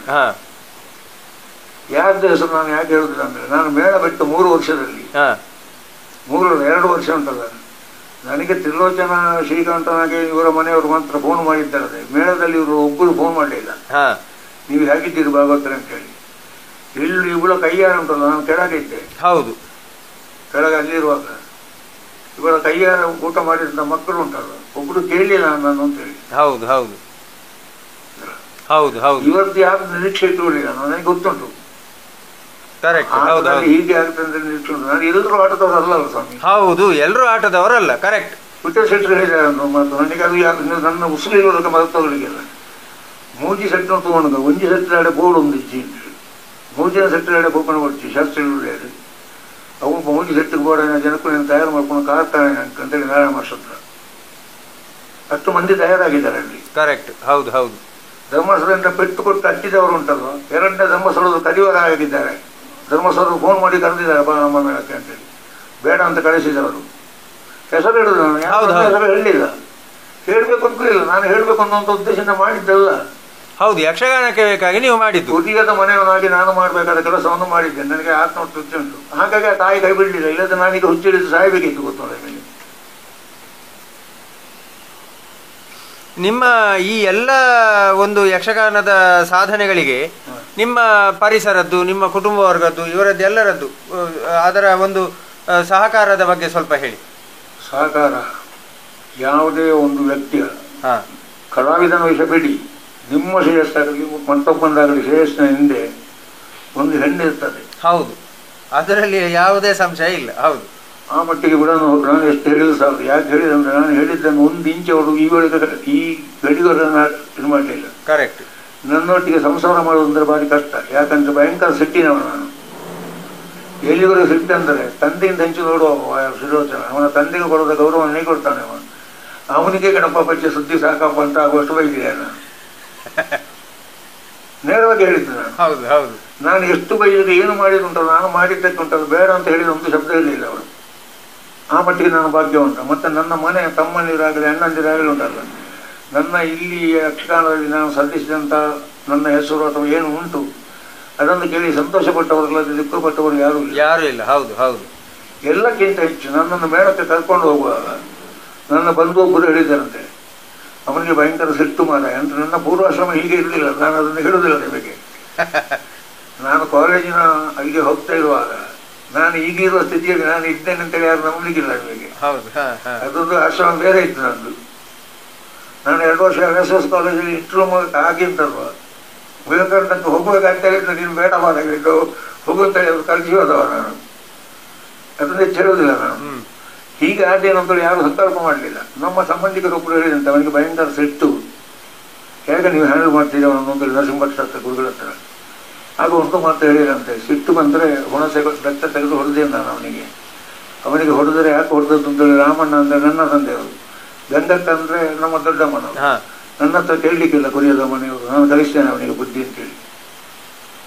ಆ ವಿಶ್ವಾಸವನ್ನು ನಾನು ಉಳಿಸಿಕೊಂಡಿದ್ದೇನೆ ಅಂತೇಳಿ. ಹೌದು, ಅದು ಹೌದು. ನನಗೆ ಸಿಟ್ಟು ಬರ್ತಿತ್ತು, ರಂಗಸ್ಥಳದಲ್ಲಿ ಬರ್ತಿತ್ತು. ಅದೇ ಮಾತಾಡುವ ಭಾಗತ್ತು ಪೇಪರಲ್ಲೆಲ್ಲ ಬಂದಿದೆ. ನಾನು ಇವತ್ತರೆಗೂ ಮಾತಾಡೋದು ನಿಲ್ಲಿಸಲಿಲ್ಲ. ಅದು ನಿಲ್ಲಿಸುದು ಬೇಡ, ಅದು ಒಳ್ಳೇದುಂಟದು. ನಾನು ನಿಲ್ಲಿಸಲಿಲ್ಲ. ಯಾಕೆ ನಿಲ್ಲಿಸಿಲ್ಲ ಅಂದರೆ, ಯಾಕಂದರೆ ಕಲಾವಿದನಿಗೆ ರಂಗಸ್ಥಳದಲ್ಲಿ ನಾನು ಅದನ್ನು ಹೇಳುತ್ತೇನೆ ನಿಮಗೆ, ಇದನ್ನು ಕಿವಿಗೊಡುವವರು ಒಬ್ಬರು ಇದ್ದಾರೆ ಅಂತ ಹೇಳುವ ಸಂಗತಿ ಗೊತ್ತಾಗಬೇಕು ಅವನಿಗೆ. ಕರೆಕ್ಟ್. ನೀವು ವೇಷ ಮಾಡಿ ನೀವು ಅರ್ಥ ಹೇಳ್ತಾ ಇರುವ, ನಾನು ಕವಳ ಹಾಕುವುದಿಲ್ಲಂತೆ ಮಕ್ಕಳನ್ನ ಹತ್ರ ಮಾತಾಡ್ತಾ ಇದ್ದರೆ ನೀವು ನಿಮ್ಮ ದಾರಿಯಲ್ಲಿ ಹೋಗ್ತೀರಿ ಸ್ವಾಮಿ. ಕಂಟ್ರೋಲ್ ಹೇಗೆ ಸಿಗ್ತೀರಿ? ಕರೆಕ್ಟ್. ಹೌದೌದು. ನಾನು ಸಂಪೂರ್ಣ ಲಕ್ಷ್ಯ ಕೊಟ್ಟು ಕೇಳ್ತೇನೆ ಅಂತ ಹೇಳಿ ಇದ್ರೆ ಮಾತ್ರ ನೀವು ಜಾಗ್ರತೆ ಮಾಡೋದ್ರಲ್ಲದಿದ್ದರೆ ಜಾಗ್ರತೆ ಮಾಡುದಿಲ್ಲ. ಹೌದೌದು, ಕರೆಕ್ಟ್. ಅದು ಪೂರ್ಣ ರಂಗಸ್ಥಳ ಪೂರ್ಣ ಬರ ಅಂತಲೇ ಕರೀತೇನೆ ನಾನು. ದೇಶದ ಸಮಯ ಉಂಟಲ್ಲ, ಬರಲೇ ಟೈಮ್ ಒಬ್ಬನ ಅಂತೇಳಿ ಕರೀತುಂಟು. ನಾನು ನೋಡಿದ್ದೇನಪ್ಪ, ನಾನು ಕಟೀಲಲ್ಲಿ ಬಹಳಷ್ಟು ಆಟಗಳನ್ನು ನಾನು ನೋಡಿದ್ದೆ. ಕಮೆಂಟ್ ಬಂದಿದೆ ಪೇಪರಲ್ಲಿ. ಈಗ ಭಾಗವತರು ಮಾತಾಡ್ಬಾರ್ದು ಅಂತ ನಿಮ್ಗೊಂದು ಕ್ವಶನ್ ಆಗ್ತೇನೆ ನಾನು. ಹಾಸ್ಯದ ಅವರು ತಾನೆ, ಸುಮ್ಮನೆ ಬರೋದು ಅವರು ರಂಗಸ್ಥಳದಲ್ಲಿ. ಬೇರೆ ಯಾರು ಪಾತ್ರ ಇರಲಿಲ್ಲ ಅವನ ಜೊತೆ, ಯಾರು ಅವನನ್ನು ಮಾತಾಡಿಸುದು? ಭಾಗವತರೇ ಮಾತಾಡಿಸಿದ್ರೆ ಮನೆ ಆಸೆ ಹೋಗ್ಲಿಲ್ಲ ಒಂದು. ಮತ್ತೆ ಹೌದು ಹೌದು, ಭಾಗವತ ಉಂಟಲ್ಲ, ಆಕ್ಟಿವ್ ಆಗಿ ಇರಲೇಬೇಕು, ಅವ ಮಾತಾಡಿಸ್ಲೇಬೇಕು ರಂಗದಲ್ಲಿ. ಈಗ ನನಗೆ ಯಾರಿದ್ದಾರೆ ಅಮ್ಮ, ಇನ್ನು ಅಪ್ಪ ಸತ್ತಲ್ಲ ಅಂತೇಳಿ ಮಹಿಷಾಸುರ ದುಃಖದಲ್ಲಿರುವಾಗ ನಾನಿದ್ದೇನೆ ಅಂತ ಹೇಳುವಳು ನಾನಿನ್ನು ಹೇಳ್ಬೇಡುವ? ಹೌದು, ಅವಳು ಹೇಳದಿದ್ರೆ ಭಾಗವತ ಹೇಳಬೇಕು. ಹೌದು, ಮತ್ತೆ ನೆನಪು ಮಾಡಿ ಮಕ್ಕಳ ಪ್ರಶ್ನೆ ಉಳಿದಲ್ಲ, ಎದ್ದಿರ್ಬೇಕು ಒಂದು ಪೇಪರ್ ಅಲ್ಲಿ ನಾನಿದ್ದೇನೆ. ಈಗ ಸತೀಶ ಬರ್ತದೆ ನೋಡಿ, ಅವರು ಬಂದಿರೋ ಸತೀಶ ಈಗ ಕಠಿಣದಲ್ಲಿ ಭಾಗವತ ಆಗಿದ್ದಾನಲ್ಲ, ಬರ್ತದ ಅವನೇ. ಗೊತ್ತು ನನಗೆ ಬರ್ತದ್ದು ಯಾರು ಅಂತ. ನಾ ಬರ್ಲಿಕ್ಕೆ ಹೋಗಿಲ್ಲ ಅದಕ್ಕೆ, ಯಾಕಂದ್ರೆ ಅವ ಬರಲಿ, ಅದು ಸಂಗತಿ ಬೇರೆ, ನನಗೆ ಸಂಬಂಧಪಟ್ಟದ್ದಲ್ಲ. ನಾನು ಮಾಡೋದನ್ನು ಮಾಡ್ಬೇಕಲ್ಲ ನಾನು. ಈಗ ನೀವು ಹೈ ಲ್ಯಾಂಗ್ವೇಜ್ ಅಲ್ಲಿ ಮಾತಾಡ್ತಾ ಹೋಗ್ತಾ ಇದ್ದೀರಿ. ಹೌದು, ಆ ತಾಳಮದ್ದಳೆಯಲ್ಲಿ ಆಡದಲ್ಲಿ ಆಟದಲ್ಲಿ ನಿಮಗೆ ಒಂದು ಶಬ್ದ ಬರಲಿಲ್ಲ, ಎತ್ತಿ ಕೊಡುದು ಯಾರು? ಭಾಗವತರೇ ಎತ್ತಿ ಕೊಡ್ಬೇಕು. ಹೌದು ಹೌದು, ಹಾಗಾದ್ರೆ ಭಾಗವತರಲ್ಲಿ ಕಿವಿ ಕೊಡಬೇಡುವ? ಭಾಗವತ ಮಾತಾಡಿದ್ರೆ ಮತ್ತೆ ಇವನ ಅಪ್ಪ ಮಾತಾಡ್ತಾ ಬರ್ದವನ ಬಂದು ಮಾತಾಡುದು. ಕರೆಕ್ಟ್ ಕರೆಕ್ಟ್, ಹೌದು ಹೌದು, ಅವ ಮಾತಾಡಬೇಕು. ಅವ ಒಬ್ಬರು ನನ್ನ ಅರ್ಥವನ್ನು ಕೇಳ್ತಾನೆ, ನನ್ನ ವೇಷವನ್ನು ಗಮನಿಸ್ತಾನೆ ಅನ್ನುವಂಥ ವೇಷ ಕಲಾವಿದನಿಗಿದ್ರೆ ಮಾತ್ರ ಸರಿಯಾಗಿತ್ತು, ಇಲ್ಲದೆ ಯಾವ್ದು ಅರ್ಥದಲ್ಲಿ ಆಗ್ಲಿಕ್ಕಿಲ್ಲ. Correct correct. ಮೊಬೈಲಲ್ಲಿ ಮಾತಾಡ್ತಾವ ಮೊದಲೇ ಅಂತ ಮಾತಾಡ್ತಿದ್ರೆ ಹೇಗೆ ಗೊತ್ತಾಗ್ತದೆ? ನೀವು ಹೆಚ್ಚಿನ ಎಲ್ಲ ತೆಂಗುತಿಟ್ಟು ಯಕ್ಷಗಾನದ ದೊಡ್ಡ ದೊಡ್ಡ ಕಲಾವಿದರ ಜೊತೆ ಎಲ್ಲ ನಿಮ್ಮ ಒಂದು ಒಡನಾಟ ಇತ್ತು. ನಿಮಗೆ ಈಗಿನ ಕಲಾವಿದರ ಒಂದು ಒಡನಾಟ ಕೂಡ ಇತ್ತು. ನಿಮಗೆ ಏನು ಅನಿಸ್ತದೆ? ಈ ಎರಡು ತಲೆಮಾರಿನ ಕಲಾವಿದರನ್ನು ನೀವು ನೋಡಿದ್ದೀರಲ್ವಾ, ನಿಮಗೆ ಯಾವ ರೀತಿಯ ಒಂದು ಭಾವನೆ ಬರ್ತದೆ? ಮೊದಲಿನ ಕಲಾವಿದರು ಡೆಡಿಕೇಶನ್ ಅಂತ ಹೇಳ್ತಾರಲ್ಲ, ಅಪ್ಲಿಕೇಶನ್ ಅಂತ ಹೇಳ್ತಾರಲ್ಲ, ಹೌದು, ಅವರಿಗೆ. ಈಗಿನ ಕಲಾವಿದರಲ್ಲಿ ಉಂಟು ಇಲ್ಲ ಅಂತ ಹೇಳೋದಿಲ್ಲ, ಅದರ ಪರ್ಸೆಂಟೇಜ್ ಕಡಿಮೆ ಆಗಿದೆ. ಇನ್ನು ಕಡಿಮೆ ಆಗ್ತಾ ಹೋಗ್ಲಿಕ್ಕೆ ಬಿಡಬಾರದು. ನಾವು ಬಿಟ್ಟರೆ ಉಂಟಲ್ಲ, ಅದಕ್ಕೆ ಮತ್ತೆ ಇದಿಲ್ಲ. ನಾನು ಆಗ ಹೇಳಿದಲ್ಲ ಏನಾಗ್ತದೆ ಅಂತ ಹೇಳಿಕ್ಕಾಗುತ್ತೆ ಅಂತೇಳಿ. ಅಂದರೆ ಇದನ್ನು ಎಲ್ಲವನ್ನು ಒಂದು ಚೌಕಟ್ಟಿನ ಒಳಗಡೆ ಒಂದು ರೂಪಿಗೆ ತಂದು ಕೊಡಬೇಕಿದ್ರೆ ಅದಕ್ಕೀಗ ಯಾರು ಕೆಲಸ ಶುರು ಮಾಡಬೇಕು? ಕೆಲಸ ನೋಡಿ, ಒಂದು ಮೇಳ ನಡೆಸುವವರು ಸೇರಬೇಕು, ಮೇಳದನ್ನು ಪ್ರತಿನಿಧಿಸುವಂತ ಭಾಗವತರುಗಳು ಬೇಕು, ಕಲಾವಿದರು ಬೇಕು. ಆಗುದಿಲ್ಲ, ಒಬ್ಬನಿಂದ ಆಗುವ ಸಾಧ್ಯತೆ ಇಲ್ಲ. ಹೌದು, ಇಂಡಿಪೆಂಡೆಂಟ್ ಆಗಿ ಉಂಟಲ್ಲ, ಏನು ಮಾಡುವ ಆಗುದಿಲ್ಲ ಇವತ್ತಿನ ಪ್ರಪಂಚದಲ್ಲಿ. ಮತ್ತೆ ಎಲ್ಲರೂ ಕೂತು ಉಂಟಲ್ವಾ, ಕೂತು ಆಲೋಚನೆ ಮಾಡಬೇಕು. ಕೇವಲ ಕಮ್ಮಟ ಮಾಡಿದ್ರಿಂದ ಪ್ರಯೋಜನ? ಹೌದೌದು, ಕಮ್ಮಟದಿಂದ ಏನು ಪ್ರಯೋಜನ ಇಲ್ಲ. ಅದು ಆ ದಿವಸಕ್ಕೆ ಒಂದು ಅಷ್ಟು ಊಟದ ವ್ಯವಸ್ಥೆ ಆಗ್ತದೆ ಅಷ್ಟೇ. ಅದನ್ನು ಹೇಗೆ ಮಾಡ್ಬೋದು, ಏನು ಮಾಡಬೇಕು ನಾವು? ಇದರಲ್ಲಿ ಇದ್ದಲ್ಲಿಂದ ಅಲ್ಲಿಂದ ಅಲ್ಲಿಗೆ ಅದನ್ನು ಅಡ್ಜಸ್ಟ್ ಮಾಡಿ ತಕೊಂಡು ಹೋಗುವಂಥದ್ದು. ಯಾಕಂದ್ರೆ ಇನ್ನದಿಗೆ ಹೋದ್ದುಂಟಲ್ಲ, ಬರ್ಲಿಕ್ಕಿಲ್ಲ. ಹೌದು, ಕಳ್ಕೊಂಡದ್ದು ಕಳ್ಕೊಂಡಾಯ್ತು, ಹೋದ್ದೆ. ಈಗ ಅದು ಟ್ರ್ಯಾಕ್ ಬಿಟ್ಟು ಒಂದು ಕಾಲು ಹೊರಗೆ ಇದ್ದದ್ದುಂಟಲ್ಲ, ಎರಡನೇ ಆ ಕಾಲ ನಿಲ್ಲಿ ಒಳಗೆ ಅದನ್ನು ಇಡ್ಲಿಕ್ಕೆ ಆಗೋದಿಲ್ಲ. ಇನ್ನೊಂದು ಕಾಲು ಹೊರದಾಗ ನಿಲ್ಕೊಳ್ಬೇಕು ನಾವು. ಕರೆಕ್ಟ್, ಅದು ಜಾಗ್ರತೆ ಮಾಡ್ಬೇಕು. ಅದು ಮಾಡ್ಬೋದು, ಎಲ್ಲರೂ ಸೇರಿ ಕೂತು ಮಾತಾಡೋದು ಗಮ್ಮತ್ತಲ್ಲ. ಹೇಗೆ ಮಾಡ್ಬೋದು ಅಂತೇಳಿ ವಿಮರ್ಶೆ ಕೂತುಂಟಲ್ಲ. ಯಾರು ಭೇದ ಭಾವ ಇಡದೆ ಒಂದೇ ತಾಯಿ ಮಕ್ಕಳಾಗಿ ಯಕ್ಷಗಾನದ ಮಾತೆಯನ್ನು ನಾವು ಪ್ರಾತಿನಿಧಿಕವಾಗಿ ಇಟ್ಕೊಂಡು ಅವಳ ಮಕ್ಕಳು ನಾವು ಅಂತೇಳಿ ಉಂಟಲ್ಲ, ಎಲ್ಲರೂ ಕೂತು ಮಾತಾಡಿದರೆ ಸರಿ ಆಗುವ ಒಂದು ಚಾನ್ಸ್ ಉಂಟು. ಇದಂತರ ಭಾರಿ ಕಷ್ಟ. ಆಮೇಲೆ ನೋಡಿ,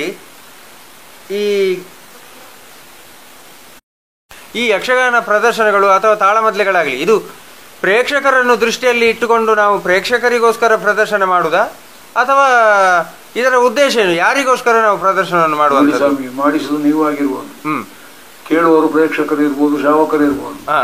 ನಾವು ಅಲ್ಲಿ ಎಂಟರ್ ಆದ ನಂತರ ಉಂಟಲ್ಲ, ನಾವು ನಿಮಗೆ ಅಂತ ಮಾಡಬಾರ್ದು, ರಂಗಕ್ಕೆ ಅಂತ ಮಾಡ್ಬೇಕು. ಹಾಗಾದ್ರೆ ದುಡ್ಡು ಕೊಡುವವರು ನೀವು, ಕೇಳುವವರು ನರಸಿಂಹಭಟ್ರು ಇವರೆಲ್ಲ ಕೇಳುವವರು. ಹಾಗೆಂತೇಳಿ ಅವರಿಗೆ ಕೇಳಲಿಕ್ಕೆ ಬೇಕಾಗಿ ನಾವು ಮಾಡೋದುಂಟಲು ಮಾಡಬಾರದು. ನಾವು ನಮ್ಮ ಡ್ಯೂಟಿ ಅಂತ ನಾನು ಅದೇ ಹೇಳಿಲ್ವ? ಕರೆಕ್ಟ್, ನಮ್ಮ ಉದ್ಯೋಗ ಕರ್ತವ್ಯ. ಅದು ಈಗ ಉದಾಹರಣೆಗೆ 3 ಗಂಟೆ ತಾಳಮದ್ದಳೆ ಆಗಬೇಕು ಅಂತ ಇಟ್ಟುಕೊಳ್ಳಿ, ಅಥವಾ 3 ಗಂಟೆ ಆಟ ಆಗಬೇಕು. ಇದರ ಒಳಗೆ ಎಷ್ಟು ಚಂದ ಮಾಡ್ಬೋದು ಇದನ್ನು ಆಲೋಚನೆ ಮಾಡಿ ಮಾಡಬೇಕು. 3 ಗಂಟೆ ತಾಳಮದ್ದಳೆ ಅಂತ 3/4 ಗಂಟೆ ಒಬ್ಬನೇ ಮಾತಾಡಿದ್ರೆ ಮತ್ತೆ 2 ಬಾಗಿಲುದ್ದನ್ನು ಎಂತ ಮಾಡ್ತೀರಿ ನೀವು? ಎಲ್ಲರಿಗೂ ಸಮಯ ಪ್ರಜ್ಞೆ ಬೇಕು. ಈ ಕಾಲಮಿತಿಯ ಕಾರ್ಯಕ್ರಮಗಳಲ್ಲಿ ಒಟ್ಟಂದವಾಗಿ ಮಾಡಿದ್ರೆ ಒಳ್ಳೆಯದಾದೀತು. ಇಷ್ಟು ಹೊತ್ತು ತೆಂಗುತಿಟ್ಟು ಯಕ್ಷಗಾನದ ಹಲವಾರು ವಿಚಾರಗಳ ಬಗ್ಗೆ ಬಹಳ ನೇರವಾಗಿ, ಅಂದರೆ ಇಷ್ಟು ನೇರವಾಗಿ ನಾನು ಯಾರಲ್ಲೂ ಇಷ್ಟು ನೇರ ಉತ್ತರ ನಾನು ಪಡೀಲಿಲ್ಲ. ಬಹಳ ನೇರವಾಗಿ ಎಲ್ಲ ವಿಚಾರಗಳ ಬಗ್ಗೆ ನಮಗೆ ಮಾಹಿತಿ ನೀಡಿದ್ದೀರಿ. ಅಲ್ಲ, ನಾನು ತಿಳಿದದ್ದನ್ನು ಹೇಳಿದ್ದು ಸ್ವಾಮಿ, ನನಗೆ ಗೊತ್ತಾದ್ದನ್ನು, ನಾನು ತಿರುಗಾಟದಲ್ಲಿ ಅನುಭವಿಸಿದ್ದನ್ನು ಇದನ್ನು ಹೇಳೋದಷ್ಟೇ, ಬೇರೆ ಎಂತ ಇದಲ್ಲ. ನಾನು ಮತ್ತೆ ಯಕ್ಷಗಾನದಲ್ಲಿ ಏನೂ ಅಲ್ಲ, ಸತ್ಯ ಸಂಗತಿಗಾದರೆ ನೇರವಾಗಿ ನಿಮ್ಮ ಹತ್ರ ಹೇಳ್ತೇನೆ. ನನಗೆ ಈಗಲೂ ಆ ಇನ್ಫೀರಿಯಾರಿಟಿ ಕಾಂಪ್ಲೆಕ್ಸ್ ಅಂತ ಉಂಟಲ್ಲ, ನಾನು ಕ್ಲಾಸಿಕಲ್ ಆಗಿ ಕಲಿಯಿಲ್ಲ ಅನ್ನುವಂಥ ಭಾವನೆ ನನಗೆ ಈಗಲೂ ಉಂಟು. ಜನಗಳು ನನ್ನೊಂದು ದೊಡ್ಡ ಭಾಗವತರು ಅಂತೇಳಿ ಗುರುತಿಸಿಕೊಂಡಿರುವುದು.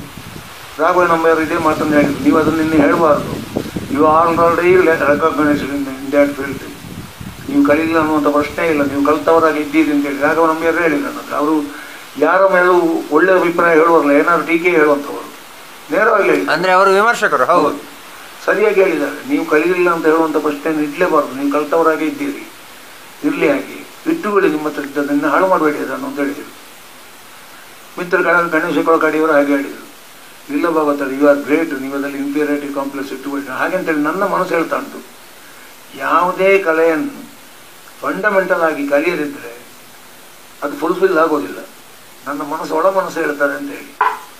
ಈಗ ನರಸಿಂಹಟ್ರು ಉಪದೇಶ ಮಾಡಿದ್ದಾರೆ, ಈಗಿನ ಶಂಕರಣ್ಣ ಬಡ್ಡಣ್ಣ ಅವರು ಇದು ಮಾಡಿದ್ದಾರೆ, ಒಟ್ಟಿಗೆಲ್ಲ ನನ್ನನ್ನು ಇದು ಹಾಕಿದ್ದಾರೆ ಉಂಟಲ್ವ, ಆ ಕಾರಣದಿಂದಲೇ ಆಗಿರ್ಬೋದು ನಾನು ಹಿಮ್ಮೇಳವನ್ನು ಹೊಂದಿಕೊಂಡು ಹೋಗುವಂಥ ಭಾಗವತ ಆಗ್ತದೆ.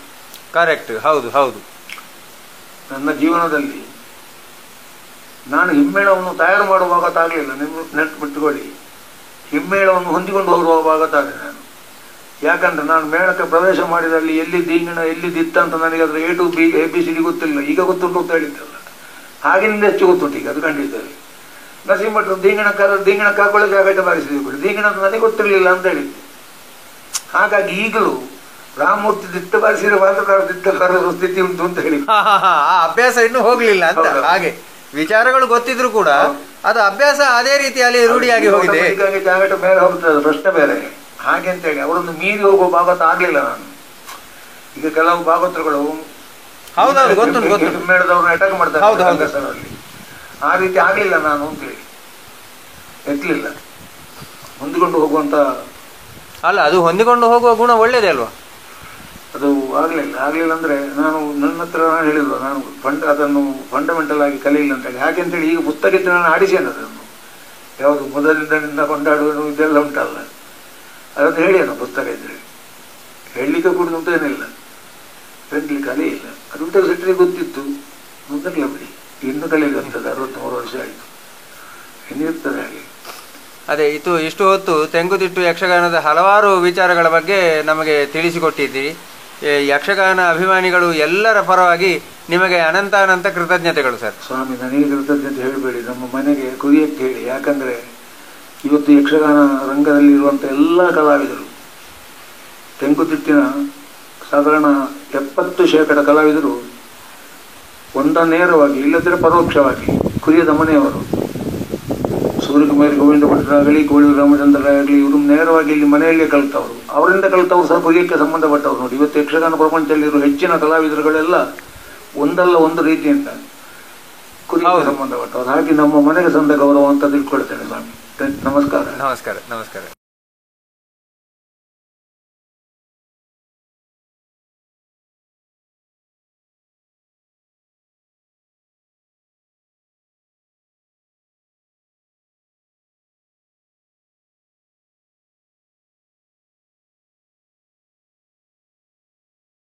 ಗುರುಬ್ರಹ್ಮ ಗುರುವಿಷ್ಣು ಗುರುದೇವೋ ಮಹೇಶ್ವರ ಗುರು ಸಾಕ್ಷಾತ್ ಪರಬ್ರಹ್ಮ ತಸ್ಮೈ ಶ್ರೀ ಗುರುವೇ ನಮಃ. ಯಕ್ಷಗಾನ ಎನ್ನುವ ಗಂಡು ಮೆಟ್ಟಿನ ಕಲೆ ಇಂದು ಜಗತ್ತಿನಾದ್ಯಂತ ಜನಪ್ರಿಯವಾಗಿದೆ. ಅನೇಕ ಕಲಾವಿದರು ಅದನ್ನು ಪೋಷಿಸಿದ್ದಾರೆ. ಯಕ್ಷಗಾನವು ಕೂಡ ಅನೇಕ ಕಲಾವಿದರನ್ನು ಪೋಷಿಸಿದೆ. ತೆಂಕುತಿಟ್ಟಿನ ಯಕ್ಷಲೋಕದಲ್ಲಿ ಧ್ರುವತಾರೆ ಎನಿಸಿಕೊಂಡವರು ಮಹಾನ್ ಕಲಾವಿದ ಕುರಿಯ ವಿಠಲಶಾಸ್ತ್ರಿಗಳು. ಅವರು ರಂಗದಲ್ಲಿ ಇದ್ದಷ್ಟು ಕಾಲ ಯಕ್ಷಗಾನ ನಿತ್ಯ ನೂತನವಾಗಿತ್ತು. ಹಲವು ಪಾತ್ರಗಳು ಅವರ ಸಾಮರ್ಥ್ಯಕ್ಕೆ ಸವಾಲೊಡ್ಡಿ ಸೋತು ಹೋಗಿದ್ದವು.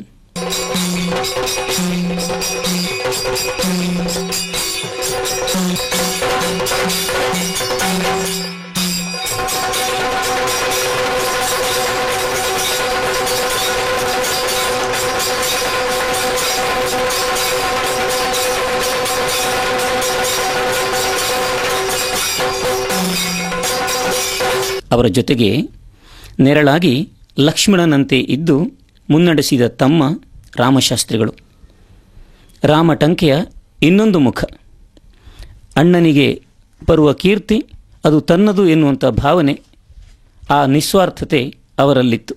ವಿಠಲಶಾಸ್ತ್ರಿಗಳಿಗೆ ಅನೇಕ ಶಿಷ್ಯಂದರಿದ್ದರು. ಆದರೆ ಕಲಿಕೆಯ ಕೇಂದ್ರ ಮಾತ್ರ ಒಂದೇ, ಅದೇ ಕುರಿಯ ವಿಠಲಶಾಸ್ತ್ರಿಗಳ ಮನೆ.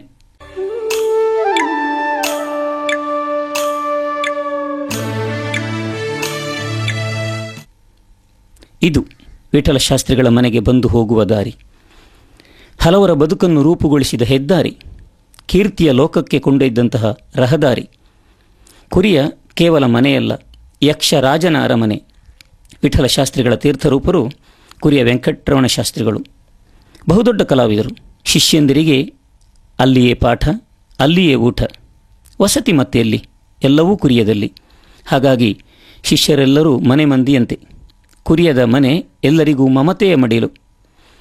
ಆ ಮನೆಯ ಕಣ ಕಣವು, ಕೋಣೆ ಕೋಣೆಯು ಗೆಜ್ಜೆಯ ಹೆಜ್ಜೆಯ ನಿನಾದವನ್ನು ಪ್ರತಿಧ್ವನಿಸುತ್ತಲೇ ಇದೆ. ಇಂದು ಯಕ್ಷಗಾನ ಕ್ಷೇತ್ರದಲ್ಲಿ ಖ್ಯಾತಿಯ ಎತ್ತರವನ್ನು ಏರಿದಂತಹ ಕಲಾವಿದ ಪೆರುವಡಿ ನಾರಾಯಣ ಭಟ್, ಸೂರಿಕುಮೇರಿ ಗೋವಿಂದ ಭಟ್, ಹೊಸ ಹಿತ್ತಲು ಮಹಾಲಿಂಗ ಭಟ್, ಕೋಳಿಯೂರು ರಾಮಚಂದ್ರರಾಯರು, ಹಾಸ್ಯಗಾರ ಪೆರುವಡಿ ನಾರಾಯಣ ಭಟ್ ಮೊದಲಾದ ಎಲ್ಲರೂ ಕುರಿಯದ ಚಾವಡಿಯನ್ನು ಏರುವಾಗ ಕುಬ್ಜರಾಗಿ ಹೋಗುತ್ತಾರೆ. ಅಂತಹ ಎತ್ತರದ ವ್ಯಕ್ತಿತ್ವದ ವಿಠಲಶಾಸ್ತ್ರಿಗಳಿಂದ ನಾಟ್ಯ ಕಲಿತವರು ನೂರಾರು ಮಂದಿ. ಆದರೆ ಅವರದೇ ಭಾವ, ಭಂಗಿ, ಕುಣಿತ, ಅಭಿನಯ ಇತ್ಯಾದಿಗಳನ್ನು ಮೈಗೂಡಿಸಿಕೊಂಡು ಶಿಷ್ಯರ ಕೂಟದಲ್ಲಿ ಹಿರಿತನವನ್ನು ಗಳಿಸಿದ ಕಲಾವಿದ ಪೆರುವಡಿ ನಾರಾಯಣ ಭಟ್. ಅವರ ವೇಷಗಳೆಲ್ಲವೂ ಶಾಸ್ತ್ರಿಗಳದ್ದೇ ಅಚ್ಚು. ಹಾಗಾಗಿ ಗುರುಗಳಿಗೆ ಇವರೆಂದರೆ ಅಚ್ಚುಮೆಚ್ಚು. ಪೆರುವಡಿ ನಾರಾಯಣ ಭಟ್ಟರು ರಂಗದ ಸಂಪರ್ಕ ಬಿಟ್ಟು 25 ವರ್ಷಗಳೇ ಸಂದಿದೆ. ಆದರೂ ತಾಳಮದ್ದಳೆಯಲ್ಲಿ ಉತ್ಕೃಷ್ಟ ಮಾತುಗಾರರಾಗಿ ಜನಮನ್ನಣೆ ಪಡೆದಿದ್ದಾರೆ. ಇದೀಗ ಮತ್ತೆ ನಾರಾಯಣ ಭಟ್ಟರ ಮನಸ್ಸು ಅರಳಿ ನಿಂತಿದೆ. ಸದಾ ಗುರುವಿನ ಪ್ರಭಾವಲಯದಲ್ಲಿ ಸುಳಿಯುತ್ತಿದ್ದ ಅವರು ಗೆಜ್ಜೆ ಕಟ್ಟಿ ಹೆಜ್ಜೆ ಇಡುವ ಮೂಲಕ ಗುರುವಂದನೆ ಸಲ್ಲಿಸಲು ಮನ ಮಾಡಿದ್ದಾರೆ. ತನ್ನೊಂದಿಗೆ ಸಹ ಕಲಾವಿದರಾಗಿದ್ದ ಕುರಿಯ ವಿಠಲಶಾಸ್ತ್ರಿಗಳ ನೆಚ್ಚಿನ ಶಿಷ್ಯರಾದ ಕೋಳಿಯೂರು ರಾಮಚಂದ್ರರಾಯರು, ಹಾಸ್ಯಗಾರ ಪೆರುವಡಿ ನಾರಾಯಣ ಭಟ್ಟರು, KM ರಮೇಶ್ ಆಚಾರ್ಯ ಮೊದಲಾದ ಹಿರಿಯರ ಸಹಯೋಗ, ವಿಠಲಶಾಸ್ತ್ರಿಗಳ ಅಭಿಮಾನಿ ಕಿರಿಯ ಬಳಗದ ಸಹಕಾರ ಹಾಗೂ ಕುರಿಯದ ಕಲಾಕ್ಷೇತ್ರದ ಉತ್ತರಾಧಿಕಾರಿ ಭಾಗವತ ಕುರಿಯ ಗಣಪತಿ ಶಾಸ್ತ್ರಿಗಳ ಮಧುರ ಗಾಯನ ಎಲ್ಲವೂ ಸೇರಿ ಮೂಡಿ ಬಂದಂತಹ ಅಪೂರ್ವ ಕಾರ್ಯಕ್ರಮ ಗುರುವಂದನೆ.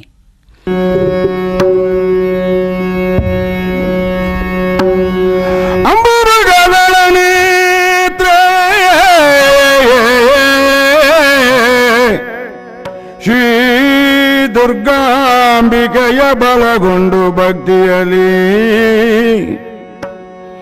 ಭಕ್ತಿಯೊಳಂಬಿಕಾ ಸುತ ವಿಘ್ನರಾಜನ ಪಿರಿದು ಸಂತುತಿಸಿ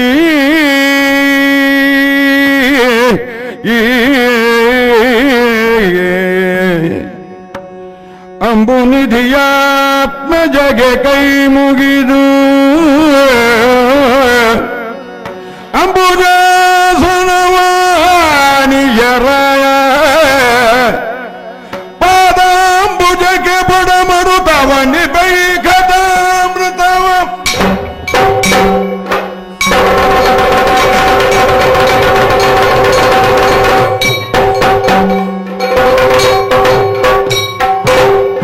ಭೂಸುರರೈ ತಂಡರಾಗ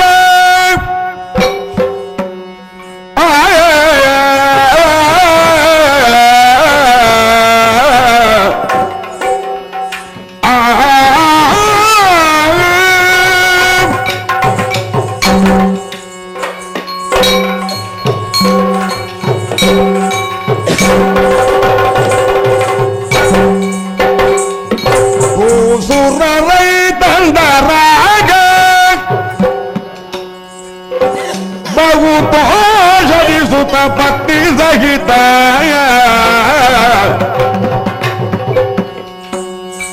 ಈಶನ ನಾಮವ ಮನದಿ ಧ್ಯಾನಿಸುತ್ತ ಕೈಲಾಸದ ತಡಿಯೋಳು ದಕ್ಷನ ಮಖಕ್ಕಾಗಿ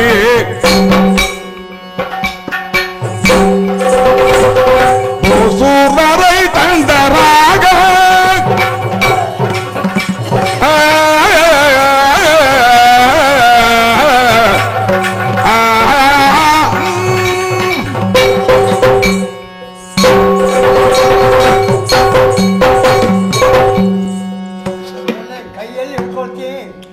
ಅಂದ್ರೆ ನಿಮಗೆ 2 ಕಾಲು ಸಾಕಾಗುದಿಲ್ಲ, ಊರ್ಗೋಲ್ಬೇಕಾಗ್ತದಲ್ಲ. ಹೌದು, ಅಷ್ಟು ಎಲ್ಲಿ ಕೊಡುದಿಲ್ಲ, ನಡೀಲಿಕ್ಕೆ ಆಗೋದಿಲ್ಲ ಅಂತ ಆದ್ರೆ ನಾನು ಹೊರಡ್ತೇನೋ. ಆದ್ರೂ ನಿಮ್ಮ ಉತ್ಸಾಹ ಮೆಚ್ಚಿಬಿಟ್ಟೆ. ಮಕ್ಕಳನ್ನು ಕೈ ಹಿಡಿದು ಪಾಲ ದಾಟಿಸಿದ ಹಾಗೆ ಮಾಡ್ತೀನಿ ನೀನು. ನನಗೆ ನಿಮ್ ಬಗ್ಗೆ ತುಂಬಾ ಏನಾದ್ರು ಹೇಳ್ತೀಯಾ? ನನಗೆ ಇನ್ನೂ ಧೈರ್ಯ ಉಂಟು. ಧೈರ್ಯ ಉಂಟಪ್ಪ, ಮೈಗೆ ಕೂಡದೆ ಇದ್ರು ಮನಸ್ಸಿಗೆ ಧೈರ್ಯ ಉಂಟು. ಅದು ಹೇಳು. ಮನಸ್ಸು ಉಲ್ಲಾಸದಲ್ಲಿ ಉಂಟಾ? ಇದು ಲೆಕ್ಕಕ್ಕೆ ಹೇಳ್ತೀವಿ. ಹೌದಪ್ಪ. ಈಗ ಬಾಗಿಲು ಹಾಕಿದ್ಯಾ? ಬಾಗಿಲು ಹಾಕ್ಬೇಕಲ್ಲ. ಹಾಕಲೇಬೇಕು, ಅದು ಮರ್ಯಾದೆ. ಈಗ ಬ್ರಾಹ್ಮಣರ ಮನೆಯಲ್ಲಿ ಉಂಟು, ದೋಚಿಕೊಂಡು ಹೋಗುವ ಯಾರಾದ್ರೂ ಬರ್ತಾರೆಂಬ ಹೆದರಿಕೆ ಅಲ್ಲ. ಹಾಗೆ ಭಯ ಏನೂ ಇಲ್ಲ, ಅದೊಂದು ಸಂಕೇತ. ಹೌದು. ಬಾಗಿಲು ತೆರೆದುಂಟಾ ಒಳಗೆ ಜನ ಉಂಟು, ಕದ ಹಾಕಿ ಉಂಟಾ ಒಳಗೆ ಯಾರು ಇಲ್ಲ. ನೋಡೋರಿಗೆ ಗೊತ್ತಾಗ್ಬೇಕು. ದಾರಿ ಹೋಕರಿ ಯಾರಾದ್ರೂ ಬಾಯಾರಿಕೆಯಾಗಿ ಬಂದ್ರೆ ಹೋಗೋರು ದಾರಿ ಹೋಗೋರು ಮಾತ್ರ ಯಾಕೆ, ಕಟ್ಟಿಗೆಗೆ ಹೋಗೋರು ಬರ್ತಾರೆ, ದರಗು ಮಾಡುವವರು ಬರ್ತಾರೆ. ಏನಿಲ್ಲ ಅಂದ್ರೂ ನೀನು ಉಪ್ಪಿನಕಾಯಿ ನೀರಾದ್ರೂ ಕೊಡ್ತೀಯ ಬಾಯಾರಿಕೆಗೆ. ಮನೆ ಅಂತ ಆದ್ಮೇಲೆ ಮನೆ ಬಾಗಿಲಿಗೆ ಬಂದವರಿಗೆ ಏನಾದ್ರೂ ಕೊಡ್ಲೇಬೇಕಲ್ಲ. ಹೌದು, ಅಷ್ಟೇ ಮೇಲೆ ಹತ್ತಿ ಬರ್ಬೇಕು ಅವರು. ಕದ ಮುಚ್ಚಿದೆ ಅಂತ ಆದ್ರೆ ಬೇರೆ ಎಲ್ಲಿಗಾದ್ರೂ ಹೋಗ್ತಾರೆ, ಬೇರೆ ಮನೆಗೆ ಹೋಗ್ತಾರೆ. ಇಲ್ಲಿ ಬೇರೆ ಬೇರೆ ಕಡೆಯಲ್ಲಿ ನೀರು ಕೊಡಿ. ಅದು ಹೌದು, ನನಗೆ ಹೋಗ್ಬೇಕಾದ್ರೆ ದೂರ ತುಂಬಾ ಉಂಟಲ್ಲ. ಹೌದಪ್ಪ, ಪ್ರಾಚೀನವರು ಹೀಗಲ್ವಾ? ಮತ್ತೆ ಮಗಳನ್ನು ಇಲ್ಲೇ ನಿಲ್ಲಿಸ್ಕೊಂಡಿದ್ದ ದಿವಸ ಎಂಟಾಯ್ತು ಬಂದು. ಅಂದ್ರೆ ಈ ಕಾರ್ಯಕ್ರಮ ಮುಗಿಸಿಯೇ ಗಂಡನ ಮನೆಗೆ ಹೋಗುವುದು ಅಂತ ನಿರ್ಧಾರ ಮಾಡಿದ್ದಾಳೆ. ಎಲ್ಲೂ ಅಂದವಳು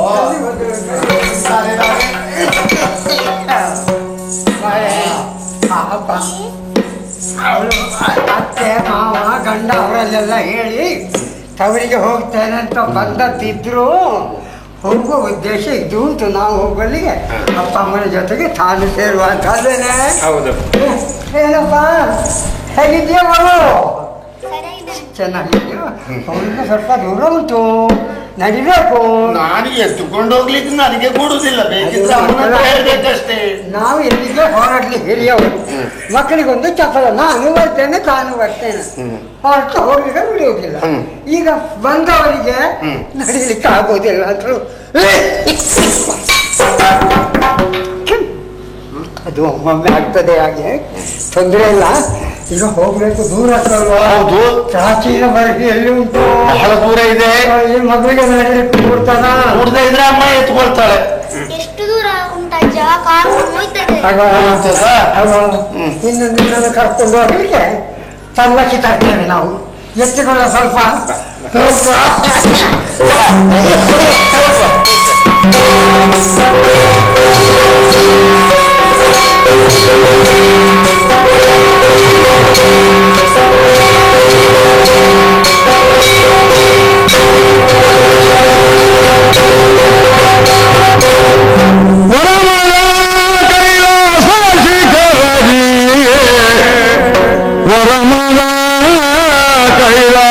ಶಿಖರದಿ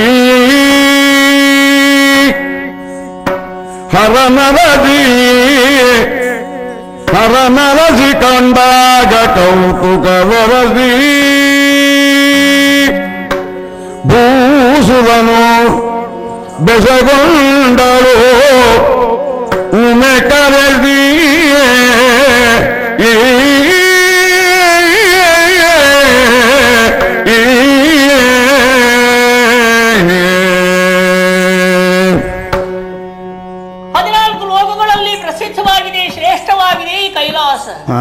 ವರ ಮಹಾ ಕೈಲಾಸ ಹೀಗೆ ಪ್ರಸಿದ್ಧಿಯನ್ನು ಹೊಂದುವುದಕ್ಕೆ ಕಾರಣ ಸ್ವಾಮಿಯಾದಂತಹ ಮಹಾದೇವ ಇಲ್ಲಿ ವಾಸವಾಗಿದ್ದಾರೆ. ಆದ್ದರಿಂದ ಇದನ್ನು ಬೆಳ್ಳಿಯ ಬೆಟ್ಟವೆಂದು ಭಕ್ತ ಜನರು ಕೊಂಡಾಡುತ್ತಿದ್ದಾರೆ. ಪ್ರಮಥರೊಂದಿಗೆ ಆ ಮಹಾದೇವ ಇಲ್ಲಿ ನೆಲೆಸಿದ್ದಾರೆ. ಅವರ ಪಾದ ಸೇವೆ ಮಾಡುವಂತಹ ಭಾಗ್ಯ ನನ್ನ ಪಾಲಿಗೆ ಪ್ರಾಪ್ತಿಸಿದೆ. ದಕ್ಷ ಪ್ರಜಾಧೀಶ್ವರನಿಗೆ ಮಗಳಾದ್ದರಿಂದ ದಾಕ್ಷಾಯಿಣಿ ಎಂದು, ಹಾಗೆ ಗೌರಿ ಎಂದು, ಸತೀದೇವಿ ಎಂದು ಲೋಕ ನನ್ನನ್ನು ಗೌರವಿಸುತ್ತಿದೆ. ನಿತ್ಯ ಸಂತೋಷವೇ ಸರಿ ಕೈಲಾಸದಲ್ಲಿ. ಆದ್ರೆ ಇಂದೇಕೋ ನನ್ನ ಮನಸ್ಸಿಗೆ ಒಂದು ಆಲಸ್ಯ, ಉದಾಸೀನ್ಯ ಬಂತು. ಯಾಕೆ ಕಾರಣ ತಿಳಿಯಲಿಲ್ಲ. ಅದನ್ನು ಪರಿಹರಿಸಿಕೊಳ್ಳುವುದಕ್ಕಾಗಿ ಈ ಕೈಲಾಸದ ತಪ್ಪಲು ಭಾಗವನ್ನು ಸೇರಿಕೊಂಡು ವಿವರಿಸುತ್ತಾ ಇದ್ದೇನೆ.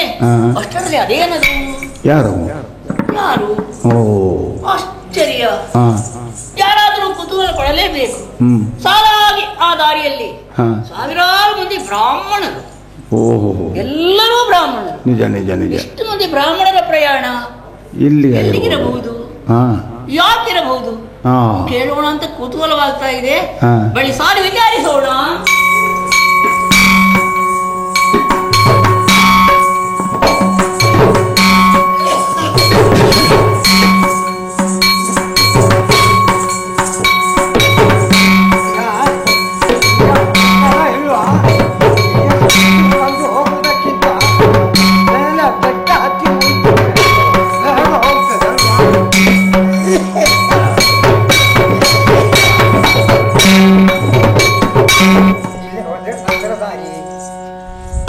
ಪರಮ ಪೂಜ್ಯನ ಪಾದಗಳಿಗೆ ಪ್ರಣಾಮ.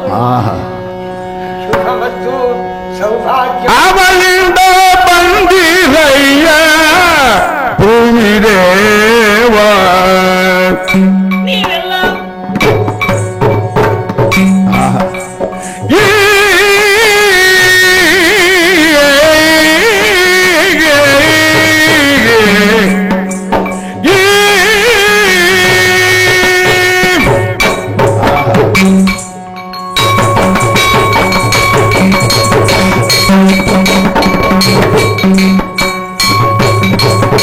ಅವನಿಂದ ಬಂದಿರಯ್ಯ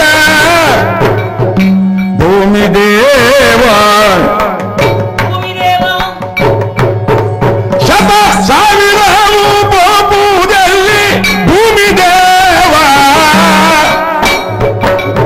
ಈ ವಿಧದ ಭೂಸುದರು ಭೂಮಿದೇವ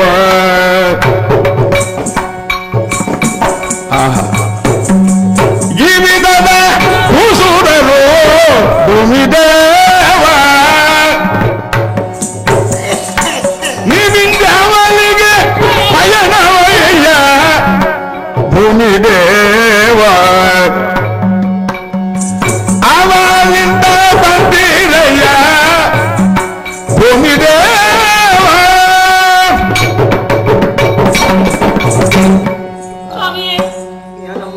ನೂರಾರು ಮಂದಿಗಳು, ಸಾವಿರಾರು ಮಂದಿಗಳು ಅತಿ ಉತ್ಸಾಹದಿಂದ ಈ ಪಥದಲ್ಲಿ ಮುಂದೆ ಸಾಗುತ್ತಾ ಇದ್ದೀವಿ.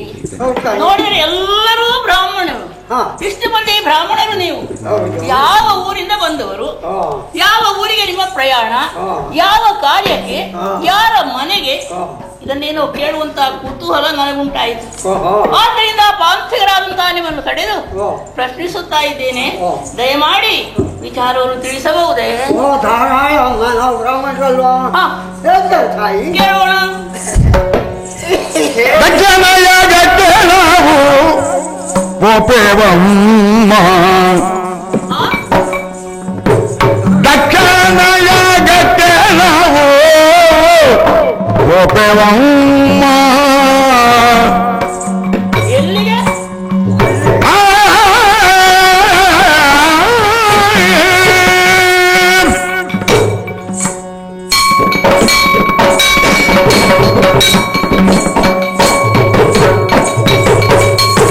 ದಕ್ಷಿಣಯಗಕ್ಕೆ ನಾವು ಗೋಪೇವಮ್ಮ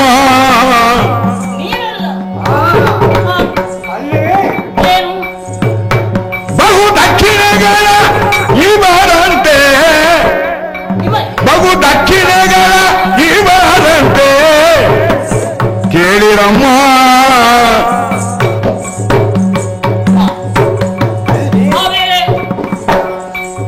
ಜನರಾಶಿ ಬೆಟ್ಟವಂತೆ ಜನರ ರಾಶಿ ಬೆಟ್ಟವಂತೆ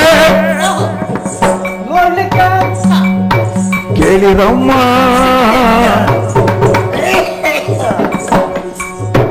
ನಮ್ಮ ಅಪೇಕ್ಷೆಗಳ ಇವರಂತೆ ಪೋಪೆವಮ್ಮ ಪೋಪೆವಮ್ಮ ದಕ್ಷಿಣಯಗಕ್ಕೆ ನಾವು ಪೋಪೆವಮ್ಮ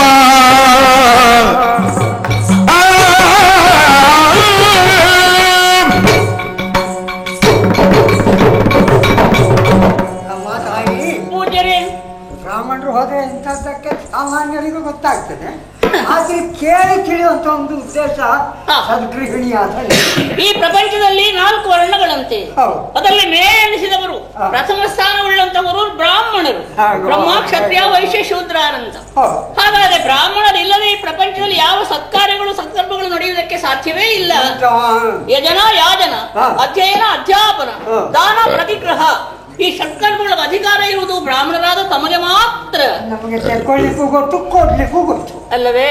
ಆದ್ದರಿಂದ ನೀವು ಹೋಗುತ್ತಿರುವುದು ಮಹತ್ಕಾರ್ಯವೇ ಇರಬೇಕು. ತಾಯಿ ದೊಡ್ಡ ಕಾರ್ಯ, ದೊಡ್ಡ ಕಾರ್ಯ ಅಂದ್ರೆ ಊಟದ ಸಂಗತಿ ಬಿಡಿ, ಒಂದು ದಕ್ಷಿಣ ಸಂಗ್ರಹ ಕೊಡ್ಲಿಕ್ಕಾಗಿ ಸಂಗ್ರಹ ಮಾಡಿಟ್ಟ ದ್ರವ್ಯದ ರಾಶಿ ಉಂಟಂತೆ. ವಿಶೇಷವಾದ ಮೃಷಾನ್ನ ಭೋಜನ ಅಂತ ಭೋಜನ ಕೊಟ್ಟ ಬಳಿಕ ದಕ್ಷಿಣೆ ದಾನ ಇರಬೇಕಲ್ಲ. ಅದೇ ವಿಧಿ ಇಲ್ಲ, ಇಷ್ಟೇ ಕೊಡುವುದು ಒಬ್ಬರಿಗೆ ಏನೂ ಅಲ್ಲ. ಕೈಗೆ ಸಿಕ್ಕಿದಷ್ಟು ಕೊಡು. ಬೇಕಾದಷ್ಟು ಸಾಕೋ ಬೇಕೋ ಸಾಕೋ ಕೇಳಿ ಕೇಳಿ ಕೊಡ್ತಾರಂತೆ. ಅವರು ಶ್ರೀಮಂತನಾಗಿರಬೇಕು. ಓ ದಡಾಗಿ ಊಟದ ಸಂಗತಿ ಹೇಳ್ತಾರೆ. ಹೇಳಿದ್ದನ್ನು ಕೇಳಿದ್ರೆ ಯಾರಾದ್ರೂ ಬಾಯಿ ಬಿಡ್ಬೇಕು. ಏನಂತೆ? ಭಾರಿ ಭಕ್ಷ್ಯಗಳಂತೆ. ಭೂರಿ ಭೋಜನ ಎಂಬ ಹೆಸರು ಸರ್ವತ್ರ ಒಂದೇ ಬಗೆಯಲ್ಲಿ ಬೇಕಾದ ತಿನಿಸುಗಳು. ಭೂರಿ ಭೋಜನ ಅಂದ ಮಾತ್ರಕ್ಕೆ ಮತ್ತೆ ವಿವರಿಸಬೇಕಾದಿಲ್ಲ. ಇಲ್ಲ, ಅದರಲ್ಲಿ ಬೇಕಾದ ಭಕ್ಷ್ಯಾದಿಗಳು ಲಡ್ಡು ಏನೋ ಏನೋ ಏನೋ ಏನೋ ಏನೇನೋ ಹೇಳುವಾಗಲೇ ಬಾಯಿ ಬಿಟ್ಟು ಹೋಗ್ತದೆ, ಚಪ್ಪಲಿಗೆ ಹೋಗ್ತದೆ. ಆ ಬಗೆಯ ವ್ಯವಸ್ಥೆ. ಈ ಬಗೆಯ ದಕ್ಷಿಣೆ, ಭೋಜನ, ದಕ್ಷಿಣೆ, ದಾನ, ಆಮೇಲೆ ಇಷ್ಟರೊಳಗೆ ತೆಕ್ಕೊಂಡದ್ದಲ್ಲಿ ಇಷ್ಟರೊಳಗೆ ಎಲ್ಲ ಅಲ್ಲಿ ಸಿಗುತ್ತದಂತೆ. ಇಷ್ಟರ ತೆಕ್ಕೊಂಡದ್ದಕ್ಕಿಂತಲೂ ಮಿಕ್ಕಿರದಾಗಿ. ಸರಿ, ದಾನ ಸಂಪತ್ತು ಇದ್ರೆ ಸಾಲದು, ಅದನ್ನು ಸತ್ಪಾತ್ರದಲ್ಲಿ ದಾನ ಮಾಡಬೇಕು ಅಂತ ತಿಳಿದವರು ಹೇಳ್ತಾರೆ. ನಿಮಗಿಂತ ದೊಡ್ಡ ಸತ್ಪಾತ್ರ ಯಾರು? ಯಾರು? ಒಂದು ನಿಯಮ ಇಟ್ಟುಕೊಂಡಿದ್ದಾರೆ, ಒಂದು ಕಾರಣ ಇಟ್ಟುಕೊಂಡಿದ್ದಾರೆ. ಏನದು? ಬರೇ ಭೂರಿ ಭೋಜನಕ್ಕಾಗಿ ಅಲ್ಲ, ಒಂದು ಯಾಗ. ಯಾಗ ಅಂದ್ರೆ ಇಷ್ಟರೊಳಗೆ ಎಲ್ಲಿಯೂ ಆಗಿಲ್ಲ ಅಂತೆ, ಇದು ಅಸಾಧ್ಯ ಅಂತ. ಈ ಭೂರಿ ಭೋಜನದ ದಾನ ರಕ್ಷಣೆಯ ಕಾರಣ ಯಾಗ. ಯಾಗ ಯಾಗ ಯಾಗ ಯಜ್ಞಾದಿಗಳು ಲೋಕದಲ್ಲಿ ನಡೆಯುತ್ತಾ ಇರ್ತದೆ, ಎಲ್ಲರೂ ನಡೆಸಲೇಬೇಕು. ಯಾಕಂದ್ರೆ ಯಾಗ ಯಜ್ಞ ನಡೆದರೆ ದೇವತೆಗಳು ಸಂತುಷ್ಟರಾಗ್ತಾರೆ, ಕಾಲಕ್ಕೆ ಸರಿಯಾಗಿ ಮಳೆ ನಡೆಸ್ತಾರೆ. ಹಾಗೆ ಮಳೆ ಬೆಳೆಗಳಿಂದ ಈ ಪ್ರಪಂಚ ಕ್ಷಾಮದೂರವಾಗಿ ಸುಭಿಕ್ಷೆಯಿಂದ ಉಂಟಾಗ್ತದೆ. ಅದರಿಂದ ಅದು ವಿಶೇಷವಲ್ಲ. ಮಾಡ್ಲಿಕ್ಕೆ ಆಗಿಲ್ಲ ಇವಳಿಗೆ. ಹೌದು, ಆದರ್ಶಪ್ರಾಯವಾದ ಯಾಗ. ಆದ್ರೆ ನೀವು ಊಟದ ವರ್ಣನೆ ಮಾಡಿದಿರಿ, ಅದನ್ನು ತಿಳಿಸಿದಿರಿ. ಮಾಡುವಂತಹ ಕರ್ತೃ ಯಾರು ಅದನ್ನು ಹೇಳಲಿಲ್ಲವಲ್ಲ. ಯಾವ ಊರು, ಯಾರ ಮನೆ ಅದನ್ನು ತಿಳಿಸಲಿಲ್ಲವಲ್ಲ. ಊಟ ದಕ್ಷಿಣೆ ಅಡಿಯಲ್ಲೇ ಬಿಟ್ಟು ಆಗಲಿ ಹೇಳಿದ್ರೆ ಆಗುವುದಲ್ಲಿ ಅದೇ ಪ್ರಾಚೀನ ಬಳಸಿ ಅಲ್ಲಿ ಅಯ್ಯ ದಕ್ಷ ಏನಾದ್ರು ಗೊತ್ತಾ, ಅವನೇ ಮಾಡಿಸುವ ಯಾಗ. ಸ್ವಾಮಿ, ವಯೋವೃದ್ಧರು ನೀವು. ಹೌದು, ಆದ್ರೆ ಜ್ಞಾನವೃದ್ಧರು, ಮರೆಯುವುದಕ್ಕೆ ಅವಕಾಶ ಇಲ್ಲ. ತಾವೆಲ್ಲಾದ್ರೂ ಮರೆತು ಮಾತಾಡ್ತಾ ಇದ್ದೀರೋ ಅಂತ. ದಕ್ಷ ಅತ್ತರ ಮಾಡ್ತಾನೆ ಅಂತ ಹೇಳ್ತಾ ಇದ್ದೀರಿ, ರಾತ್ರಿಯ ಬರುಹೆಯಲ್ಲಿ ನಡೆಯುತ್ತಾ ಇದೆ ಅಂತ ತಿಳಿಸ್ತೀರಿ. ಅಲ್ಲಿ ಯಾಗ ಅಂದ್ರೆ ನನಗೆ ತಿಳಿಯದೇ ಇರುವುದಕ್ಕೆ ಸಾಧ್ಯವಿಲ್ಲ. ಸ್ವಾಮಿ, ನಾನು ಯಾರೆಂಬುದನ್ನು ತಾವು ನಾನು ಯಾರು?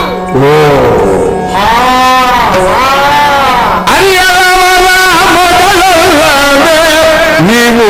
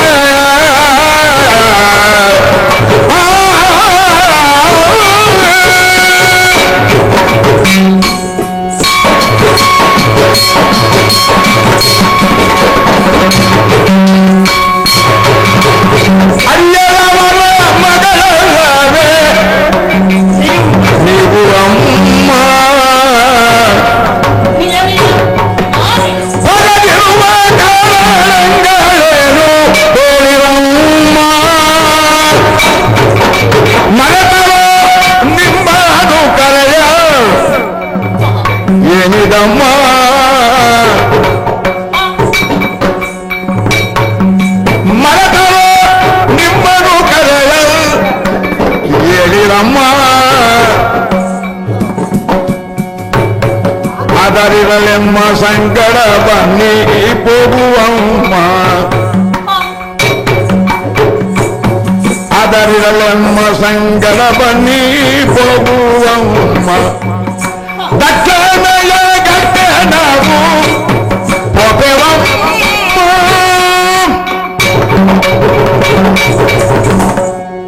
ಎಷ್ಟು ಮಾತಾಡಿದ್ರಲ್ಲ, ಕೊನೆಗೆ ಅರ್ಥ ಆಯ್ತು ನನಗೆ. ನಿಮ್ಗೆ ಅವರ ಮುಖದ ಪರಿಚಯ ಆಗ್ಲಿಲ್ವಾ? ಈಗ ಗೊತ್ತಾದ್ದು, ಯಾರೋ ಏನೋ ಒಬ್ಬಾಕೆ ಮುಗ್ತಾ ಇದೆ, ಮುಂದೆ ಬಂದು ವಿಚಾರ ಮಾಡ್ತಾಳೆ, ಕೇಳಿ ತಿಳ್ಕೊಳ್ಳೋ ಆಸೆ ಇಟ್ಟಿದ್ದಾಳೆ.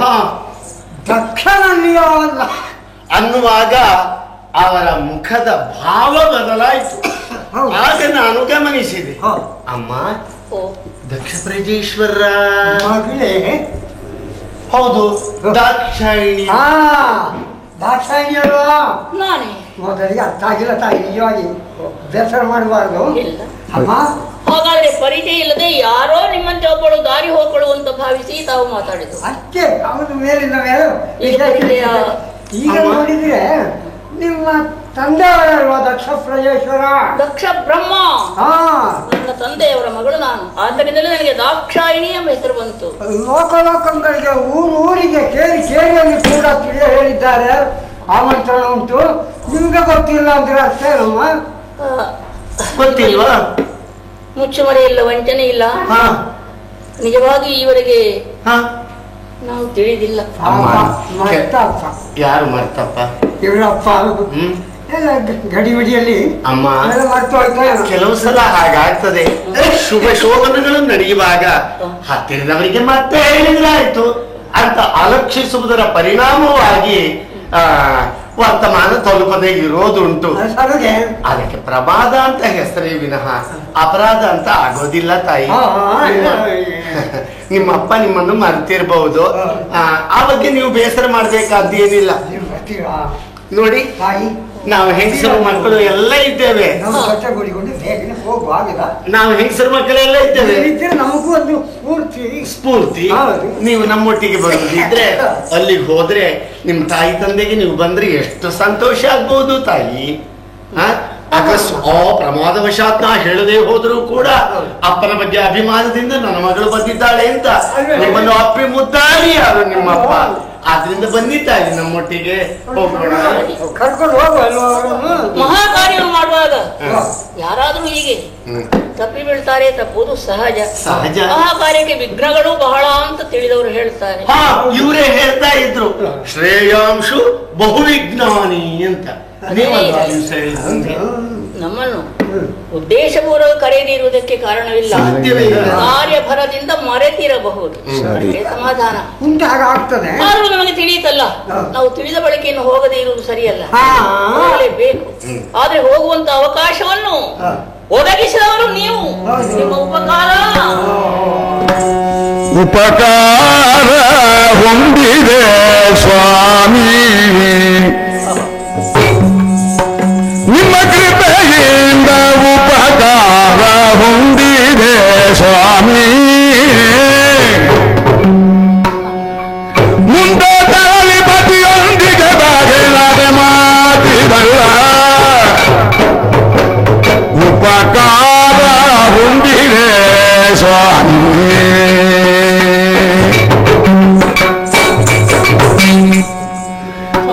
ತಾಯಿ, ಲೋಕದಲ್ಲಿ ಉಪಕಾರಕ್ಕಿಂತ ದೊಡ್ಡ ಪುಣ್ಯ ಬೇರೊಂದಿಲ್ಲವಂತೆ.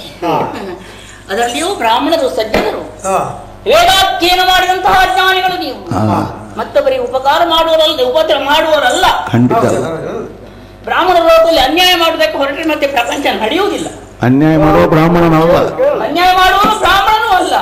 ಜಾತಿಗೆ ಸ್ವಾಮಿಯೇ, ಸಣ್ಣ ವಿಷಯ ಅಂತ ಹೇಳುವುದಕ್ಕಿಲ್ಲ. ಒಂದು ಮಾತಿಂದಲಾದ್ರೂ ನೀವು ತಿಳಿಸಿದ್ದರೆ ನನಗೆ ಉಪಕಾರವಾಯಿತು. ಯಾಕಂದ್ರೆ ನಾವು ತಿಳಿಯದ ವಿಚಾರ, ಇನ್ನು ಮುಂದಾದ್ರೂ ಹೋಗಬಹುದು. ನೀವೇ ಹೇಳಿದಂತೆ ನನ್ನ ಮನೆಗೆ, ನನ್ನ ತವರು ಮನೆಗೆ, ಆ ತಂದೆಯ ಮನೆಗೆ ಹೋಗ್ಬೇಕಾಗಿದ್ರೆ ನನಗೇನು ಗೌರವದ ಕರೆಯಲೇಬೇಕೆ? ಕರೆಸಿಕೊಳ್ಬೇಕಾದಿಲ್ಲ. ತಿಳಿಯದೆ ಹೋದೆ ಸ್ವಾಮಿ, ಉಪಕಾರವಾಯಿತು. ಆದ್ರೆ ನಿಮ್ಮೊಂದಿಗೆ ನಾನು ಬರಬೇಕು ಅಂದಿರಲ್ಲ, ಹೌದು, ಬರಬಾರದೆಂದಿಲ್ಲ. ನಿಮ್ಮೊಂದಿಗೆ ಯಾರು ಬರಬಹುದು, ಅಗೌರವವಲ್ಲ. ಆದ್ರೆ ನಾನು ಒಬ್ಬಳಾಗಿ ಈ ಸುದ್ದಿಯನ್ನು ದಾರಿಯಿಂದ ಕೇಳಿ ಹೊರಟು ಬರುವುದು ಸರಿಯಲ್ಲ.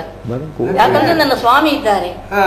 ಯಾವಾಗಲೂ ಲೋಕದಲ್ಲಿ ಮಾನವತೆಯಾದವಳು, ಹಾಗೆ ಮುತ್ತೈದೆಯಾದವಳು ಗಂಡನ ಮನೆಯಿಂದ ತವರು ಮನೆಗೆ ಹೋಗುವಾಗ ಒಬ್ಬಳೇ ಹೋಗಬಾರದಂತೆ. ಒಬ್ಬಳೇ ಆಗಿ ಹೋದ್ರೆ ಆ ಮಗಳಲ್ಲಿ ತಂದೆ ತಾಯಂದ್ರಿಗೆ ಎಷ್ಟೇ ಪ್ರೀತಿ ಇರಲಿ, ಅವರು ಕೇಳುವ ಪ್ರಶ್ನೆ ಏನು, ಮಗಳೇ ಒಬ್ಬಳೇ ಯಾಕೆ ಬಂದೆ, ಎಲ್ಲಿ ನಿನ್ನ ಗಂಡ, ನಾನು ಬಿಟ್ಟು ಬಂದೆ, ಅನರ್ಥ ಆಗ್ತದೆ. ಆತನೊಂದಿಗೆ ಯಾಕೆ ಬರಲಿಲ್ಲ, ಮದುಮಕ್ಕಳಂತೆ ಬನ್ನಿ ಬರಬೇಕಾದ್ದು ಹೀಗೆ ಹೇಳ್ತಾರೆ. ಆದ್ರೆ ನನಗೆ ಎಷ್ಟೇ ಗೌರವ ಇರಲಿ, ಮರ್ಯಾದೆ ಇರಲಿ, ಅಥವಾ ತಂದೆ ತಾಯಿಗಳ ಪ್ರೀತಿ ಇರಲಿ, ನಾನು ಒಬ್ಬಳಾಗಿ ಹೋಗುದು ಸರಿಯಲ್ಲ, ಗೌರವ ಅಲ್ಲವೇ? ಆದ್ದರಿಂದ ಪತಿಯೊಂದಿಗೆ ನಾನು ಬರ್ತೇನೆ, ದಂಪತಿಗಳು ನಾವು, ನನ್ನ ಸ್ವಾಮಿಯೂ ತಿಳಿದಿಲ್ಲ, ಅವರಿಗೆ ತಿಳಿಸಿ ಒಂದಾಗಿ ಆ ದಕ್ಷಾಧ್ವರಕ್ಕೆ ಬರ್ತೇವೆ. ಮತ್ತೊಮ್ಮೆ ನನಗೆ ಆಶೀರ್ವಾದ ಮಾಡಿ ಅಂತ ಬೇಡಿಕೊಳ್ಳೋಣ. ಅವರಿಗೂ ನನ್ನದೇ ಬುದ್ಧಿ, ನಿಮ್ಮದು ಒಂದು ಸಲ ಆದ್ರೂ ಬಿಟ್ಟು ಹೋಗಿದ್ದ ನಾನು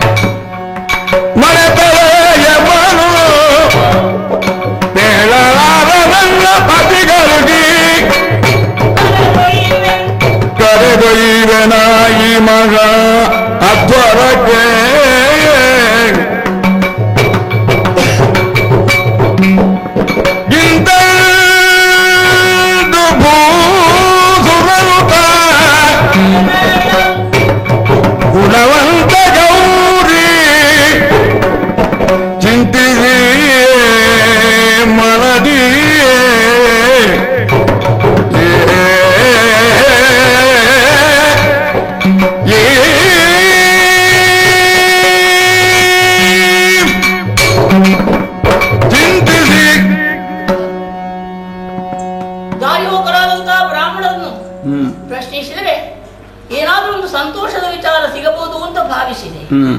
ಆದ್ರೆ ಅವರು ಆಡಿದಂತಹ ಮಾತನ್ನು ಕೇಳಿದಾಗ ನನ್ನ ಚಿಂತೆಗೆ ಕಾರಣವಾಯ್ತಲ್ಲ. ಯಾಕೆ? ದಕ್ಷಾಧ್ವರ ಎಲ್ಲ ಲೋಕದವರು ತಿಳಿದಿದ್ದಾರೆ, ಹೋಗ್ತಾ ಇದ್ದಾರೆ. ಕೈಲಾಸಕ್ಕೆ ಮಾತ್ರ ಇವರಿಗೆ ಹೇಳಿಕೆ ಇಲ್ಲ, ಬರಲಿಲ್ಲ. ನಾವು ತಿಳಿಯಲಿಲ್ಲ ಅಂದ್ರೆ ಅವರು ತಿಳಿಸಲೇ ಇಲ್ಲವೇ ಇಲ್ಲ. ತಿಳಿಸದೇ ಇರುವುದಕ್ಕೆ ಕಾರಣವಿಲ್ಲ. ತಿಳಿಸಿರ್ಬೋದು, ಎಲ್ಲೋ ತಪ್ಪಿ ಹೋಗಿರ್ಬೇಕಾದ್ರೆ ಸತ್ಯ. ಯಾರ ಮೂಲಕವಾದರೂ ಕರೆ ಕಳುಹಿಸಿರಬಹುದೋ ಏನು, ಅಥವಾ ಕಾರ್ಯಫಲದಿಂದ ಮರೆತಿರಬಹುದು. ನನ್ನ ತಂದೆ, ನನ್ನ ತಾಯಿ, ಅವರಿಗೆ ನಾನು ಮಗಳೆಂದರೆ ಈ ದಾಕ್ಷಾಯಿಣಿ ಪ್ರಾಣ, ಇಲ್ಲ, ನನ್ನ ಮರೆಯುವುದಕ್ಕೆ ಸಾಧ್ಯವೇ ಇಲ್ಲ. ಹಾಗಾದ್ರೆ ಮರೆತಿರಬಹುದು ಎಂಬುದೇ ಸಮಾಧಾನ. ಸರಿ, ಇರಲಿ. ಆ ಕುರಿತು ನಾವು ದೀರ್ಘವಾಗಿ ಯೋಚಿಸುವುದೇಕೆ, ಚಿಂತಿಸುವುದೇಕೆ? ಇನ್ನಾದ್ರೂ ಹೋಗಬಹುದಲ್ಲ, ಅವಕಾಶವಿದೆ. ಆದ್ರೆ ನಾನು ಒಬ್ಬಳೇ ಹೋಗುವುದು ಸರಿಯಲ್ಲ, ನನ್ನ ಸ್ವಾಮಿಯೊಂದಿಗೆ ಹೋಗಬೇಕು. ಅವರಿಗೆ ವಿಚಾರ ತಿಳಿದಿಲ್ಲ, ಅವರ ಸನ್ನಿಧಾನಕ್ಕೆ ತೆರಳಿ ವಿಚಾರವನ್ನು ತಿಳಿಸೋಣ.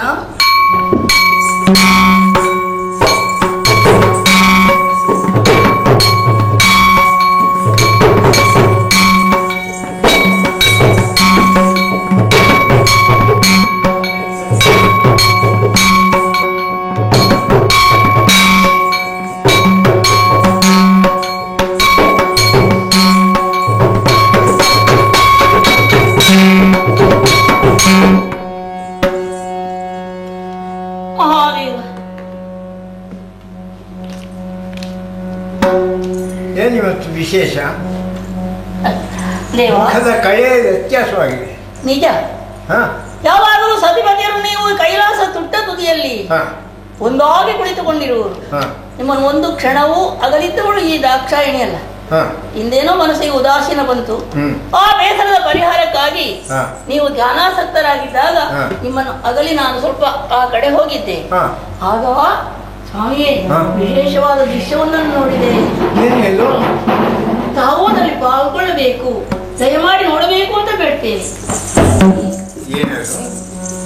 ನೋಡಿ ನೋಡಿ ನೋಡಿ ನೋಡಿ ನೋಡಿರಿ ದ್ವಿಜರು ಪಾಪುದನ್ನು ನಿಮ್ಮಯ ಮಾವ ಮಾಡುವ ಯಜ್ಞವಂತೆ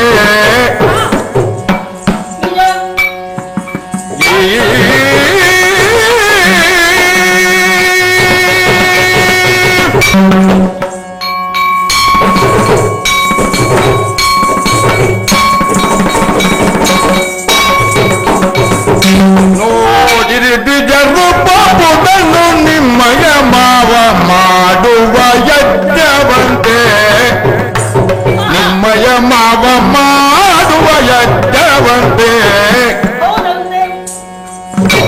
ಆಗಲೇನಧಿಕ ಸಂಭ್ರಮವಂತೆ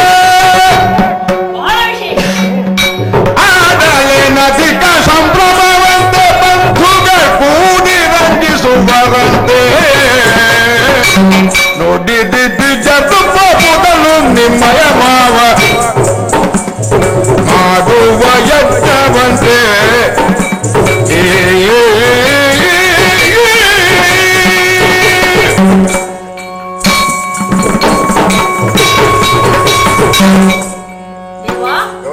ನೋಡಿದಿರಾ? ನಾವು ಒಂದಾಗಿ ಕುಳಿತಿರುವಾಗ ನೀವು ನನ್ನ ಮುಖವನ್ನು ನೋಡುದು, ನಿಮ್ಮ ಮುಖವನ್ನು ನಾನು ನೋಡ್ತಾ ಇರುವುದು. ನಮಗೆ ಬೇರೆಲ್ಲಿಯೂ ನೋಡ್ಬೇಕಾದಿಲ್ಲ. ಆ ಆನಂದವನ್ನು ನಾವೇ ಅನುಭವಿಸ್ತಾ ಇದ್ದವರು. ಆದ್ರಿಂದ ನಾವಿಬ್ಬರು ಒಂದಾಗಿ ನೋಡ ಬೇಕಾದಂತ ಒಂದು ಸನ್ನಿವೇಶ ಒದಗಿದೆ. ನೋಡಿ ನೋಡಿ, ಆ ದೂರದ ದಾರಿಯಲ್ಲಿ ಅಂದ್ರೆ ಕೈಲಾಸದಿಂದ ಕೆಳಗಿನ ಪಥದ ಅದರಲ್ಲಿ ಒಬ್ಬರಲ್ಲ ಇಬ್ಬರಲ್ಲ 10 ಮಂದಿಗಳು, 100 ಮಂದಿಗಳು, ಸಾವಿರಾರು ಮಂದಿಗಳು ಬೆಟ್ಟದ ಕಣಿವೆಯಲ್ಲಿ ಹೋಗ್ತಾರೆ. ದಾರಿ ಇರುವುದು ದಾರಿ ಹೋಗರಿಗಾಗಿ. ಆದ್ರೆ ಹೋಗುವವರು ಯಾರು ನಾವು ಸ್ವಲ್ಪ ಯೋಚಿಸಬೇಕು, ಸರಿಯಾಗಿ ದಾರಿಗಳು ಹೋಗ್ತಾರೆ. ನಮಗೇನು ಅಲ್ಲ ದೇವ, ಮತ್ತೆ ಬೇರೆ ಬೇರೆ ವರ್ಣದವರೆಲ್ಲ ಹೋಗುತ್ತಿರುವುದಲ್ಲ, ಹೋಗುವವರೆಲ್ಲರೂ ಒಂದೇ ವರ್ಣದವರಾದಂತಹ ಬ್ರಾಹ್ಮಣೋತ್ತಮ. ಸ್ವಾಮಿ, ಇಷ್ಟು ಮಂದಿ ಬ್ರಾಹ್ಮಣರ ಪ್ರಯಾಣ ಎಲ್ಲಿಗಿರಬಹುದು, ಯಾಕಿರಬಹುದು ಅಂತ ಯಾರಿಗಾದ್ರೂ ಕಂಡಾಗ ತರ್ಕ ಬುದ್ಧಿ ಹುಟ್ಟುವುದಿಲ್ಲವೇ? ಇಲ್ಲ ಅಂತ ಇಲ್ಲ, ನನಗೆ ಹುಟ್ಟಿತು. ನಾನು ಬಳಿ ಸಾರಿ ವಿಚಾರಿಸಿದೆ, ವಿಷಯ ತಿಳಿಯಿತು. ಏನು ಅವರಷ್ಟು ಮಂದಿಗಳು ಹೋಗುದು ಬೇರೆ ಎಲ್ಲಿಗೂ ಅಲ್ಲ, ಎಲ್ಲರೂ ಹೋಗುತ್ತಿರುವುದು ನಮ್ಮ ಮನೆಗೆ. ದೇವ, ನಮ್ಮ ಮನೆಗೆ ಹೋಗುದ ಬರುವುದಲ್ಲ, ಎಲ್ಲಿದ್ದಾರೆ? ಇಲ್ಲಿ ಬಂದ್ರ ದೇವ, ತಪ್ಪಾಯ್ತು ತಪ್ಪಾಯ್ತು. ನಾವು ತಪ್ಪಾಗಿ ಆದ್ರೂ ವಾಕ್ಯ ದೋಷದ ಮನಾಲಗೆ ಇಲ್ಲಿ ಬರಬಾರದು. ಆದ್ರೆ ನಾನು ತಪ್ಪಾಗಿ ಹೇಳಿಲ್ಲ, ತಪ್ಪಾಗಿಲ್ಲ. ದೋಷ ಬರ್ಲಿಕ್ಕಿಲ್ಲ, ನಾನು ಸರಿಯಾಗೇ ಹೇಳಿದ್ದೇನೆ. ನಮ್ಮ ಮನೆಗಾದ್ರೆ ಬರುವುದನ್ನು ಬೇಕಾಗಿತ್ತು. ಇದರಂತೆ ಇನ್ನೊಂದು ಮನೆ ಭೂಲೋಕದಲ್ಲಿ ನಮ್ಮದಿದೆ, ಅವರೆಲ್ಲರೂ ಅಲ್ಲಿಗೆ ಹೋಗುತ್ತಿದ್ದಾರೆ. ಆದ್ದರಿಂದ ನಮ್ಮ ಮನೆಗೆ ಹೋಗುತ್ತಿದ್ದಾರೆ ಅಂತ ನಾನು ಹೇಳೋದಕ್ಕೆ ಕಾರಣವಾಗಿದೆ. ನಮ್ಮ ಮನೆ ಅದು ದೇವತ್ವದ ವಿಚಾರದಿಂದ. ನಾವೀಗ ಸಂಸಾರದಲ್ಲಿ ಇದ್ದೇವಷ್ಟೇ. ಆದ್ದರಿಂದ ಸಾಂಸಾರಿಕ ದೃಷ್ಟಿಯಿಂದ ನಾವು ಮಾತನಾಡಬೇಕಾಗಿದೆ. ಹಾಗೆ ಯೋಚಿಸುವಾಗ ಇದು ನಮ್ಮ ಮನೆ, ಈ ಕೈಲಾಸ. ಇದರಂತೆ ಭೂಲೋಕದಲ್ಲಿ ನಮ್ಮದಾಗಿರೋ ಇನ್ನೊಂದು ಮನೆ ಅಂದರೆ ನಿಮ್ಮ ಮಾವನ ಮನೆ. ಅಂದರೆ ಮಾವ ಯಾರು ಮರೆತೋಯ್ತಾ? ಅಯ್ಯೋ, ಇದು ವಿಶೇಷ ಅಲ್ಲ, ಲೋಕದಲ್ಲಿ ಎಲ್ಲರಿಗೂ ಇದ್ದದ್ದೇ. ಹೆಣ್ಣನ್ನು ತರುವವರೆಗೆ ತಂದವರೆಗೆ ನೆನಪಿರುತ್ತದೆ, ಕಡೆಗೆ ಮರ್ತು ಹೋಗ್ತದೆ ಅವಳಪ್ಪ ಯಾರು ಅಂತ. ಹೆಂಡತಿ ಅಪ್ಪ ಮಾವ ಅಲ್ವಾ? ನಿಮ್ಮ ಹೆಂಡತಿ ಅಲ್ವಾ? ನನ್ನ ಅಪ್ಪ ಯಾರು? ನಿಮ್ಮ ಮಾವ. ಅದು ಹೌದು. ಈಗ ಯಾಕಂದ್ರೆ ಹಾಗಾದ್ರೆ ನಾನು ಸ್ಪಷ್ಟವಾಗಿ ಹೇಳ್ಬೇಕು, ನೀವು ಮರೆತಿದ್ದೀರಿ. ನನ್ನ ಅಪ್ಪ ನಿಮ್ಮ ಮಾವ ಅಂದ್ರೆ ದಕ್ಷ ಬ್ರಹ್ಮ, ದಕ್ಷ ಪ್ರಜಾಧೀಶ್ವರ. ಹೌದು, ನನ್ನ ಮಾವನೇ. ಏನಾಯ್ತು? ಅದೇ ನೆನಪು ಮಾಡಿದ ಬಳಿಗೆ ಗೊತ್ತಾಯ್ತು ನನ್ನ ಮಾವನೇ ಅಂತ. ಸಂತೋಷ ಮತ್ತೆ ಮಾವ ಅಂದ್ರೆ ಎಷ್ಟೊಂದು ಗೌರವದಿಂದ ಸಂತೋಷದಿಂದ ಹೇಳ್ಬೇಕು. ಹೆಂಡತಿ ಅಪ್ಪ, ನನ್ನ ಹೆಂಡತಿ ಅಪ್ಪ, ನನ್ನ ಮಾವ, ನನ್ನ ಮಾವ ಅಂತ. ಇದು ಮಾವನ ಅದು ಉದಾಸೀನ. ಅಂತ ಮಾವ ನಮ್ಮ ಮನೆಗೆ ಅತಿಥಿಯಾಗಿ ಬಂದ್ರೆ ಗೌರವಿಸ್ಬೇಕು ಅಷ್ಟೇ. ಹೌದೌದು, ಮಾವನ. ಹೌದು, ನನ್ನಪ್ಪ ನಿಮ್ಮ ಮಾವ ಆ ದಕ್ಷ ಬ್ರಹ್ಮನಲ್ಲಿ ಬಹಳ ವಿಶೇಷವಾದಂತಹ ಒಂದು ಯಾಗವಂತೆ. ಯಜ್ಞ ಏನು ಹೇಳಿದ್ರ ಆ ಬ್ರಾಹ್ಮಣರು. ಈವರೆಗೆ ಪ್ರಪಂಚದಲ್ಲಿ ಯಾರು ಇಂತಹ ಯಜ್ಞವನ್ನು ಮಾಡಲಿಲ್ಲ, ಮುಂದೆ ಮಾಡುವುದಕ್ಕೂ ಸಾಧ್ಯವಿಲ್ಲ ಅಂತ ಆದರ್ಶಪ್ರಾಯವಾದ ಮಹಾಯಾಗ. ಅದಕ್ಕೆ ಹೆಸರೇ ದಕ್ಷ ಯಾಗ, ದಕ್ಷಾಧ್ವರ. ಹೌದು, ಅದಕ್ಕೆಲ್ಲರೂ ಹೋಗ್ತಿದ್ದಾರೆ. ನಮಗೇನು ಅಂದ್ರೆ ನಮ್ಮ ಮನೆ ಮನೆಯಲ್ಲಿ ಆಗುವಂತಹ ಈ ಮಹಾಕಾರ್ಯಕ್ಕೆ ನಾವು ಸಂತೋಷ ಪಡಬೇಡುವ. ಸ್ವಾಮಿ, ಅದನ್ನು ಅವರಿಂದ ನಾನು ವಿವರವಾಗಿ ಕೇಳಿದ್ದೇನೆ. ಮುಂದುವರಿಸು. ಎಲ್ಲ ವಿವರಿಸಿದ್ದಾರೆ. ಏನಂತೆ? ಆಹಾ, ಮನದಲ್ಲಿ ಹೋದರೆ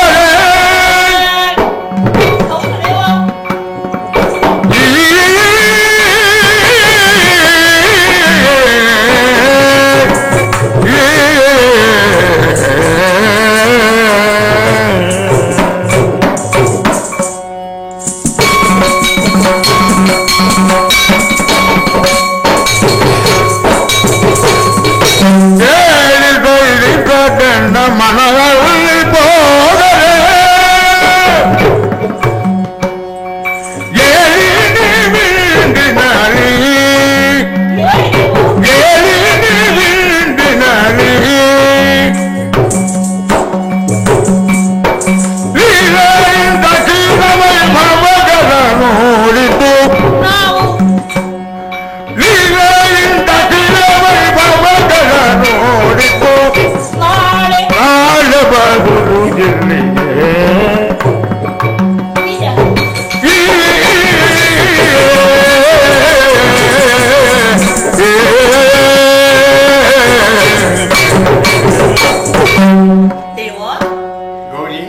ವಿವರಿಸಿದ್ದಾರೆ ಆ ಬ್ರಾಹ್ಮಣರು. ಯಾಗದ ದಾನ ದಕ್ಷಿಣೆ ಭೂರಿ ಭೋಜನ ದೊಡ್ಡ ವಿಷಯ ಏನು ಅಲ್ಲ, ಮತ್ತೆ ಅದು ಎಲ್ಲ ಲೋಕದವರು ಬಂದಿದ್ದಾರೆ, ಬರ್ತಾ ಇದ್ದಾರೆ. ನಮಗೆ ಇಂದು ಹೋಗದೆ ಉಳಿದವರು ಅಂದ್ರೆ ನಾವು ಮಾತ್ರ ಕೈಲಾಸದವರು. ಸ್ವಾಮಿಯೇ, ಇಷ್ಟನ್ನು ನಾನು ತಿಳಿದುಕೊಂಡೆವನಿಂದ ನೀವೇನು ಹೋಗಲಿಲ್ಲ, ಏನೋ ಇವರಿಗೆ ಆಮಂತ್ರಣ ಬರಲಿಲ್ಲ. ಈಗ ಅವರಿಗೆ ಮಾತಿಗೆ ನಾನು ಉತ್ತರಿಸಿದೆ. ಕೇಳಿದ ಬಳಿಕ ನನ್ನ ಹೃದಯ ತುಂಬಿತು. ಯಜ್ಞಯಾಗ ಇದನ್ನು ಮಾಡಿದರೆ ಅವನ ಸಂಸಾರ ಉದ್ಧಾರವಾಗುವುದಲ್ಲ, ಕುಲಕೋಟಿಗಳ ಉದ್ಧಾರವಾಗುವುದಲ್ಲ, ಹೌದು, ಲೋಕವೇ ಉದ್ಧಾರವಾಗುವುದು. ಹಾಗಾದ್ರೆ ಲೋಕ ಬೆಚ್ಚುವ ಲೋಕೋದ್ಧಾರವಾದಂತಹ ಮಹಾಕಾರ್ಯವನ್ನು ನಮ್ಮ ತಂದೆಯ ಬಂಧುಗಳು ನಡೆಸುವಾಗ ಕೇಳಿದಂತ ನಮಗೆ ಎಷ್ಟು ಸಂತೋಷವಾಗಲಿಕ್ಕಿಲ್ಲ. ಅದನ್ನು ಕೇಳಿ ಸಂತೋಷವಾಯಿತು, ಹೃದಯ ತುಂಬಿತು, ಓಡೋಡಿ ಬಂದೆ. ಇನ್ನು ಸಾವಕಾಶ ಮಾಡುವುದು ಸರಿಯಲ್ಲ, ಆದಷ್ಟು ಬೇಗನೆ ಅಲ್ಲಿಗೆ ಹೋಗಬೇಕೆಂಬ ಅತ್ಯಾತುರದಿಂದ. ಆದ್ದರಿಂದ ನಾನು ಹೇಳುವುದು ನೀವು ಕೇಳುತ್ತಾ ಇರು ಸರಿಯಲ್ಲ. ಕುಳಿತುಕೊಂಡಿದ್ದೀರಿ ಗಂಭೀರವಾಗಿ, ದಯಮಾಡಿ ಹೇಳಿ ವಾಹನವಾದ ನಂದೀಶ್ವರನ್ನು ಕರೆಯಿರಿ, ಪ್ರಮಥರನ್ನು ಕೂಡಿಕೊಂಡು ಹೋಗೋಣ. ಯಾಗ ಪೂರೈಸಿ ನಾಳೆ ಬಂದು ಬಿಡೋಣ. ಒಂದೇ ದಿವಸ ಇವತ್ತು ಹೋಗುವುದು, ನಾಳೆ ಬರುವುದು. ನಿನ್ನಪ್ಪನ ಮನೆಗೆ? ನಿಮ್ಮ ಮಾವನ ಮನೆಗೆ. ಹೌದೇ, ನಿನ್ನಪ್ಪ ದಕ್ಷಿಣ ಮನೆಗಲ್ವಾ? ನೀವು ಹಾಗೆ ಹೇಳುವಾಗ ನನಗೆ ಬೇಸರ ಆಗುತ್ತದೆ. ಬೇಸರಕ್ಕೆ ಅವಕಾಶವೇ?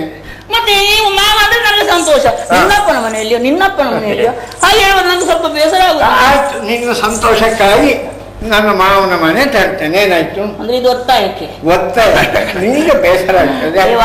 ಆಗಲಿ, ತಿಳಿಸಿ. ಬರ್ರೆ ಅಲ್ಲಿಗೆ. ಯಾಕೆ ಗದ್ಗದವಾಯ್ತು? ಇಲ್ಲ ಹಾಗೇನಿಲ್ಲ. ಮತ್ತೆ ಸ್ವಾಮಿ, ಯಜ್ಞ ನೋಡಿ ಯಾರೇ ಬರೋಣ ಅಂತ ನಾನು ಹೇಳಿದೆ. ಹಾಗಾದ್ರೆ ಯಜ್ಞವನ್ನು ಕಾಣುವುದೇ ನನ್ನ ಉದ್ದೇಶವಲ್ಲ. ಅದಕ್ಕಿಂತ ಹೆಚ್ಚಾಗಿ ನಾನು ಬಯಸುವಂತಹ ಬಯಕೆ ಹೊಂದಿದೆ. ಅಲ್ಲಿ ಎನ್ನತ್ತ ಪಂಜಂದಿರು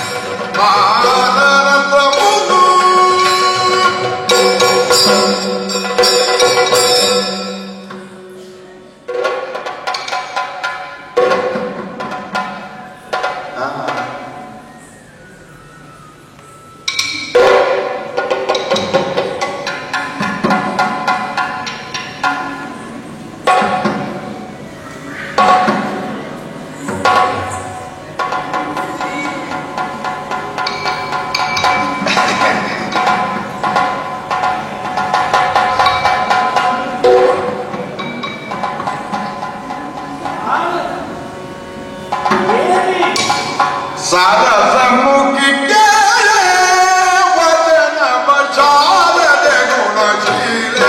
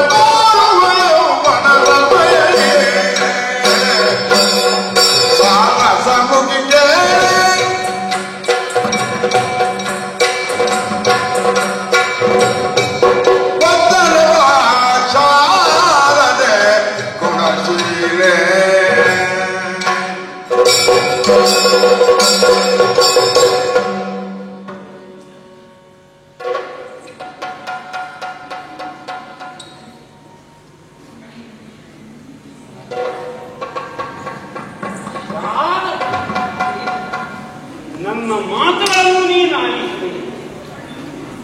ಈ ಭರವಸೆಯಿಂದಲೇ ಹತ್ತಿರ ಬಂದಿದ್ದೆ. ಗುಣಶೀಲೆಯಾಗಿರುವ ನೀನು ನನ್ನ ಮಾತುಗಳನ್ನು ಆಲಿಸಿ ಸರಿಯಾಗಿ ಪ್ರತಿಕ್ರಿಯಿಸಬಲ್ಲೆ ಎಂಬ ವಿಶ್ವಾಸ.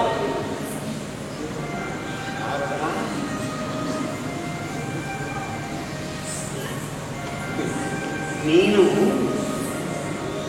ಕಾರುಣ್ಯ ಮಂದಿರದ ಹೊಸ್ತಿಲಿನಲ್ಲಿ ಹೆಜ್ಜೆಯಿರಲಿಲ್ಲ. ಈ ವಯಸ್ಸಿಗೆ ಸರಿಯಾದಂತಹ ಬಯಕೆ ನಿನಗಿರಬೇಕಾದರೂ ಅಗತ್ಯ. ಹಾಗಿದೆ ಎಂದು ಭಾವಿಸುತ್ತೇನೆ. ಮದುವೆ ಬೇಡ ಬೇರೆ ನಿನಗೆಲೆ ಮತಗದ ನಿಭಯಾನೆ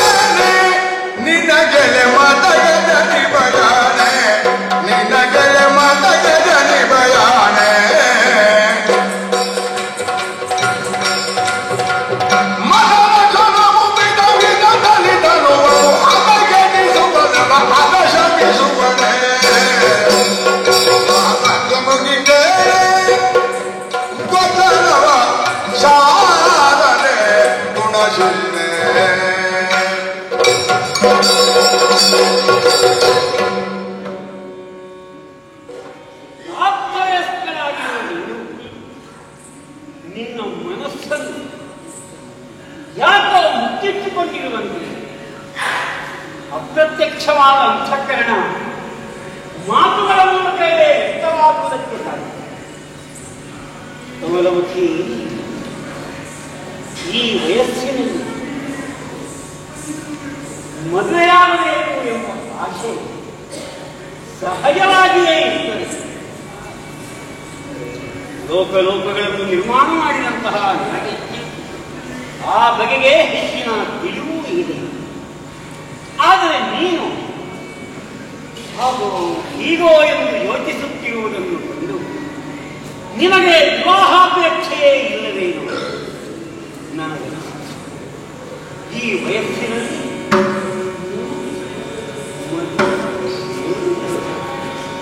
ಎನ್ನಯ ಮಾತಿನಲ್ಲಿ ಬೇಡದು ಇನ್ನು ನಿಜೀಕರೇ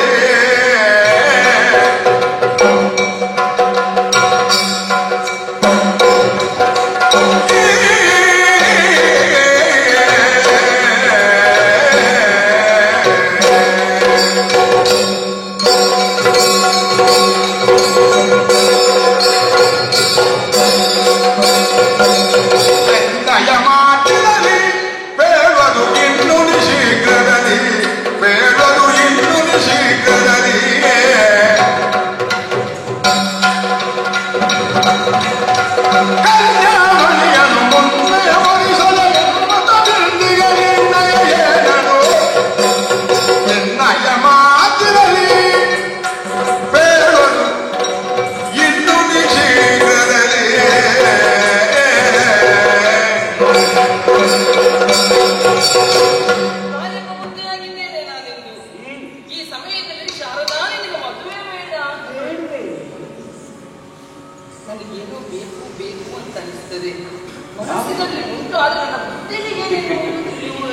ಹೇಗೆ ಇಲ್ಲ ಮದುವೆ ಆಗ್ಬೇಕೆನ್ನುವಂತ ನನ್ನ ಮಾತು ಹಾಗಿರಲಿ.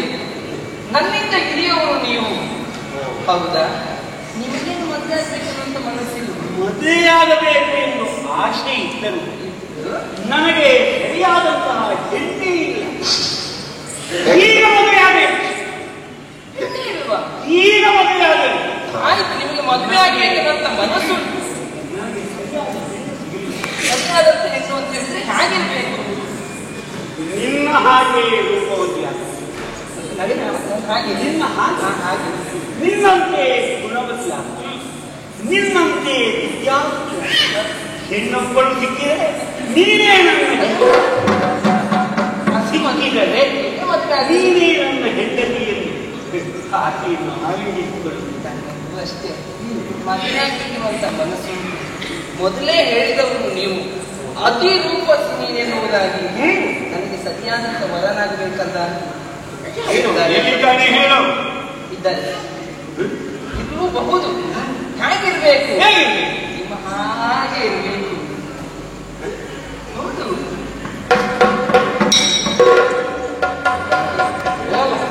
ನಮ್ಮ ಹಾಗಿರ್ಬೇಕು. ಹೌದು. ಈ ಪ್ರಪಂಚದಲ್ಲಿ ನಿಮಗೆ ಸಮಾನರು ಯಾರಿದ್ದಾರೆ? ನಾನು ಅಲ್ವಾ? ನನ್ನ ರೂಪಕ್ಕೆ ಸಮಾನರು ಯಾರಿದ್ದಾರೆ? ನನಗೆ ನಾನೇ ಸರಿ. ನನಗೆ ನಾನೇ ಸರಿ. ಹಾಗಿದ್ರೆ ಇಷ್ಟು ಯೋಚಿಸುತ್ತೆ. ಕಡುಗದೆ ಬಡಲು ನಿನ್ನನು ಸುತಯು ನೀಯನಗಲ್ಲ ಗಡರಿ ಚಿತಿಯೊಳೆಮ್ಮನು ನಿಂದಿಸಲು ಕಾರಣಗಳಿಲ್ಲೆನುತ ಇದರಿ ಬೊಮ್ಮನು ವಾಣಿಯನು ಸಮರತಿಯೊಳಗೆ ಕೂಡುತ್ತಲಾದಿಲ್ಲ ಅತಿಶಯಾನಂದನಲ್ಲಿ ಮೆರೆಯುತ್ತಿದ್ದನೇನೆಂಬೆ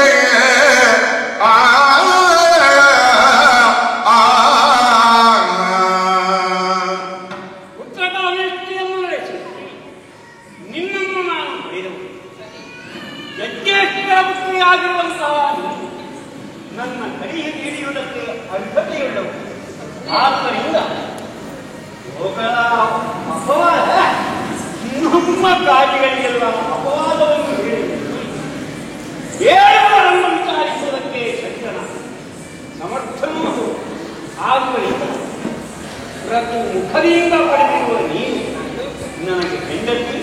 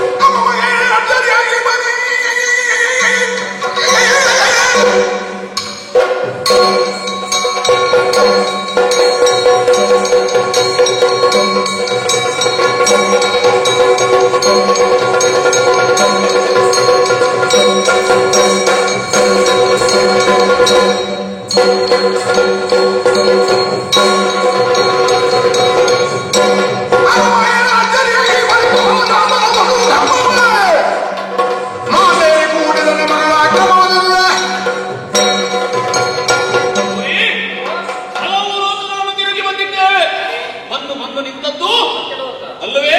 ಒಳಗೆ ಯಾರಿದ್ದಾರೆ ಎನ್ನುವುದನ್ನು ವಿಚಾರಿಸಬೇಕಾದ ನಮ್ಮ ಧರ್ಮ. ನೇರವಾಗಿ ಹೋಗುವುದು ಸರಿಯಲ್ಲ. ಕೇಳೋಣ. ಒಳಗೆ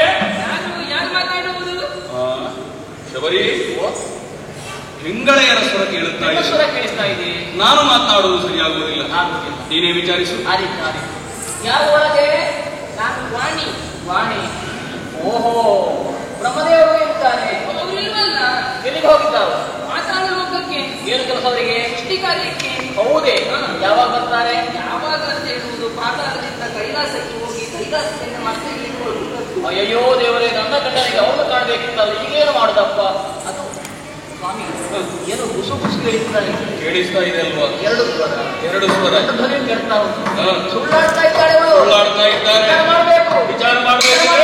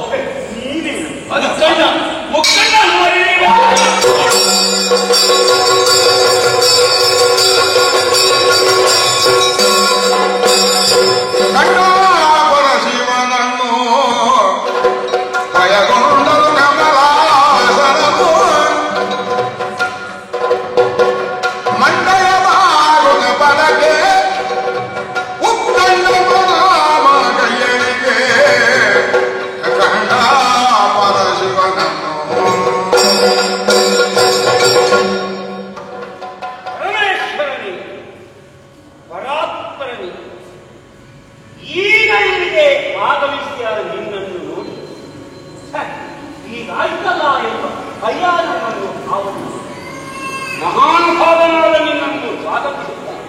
ಇದೋ ಪರಾಕೆ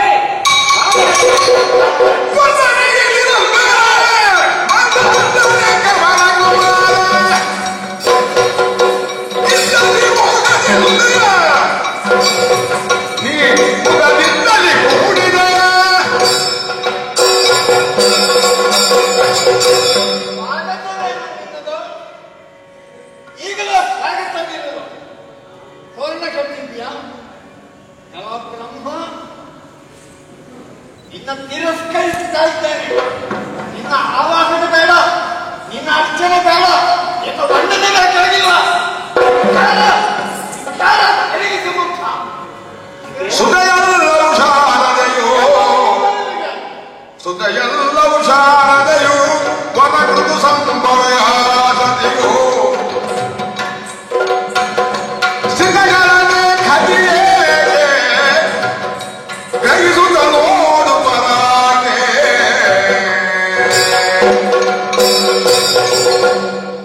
ಭೂಯಿಷ್ಠರಾದಂತಹ ಬುದ್ಧಿಮನಸ್ಸುಗಳು ಯಥಾರ್ಥವನ್ನು ತಿಳಿಯುವುದಕ್ಕೆ ಶಕ್ತವಾಗುವುದು. ಸಿಟಗಳಲ್ಲಿ ಈ ಸಿದ್ಧಾಂತವು ಯಾರು? ಶಾರದೆ ಕ್ರತು ಕಂಪನೆ ನನ್ನ ಮಗಳನ್ನು ಆರೋಪಿಸುತ್ತಿದೆಯ? ನಿನ್ನಂತಹ ಜ್ಞಾನಿ ಹೀಗೆ ಆರೋಪಿಸುವುದಕ್ಕೆ ಕಾರಣ ಕೇವಲ ಕ್ರೋಧಾವೇಶ. ತಮೋಗುಣಿಯಾಗಿರುವ ನೀನು ಆ ಕ್ರೋಧ ವಿಜೃಂಭಿಸಿದಾಗ ಯಥಾರ್ಥವನ್ನು ನಡೆಯಲು ನನ್ನನ್ನು ದೂಷಿಸುತ್ತಿವೆ. ನನ್ನ ಮಗಳಲ್ಲ ಶಾರದೆ, ಮತ್ತೆ ಆಕೆ ಕ್ರತು ಸಂಭವೆ. ನಿನ್ನ ಮಾನಸವನ್ನು ಕೂತ್ರೆ ಹೌದಾ ಅಲ್ಲ, ಮತ್ತೆ ಉತ್ತರಾವೇಶಿ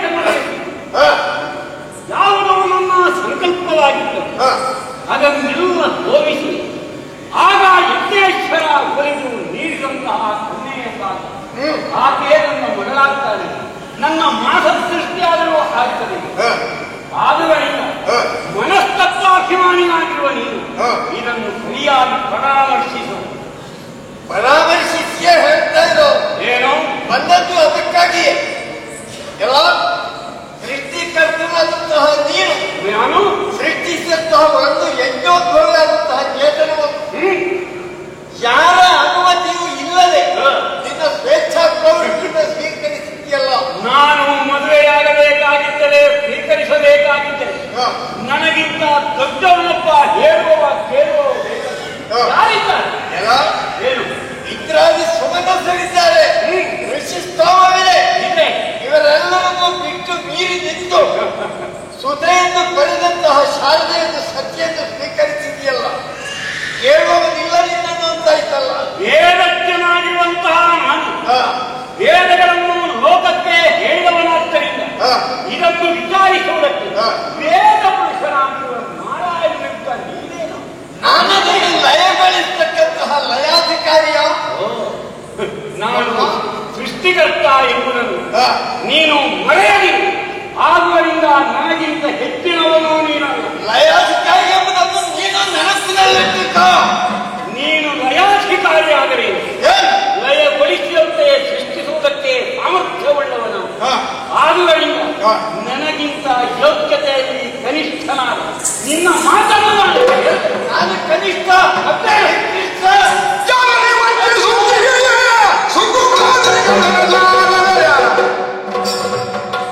ಈ ರೀತಿಯ ದುಷ್ಕೃತಿಗೆ ನಾಶಿಕ್ಷಿಪೆ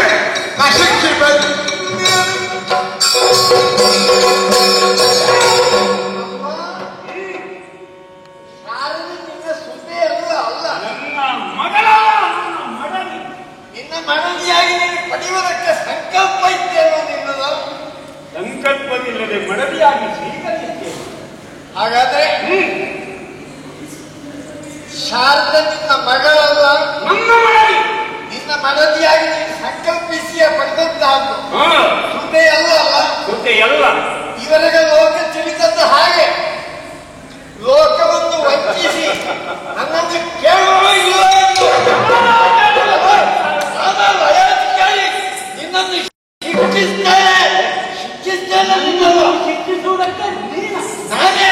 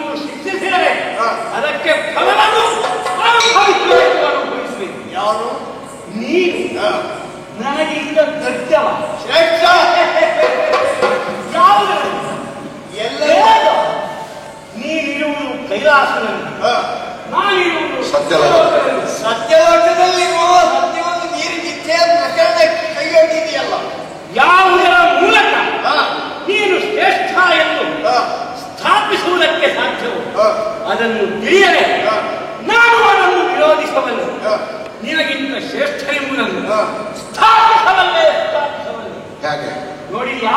ಸ್ಥಾಪಿಸ್ತೀಯ ನೀನು? ಪಂಚಮುಖ ಸತ್ಯಾಚಾರ 5 ಮುಖಗಳುಳ್ಳವ. ನಿನ್ನ ಒಂದೊಂದು ತಲೆಗೆ ಒಂದೊಂದು ಹೆಸರು. ಆದ ಕಾರಣವೇ ನಿನ್ನ ವ್ಯವಹಾರದಲ್ಲಿ ಏಕಸೂತ್ರತೆ ಇಲ್ಲ. ಪಾಂಚಭೌತಿಕವಾದಂತಹ ವಿಸ್ತಾರವುಳ್ಳಂತ 5 ತಲೆಗಳು ಅವನು ವಿಚಾರ ವಿನಿಮಯಕ್ಕೆ. ಆದರೆ 5 ತಲೆಗಳು 5 ರೀತಿ. ಆದ್ದರಿಂದ ಈ ಗಮನವನ್ನು ನಾನು ನಿನ್ನಂತೆ ಪಂಚಮುಖನೆಂಬುದನ್ನು ನೀನು ಮರೆಯದಿರು. 4 ಮುಖಗಳಿಂದ ವೇದವನ್ನು ಹೇಳುವಂತಹ ನಾನು 5ನೆಯದಾದ ಶಿರಸ್ಸನ್ನು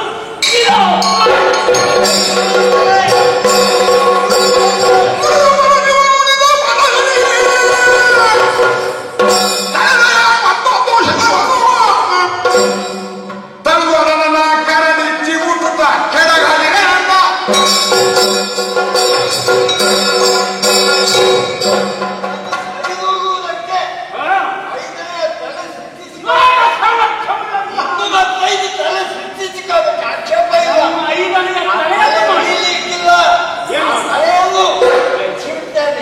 ಆ ತಲೆಯನ್ನು ನೀನು ತಿರುಗಿ ತೆಗೆಯಬಲ್ಲೆಯ. ಯಾವುದೇ ಆಯುಷಗಳನ್ನು ಬಯಸದೆ ನಮ್ಮ ಶಿರಸ್ಸನ್ನು ಕತ್ತರಿಸಲೇ ಎಲ್ಲಾದರೆ ಅದರ ಫಲವನ್ನು ನೀನು ಅನುಭವಿಸಬೇಕಾದೀತು. ನೀನು ಕಿರುಕುಳಿಯಾಗಿ ಕಂಡವರ ಮುಂದೆ ಶಿಕ್ಷಾವೃತ್ತಿಯನ್ನು ಕೈಗೊಳ್ಳಬೇಕಾದೀತು. ನಮ್ಮ ದ್ವೇಷದಿಂದ ಆಗುವ ದುಷ್ಪರಿಣಾಮ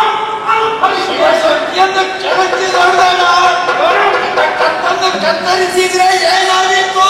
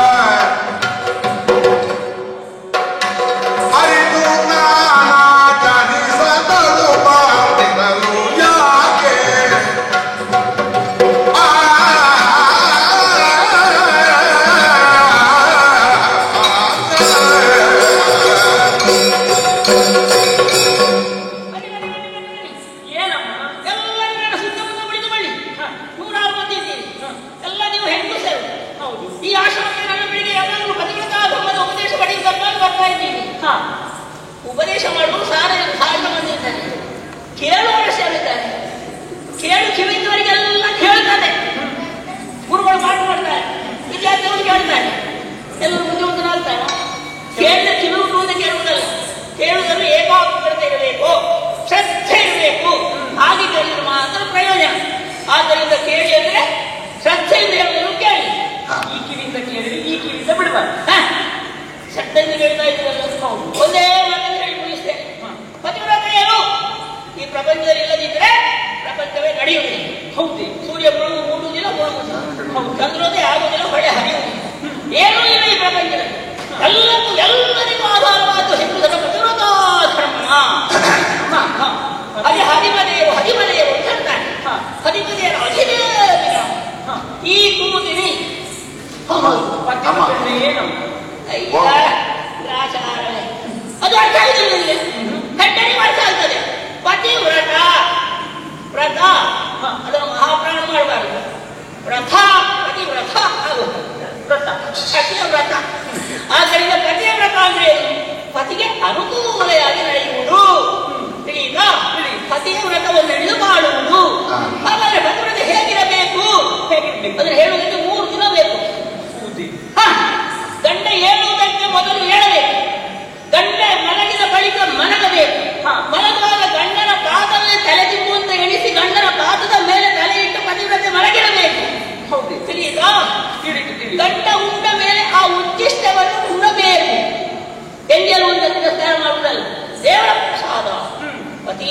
ಕಣದೈ. ಹಾಗೆ ಪತಿಯನ್ನು ತ್ರಿಕರಣ ಶುದ್ಧವಾಗಿ ಮನಸ್ಸಿನಿಂದ ಮಾತಿನಿಂದ ದೇಹದಿಂದ ಕಾಯಂ ವಾಚಾ ಸಹ ಪಾಠ ಒಳಗೆ ಮಾಡ್ತೀರಾ ನೀವು ಸ್ವಲ್ಪ ಒಳಗೆ ಪಾಠ ಮಾಡ್ತೀರಾ?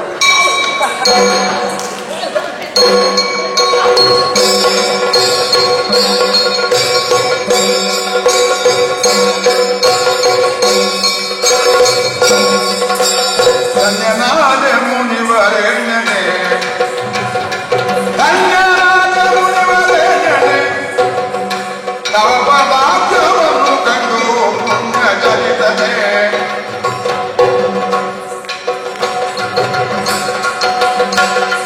ಮುನ್ನಡೆದ ಪಾಪವನ್ನು ನಾಮವಾಯ್ತು ಎನ್ನ ಪೂರ್ವ ಪುಣ್ಯವಾದ ಮಹಿಮೆರಿದ ಮತಿ ದೀಪದಾರ್ಥ ಧನ್ಯನಾದ ಮುನಿವರೆಣ್ಣನೆ ತವ ಪದಾರ್ಥವನ್ನು ಕಂಡು ಪುಣ್ಯ ಚಲಿತನೆ.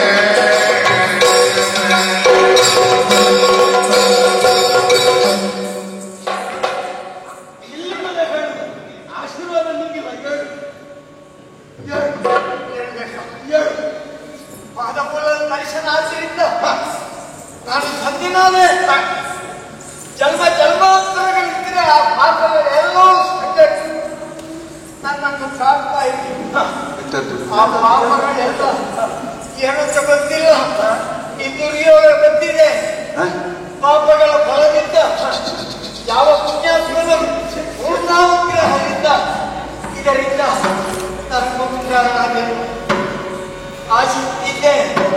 ಈಗ ಪೂಜ್ಯಪಾದ ದರ್ಶನವಾಯಿತು.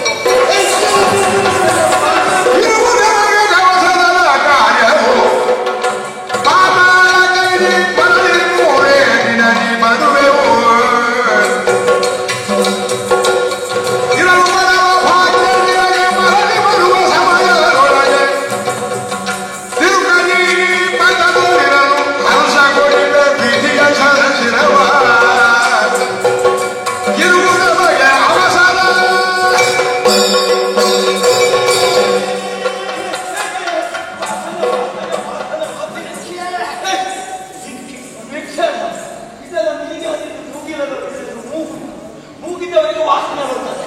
ಆದ್ದರಿಂದ ಸ್ವಲ್ಪ ದೂರಗಳು ಬಹಳ ಸುಲಭದಲ್ಲಿ ಮುಗಿಸಿದೆ.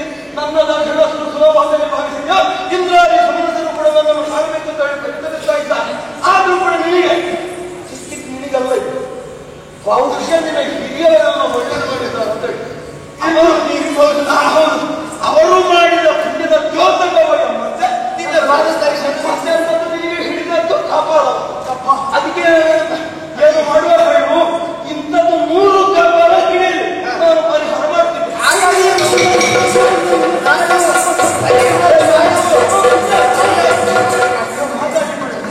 ನನಗೆ ಅವಸರ, ನನಗೆ ಮದುವೆ ಅವಸರ ಇರುವುದು ಜನಗೆ ಪಾತಾಳಕ್ಕೆ ಹೋಗಿ ಬರೋಣ. ಅದರಲ್ಲಿ ಸಿಕ್ಕಿದ್ದಲ್ಲಿ ನಿನ್ನ ಆ ಎದ್ದ ಕಬ್ಬಲ ಅದನ್ನು ನಾನು ತಿರುಗಿಸುವೆ. ನಿನಗೆ ಮಾಡೋದು ಬರಲಿಗೆ ನೀರಿಗೆ ಆ ಮರದ ಮರದಲ್ಲಿ ಉಳಿಸುವ 3 ದಿವಸದಲ್ಲಿ ನಾನು ಬರ್ತೇನೆ. ಆಮೇಲೆ ನಾನು 3 ದಿವಸದಲ್ಲಿ ನನಗೆ ಈಗ ಬರಲಿಕ್ಕೆ ಆಗುವುದಿಲ್ಲ. ನಮ್ಮ ಆಶ್ರಮಕ್ಕೆ ಹೋದ್ರೆ ಏನಾದರೂ ಕಿಕ್ಕೆ ಸಿಕ್ಕಿ ಸಿಗುವುದೆಯೋ ಹೊರಬರುರದ ಪರಪುರುಷರನು ಪರಿಕೆ ಬೆಳೆ ಕಣ್ಣೆತ್ತಿ ನಿನ್ನವನುಳಿದು ಪರಶಿವನೇ ಬರಲುದ ಕಂದರರು ಈಕ್ಷಿಸಳು.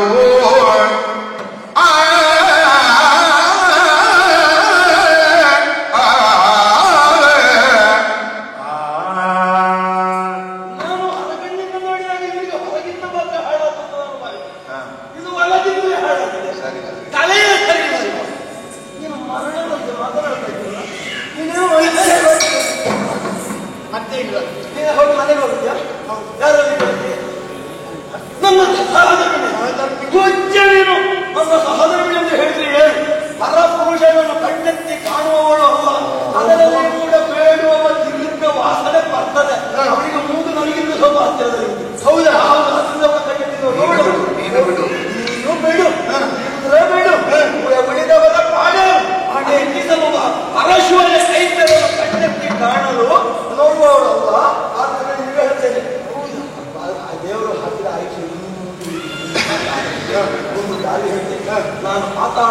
ಅಲ್ಲಿವರೆಗೆ ಇಲ್ಲಿ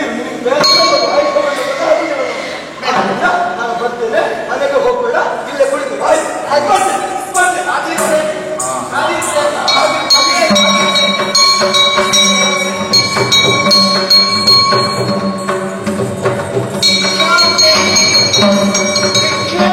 ನೋಡು ನೋಡಮ್ಮ ನೀಡು ಬಿಟ್ಟೆಯ ನೆಂಟು ಬೇರುತ್ತ ತಿರುಗ ನೋಡುವ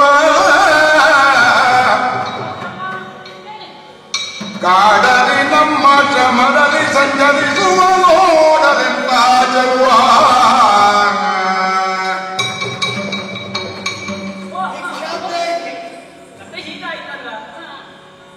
ನಮ್ಮ ಆಶ್ರಮದಲ್ಲಿ ಯಾರೋ ಬರುವಂತಿದ್ದೇವೆ, ಭಿಕ್ಷುಕ ಕಾಣಬೇಕು. ಅಲ್ಲ, ದೂರದಿಂದ ಕಂಡ್ರೆ ಭಿಕ್ಷುಕನಾಗಿ ಕಾಣ್ತಾನೆ, ಸ್ವಲ್ಪ ಹತ್ತಿರ ಹೋಗಿ ನೋಡಿದ್ರೆ ಅಭ್ಯರ್ಥನಾಗಿ ಕಾಣ್ತಾನೆ. ಈ ಕಡೆ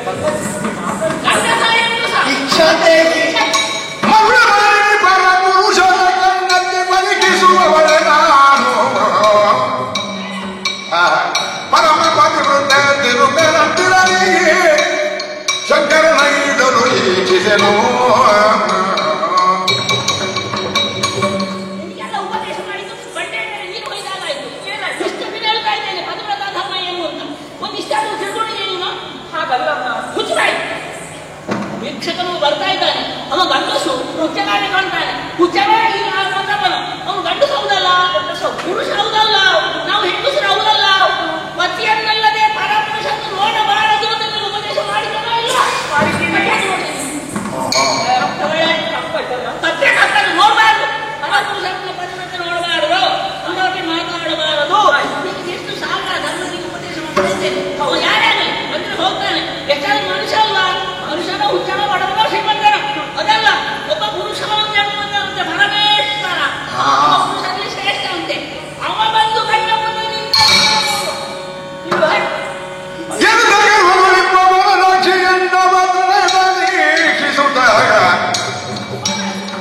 ಹನನ ಕೊಡಿದ ಮಾತ ಏನು ಕಲ ತಡೆದರು ಗಣಮೋದನ ಕೃತಿಯ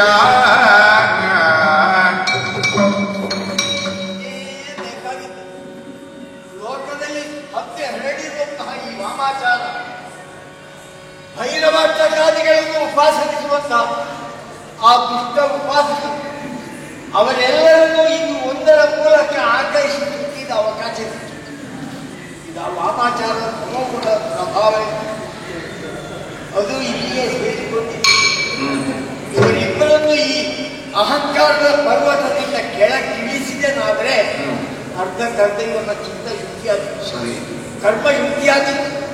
ಇವನ ಶಿಷ್ಯವರ್ಗದ ಉದ್ಧರಣಕ್ಕೆ ದಾರಿಯಾಗಿತ್ತು. ಏನ್ ಮಾಡೋಣ?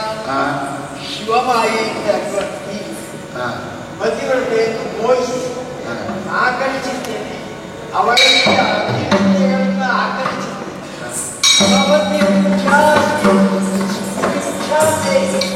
ಹಾಗಾಗಿ ನಿಂದವನು ಮುಂದಿನಲ್ಲಿ ನಿಂದಿಗೈವ ಭಿಕ್ಷುಕನು. ಹಾಗಾಗಿ ನಿಂದವನು ಮುಂದಿನಲ್ಲಿ ನಿಂದಿಗೈವ ಭಿಕ್ಷುಕನು. ಮಗಿಗೋಳು ಭಗವಂತನು ಜಯನನು ಬಹುರೂಪವಂತನಾಗಿಗನು ನೋಡಿದರಿನ್ನು ಆಗಾಗಿದ್ದವನು.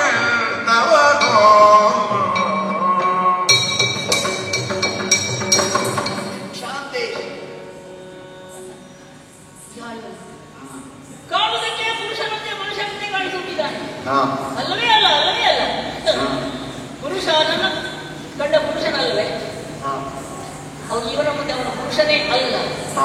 ಅಲ್ಲ, ನಿಜವಾದ ಪುರುಷ ಅಂದ್ರೆ ಇವ ಎನ್ನುವುದು ಸಂಶಯವೇ ಇಲ್ಲ. ಪತಿವೃತ್ತಿಯಾದವರ ಚಿತ್ತ ಪತಿಯ ಕಡೆಯ ಮೇಲೆ ಮತ್ತೊಂದೆಡೆಗೆ ಹರಿಯುವುದಿಲ್ಲ. ಇವರಿಗೆ ಅದರ ಚಿತ್ತ ಮತ್ತೊಂದೆಡೆಗೆ ಹರಿಯುವುದಿಲ್ಲ. ಇವರು ನೋಡಿದರೆ ಪುರುಷನಾಗಿದ್ದರೂ ಭಿಕ್ಷುಕನಾಗಿದ್ದರೂ ನನ್ನ ಮನಸ್ಸು ಆ ಕಡೆ ಸೆಳೆಯುತ್ತಾ ಇದೆ.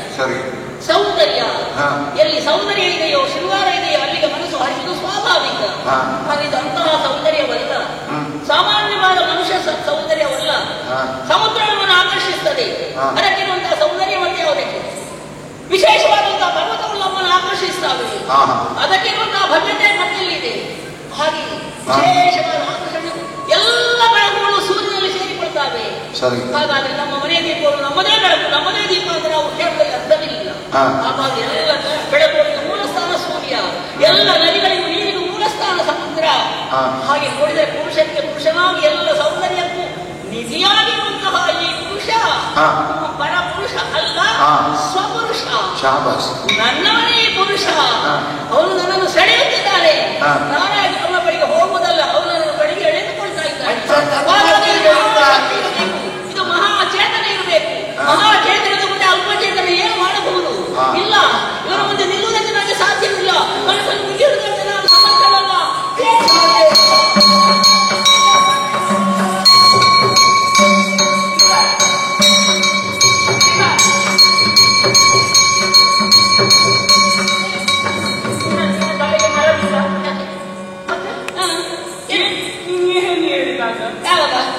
ಒಂದು ಮುಂಚೆ ಪತಿವೃತ ಧರ್ಮ ಅಂತ ಇಷ್ಟು ಬೋಧನೆ ಮಾಡಿದ್ದು ಮಾರೆ. ನೀನು ಏನು ತಿಳ್ಕೊಂಡಿದ್ದೆ ಹೇಳು?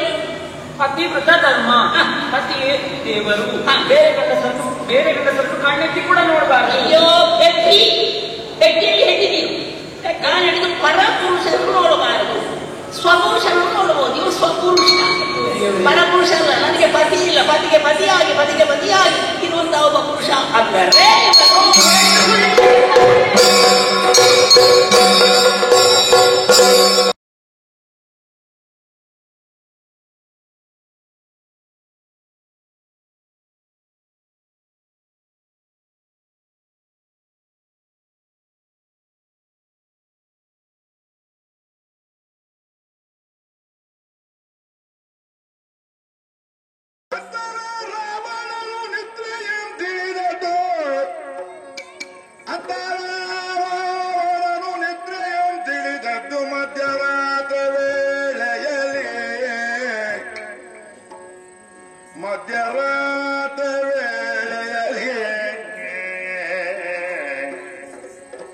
ಕಾಮಾತುರನಾಗಿ ಸರ್ವಾಭರಣ ಭೂಷಿತನಾಗಿ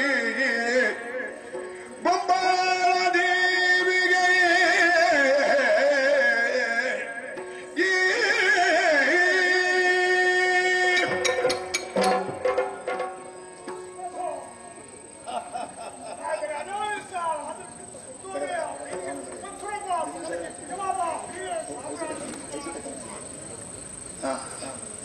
ಸಖಾನೆ, ನನಗೆ ಎಚ್ಚರ ಆಗುವಾಗಲ್ಲ ನೀನು ಜೊತೆಯಲ್ಲೇ ಇರ್ತೀಯೋ ಅಂತ ರತ್ನ ಪಲ್ಲಂಗದ ಮೇಲೆ ಪವಡಿಸಿದ್ದೆ. ಸುಖವಾದ ನಿದ್ದೆ ಮಾಡಬೇಕು ಅಂತ ಯೋಚನೆ ಮಾಡಿ ಯಾಕೋ ಏನೋ ಒಂದು ದುಸ್ವಪ್ನ ಬಿತ್ತು. ಒಂದು ಕಪಿಯ ದರ್ಶನ ಆಯಿತು ನನಗೆ ಸ್ವಪ್ನದಲ್ಲಿ. ಕಪಿ ದರ್ಶನ ಅನ್ನುವುದು ಅಶುಭ ಲಕ್ಷಣ ಅಲ್ವೇನು? ನನ್ನ ಮನಸ್ಸು ಕಪಿಯಂತೆಯೇ ಲಂಘಿಸುವುದಕ್ಕೆ ತೊಡಗಿದೆ. ಕಪಿದರ್ಶನ ಸ್ವಪ್ನದಲ್ಲಿ ಆದ ಮೇಲೆ ಒತ್ತಾಯದಿಂದ ಯಾವನೇ ಆಗಲಿ ಜೀವನದಲ್ಲಿ ಅಳವಡಿಸಿಕೊಂಡಂತಹ ಬಗೆಯೇನು ಅದು ಬಹುಕಾಲ ಬದುಕುವುದಿಲ್ಲ ಅನ್ನುವಂತಹ ಅನುಭವ ನನಗಾಗುವುದಕ್ಕೆ ತೊಡಗಿದೆ. ನೀನೇ ಹೇಳು, ಒಂದು ಕಾಲದಲ್ಲಿ ರಾತ್ರಿ ನಿದ್ದೆ ಮಾಡ್ತಿದ್ದೆವು ನಾವು. ರಾತ್ರಿಂಚರರು ಅಂತಲೇ ನಮಗೆ ಹೆಸರು. ಲೋಕದಲ್ಲಿ ಇನ್ನಿತರ ನಾಗರಿಕರ ಹಾಗೆಯೇ ಮನೆ ಸೌಧ ಎಲ್ಲ ನಿರ್ಮಿಸಿಕೊಂಡು ರಾತ್ರಿ ವಿಶ್ರಾಂತಿಯನ್ನು ಹೊಂದುವಂತಹ ಪರಿಪಾಠವನ್ನು ಬಲಾತ್ಕಾರವಾಗಿ ನಾವು ಅಳವಡಿಸಿಕೊಂಡವರು. ಈಗ ಮೊನ್ನೆಯ ಸೀತಾಪಹರಣದ ಪ್ರಕರಣದ ಆಮೇಲೆ ನನಗೆ ನನ್ನ ಹಳೇ ಜೀವನವೇ ನೆನಪಾಗುವುದಕ್ಕೆ ತೊಡಗಿದೆ. ಅಂದರೆ ರಾತ್ರಿ ನಿದ್ದೆ ಬರುವುದಿಲ್ಲ, ಎದ್ದು ತಿರುಗಾಡುವಂತ ಕಾಣುವುದು.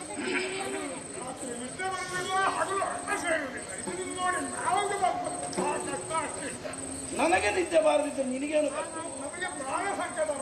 ಅದೇ ಹೇಗೆ?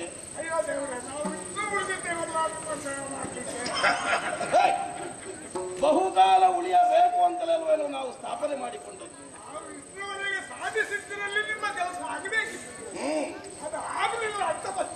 ಆಗಲಿಲ್ಲ ಅನ್ನುವುದಕ್ಕಾಗಿ ವ್ಯಥೆಯಲ್ಲ ಪಡುವುದು. ಮರಳಿ ಯತ್ನವನ್ನು ನಡೆಸಬೇಕಾದದ್ದು ಸಾಧನಾಶೀಲ ವ್ಯಕ್ತಿತ್ವವನ್ನು ಹೊಂದಿದವನಿಗಿರುವ ಕರ್ತವ್ಯ. ಅದಕ್ಕಾಗಿ ಒಂದು ನಿರ್ಣಯ ಮಾಡಿದ್ದೇನೆ, ರಾತ್ರಿ ಕಾಲದಲ್ಲಿ ಸಾಧಿಸಬೇಕು. ನೋಡಿದೆ ನನ್ನ ಶೃಂಗಾರಗಳನ್ನು. ಹೇಗೆ ನಿಮ್ಮನ್ನು ನೋಡಿದ್ರೆ ಬಾಕಿ ಅವರ ವಿಷಯ ಬಿಡಿ, ನಮಗೆ ಏನೋ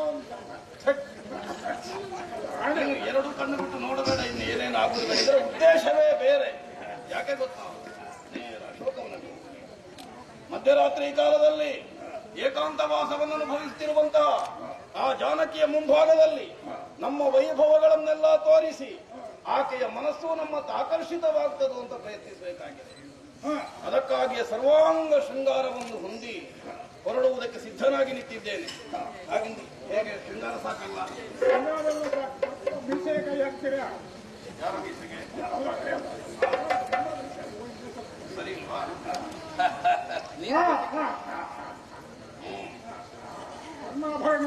ಓ, ಕರ್ಣಾಭರಣ, ಮುತ್ತಿನ ಕಿರೀಟ,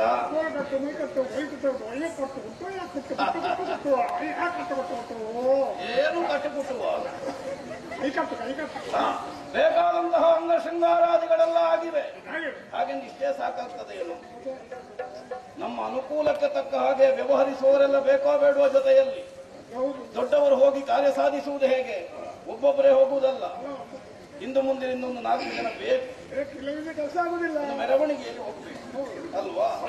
ಎಂತದ್ದು ಮೆರವಣಿಗೆಯಲ್ಲಿ ಹೋಗ್ಬೇಕು? ಯಾವಾಗ? ಎಂದಿಗೆ?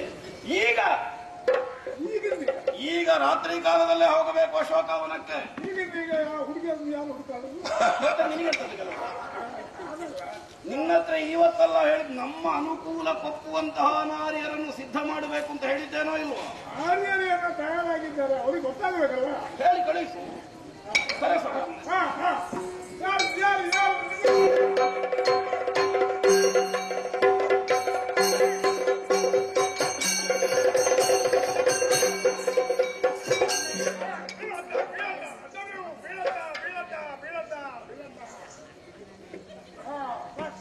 ಇದೆಲ್ಲ ಇದೇನೋ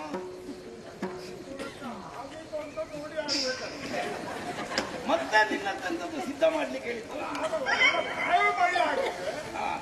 ಅವರು ಮಾಡುವ ಕರ್ತವ್ಯದಲ್ಲಿ ನಾವು ನೋಡಿ ಆಗಲಿ. ನಮಗೆ ಈಗ ಸದ್ಯಕ್ಕೆ ಅನುಕೂಲ ಇದುವೇನು ಅಲ್ವಾ?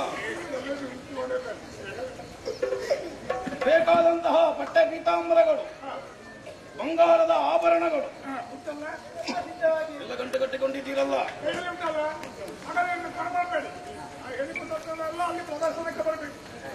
ಕೊಂಬಾಳ ದೇವಿಗೆ ಅಲ್ಲಿ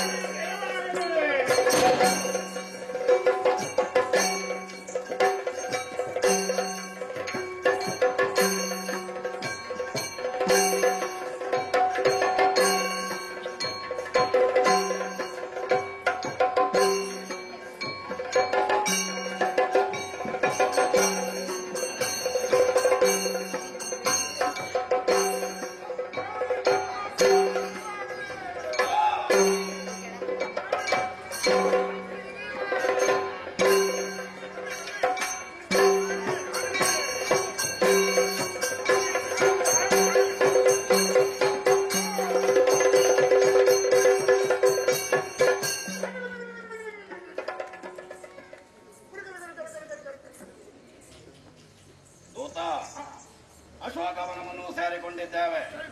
ಓ ಶಿಂಶುಪ ವೃಕ್ಷದಡಿಯಲ್ಲಿ ಅಲ್ವಾ ಜಾನಕಿಯನ್ನು ಇರಿಸಿದ್ದು? ತಂದಿದ್ದಾರಲ್ಲ, ಅವತ್ತೇ ಆಗಲಿ.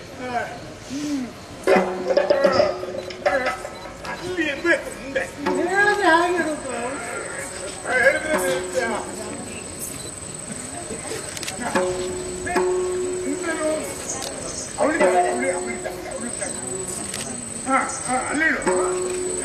ಬೇಡ ಗೊತ್ತಾಯ್ತು. ನೀನು ಹೋಗಿ ಮಾಡಬೇಕಾದಂತ ಕೆಲಸ ಗೊತ್ತಿಲ್ಲ. ನೋಡಿದೆಯೋ, ಇವರ ವಿಷಯ ಸಂಪೂರ್ಣಲ್ಲಿ ಹೋಗಿ ವಿವರಿಸಬೇಕು. ಹಾಗೆ ಬಾಯಲ್ಲಿ ಹೇಳಿದ್ರೆ ಸಾಕು. ನೋಡು, ಆ ದೃಷ್ಟಿಯಲ್ಲಿ ಅವರು ಆ ದೃಷ್ಟಿಯನ್ನು ತಪ್ಪಿಸಿ ನಿನ್ನ ಹತ್ತಿರಕ್ಕೆ ಬರಬೇಕು. ನಿನ್ನ ಹತ್ತಿರಕ್ಕಲ್ಲ, ನಿನ್ನ ಬರಬೇಕು ಆ ದೃಷ್ಟಿ. ಆವಾಗ ಇವರ ವಿಷಯ ರಾಮನೆಂಬ ಜಾಲ ಬಿಟ್ಟು ಬೇಗ ನಾನಾ ಬರಲಾಗಿತ್ತು.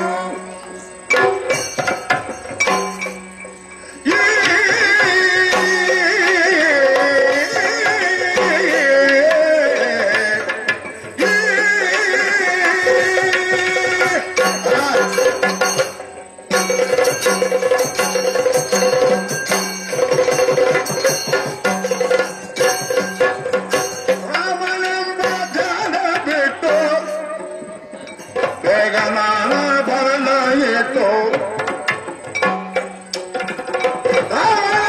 ಪ್ರೇಮವಿತ್ತು ಕಣ್ಣಿದೆ ಕೈಗೆ ಇಟ್ಟು ದಾನವೇಂದ್ರನ ಕೂಡಲಿನ್ನೇನು ಸಂದೇಹ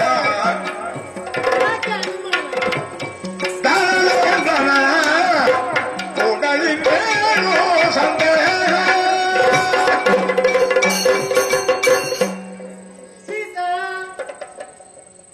ನಾವಲ್ಲಿಂದ ಬಂದವರು ರಾವಣೇಶ್ವರ ಪ್ರಭುಗಳವರು ನಮ್ಮನ್ನು ಕಳುಹಿಸಿಕೊಟ್ಟದ್ದು.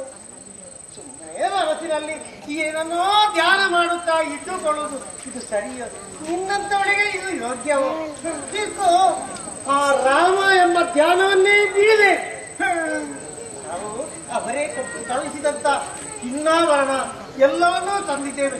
ಅದಕ್ಕೆ ಬೇಕಾದಂತ ಆಭರಣವನ್ನು ಇಟ್ಟುಕೊಂಡು ಅವರ ಮನಸ್ಸಿಗೆ ಕಷ್ಟ ಕಾಣುವ ಹಾಗೆ ನೀನು ಕಾಣಬೇಕಮ್ಮ. ಇದು ಆ ರಾಮದೇಶವನ್ನು ಕೂಡುವುದಕ್ಕೆ ಯಾಕೆ ಸಂದೇಹ?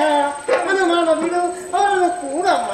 ಸತ್ಯ ಅಷ್ಟಿಷ್ಟಲ್ಲ, ಬೇಕಾದಷ್ಟು ತಂದಿದ್ದೇವೆ. ಪಟ್ಟೆ ಸೀರೆ ಉಂಟು, ತುಪ್ಪಸ ಉಂಟು. ಈಗ ನೀನೇನು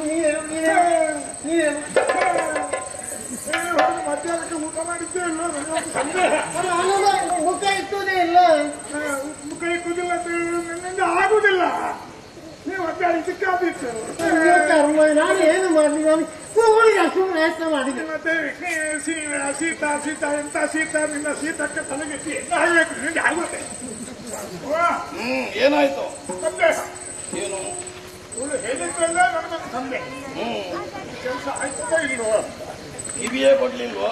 ಕಿವಿಯೂ ಕೊಡ್ಲಿಲ್ಲ, ನೋಡ್ಲೂ ಇಲ್ಲ, ಮುಖ ಎತ್ತಲಿಲ್ಲ, ಯಾವ ಪ್ರತಿಕ್ರಿಯೆಯೂ ಇಲ್ಲ. ಬಹುಶಃ ಹೀಗಿರಬೇಕು. ನೋಡಿದೆಯೋ ಅವಳನ್ನು?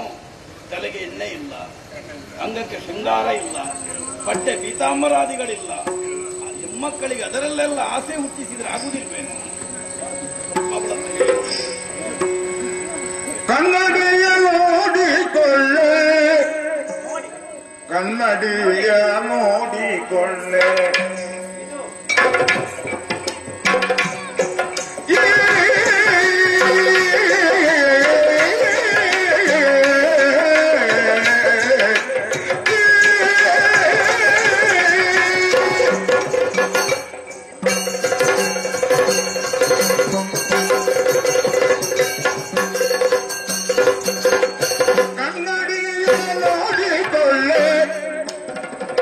ಕಣ್ಣಿಗೆ ಕಪ್ಪಿಟ್ಟುಕೊಳ್ಳೆ, ಕಣ್ಣಿಗೆ ಕಪ್ಪಿಟ್ಟುಕೊಳ್ಳೆ.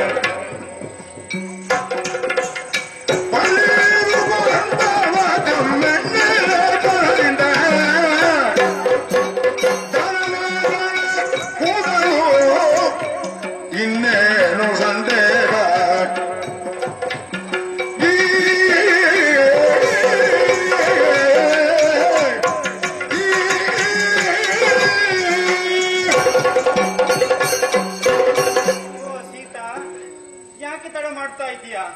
ಇದು ಕಣ್ಣಿಗೆ ಕಾಡಿಗೆಯನ್ನು ಇಟ್ಟುಕೋ. ನಿನ್ನ ಶೃಂಗಾರವನ್ನ ನೋಡಿಕೊಳ್ಳುವುದಕ್ಕೆ ಕನ್ನಡಿಯನ್ನು ತಂದಿದ್ದೇನೆ. ಮಾತ್ರವಲ್ಲದೆ ನಿನಗೆ ಒಪ್ಪುವಂತಹ ಬಟ್ಟೆ ಸೀರೆಯನ್ನು ತಂದಿದ್ದೇನೆ. ಅದಕ್ಕೊಪ್ಪುವ ರವಕಿಯನ್ನು ತಂದಿದ್ದೇನೆ.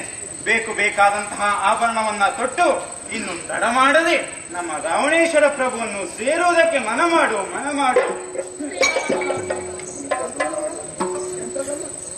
ಬಟ್ಟೆ ಸೀರೆ,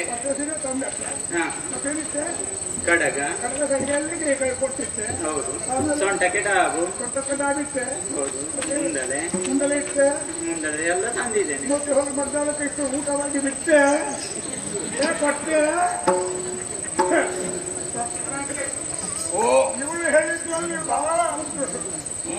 ಕನ್ನಡಿಯನ್ನು ನೋಡಿಕೊಳ್ಳಿ, ಕಣ್ಣಿಗೆ ಕಪ್ಪಿಟ್ಟುಕೊಳ್ಳೆ, ಮುಖವನ್ನು ನೋಡಿಕೊಳ್ಳೆ, ಮತ್ತೆ ಎಲ್ಲಿ ಬರೋದು ನೀರೊಳ್ಳೆ.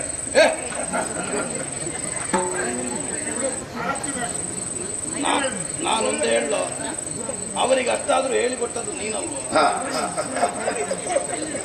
ಕಟ್ಟಿಕೊಟ್ಟ ಬುದ್ಧಿ, ಹೇಳಿಕೊಟ್ಟ ಬುದ್ಧಿ ಬಹು ಸಮಯಕ್ಕೆ ಬರ್ತದ. ನೀನು ಮಧ್ಯಾಹ್ನಕ್ಕಿಂತ ಮೊದಲು ಪಾಠ ಮಾಡಿದ್ದೆ ಮೋಸ. ಅದು ಮುದ್ದೆ ಅಡಿಗೆ ಬಿದ್ದಿದೆ, ಮತ್ತೀಗ ಬರುವುದಿಲ್ಲ ಅದೇನು.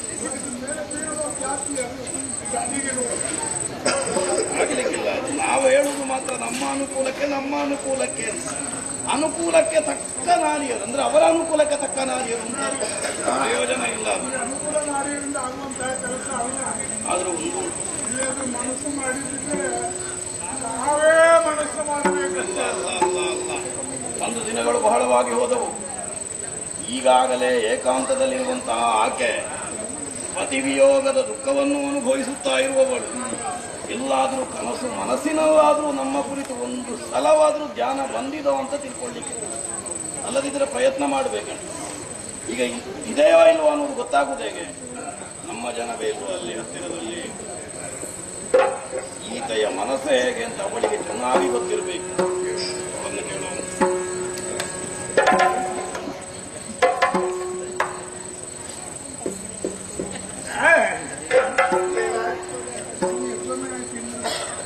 ಬಹಳ ಸಮಯ ಆಯ್ತು ಇಲ್ಲಿ ಬಂದು.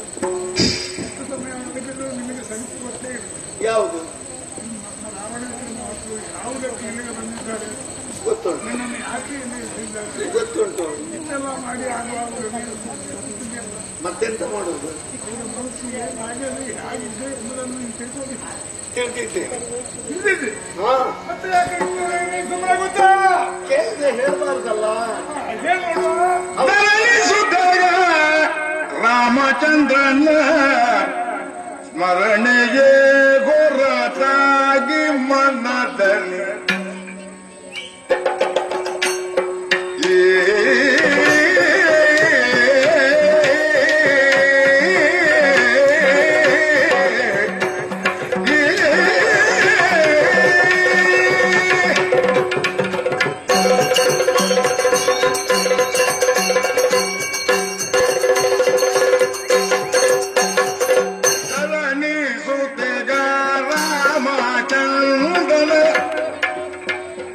ಸ್ಮರಣೆಗೆ ಹೊರತಾಗಿ ಮನದಲ್ಲಿ ಬರಿದೆ ಮರೆತೊಂದಿಲ್ಲ ಯೋಚನೆ ಹಗಲು ಇರುಳು, ಬರಿದೆ ಮತ್ತೊಂದಿಲ್ಲ ಯೋಚನೆ ಹಗಲು ಇರುಳು. ಪರ್ವತವ ನೊಡನುಂಗಿದ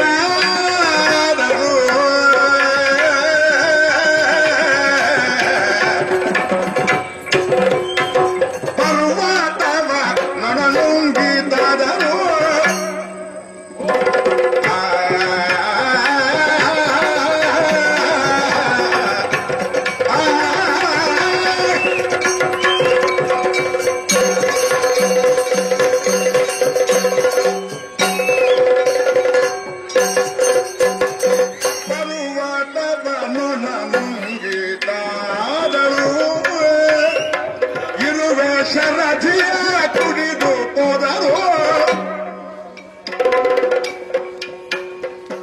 ಇರುವೆ ಶರಧಿಯ ಕುಡಿದು ಹೋದರು. ಸರ್ವದ ಜಾನಕಿಯ ಒಲಿಸಲು ಸಾಧ್ಯವಲ್ಲ,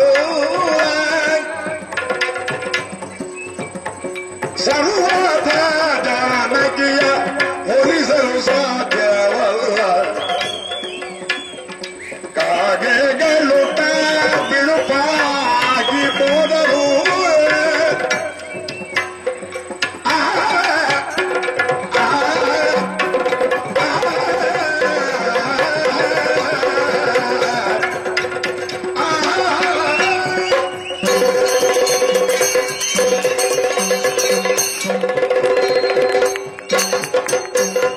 ಕಾಗೆಗಳು ಬಿಳುಪಾಗಿ ಹೋದರು.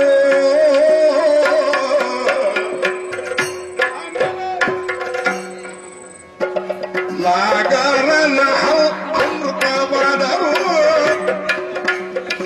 ನಾಗರನ ಅಮೃತವಾದರು. ಸರ್ವದ ಜನಗಿಯೂ ಸಿಕ್ಕರು, ಸರ್ವದ ಜಾನಕಿಯೂ ಸಿಕ್ಕರು. ಧರಣಿಸುತ್ತ ರಾಮಚಂದ್ರನ ಸ್ಮರಣೆಯೇ ಹೊರತಾಗಿ ಮನದಲ್ಲಿ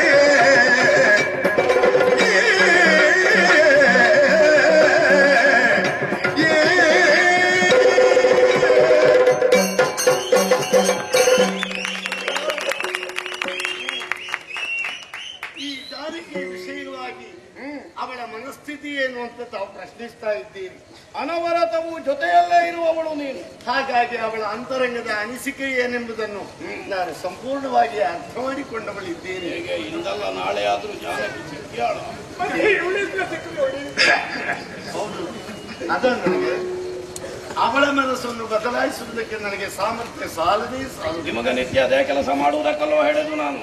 ಹೇಳುವುದು ಹೌದು. ಅನವರತ ನನ್ನ ವೈಭವವನ್ನು ವರ್ಣಿಸುತ್ತಾ ಇರಬೇಕು ಜೊತೆಯಲ್ಲಿರುವಾಗ. ಹೇಳ್ತಾ ಇದ್ದೇವೆ. ಆದರೆ ತರಣಿಸುತೆಯಾದಂತಹ ಈ ಸೀತೆಗೆ ರಾಮಚಂದ್ರನ ಧ್ಯಾನವೇ ಹೊರತಾಗಿ ಅನ್ಯತಾ ಯಾವುದೇ ವಿಷಯದ ಬಗ್ಗೆ ಆಕೆ ಆಲೋಚಿಸುತ್ತಲೇ ಇಲ್ಲ. ಅಂದು 11 ತಿಂಗಳಾಗುತ್ತಾ ಬಂತು, ಈಗಲೂ ರಾಮನದ್ದೇ ಧ್ಯಾನ. ಯಥಾರ್ಥ ಹಗಲು ಮಾತ್ರ ಅಲ್ಲ, ರಾತ್ರಿ ಕೂಡ ಆಕೆ ನಿದ್ದೆ ಮಾಡುವುದನ್ನು ಬಿಟ್ಟು ರಾಮನನ್ನೇ ಅಂತರಂಗದಲ್ಲಿ ಸ್ಮರಿಸ್ತಾ ಇರ್ತಾಳೆ.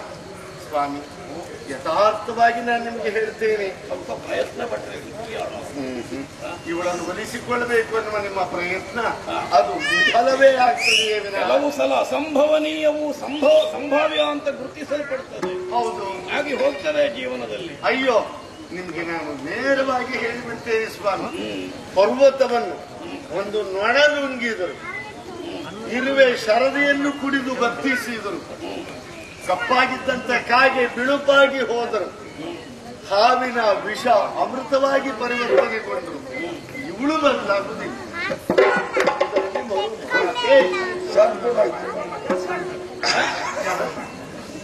ಆಗುವುದಿಲ್ಲ ಅಂತ ನಾನು ಯೋಚನೆ ಮಾಡ್ತೇನೆ, ಆಗುತ್ತದೆ ಅಂತ ಅವನು ಕೈ ಬೀಸ್ತಾನೆ. ಹೇಗೋ ಇರುವೆ ಶರಧಿಯ ಕುಡಿದು ಹೋದರು, ಪರ್ವತವನ್ನು ನುಂಗಿತಾದರು.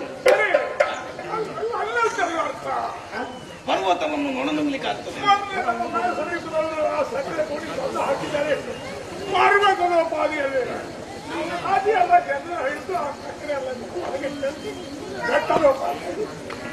ಸಕ್ಕರೆ ಬೆಟ್ಟ. ಯಾರು? ನೊಣ. ನೊಣ ಬೆಟ್ಟ.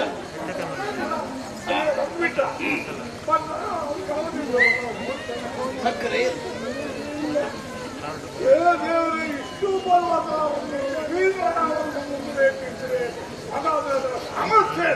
ಹೋಗಿ ಇರುವ ಶರದಿಯನ್ನು ಕುಡಿದು ಹೋದರೆ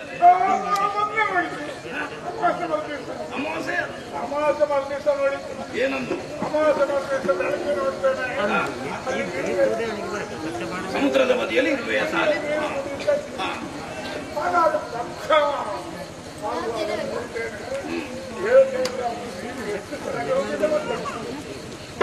ಮಧ್ಯಾಹ್ನ ಆಗುವಾಗಲೇ ತುಂಬಾ ಮುಗಿಸಿ ಆಗಿದೆ. 5-6 ಬಾರಿ ಕೆಳಗೆ ಹೋಗಿದೆ ನೀರು. ಮತ್ತೆ ಸಂಜೆಗಾಗುವಾಗ ಪೂರ್ತಿ ಮುಗಿದಿದೆ. ನೋಡಿದ್ರೆ ಪೂರ್ತಿ ಮುಗಿದಿರ್ತಿತ್ತೋ ಏನು. ಮಧ್ಯಾಹ್ನವೇ ಅಷ್ಟು ಮುಗಿದಿದೆ ಅಂತ ಸಂಜೆಗಾಗುವಾಗ ಕಾಗೆಗಳು ಬಿಳುಪಾಗಿ ಹೋದರು. ಬಿಳಿಗಾಗೆ ಉಂಟ ಇಲ್ಲ? ಎಲ್ಲಾದ್ರೂ ನಮ್ಮಲ್ಲೇ ಉಂಟಲ್ಲ. ಬಿಳಿಗಾಗೆ ನಾನು ನೋಡ್ಲೇ ಇಲ್ಲ. ಮೇಲೆ ಬಂದ್ರೆ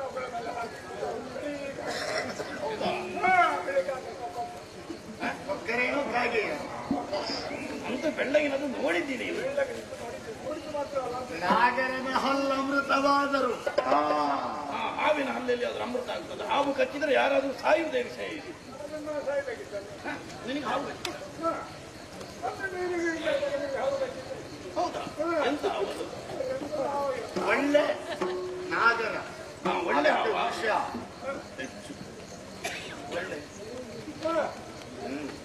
ಒಳ್ಳೆ ನಾಗರನ ಜಾತಿ ನಾಗರ. ನಿನಗೆ ಕಚ್ಚಿದ್ದ? ನೀರಿನೊಳಗಿತ್ತ? ಅದು ನೀರೊಳ್ಳೆ ಹಾವು.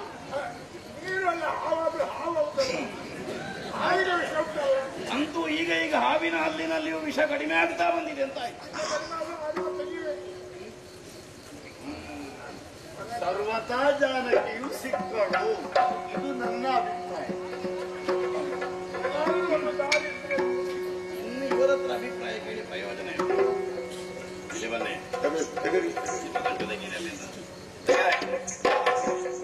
ಇದೆಲ್ಲ ಅನುಕೂಲಕ್ಕಾಗುದು. ಇದೆಲ್ಲ ಮಧ್ಯಾಹ್ನ ಎಲೆ ಮುಂದೆ ಮಾತ್ರ ಅನುಕೂಲಕ್ಕಾಗುದು.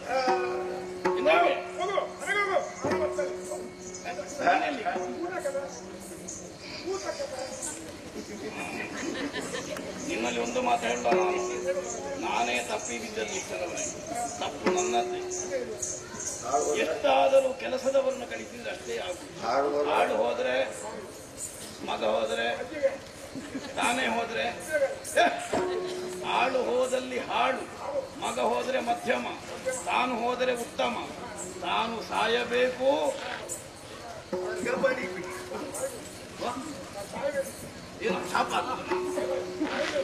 ಪ್ರಯತ್ನ ನಾವೇ ಮಾಡಬೇಕು. ಆ ಪ್ರಯತ್ನಕ್ಕೆ ದಕ್ಕುದಾದ ಫಲ. ಆದ್ದರಿಂದ ನಾನೇ ಮಾತಾಡಿಸ್ತೇನೆ.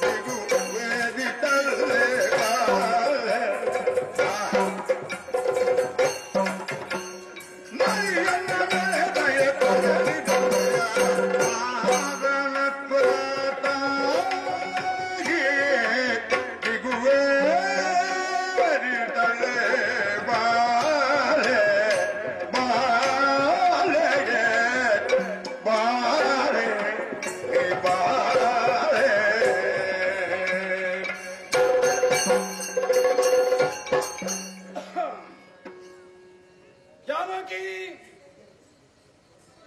ಬಹುಕಾಲದಿಂದ ನಿನ್ನನ್ನು ನನ್ನವಳನ್ನಾಗಿಸುವಂತಹ ಉದ್ದೇಶಕ್ಕಾಗಿ ನಾನಾ ವಿಧದ ಯತ್ನಗಳನ್ನು ಹಗಲು ರಾತ್ರಿ ಅನ್ನುವ ವ್ಯತ್ಯಾಸವಿಲ್ಲದೆ ನಾನು ಕೈಗೊಂಡವ. ಜಾನಕಿ, ಯೌವನವನ್ನುವುದು ಬಹಳ ಅಪೂರ್ವವಾದದ್ದು. ಬಹುದೀರ್ಘಕಾಲ ಉಳಿದು ಬರುವಂತಹದಲ್ಲ ಜೀವನದಲ್ಲಿ. ಯೌವನದ ಕಾಲದಲ್ಲಿ ಹೆಣ್ಣಾಗಲಿ ಗಂಡಾಗಲಿ ಪರರಂಗಿಗಳ ಕುರಿತಾಗಿ ಆಕರ್ಷಣೆಯನ್ನು ಹೊಂದುವುದು ಪ್ರಕೃತಿ ಸಹಜವಾದಂತಹ ಧರ್ಮ. ಅದರಲ್ಲಿಯೂ ನಿನ್ನಂತಹ ಸ್ಫುರದ್ರೂಪಿಣಿಯೊಬ್ಬಳಾಕೆ ಕಣ್ಣ ಮುಂಭಾಗದಲ್ಲಿ ಕಾಣಿಸಿದರೆ ಅವನಿಗೆ ಮತ್ತದೇ ಕೆಲಸ. ಕಣ್ಣಿಗೆ ಕಾಣಿಸದೇ ಇದ್ದವ ಆ ಮಾರ ಸಂದರ್ಭವನ್ನು ನೋಡಿ ತನ್ನ ಶರವನ್ನು ಪ್ರಯೋಗಿಸಿ ನಮ್ಮ ದೇಹವನ್ನೇ ಅವನ ಕೈವಶ ಮಾಡಿಕೊಳ್ತಾನೆ ಅನ್ನುವುದು ಸ್ಪಷ್ಟ. ಮನಸ್ಸು ಹುಚ್ಚದ್ದ ಮರ್ಕಟನ ಹಾಗಾಗಿ ಹೋಗಿದೆ ಜಾನಕಿ. ಮಾರನಾಸ್ತ್ರ ತಾಗಿ ಅಪ್ಪಬ್ಬ ನನ್ನ ಶರೀರದ ಬಿಗುವೇ ಏರುವುದಕ್ಕೆ ತೊಡಗಿದೆ. ಎಂತಹ ಯೌವನ ನಿನ್ನದ್ದು, ಎಂತಹ ಸೌಂದರ್ಯ ನಿನ್ನದ್ದು. ಆದರೆ ಯಾಕೆ ಗೊತ್ತೇ, ಬಹುಕಾಲದಿಂದ ಹಂಬಲಿಸುತ್ತಾ ಇದ್ದೇನೆ.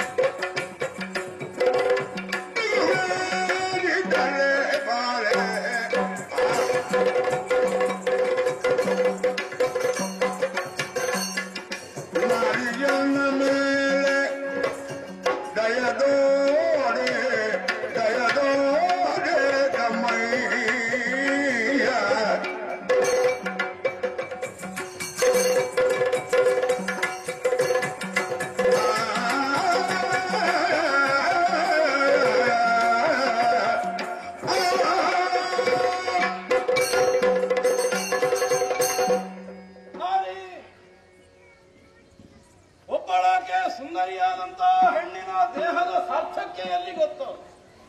ಮೈಗೆ ಬೇಕಾದಂತಹ ಆಭರಣಾದಿಗಳಿಂದ ಅಲಂಕರಿಸಿಕೊಂಡಾಗಲ್ಲ, ಹೊತ್ತು ಹೊತ್ತಿಗೆ ತುತ್ತಿನ ಚೀಲವನ್ನು ತುಂಬಿಸುವುದಕ್ಕೆ ಅವಕಾಶ ಇದ್ದಾಗಲ್ಲ, ಸುದೃಢವಾದಂತಹ ಸಾಮರ್ಥ್ಯವುಳ್ಳಂತಹ ಪುರುಷನ ತೋಳಿನಲ್ಲಿ ಬಂಧಿಯಾಗಿ ಆ ನೋವಿನಲ್ಲೂ ಭವಿಷ್ಯದ ಭದ್ರತೆಯ ವಿಶ್ವಾಸ ಮೂಡಿದಾಗ ಆಲೋಚನೆ ಮಾಡಿ ಕಾಡಾಡಿಯಾದಂತಹ ನಾವು ಅಖಂಡ ಸಾಮ್ರಾಜ್ಯಕ್ಕೆ ಅಧಿಕಾರಿಯಾಗಬೇಕಾಗಿದ್ದ ಅದೃಷ್ಟಹೀನನಾಗಿ ಕಾನನವನ್ನು ಸೇರಬೇಕಾಗಿ ಬಂತು. ಅವನ ಎರಡು ತೋಳಿನ ಆಸರೆ ನಿನ್ನಂತವಳಿಗಲ್ಲ, ನಿನ್ನಂತಹ ಕೋಮಲೆಯಾದವಳು, ಸುಪುಷ್ಟಯಾದವಳು, ದಶಕಂಠನ 20 ತಾಳಿನ ಬಿಗಿಯಾದಂತಹ ಬಾಹುಬಂಧನದಲ್ಲಿ ಬೇಕಾದಂತಹ ಸುಖವನ್ನು ಉಣ್ಣಬೇಕು. ಎಂತಹ ಬಾಹುಗಳೇ ಇದು! ಕೈಲಾಸ ಪರ್ವತವನ್ನೇ 20 ತಾಳಿಂದ ಒಮ್ಮೆ ಎತ್ತುವುದಕ್ಕೆ ಯತ್ನಿಸಿದಂತಹ ಬಲಿಷ್ಠವಾದಂತಹ ಭುಜಗಳು. ಈ ಭುಜಗಳಿಗೆ ವೀರತನದಿಂದಲ್ಲಿಯೂ ಸಾರ್ಥಕ್ಯ ಸಿಗಲಿಲ್ಲ. ಒಂದು ಕ್ಷಣಕ್ಕೆ ಯೋಚಿಸಿದ್ದೆ, ಕೈಲಾಸವನ್ನೆತ್ತಿದಲ್ಲಿ ಇದರ ಸಾರ್ಥಕ್ಯ ಬಂತು ಅಂತ. ಅಲ್ಲ ಜಾನಕಿ, ನಿಜವಾಗಿ ನಿನ್ನನ್ನೊಮ್ಮ 20 ತಾಳಿಂದ ಆರಂಭಿಸಿಕೊಂಡಾಗ ಈ ತೋಳಿಗೆ ಸಾರ್ಥಕ ಬರ್ತದೆ ಅಂತ ನನಗೀಗ ಅರ್ಥ ಆಗಿದೆ. ಇದು ಸ್ವಲ್ಪ ಮನಸ್ಸಲ್ಲ, ಕರ್ಪೂರ ಗಂಧಿನಿ ನೀನು. ಅಂದ್ರೆ ಅರ್ಥ ಏನು? ನನ್ನ ಬಯಕೆಯನ್ನು ಸಂತೃಪ್ತಿ ಪಡಿಸುವಲ್ಲಿ ನನ್ನ ಬಯಕೆಯು ಕರ್ಪೂರದಂತೆ ನಾಶವಾಗುವ ಹಾಗೆ ಪ್ರಯತ್ನಿಸಬಲ್ಲಂತಹ ಸಾಮರ್ಥ್ಯ, ಅವಕಾಶ ಇದ್ದವಳು ಅಂತ ಅರ್ಥ. ಯಾವುದನ್ನು ಉರಿಸಿದರೂ ಲೋಕದಲ್ಲಿ ಇಷ್ಟು ಶೇಷವಾಗಿ ಬೂದಿಯಾದರೂ ಉಳಿಯುತ್ತದೆ. ನಿನ್ನನ್ನು ಅಪ್ಪಿಕೊಂಡರೆ ಮತ್ತೆ ನನ್ನಲ್ಲಿ ಆಶೆಯೇ ಉಳಿಯುವುದಿಲ್ಲ. ಸಮಸ್ತ ಆಶೆಗಳಿಗೂ ಪರಿಪೂರ್ಣವಾದಂತಹ ಒಂದು ಕೊನೆ, ಒಂದು ಮುಕ್ತಾಯ ಒದಗುತ್ತದೆ ಅನ್ನುವಂತಹ ವಿಶ್ವಾಸ ನನಗುಂಟು. ಆದ್ದರಿಂದ ಬಾರೆ ನಿನ್ನ ಆಲಿಂಗನ ಸುಖದಲ್ಲಿ ಸಂತೋಷವನ್ನು ಪಡೆ.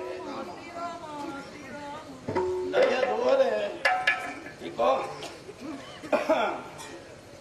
ಹಿಂದೆನಿಲ್ಲ ಕೆಲಸ ಇಣುಕಿ ನೋಡುವುದರಿಂದ ಜಾನಕಿ ಜಾನಕಿ ಜಾನಕಿ ತಮ್ಮಯ್ಯ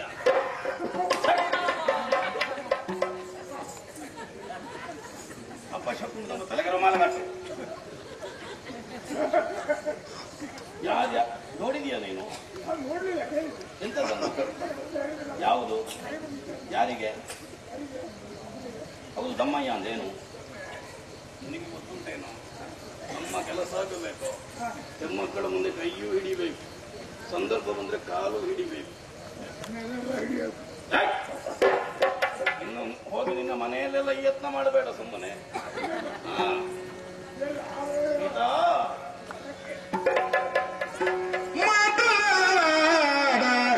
ಬಾರದೇನೆ ಮಾತ ಆಡ ಬಾರದೇನೆ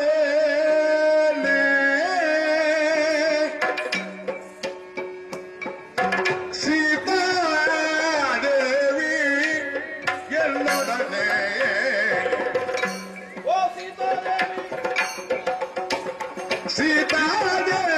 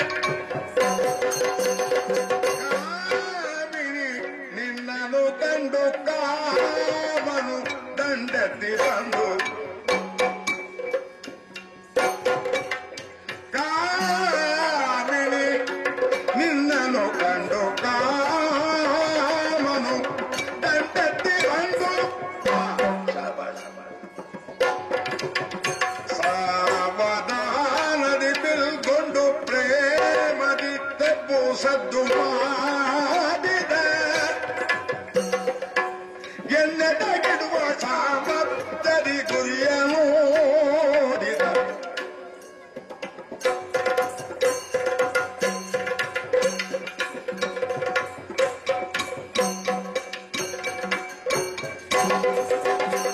ಎನ್ನೆಡಗಿಡುವ ಸಾಮರ್ಥ್ಯದಿ ಗುರಿಯ ನೋಡಿದ ಗುರಿಯ ನೋಡಿದ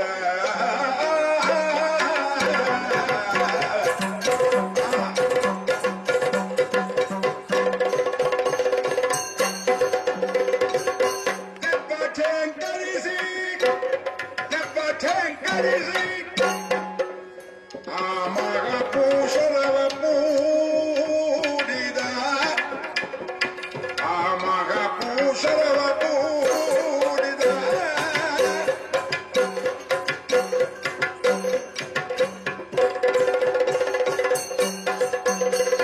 ಬಿಡಲಗತಾಗಿ ನಾ ಮೂರ್ಛಿತನಾಗಿ ಬಿದ್ದೆನಲ್ಲೇ ಬಿಡಲಗತಾಗಿ ಮೂರ್ಛಿತನಾಗಿ ಬಿದ್ದೆನಲ್ಲೇ ವಿರಗ ಬೆಗ್ಗಡಿಸಿ ವಿರಗ ಬೆಗ್ಗಡಿಸಿ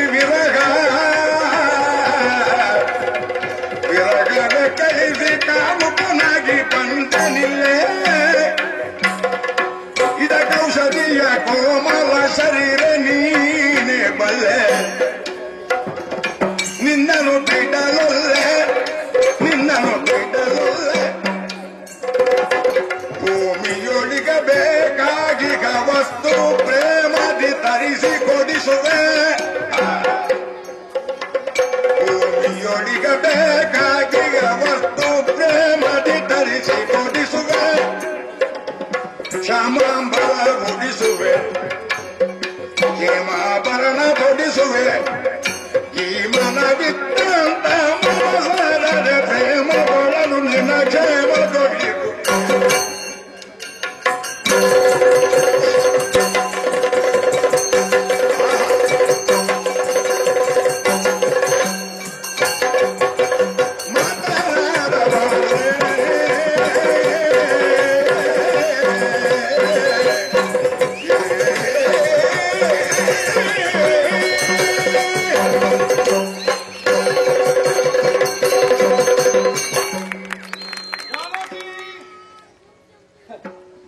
ಸೀತಾ ಅನ್ನುವಂತಹ ಹೆಸರನ್ನಿರಿಸಿ ನಿನ್ನ ನೀತನಕ ಕರೆದರಂತೆ ಲೋಕದವರು.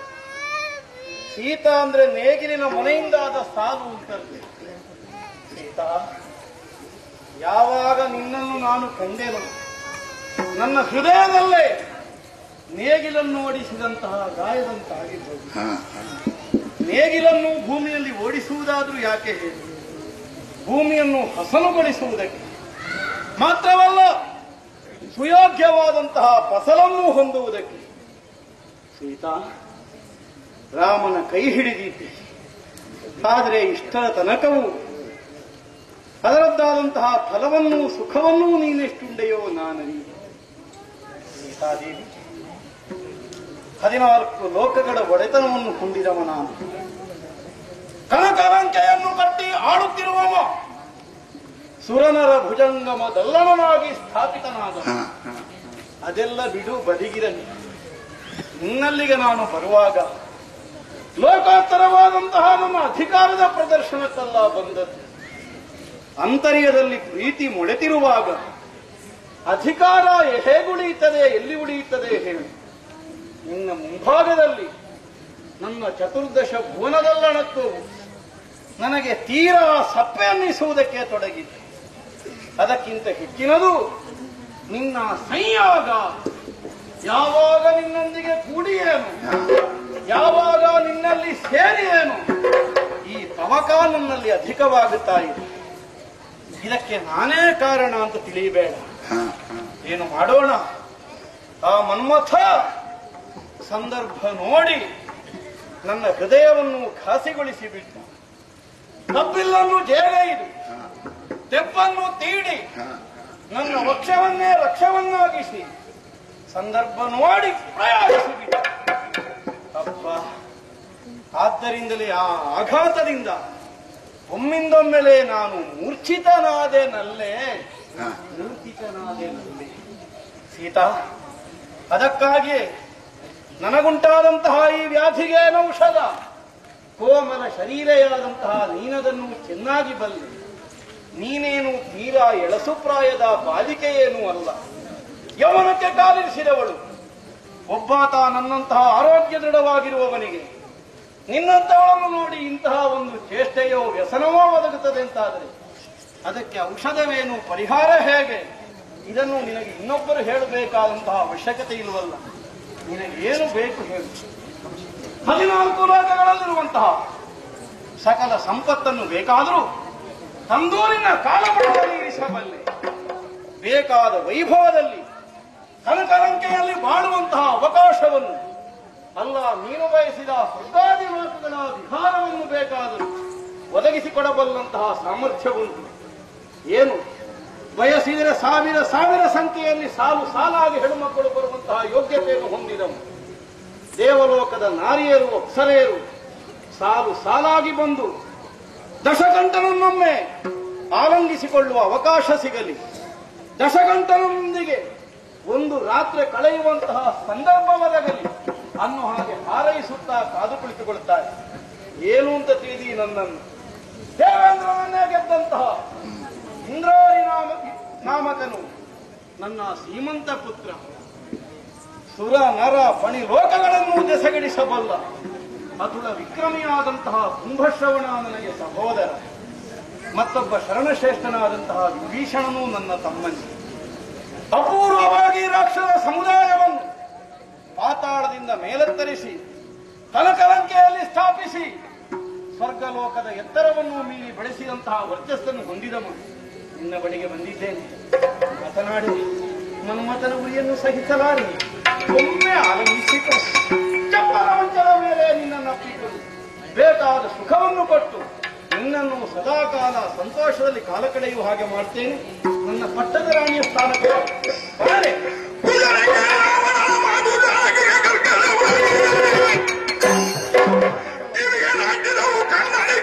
ಮನಸ್ಸೋಗಿ ಕೈಯಲ್ಲಿ ತೃಣವ ಮುರಿದಿಟ್ಟಿ ಪಡೆದು ರಕ್ಕಸನಿ ಗಮನಿಸ ಕಲ್ಲುಡಿದಳು.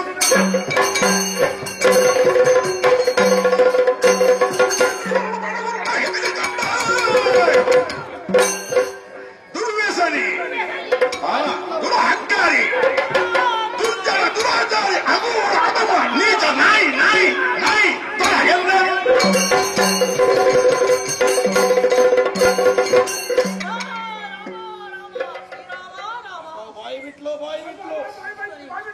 ಏನು ಉತ್ತರ ಬರ್ತದೆ ಈ ಕಾಮಾಂತನಾದಂತಹ ರಾವಣನ ಅಶ್ಲೀಲ ಮಾತುಗಳನ್ನು ಕೇಳಿ ಕೇಳಿ ಸಾಕಾಯಿತು ಸಾಕಾಯಿತು.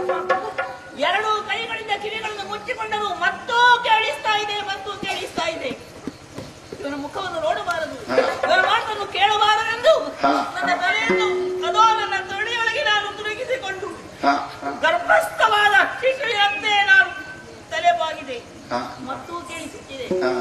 ಏನು ಮಾಡೋಣ ಇದನ್ನು ಕೇಳಿ ಹೇಗೆ ಸಹಿಸಿಕೊಳ್ಳೋಣ ಹಾಗೆಂದು ಇವನ ಮಾತಿಗೆ ಉತ್ತರವನ್ನು ಕೊಡದೇ ಇದ್ದರೆ ಇವನು ಕಣ್ಣ ಮುಂದಿನಿಂದ ಹೋಗುವಂತಿಲ್ಲ. ಮುಖ ನೋಡೋಣವೇ ಸಾಧ್ಯವಿಲ್ಲ, ಸರಿಯಲ್ಲ. ಕಾಮಾಂಧರ ಕಾಮುಕರಾದವರ ಮುಖಾವಲೋಕನ ಪತಿವ್ರತೆಯರಿಗೆ ನಿಷಿದ್ಧವಾಗಿದೆ. ಆದ್ದರಿಂದ ಮುಖಾವಲೋಕನ ಸಲ್ಲದು. ಹಾಗೆಂದು ಮಾತಾಡದೆ ಉಪಾಯವಿಲ್ಲ. ಸರಿ, ಇಲ್ಲೊಂದು ಶಾಸ್ತ್ರವಾಕ್ಯ ನೆನಪಾಗ್ತಾ ಇದೆ. ತೃಣವೊಂದನ್ನು ಮುರಿದಿಕ್ಕಿ ಆ ತೃಣಕ್ಕೆ ಉತ್ತರ ಕೊಡ ರೀತಿ ನಾನು ಮಾತನ್ನಾಡಿದರೆ, ಇವರ ಮಾತಿಗೆ ಉತ್ತರವನ್ನು ಹೇಳಿದರೆ ಅಪಚಾರವಾಗುವುದಿಲ್ಲ.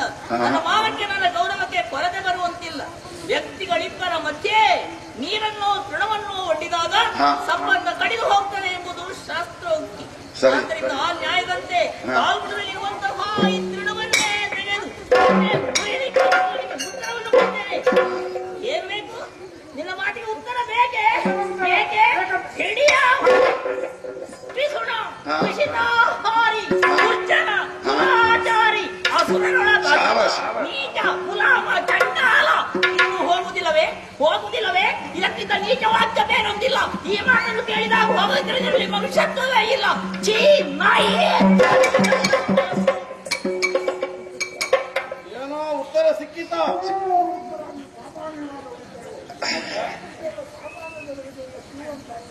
ದೊಡ್ಡ ದೊಡ್ಡ ಪ್ರಶಸ್ತಿ.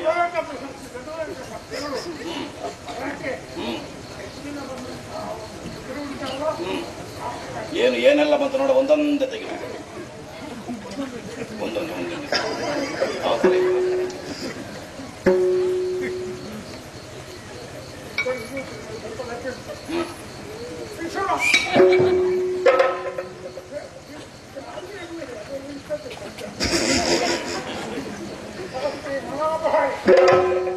ಅದು ನಮ್ಮ ಕರ್ತವ್ಯ.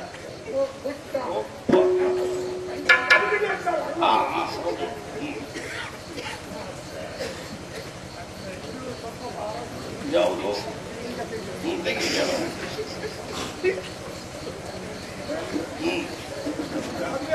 ಗಟ್ಟಿ ಹೇಳ, ಹೆದರಬೇಡ ನೀನು.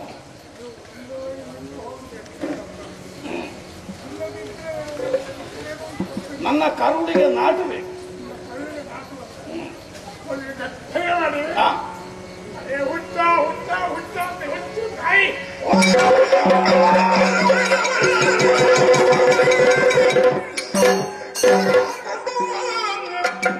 ತಾಳಿಯನ್ನು ಕಡಿದು ಬಿಸುಡು ಎಂದು ಬರುತ್ತಿರುವ ಪೌರಪತಿಯರು ಕೈಯಲ್ಲಿಗೆ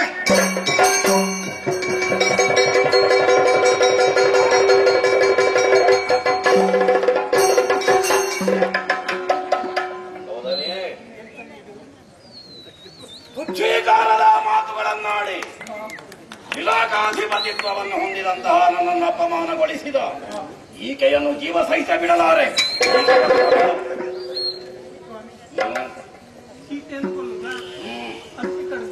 ಹೌದು ಅಂದ್ರೆ ನನಗರ್ಥ ಆಗಲಿಲ್ಲ. ಹೊಸ ಅಕ್ಕಿ ತನಕ ಊಟ ಮಾಡುವುದು ಯಾವುದು? ಹಳೆ ಅಕ್ಕಿ. ನೀವೊಮ್ಮೆ ಬನ್ನಿ ಮಗ. ಇದೇ ತಲೆಗಡಿಯುವುದು ಬೇಡ ಅಂತಲ್ಲ. ನೀವೊಮ್ಮೆ ಬನ್ನಿ. ಒಳ್ಳೆಯದು. ನಿಮ್ಗೆ ಸರಿ ಅರ್ಥವಾಯಿತು. ನನ್ನ ಅಂತರಂಗವನ್ನು ಅರಿತು ವ್ಯವಹರಿಸಿದ್ದೆ. ಒಳ್ಳೆಯದು ಮಂಡೋದರಿ. ಆಕೆಗೆ ಒಂದು ಎಚ್ಚರಿಕೆಯ ಮಾತು ಉಂಟು.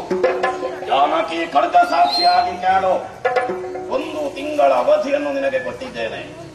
ಅಷ್ಟರಲ್ಲಿ ನೀನಾಗಿ ಒಲಿದು ಬಂದರೆ ಸರಿ, ಅಲ್ಲದೆ ಹೋದರೆ ಹಿಡಿದ ಕರವಾಳದಿಂದ ನಿನ್ನ ಶಿರಚ್ಛೇದ ನೋಡಿಕೊಳ್ತೇನೆ. ಮನಸ್ಸಿನಲ್ಲಿ ಕರುನೊಂದು ಚಿಂತಿಸುವ ಜಾನಕಿಗೆ ಕನಸಿನೊಳವಂಪೆ ದೊಡಂಬಡಿಸೆ ತ್ರಿಜಟಂಗೆ ಮರಕೊನೆಯೋ ಅನುರೂಪಿಂಗಿರುತ್ತ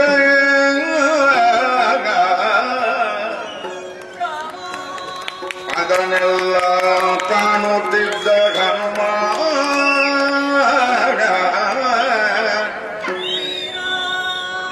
ಇನಕುಲದ ಸೌಭಾಗ್ಯ ಚಿಂತಾಮಣಿಗೆ ತಕ್ಕ ವನಿತೆಗಿವಳಗುವುದು. ಇನಕುಲದ ಸೌಭಾಗ್ಯ ಚಿಂತಾಮಣಿಗೆ ತಕ್ಕ ವನಿತೆ ಇವರು ಅಗುದು ಎಂದು ಕೊಂಡಾಡಿ ಜನಕಾತ್ಮಜೆಯ ಮನದೊಳಗೆ ತಾನೇ ತನ್ನೊಳು ಮಾತನಾಡಿದನು. ಜಾನಕಿಯು ಕೇಳುವಂತೆ ಇನಕುಲದ ಸೌಭಾಗ್ಯ ಚಿಂತಾಮಣಿಗೆ ತಕ್ಕ ವನಿತೆ ಇವಳಗುದು ರಾಮ ರಾಮ. ನಲಿನಲೋಚನೆ ಕೇಳು ರಾಮಚಂದ್ರನು ಎನ್ನ ಕಳುಗಲಿಗೆ ಬಂದೆನಮ್ಮ.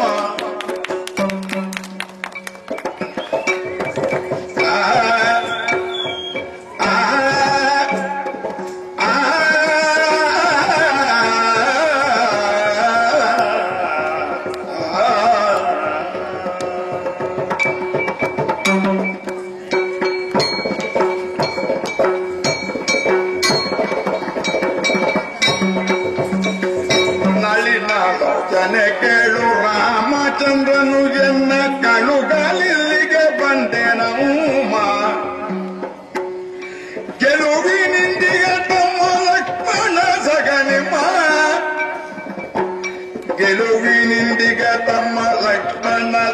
ನಿಮ್ಮ ಬಳಿಗೆ ಬಾಗಿ ಬಾಳೆನುತ್ತಾಗ ನಳಿಲಾಲೋಚನೆ ಕೇಳು ರಾಮಚಂದ್ರನು ಎನ್ನ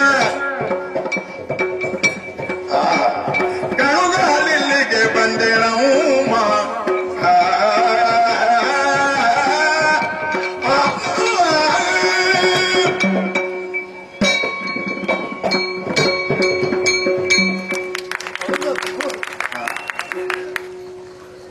ಒಂದೊಂದೇ ವಿಸ್ಮೃತಿಯ ಪರದೆಗಳು ಜಾರಿ ಹೋಗಿ ನಿಜ ನಿಜ ಬಾಲ್ಯದಿಂದಲೇ ಯಾವುದೋ ವಿಸ್ಮೃತಿ ಶಾಪಗ್ರಸ್ತವಾಗಿ ನಾನು ಮಾಡಿ ಈಗ ಜ್ಞಾಪಕಕ್ಕೆ ಬರ್ತದೆ. ಮನಕೊಂಬೆಯಲ್ಲಿ ಅನುರೂಪದಿಂದ ಕುಳಿತಿದ್ದಾಗ ಈ ಮಾತೆಯ ಸಾನ್ನಿಧ್ಯದಲ್ಲಿದ್ದ ಒಬ್ಬಾಕೆ ಈಗ ಮಾತು ಸ್ವಪ್ನದಲ್ಲಿ ನಾನು ಹೀಗೆ ಕಂಡೆ. ಅದು ಭವ್ಯವಾದಂತಹ ಭವಿಷ್ಯತ್ತಿನ ಸಂಕೇತ. ಯಾವ ಕಾಲಕ್ಕೂ ಸ್ವಪ್ನವು ಸುಳ್ಳಾಗುವುದಿಲ್ಲ. ಋಷಿ ಪರಂಪರೆ ಅಥವಾ ಸಾಧು ಸಂತರ ಪರಂಪರೆಯಲ್ಲಿ ಲೀನವಾದಂತಹ ಮನಸ್ಸಿನ ಮೇಲೆ ಯಾವುದೋ ಭಾವದ ಅಲೆಗಳು ಬಿದ್ದಾಗ ವೈಜ್ಞಾನಿಕವಾದಂತಹ ತೀರ್ಮಾನಕ್ಕೊಟ್ಟು ಸ್ವಪ್ನ ಬರ್ತದೆ. ನಿಜ ನಿಜ ಅಂತಹ ಸ್ವಪ್ನಗಳು ಜೀವನದಲ್ಲಿ ಸಾಕಾರಕ್ಕೆ ಬರ್ತದೆ. ಈಗ ಅದಕ್ಕೆ ಅರ್ಥ ಇಲ್ಲ. ಮನಕೊಂಬೆ ಅನುರೂಪವನ್ನು ಧರಿಸಿದ್ದು ನನ್ನ ಅನಿವಾರ್ಯ ಸ್ಥಿತಿಗಳ ಪ್ರಭಾವದಿಂದ.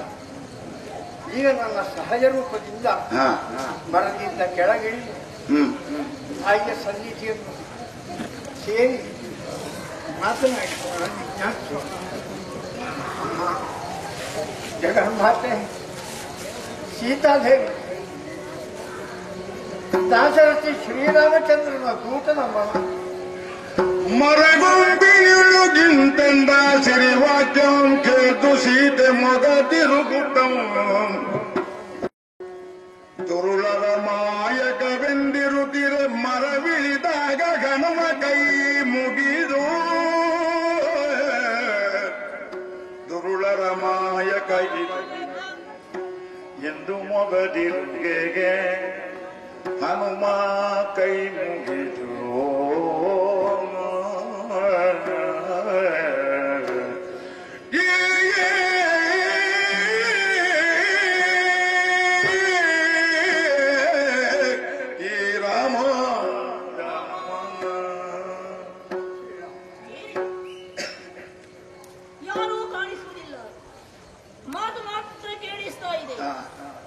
ಸಾಮಾನ್ಯವಾದ ವಾಕ್ಯಗಳಲ್ಲ ಇವು.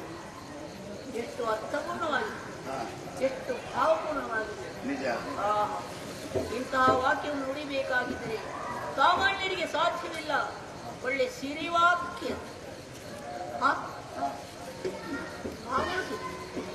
ಇಲ್ಲ.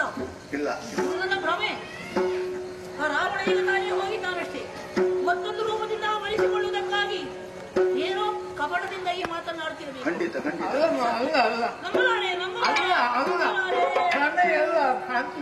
ಮಂಗಳ ಮಹಿಮ ರಾಮನ ಪಾದದೆಡೆಯಿಂದ ಬಂದೆ ನಮ್ಮ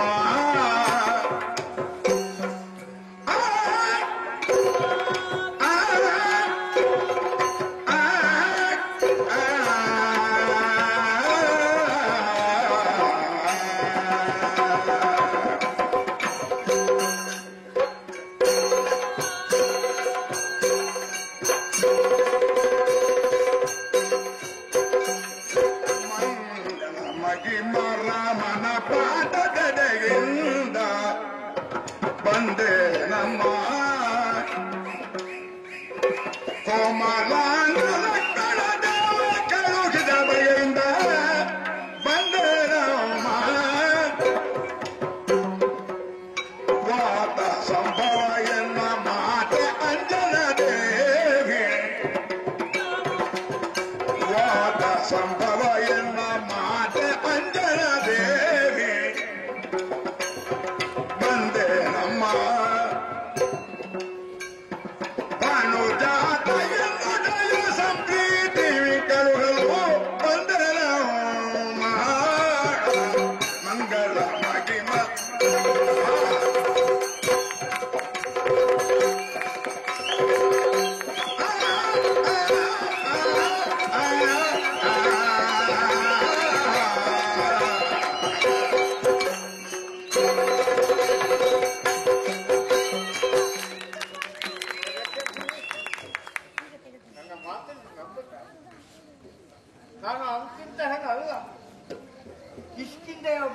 ಸಾಮಾನ್ಯ ಕಪಿ ತಾಯಿ ವಾಯುಸುಗ್ರೀವರ ತಂಗಿ ಆದಂತಹ ಅಂಜನಾದೇವಿಯ ಸುಕುಮಾರ ಮಾತು ಸಂಭವ.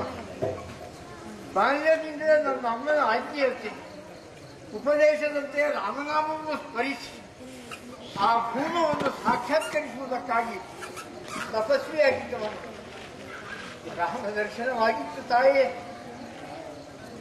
ಈಗ ಆ ಪೂರ್ವದಿಂದ ಈ ವ್ಯೋಮದಿಂದ ಇಳಿದು ಕೆಳಗೆ ಬಂದಾಗ ಷಡ್ಜ ಪಂಚಮ ಶ್ರುತಿಗಳು ಒಂದಾದ ಹಾಗೆ ಧ್ವನಿ ನನ್ನ ಹೃದಯ ವೇಳೆಯ ತಂಪೆಯನ್ನು ಬೆಳೆಯಿತು ತಾಯಿ.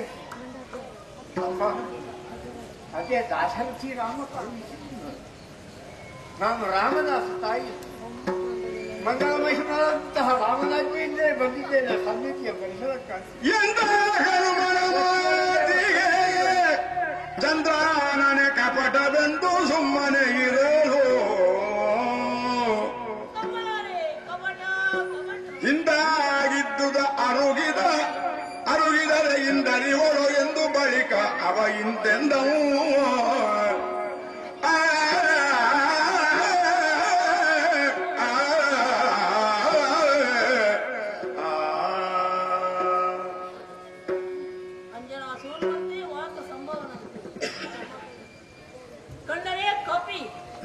ಏನನ್ನು ಮಾಡುವುದಿಲ್ಲ. ರಾಮನ ಕಡೆಯಿಂದ ಯಾರು ಬರುವುದಕ್ಕೆ ಸಾಧ್ಯವಿಲ್ಲ. ಅದರಲ್ಲಿಯೂ ಇಲ್ಲಿಗೆ ಈ ಕಪಿ ಇಲ್ಲ, ಏನು ಹೇಳಿದ್ರು ನಂಬುದಕ್ಕೆ ಸಾಧ್ಯವಿಲ್ಲ, ವಿಶ್ವಾಸ ಬರುವುದಿಲ್ಲ. ಶ್ರೀರಾಮ ನಮಗೆ ಇಲ್ಲ. ಚಿತ್ತಗಿಸು ದೇವಿ ನಿಮ್ಮ ವರ್ತಮಾನ ಗೆಲ್ಲ ಬೇಡ.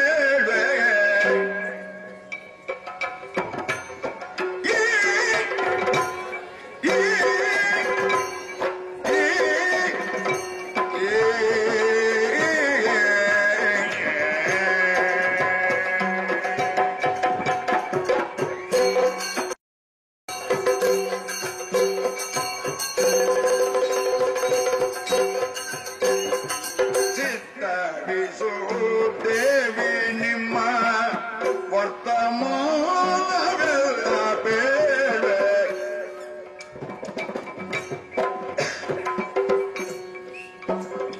ಸತ್ಯ ಅಸತ್ಯ ಎಂಬುದ ನೀವೇ ಬಲ್ಲಿರಿ. ರಾತ್ರಿಯು ಸಾಕೇತಪುರದಿ ಪೃಥ್ವಿಪಾಲ ದಶರಥನಿಗೆ ರಾತ್ರಿಯೋ ಸಾಕೇತಪುರದಿ ಪೃಥ್ವಿಪಾಲ ದಶರಥನಿಗೆ ಸುಸ್ತ್ರೀಯರು 3 ಮಂದಿ ಪತ್ನಿಯರಂತೆ ಚಿತ್ತವಿಸು ದೇವಿ ನಿಮ್ಮ ವರ್ತಮಾನ ಎಲ್ಲ ಬೇಡ.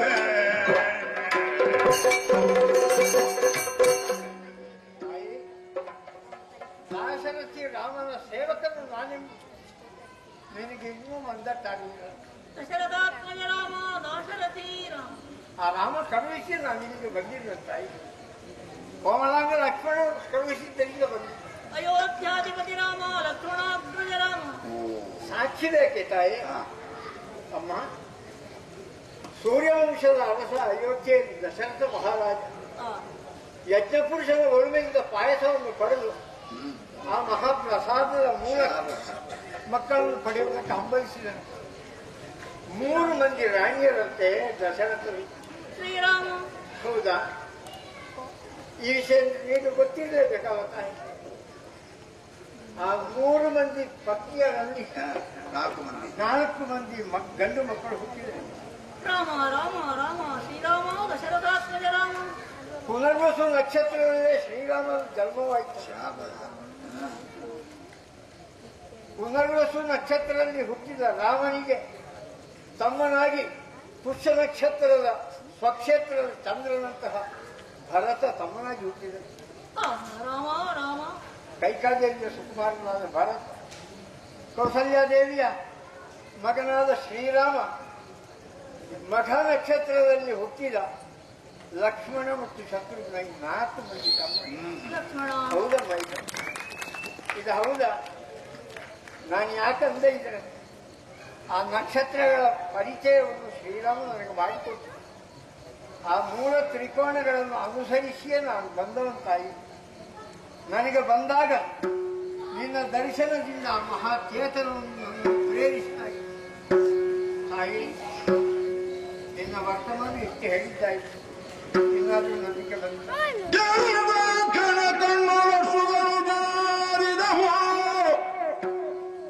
ಕೇಳುತ್ತ ಕ್ಷಣ ಕಣ್ಣು ಅಶ್ರುಗಳು ಜಾರಿದವು. ಕೂಡಿದಂತಾಪ ಶೋಕ ಜಲಮಯ ಶರದಿ ಗಾಳಿಗೊಡ್ಡಿದ ದೀಪದಂತೆ ತಲ್ಲಣಿಸೆ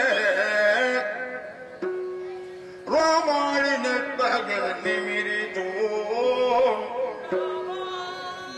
ಬೀಳುಗೊಂಡುದು ಮನದ ಸಂಶಯದೊಳದ್ದ ಬಳಗಾಳ ತೊಡೆಯಲ್ಲಿ ಮಧ್ಯ ಉಂಟೆನೆ 4 ಪಾದದೊಳುಳಿದುಂಡು.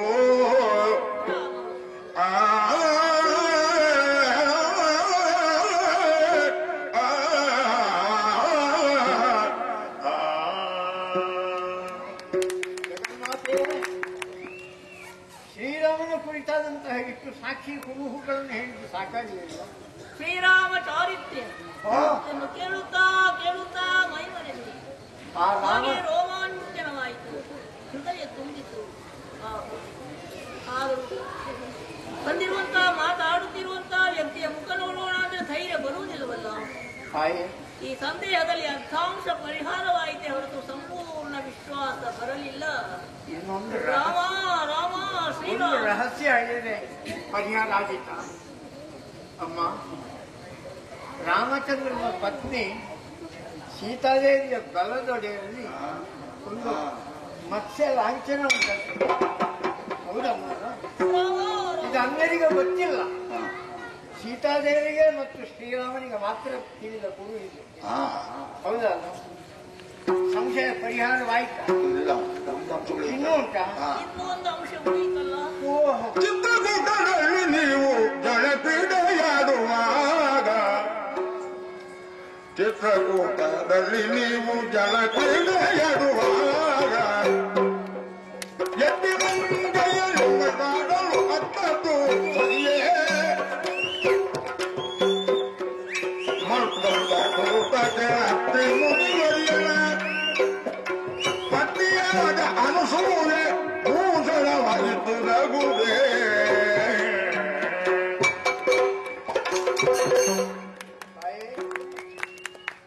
ಶ್ರೀರಾಮ ಲಕ್ಷ್ಮಣರು ಸೀತಾ ಸಹಿತರಾಗಿ ಚಿತ್ರಕೂಟಕ್ಕೆ ಬಂದಾಗ ಒಂದು ದಿನ ಜಲಕೇರಿಗೆ ಆಸೆ ಇತ್ತಂತೆ ಸದ್ಯದಿ.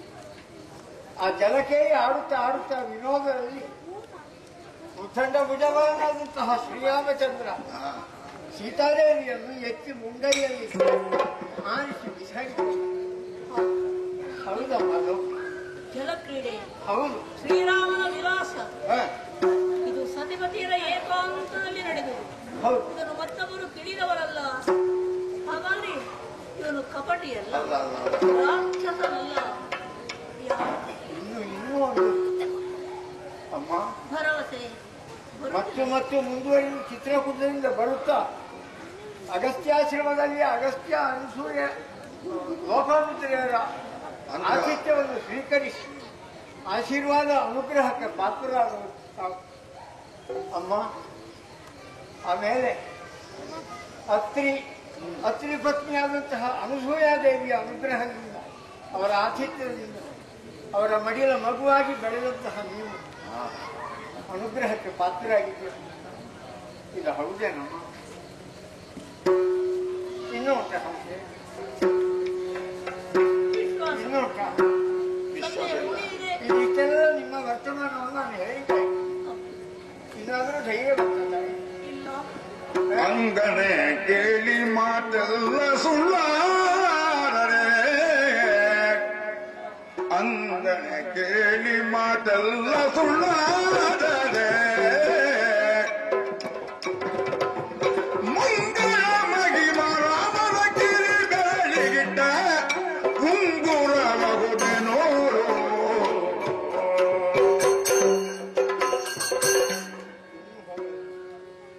ಸಂದೇಹ ಉಂಟು ಅಂತಾದ್ರೆ ಅಮ್ಮ ಕಪಿ ಸೋಮ ಎಷ್ಟೋ ಇತ್ತು. ಎಲ್ಲೆಲ್ಲಿಗೆ ಸೀತಾನ್ವೇಷಣೆಗೆ ಹೋದರು ನನ್ನೊಬ್ಬನನ್ನೇ ಕರೆದು ಕಿವಿಯಲ್ಲಿ ಕೆಲವು ರಹಸ್ಯಗಳನ್ನು ಹೇಳಿ ಜೊತೆಗೆ ಒಂದು ಉಂಗುರವನ್ನು ಕೊಟ್ಟಿದ್ರು.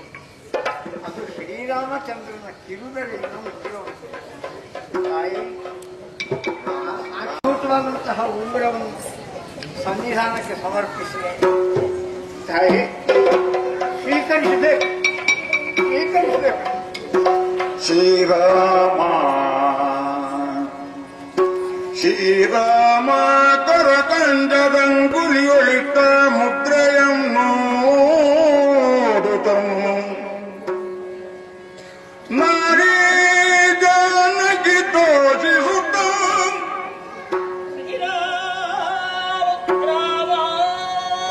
ಕಂಗಳಿಗೆ ತಾನುತ್ತುದಂ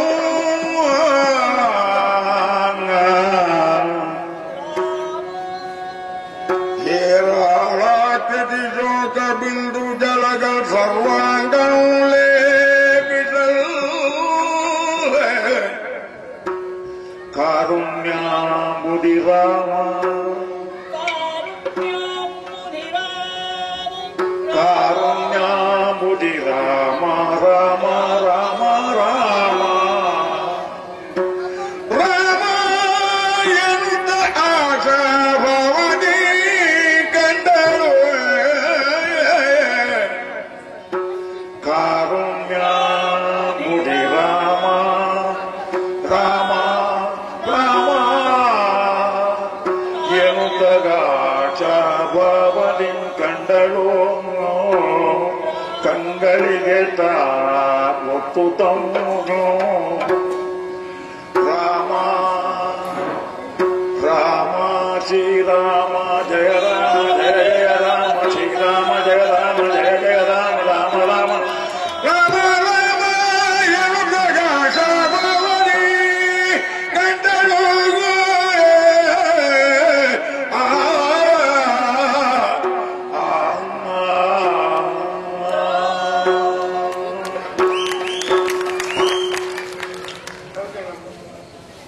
ಶ್ರೀರಾಮ ರಘೋತ್ತಮ ನೋಡಿದೆ ಏನೆಲ್ಲ ನೋಡ್ತಾ ಇದ್ದೇನೆ.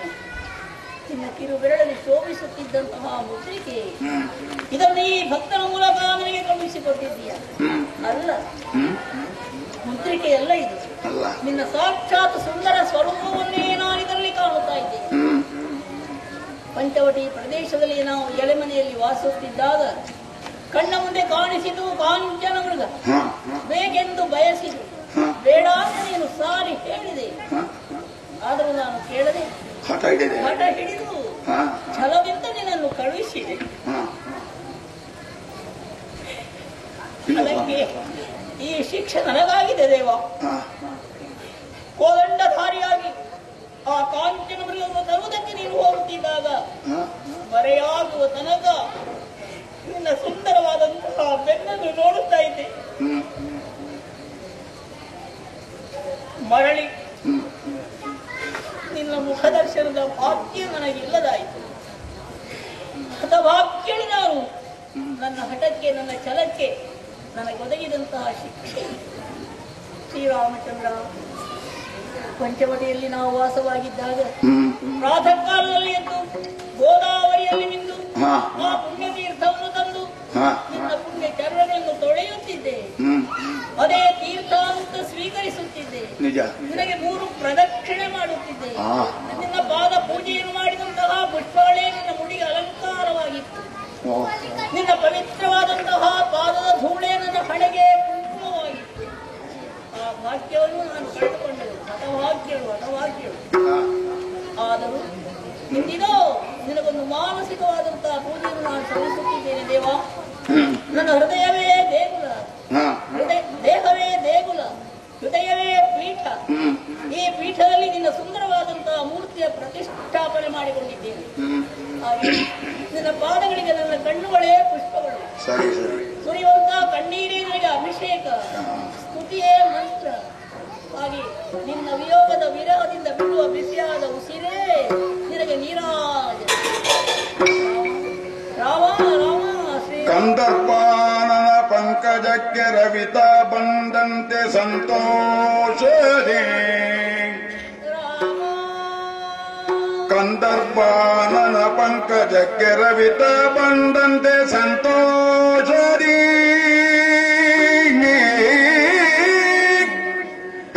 ಮುಂದಾದ ಕ್ಷೇಮ ವಾರ್ತೆಗಳನ್ನು ಕೇಳುತ್ತ ನಿಂತಿದ್ದಳು. ಮುಂದಾರಾಮನ ಕ್ಷೇಮ ವಾರ್ತೆಯ ಕೇಳುತ್ತ ನಿಂತಿದ್ದಳು. ಕ್ಷೇಮವೇನೈ ಹನುಮ ನಮ್ಮ ಬದಿಗೆ ಕ್ಷೇಮವೇನೈ ಹನುಮ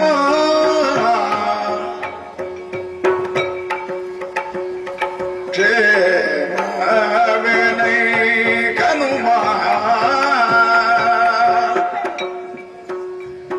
ನಮ್ಮ ಬದಿಗೆ ಕ್ಷೇಮವೇನೈ ಹನುಮ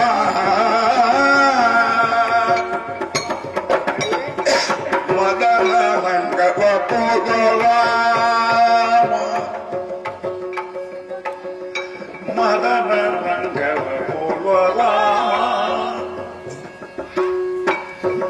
ಮತ್ತೆ ಚದುರ ಲಕ್ಷ್ಮಣನು ನಿಸ್ಸೀಮ ಮೊದಲಿನಂಗದ ಕಾಂತಿ ಕಳವಳಿಸದೆ ಮತ್ತೆ ಎದೆಗುಂಡಲಿಲ್ಲವಲ್ಲ. ಮೊದಲಿನಂಗದ ಕಾಂತಿ ಕಳವಳಿಸದೆ ಮತ್ತೆ ಎದೆಗುಂಡಲಿಲ್ಲವಲ್ಲ. ಎಮ್ಮಳು ಮೋಗ ಮೋಗ ಬದುಕುಂಡಲಿಲ್ಲವಲ್ಲ. ಎಮ್ಮಳು ಮೋಗ ಬದುಕುಂಡಲಿಲ್ಲವಲ್ಲ. ನೀ ಬರುವ ದಿನದು ಎಂದಿದ್ದಾರೆ ಕ್ಷೇಮವೇನೈ ಹನುಮ ನಮ್ಮವರಿಗೆ ನಮ್ಮವರಿಗೆ ಕ್ಷೇಮವೇ ಕ್ಷೇಮವೇ ಬೇಡೋಣ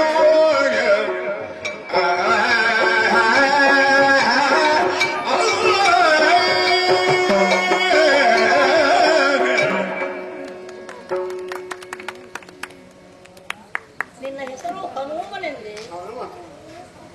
ನೀನು ಅಂಜನಾಸೂನುವೆ. ಹೌದು, ವಾಯು ವಾಯು ಸುಕುಮಾರನೇ. ಶ್ರೀರಾಮನ ಭಕ್ತನೇ. ಹೌದು ತಾಯಿ. ಬೆಳಿಗ್ಗೆ ಬಾ ಮಗನೇ.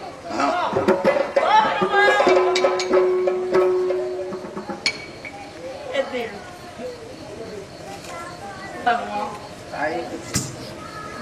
ನಿನ್ನನ್ನು ನೋಡಿದಾಗ ಕೆಲಗಾಲ ಅಗಲಿದಂತಹ ಮಗನೊಬ್ಬ ಮನೆಗೆ ಬಂದಾಗ ಆ ತಾಯಿಗೆ ಎಷ್ಟು ಆನಂದವಾಗುವುದು,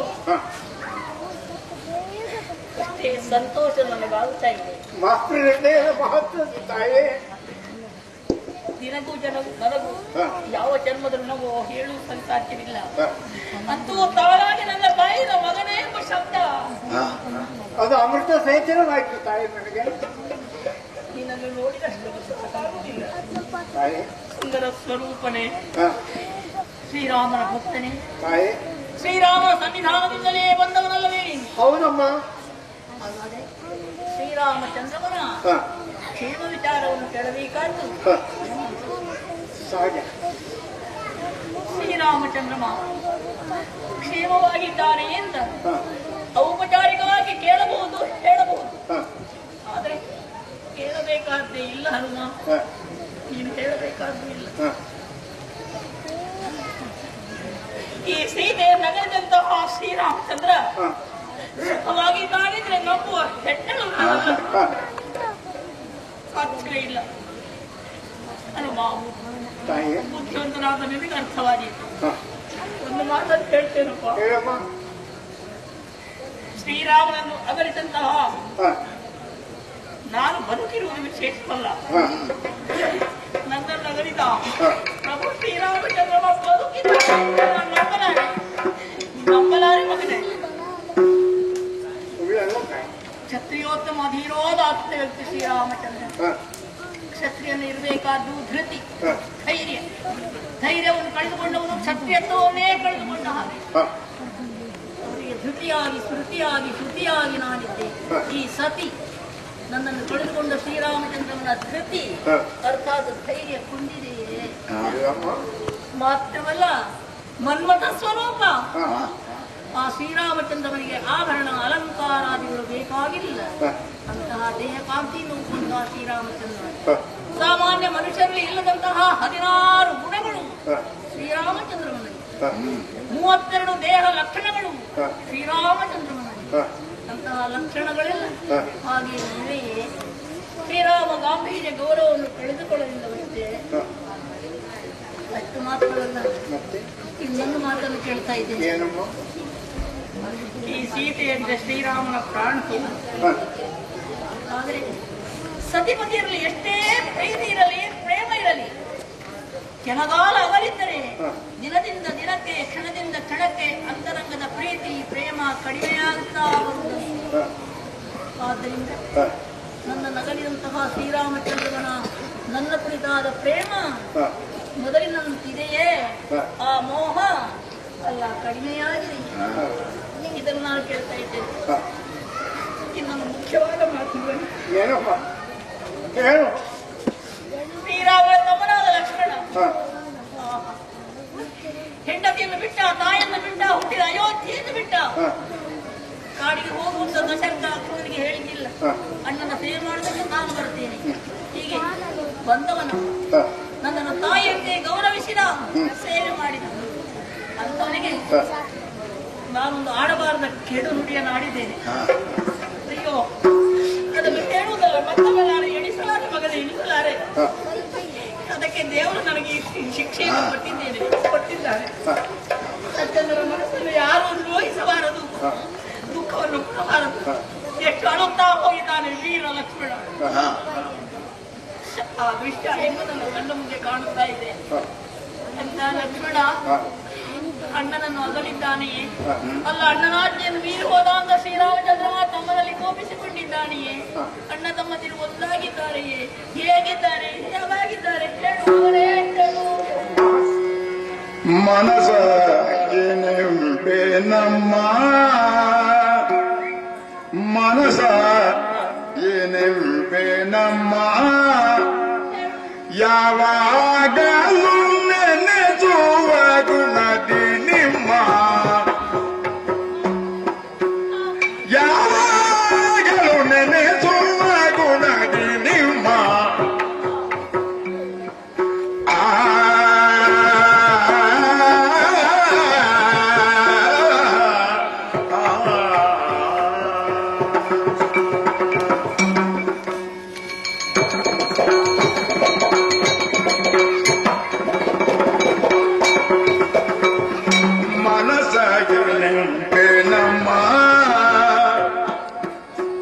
ಯಾವಾಗಲೂ ನೆನೆಸುವ ಗುಣದಿ ನಿಮ್ಮ ಕನಸು ಮನಸ್ಸಿನಲ್ಲಿ ಹಗಲಿರುಳನರೆ ಕನಸು ಮನಸ್ಸಿನಲ್ಲಿ ಹಗಲಿರುಳನರೆ ಕಳಚಿದ್ದೆಯಿಂದ ಪುರ ಬೇಡರೇನದ ಅನ್ನ ಆಗಾರ ಬೊಲ್ಲನು ಅನ್ನ ಆಗಾರ ಬೊಲ್ಲನು ಯಾರಾದರೆ ಸುಮ್ಮನೆ ಮಾತಾಡಲು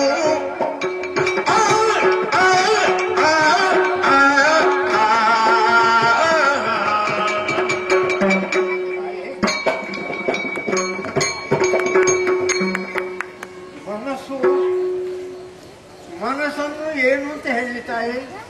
ಶ್ರೀರಾಮನ ಮನಸ್ಸು ಏನು ಹೇಳಪ್ಪ ತಾಯಿ? ಮನಃಶಾಸ್ತ್ರವನ್ನು ನಾನು ಅಭ್ಯಾಸ ಮಾಡಿದೆ. ಬಾಲ್ಯದಲ್ಲೇ ನನ್ನ ತಾಯಿ ನನಗೆ ರಾಮಧ್ಯಾನವನ್ನು ಉಪದೇಶಿಸಿ ಆ ರಾಮಧ್ಯಾನದಲ್ಲೇ ನಾನು ಯೋಗನಿರತನಾಗಿ ಮೇಲೆ ಏರಿ ನಕ್ಷತ್ರ ಖಂಡಗಳವರೆಗೂ ಹೋದ್ದು.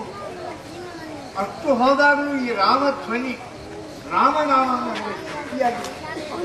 ತಾಯಿ, ಆ ಷಡ್ಜ ಪಂಚಮ ಸಾರಿಣಿ ಅನುಸಾರಿಣಿ ಶ್ರುತಿಗಳಲ್ಲಿ ಹೋದಂತಹ ನನ್ನ ಮನಸ್ಸು ಅದನ್ನು ಏನು ಹೇಳಿ ತಾಯಿ, ಅಷ್ಟು ವಿಸ್ತಾರಕ್ಕೆ ಹೋದಂತಹ ನನಗೆ ರಾಮದರ್ಶನ ಸುಮ್ಮನಿಗೆ ಆದಾಗ ರಾಮನು ನನ್ನ ಮಾತನ್ನು ಕೇಳಿ ಮರು ಮಾತನ್ನು ಅನ್ನೋದು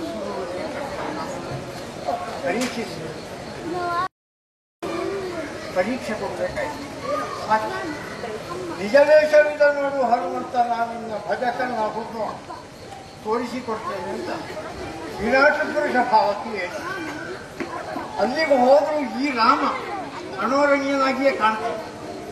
ನಾನು ಮಾಡಿದಂತಹ ರಾಮ ಧ್ಯಾನದ ಜಪ ಅದು ಧ್ರುವ ನಕ್ಷತ್ರಾದಿಗಳಿಗೂ ಆಗ ಶ್ರುತಿಬದ್ಧವಾದಂತಹ ಚೇತನ ನಾದ ಬಿಂದು ಕಲಾತೀತವಾದ ರೂಹಿಂದ ಅದ್ದತ್ತವಾದ ಸಗುಣ ಸಾಕಾರಕ್ಕೆ ಬಂದಾಗ ನನಗೆ ಶ್ರೀರಾಮನ ದರ್ಶನವಾಗಿದೆ.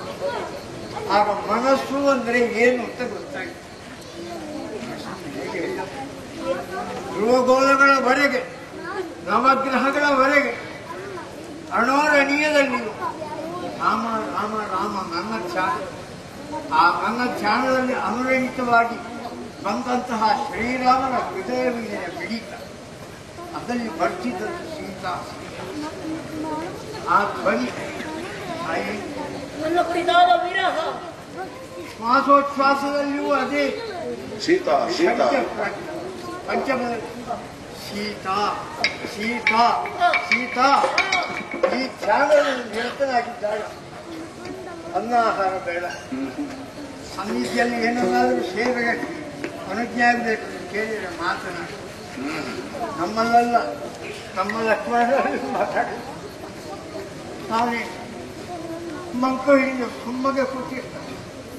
ಹಾಗಾದರೆ ಸೀತಾ ವಿಯೋಗದಿಂದ ರಾಮದೇವನ ಮನಸ್ಸು ಕಲಿತವಾಗಿ ಆ ಸೀತಾ ಧ್ಯಾನದಿಂದ ಅದು ಮತ್ತಷ್ಟು ಶ್ರುತಿಗೆ ಹೊಂದಿದೆ, ದೃಢತೆ ಹೊಂದಿದೆ. ಮನಸ್ಸನ್ನು ನಾನು ಹೇಗೆ ನನಗೆ ಬಹಳ ಸಾಕ್ಷಿ ಇರಬೇಕಾಗಿ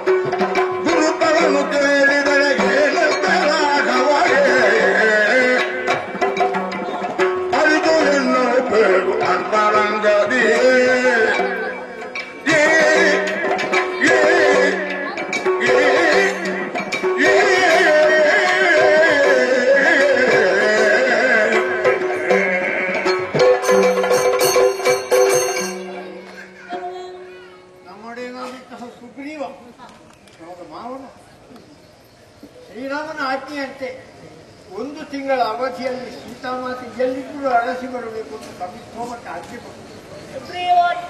ಹೌದು.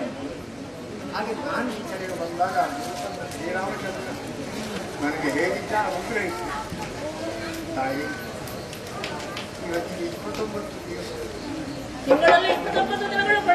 ಹೌದು. ನಾಳೆ ಸಂಜೆಗೆ ಸೂರ್ಯಾಸ್ತಮಾನವಾಗುವ ಮೊದಲು ನಾವು ಒಡೆಯನ ಸನ್ನಿಧಿಯನ್ನು ಸೇರಿ ಇನ್ನೊಂದು ಕಂಡು ಬಂದುದಕ್ಕೆ ಸಾಕ್ಷಿ ಕೊಡ್ತೇವೆ. ಅದರಿಂದ ನಮ್ಮ ನಾಲಿಗೆಯನ್ನು ಕತ್ತರಿಸ್ತೇವೆ. ನಮ್ಮ ಒಡೆಯ ಏನು ಗೊತ್ತುಕೊಂಡಿದ್ದಾರೆ, ಏನಾದರೂ ಹನುಮನ ಕೈಯೊಳು ಚೂಡಾಮಣಿಯ ಈ ಯುದ್ಧ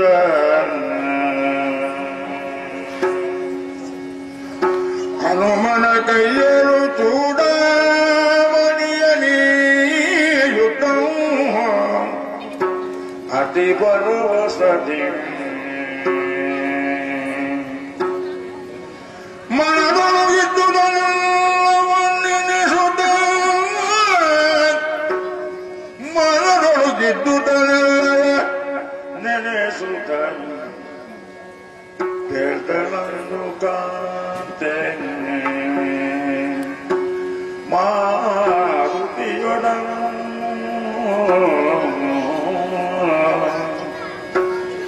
ಹನುಮನ ಕೈಯರು ಚೂಡಾಮಣಿಯಾಗಿ ಊಟ ಅತಿ ಭಗವತದಿ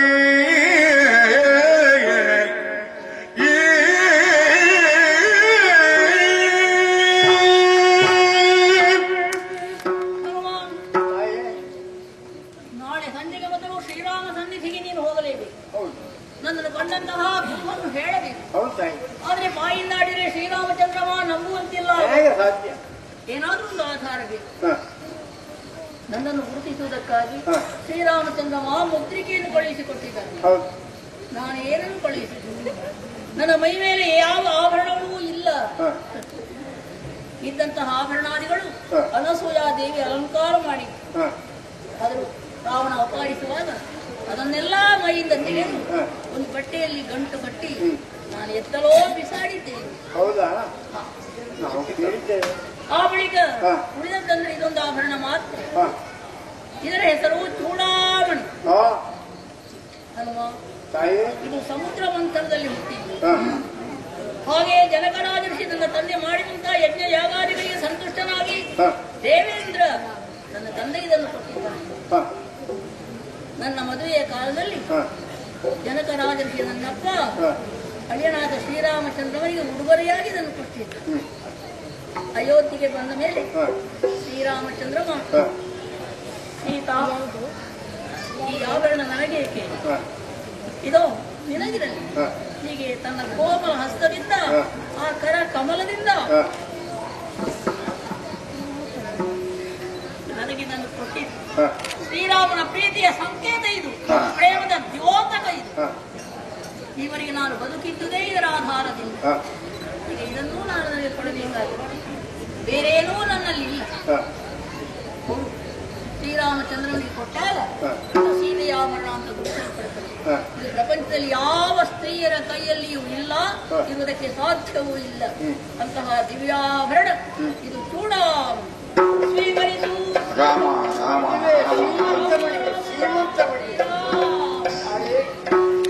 ಯಸುದಿನ ಬೇಕೆನ್ನ ಪ್ರಾಣೇ ಜನಕಾಂಬುದಕ್ಕೆ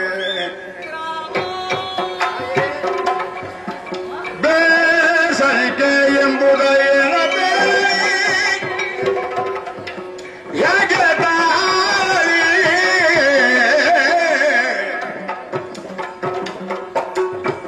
ಕಾಗೆಯ ಹಿಂಡಿನೋ ಸಿಕ್ಕಿ ಕೋಗಿಲ ಬಾಯ್ಬಿಡುವಂತೆ, ಕಾಗೆಯ ಹಿಂಡಿನೋ ಸಿಕ್ಕಿ ಕೋಗಿಲ ಬಾಯ್ಬಿಡುವಂತೆ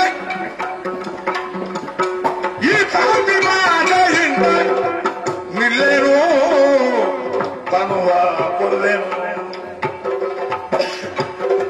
ಯೇಸು ದಿನ ಬೇಕು ಎನ್ನ ಪ್ರಾಣೇಶನ ಕಾಂಬುದಕ್ಕೆ ರಾಮ ರಾಮ.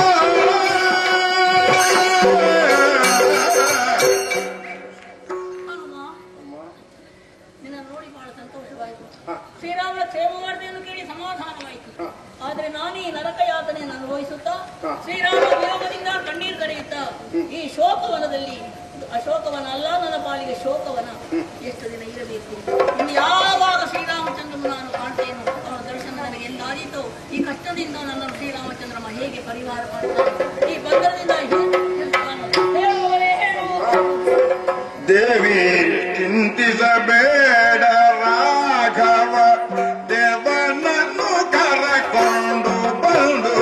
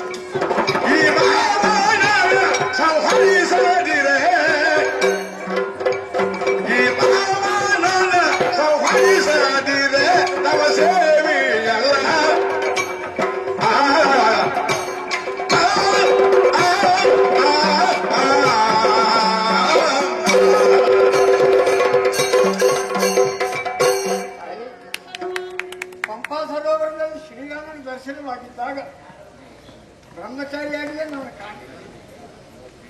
ಆ ಪುಣ್ಯಮೂರ್ತಿಗಳಿಗೆ ಬ್ರಹ್ಮರೂಪ ದರ್ಶನವಾಯಿತು ಏನೋ ಗೊತ್ತಿಲ್ಲ.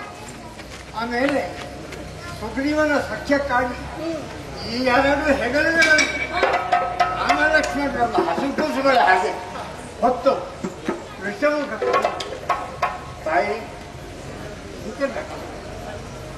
ಈ ಲಂಕೆ ಎಷ್ಟೇ ದೂರ ಇರುತ್ತೆ, ಎಡಬದಿಯಲ್ಲಿ ಭುಜದಲ್ಲಿ ಲಕ್ಷ್ಮಣದೇವ, ಬಲಭುಜದಲ್ಲಿ ಶ್ರೀರಾಮಚಂದ್ರ ಇಬ್ಬರನ್ನು ಹರಿಸಿ ವಾಯುಮಾರ್ಗದಲ್ಲಿ ಬಂದಿರುವ ತಾಯಿ ದುಃಖ ಪರಿಹಾರ. ಎಷ್ಟು ದಿವಸ 8 ದಿವಸ ನೋಡಿರಿ ದಕ್ಷ ಕಂಠನಿಗೆ ಮತ್ತರೆಯಾದಿದ್ದಾರೆ. 8 ದಿವಸದಿ ನೋಡಿರಿ ದಕ್ಷ ಕಂಠನಿಗೆ ಮತ್ತರೆಯಾದಿದ್ದಾರೆ. ವೈಕುಂಠವಲ್ಲವ ರಾಮಚಂದ್ರನ ಬಂತರಲ್ಲ.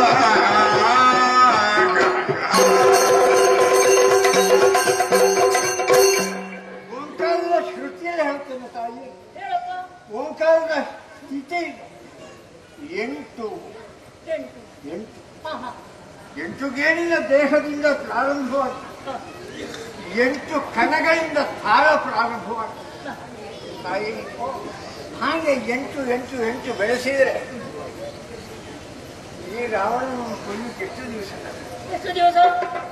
ಇಂದೀಗ 8 ದಿವಸದಲ್ಲಿ ಶ್ರೀರಾಮಚಂದ್ರನಿಗೆ ಕರ್ಕೊಂಡು ಬಂದು ರಾಮಲಕ್ಷ್ಮಣರಿಂದ ಮಾನವ ಸ್ತೋಮವನ್ನು ಸಂಹರಿಸಿ ಚಿಂತೆಯೇತಕ್ಕೆ ನಿಮಗೂ ರಾಮಗೂ ಅಂತರಂಗ ಒಂದೆನಿಸಾದಿದ್ದಾರೆ.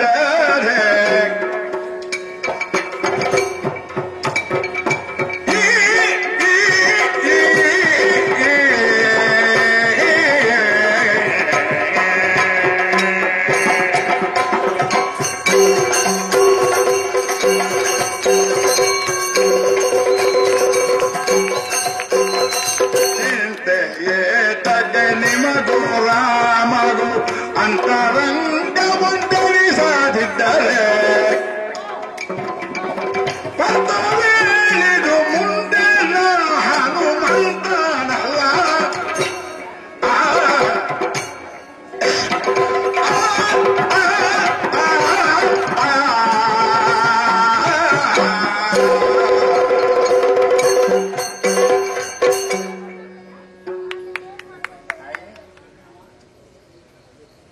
ಶ್ರೀರಾಮನನ್ನು ಕಂಡಾಗ ನಾನು ಮನೋಮಯ ಕೋಶದಲ್ಲಿ ವಿಜ್ಞಾನಮಯ ಕೋಶದಲ್ಲಿ ಕಂಡಂತಹ ಅನೋರಣೀಯತೆ ತನ್ನ ಸಾಕಾರ ಸದ್ಗುಣಕ್ಕೆ ತಂದಾಗ ಆನಂದಮಯ ಕೋಶಕ್ಕೂ ತಂದು ನೋಡಿ ಒಂದು ರೂಪವೇ ಕಂಡ.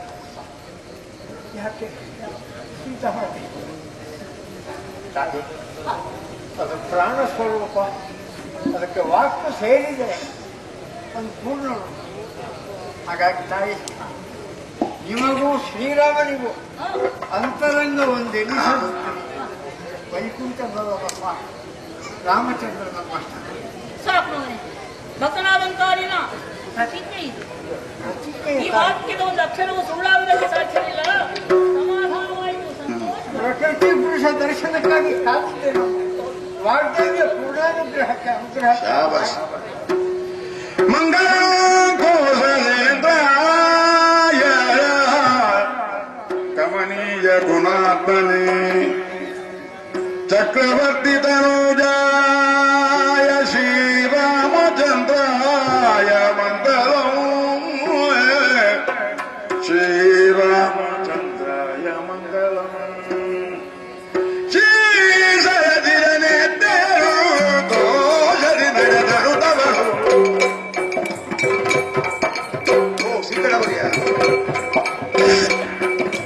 ಓಸುದೊಳಿದು ಒಂದು ಅಡ್ಡದಿಂದ ಶೇಷಯ ತಳಿದು ಕಿತ್ತು ಸಮುದ್ರದಿಂದ ಮಾಸವ ಕೀರ್ತಿಯ ಪಡೆಯಿರಲು ಸರ್ವೇಶಗಾತಿ ಬೆಳಗಿದೆ.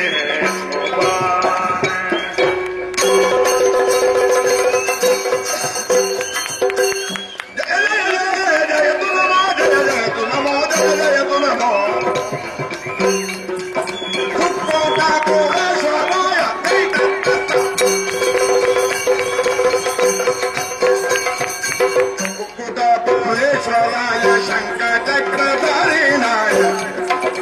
ಶಂಕರನಾರಾಯಣಯ ಜಯ ಮಂಗಳಂ ದೇವ ಶಂಕರ ನಾರಾಯಣಯ ಜಯ ಮಂಗಳಂ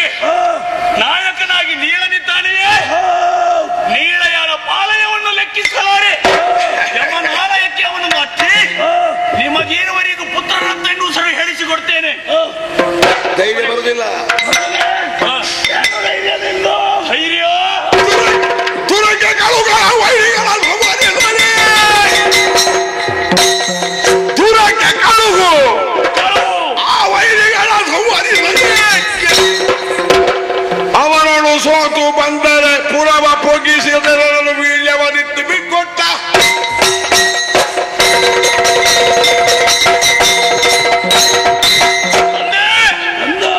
ಮಾತಿನಲ್ಲಿ ನಂಬಿಕೆ ಇಲ್ಲವಪ್ಪ.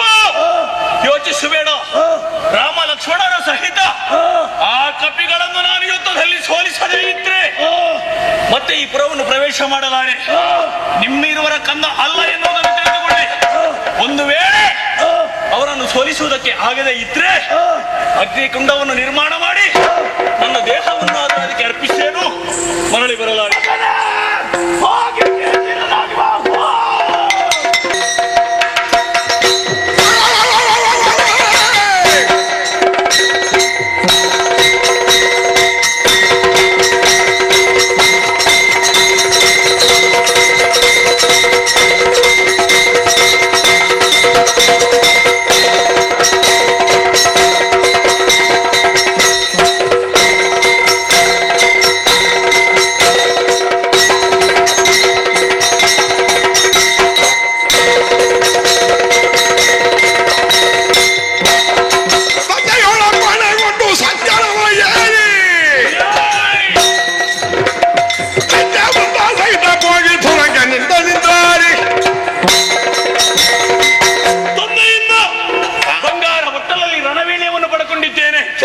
ಯುದ್ಧದಲ್ಲಿ ಅವರೆಲ್ಲವರನ್ನು ಸದೆ ಬಡಿಯುವುದಕ್ಕಾಗಿ ಭವ್ಯವಾದಂತಹ ದಿವ್ಯವಾದಂತಹ ರಥವನ್ನು ಏರಿಕೊಂಡಿದ್ದೇನೆ.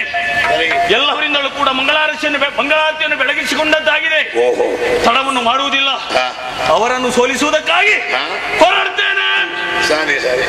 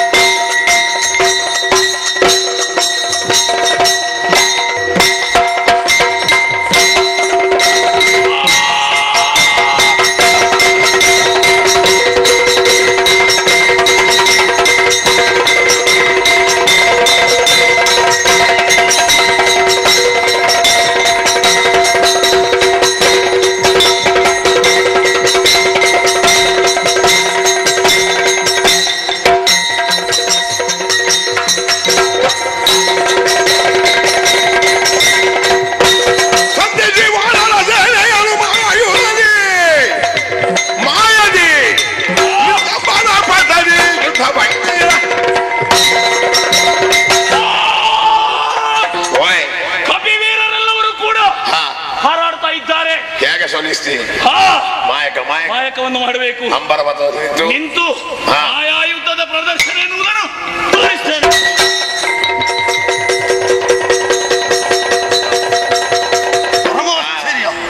ನಮ್ಮವರಾದಂತೆ ಯಾವ ಕಪಿವೀರರು ಒಮ್ಮಿಂದ ಒಮ್ಮೆಲೆ ಧರಾಶಾಯಿಯಾಗಿದ್ದಾರೆ. ಎಲ್ಲರೂ ಬಿದ್ದವರಿದ್ದಾರೆ.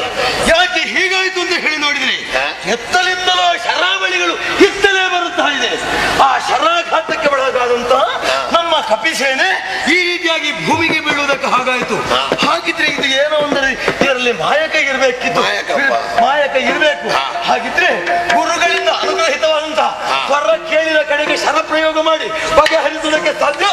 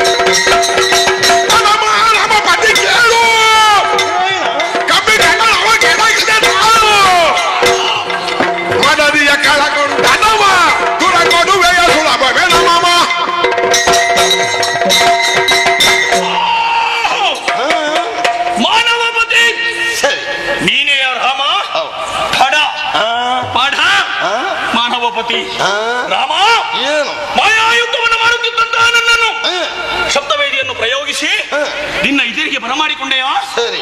ಫಲರೇ ಎಲ್ಲ ರಾಮ, ನನ್ನೊಡೆಯನ್ನು ಯುದ್ಧವನ್ನು ಮಾಡ್ತೀಯ ನೀನು? ಹೌದಾ? ಕಳಕೊಂಡಂತಹ ಹೆಂಡತಿಯನ್ನು ರಕ್ಷಣೆ ಮಾಡಿಕೊಳ್ಳುವುದಕ್ಕೆ ಅಸಾಧ್ಯನಾದವ, ಹೆಂಡತಿಯನ್ನು ರಕ್ಷಿಸುವುದಕ್ಕೆ ಆಗದೇ ಇರುವವ ನನ್ನಲ್ಲಿ ಯುದ್ಧವನ್ನು ಮಾಡುವುದಕ್ಕಾದೀತೋ? ನೋಡು, ನಿನಗೆ ಬಲಗಳಾಗಿ ಬಂದಂತಹ ಮಾತ್ರ ಮೆಚ್ಚಿದೆ. ಏನು ಮಾನವ ಪತಿ ಅಂತ ಹೇಳಿದೆಯಲ್ಲ, ಸಂತೋಷ ಉಂಟು. ಹೌದಾ? ನಾನು ಮಾನವ ಪತಿ ಆದ್ರೆ ಸಾಕು, ದಾನವ ಪತಿ ಆಗುತ್ತೆ ಯಾವ ಕಾಲಕ್ಕೂ ಯಾರಿಗೂ ಬಗೆಯದು ಬೇಡ. ನಾನು ಕೇಳಿಕೊಳ್ಳಿಲ್ಲ. ನೀನು ಕೇಳಿಕೊಂಡ್ರೆ ನಾನು ಆಗುವುದಿಲ್ಲ. ಬೇಡ. ಆಮೇಲೆ ಹೇಳಿದೆ ಸತಿಯನ್ನು ಕಳಕೊಂಡವ ಮೃತ ಪ್ರತೀತ. ಇದಕ್ಕೆ ಉತ್ತರ ಹೇಳಬೇಕು ಅಂತ ಇಲ್ಲ. ನಾನಾಗಿ ಕಳ್ಕೊಂಡದ್ದಲ್ಲ, ನಿನ್ನಪ್ಪ ಕತ್ತದ್ದು ಲೋಕಮುಖಕ್ಕೆ ಗೊತ್ತುಂಟು. ನಾವು ಮನೆಯಲ್ಲಿ ಭದ್ರವಾಗಿರಿಸ್ತೇವೆ. ಮತ್ತೊಬ್ಬ ಕಳ್ಳ ಬಂದು ಕಳ್ಳತನ ಮಾಡಿದ್ರೆ ಇವ ಕೊಡುವುದಂತ ಆಗುದಿಲ್ಲ, ಮತ್ತೊಬ್ಬ ಕದ್ದಿದ್ದಾನೆ ಎಂಬುದು ಅರ್ಥ. ಮನೆಯ ಯಜಮಾನನಿಗೆ ರಕ್ಷಣೆ ಮಾಡುವಂತಹ ಯೋಗ್ಯತೆ ಇಲ್ಲ ಅಂತ ಆಯ್ತು. ಮನೆಯ ಒಳಗಿದ್ದದನ್ನು ನಾನು ಅವನಾಗಿ ಬಂದು ನನ್ನ ಕಣ್ಣೆದುರುಕೊಂಡು ಹೋಗ್ತಿದ್ರೆ ಅದಕ್ಕೆ ತಡೆಯುವುದಕ್ಕೆ ಸಾಧ್ಯ ಇಲ್ಲದೆ ಅವ ಕಳ್ಕೊಂಡದ್ದು ಅಂತ ಹೇಳ್ಬೋದು. ಯಾರು ಇಲ್ಲದ ವೇಳೆಯಲ್ಲಿ ಮತ್ತೊಬ್ಬ ಅಪಹಾರ ಮಾಡಿದ್ರೆ ಅದನ್ನು ಕಳ್ಕೊಂಡಂತ ಹೇಳುವ ಪದ್ಧತಿ ಇಲ್ಲ, ಕದ್ದಿದ್ದಾರೆ ಅಂತ ಹೇಳೋದು.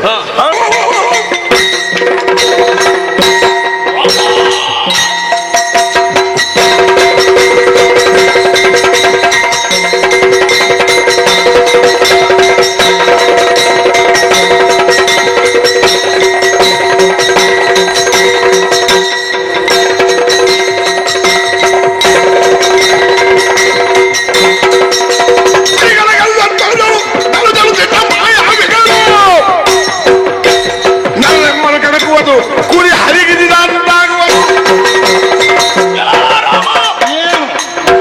ಎದುರಾಗಿ ಬಂದು ಯುದ್ಧವನ್ನು ಮಾಡುವುದಕ್ಕೆ ಅಸಾಧ್ಯನಾಗಿ ಮಾಯಾ ಯುದ್ಧವನ್ನು ಪ್ರದರ್ಶನ ಮಾಡಿ ಕಪಿಗಳನ್ನು ಗೆದ್ದಿದ್ದೇನೆ ಎನ್ನುವಂತ ಅಹಂಕಾರವನ್ನು ತೋರಬೇಡ. ಹೇಳುತ್ತಾ ಇರುವ ಎಲ್ಲ ರಾಮ, ತರುಜರು ನಾವು ಇರ್ಬೋದು, ಮಾಯಾವಿಗಳು ನಿಜ ಇರಲಿ. ಮಾಯಾ ಯುದ್ಧವನ್ನು ಮಾಡಿಯೇ ನಮ್ಮತನವನ್ನು ನಾವು ತೋರಿಸಿಕೊಳ್ಳುವುದು. ನಿಮ್ಮವರಿಗೆ ನಿಮ್ಮಂತವರಿಗೆ ನಮ್ಮನ್ನು ಎದುರಿಸುವುದಕ್ಕೆ ಆಗುತ್ತದೆ ಅಂತ ಆದ್ರೆ ತೋರಿಸಿ ನಿಮ್ಮ ಕೈಚಳಕವನ್ನು. ಹಾಗಿದ್ರೆ ವೈರಿಗಳನ್ನು ಗೆಲ್ಲುವುದಕ್ಕೆ ಬೇಕಾಗಿ ಯಾವುದು ಪ್ರಯೋಗ ಮಾಡುವುದು? ನಾನು ಯಾರು ವೈರಿ ಅಂತ ತಿಳ್ಕೊಂಡಿದ್ದೇನೆ? ಅಪಘಾತಿಸಿ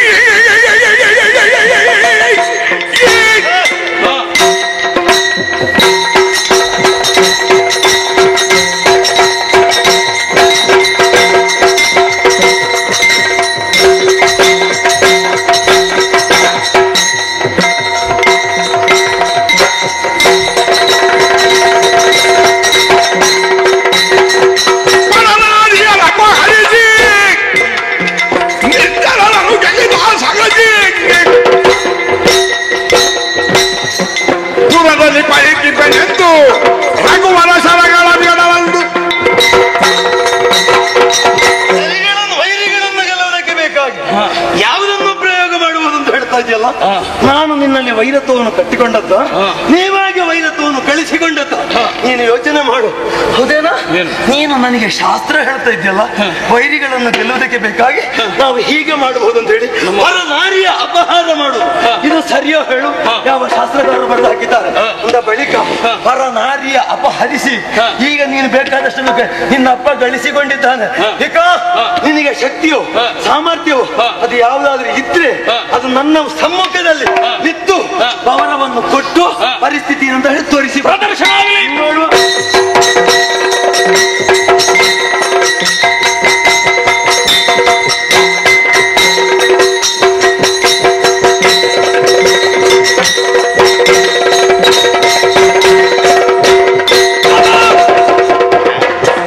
ಏನು ಸಾಮರ್ಥ್ಯ ರಾಮನಲ್ಲಿ? ಇವನಲ್ಲಿ ಖಡಾಖಾಡಿಯಾಗಿ ಬರವನ್ನು ಕೊಡುವುದಕ್ಕೆ ಅಸಾಧ್ಯ. ಪಲಾಯನ ಮಾಡಿದ್ದೇನೆ, ಒಮ್ಮೆ ಬದುಕಿಕೊಳ್ಳೋಣ ಎಂಬುದಾಗಿ. ಹೋಗ್ತೇವೆ ಮನೆಗೆ? ಇಲ್ಲ, ಹೋಗುವುದಿಲ್ಲ. ಯಾಕೆ ಹೋಗುದಿಲ್ಲ? ತಂದೆ ಹತ್ರ ಹೇಳಿ ಬಂದಿದ್ದೇನೆ, ಯುದ್ಧದಲ್ಲಿ ಗೆಲ್ಲದೆ ಬರಲಾರೆ, ನನ್ನ ಕಾರ್ಯ ಸಾಧನೆಯನ್ನು ಮಾಡಿ ಬರ್ತೇನೆ ಎನ್ನುವುದಾಗಿ. ಅದಕ್ಕಾಗಿ ಅವನ ಇದರಲ್ಲಿ ನಿಲ್ಲಿಲ್ಲ. ಇವರಿಗೆ ಬುದ್ಧಿ ಕಲಿಸಬೇಕು. ಇವರಿಗೊಬ್ಬ ಇದ್ದಾನೆ ಜೊತೆಯಲ್ಲಿ, ಆಗಾಗ ಬಂದ ಧೈರ್ಯವನ್ನು ಹೇಳುವವ ಪವನಜ ಹನುಮಂತ. ಅವನಿದ್ದೆಡೆಗೆ ನನ್ನ ರಥವನ್ನು ಹಾರಿಸ್ತೇನೆ.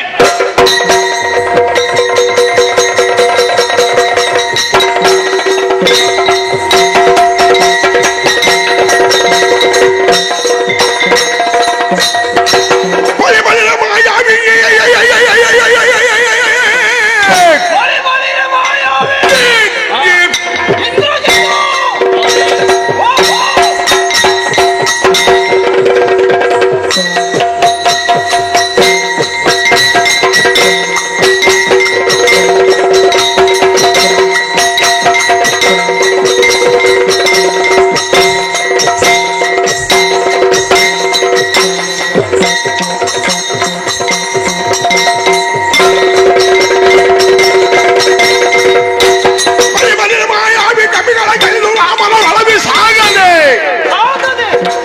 ಕೊಳಗುಳ ಕಣ್ಣಿದು ಬಂದ ಬಲಗದೋರೆ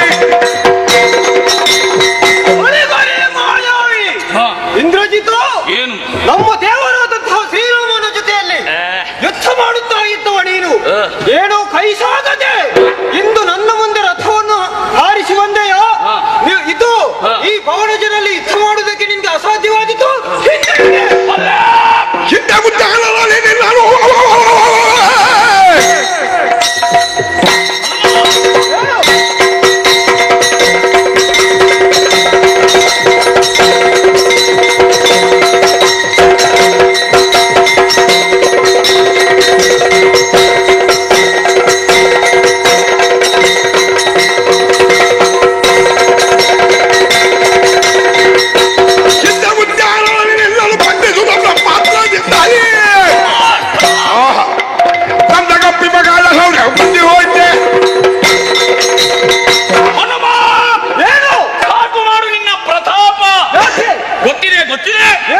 ನನ್ನಲ್ಲಿ ಕೈ ಸಾಗದು ಎನ್ನುವುದಾಗಿ ಹೇಳುತ್ತಾ ಇರುವೆಯಲ್ಲ, ತಿಳಿದಿದ್ದೇನೆ ನಾನು.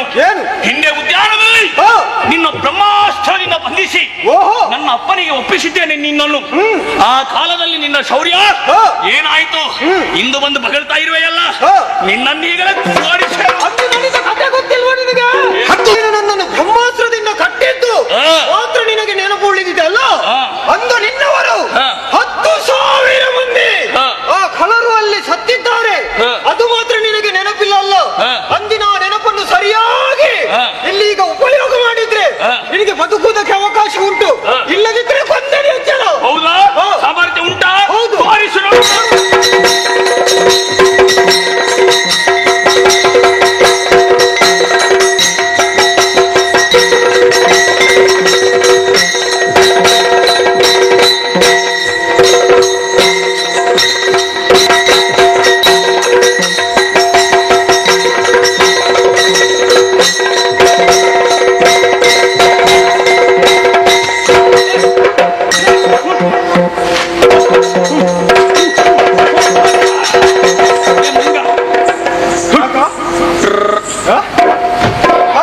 ಬರೇ ಮಂಗ ನೀನು ಹನುಮಂತಂತೆ ಹೀಗೆಲ್ಲ ಮಾಡಲ್ಲ ಸಾಮಾನ್ಯ. ಬಹಳ ಚುರುಕತೀನಿ. ಈಗ ಪೆಟ್ಟು ತಿನ್ನುವಾಗ ಗೊತ್ತಾಯ್ತಾ ನೀನು ಯಾರಲ್ಲಿ ಯುದ್ಧ ಮಾಡುವುದು? ನನ್ನಲ್ಲಿ. ನನ್ನಲ್ಲಿ ಯುದ್ಧ ಮಾಡುವಾಗ ಅಲ್ಲಿ ಕುಳಿತವ್ರನ್ನು ನೋಡಿದ್ಯಾ ನೀವು? ಕುಳಿತವರು ಏನಂತೆ? ಅವ್ರು ನೋಡು ನಿನ್ನನ್ನು ಭಂಗ ಮಾಡುದು ನೋಡಲಿ.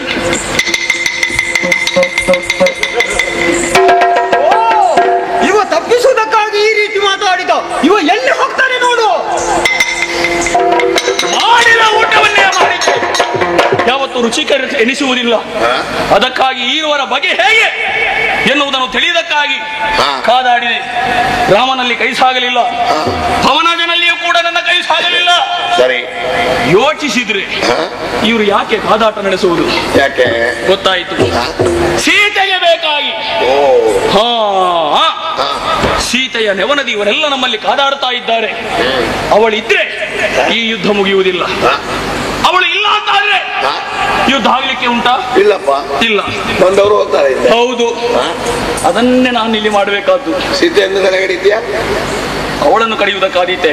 ಅವಳನ್ನು ಮುಟ್ಲಿಕ್ಕೆ ಬಿಡ್ಲಿಕ್ಕಿಲ್ಲ ಮಾರಾಯ, ತಲೆಗಡಿ. ನಾವು ಮಾಯಾವಿಗಳು. ಅವಳಂತೆ ಮತ್ತೊಬ್ಬಾಕೆ ಸೀತೆಯನ್ನು ನಿರ್ಮಾಣ ಮಾಡಿ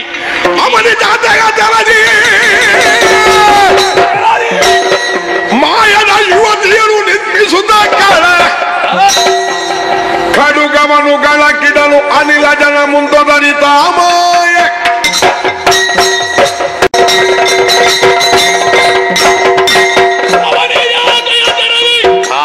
ಮಾಯಾಯುವತಿಯನ್ನು ನಿರ್ಮಾಣ ಮಾಡಿ ಈ ಹನುಮಂತನ ಇದರಲ್ಲಿ ಆಕೆಯ ತಲೆಯನ್ನು ಕಡಿಯುತ್ತೇನೆ. ಏನಾಗುತ್ತದೆ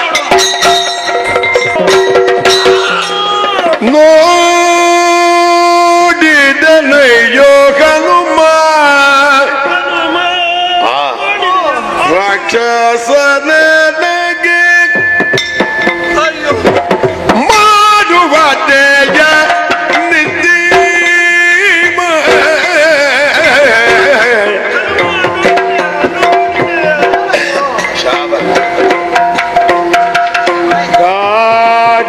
ಬಂದು ಬಿಡಿಸು ಬಿಡಿಸು ಬಿಡಿಸು ಗಾಢದಿ ಬಂದು ಬಿಡಿಸು ಮಕ್ಕಳ ಕೂಡಿದ್ದೆ ಒಮ್ಮೆ ಬದುಕಿಸು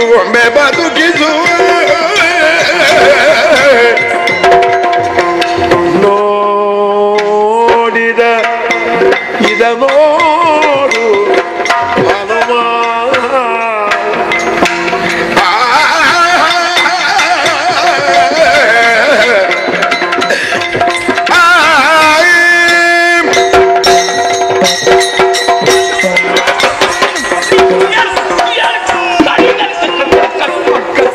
ಹನುಮ ಸ್ವಲ್ಪ ತಡೆ ಇಂದ್ರಜಿತು.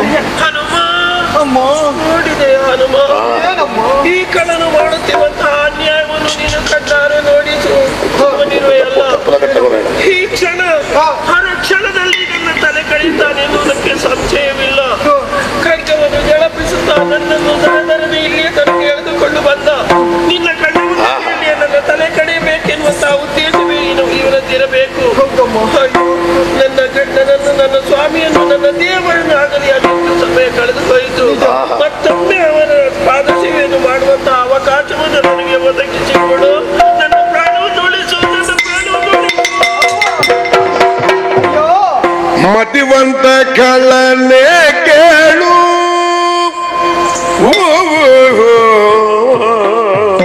ಓ ಮತಿವಂತ ಕಳ್ಳನೆ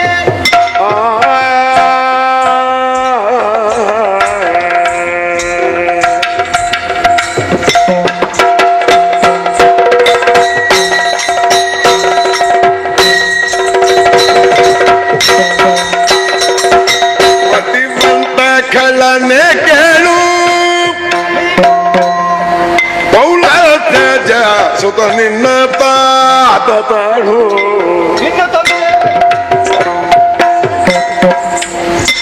ಅತಿ ಬಲಾನ್ವಿತ ಭೂತ ಪ್ರತಿಭಕ್ತ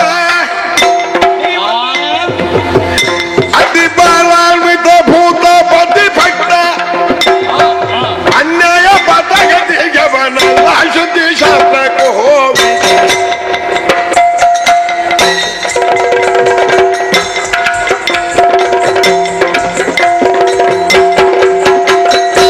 ಮತಿವಂತ ಖಳನೆ ಕೇಳು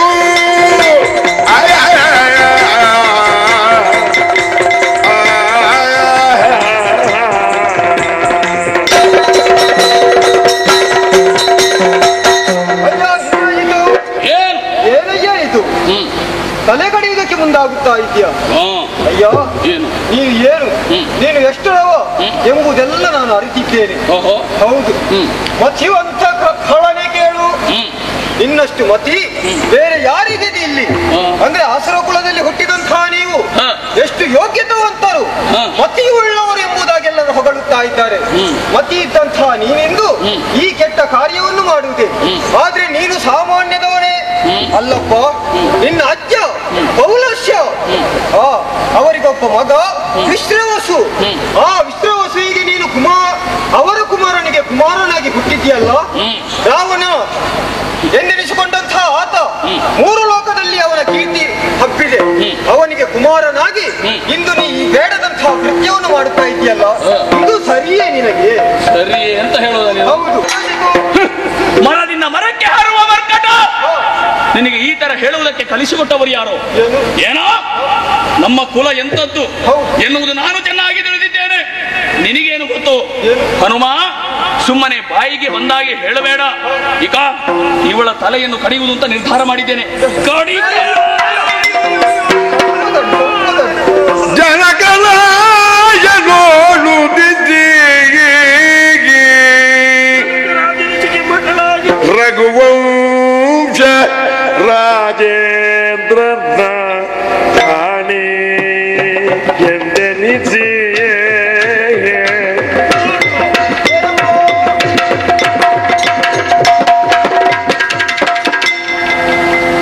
ರಘುವಂಶ ರಾಜೇಂದ್ರನ ರಾಣಿ ಎಂದೆನಿಸಿ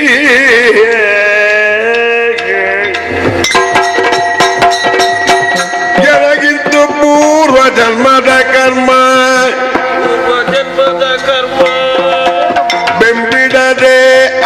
ಸರಿಸಿದುದು ನೋಡು ಹನುಮ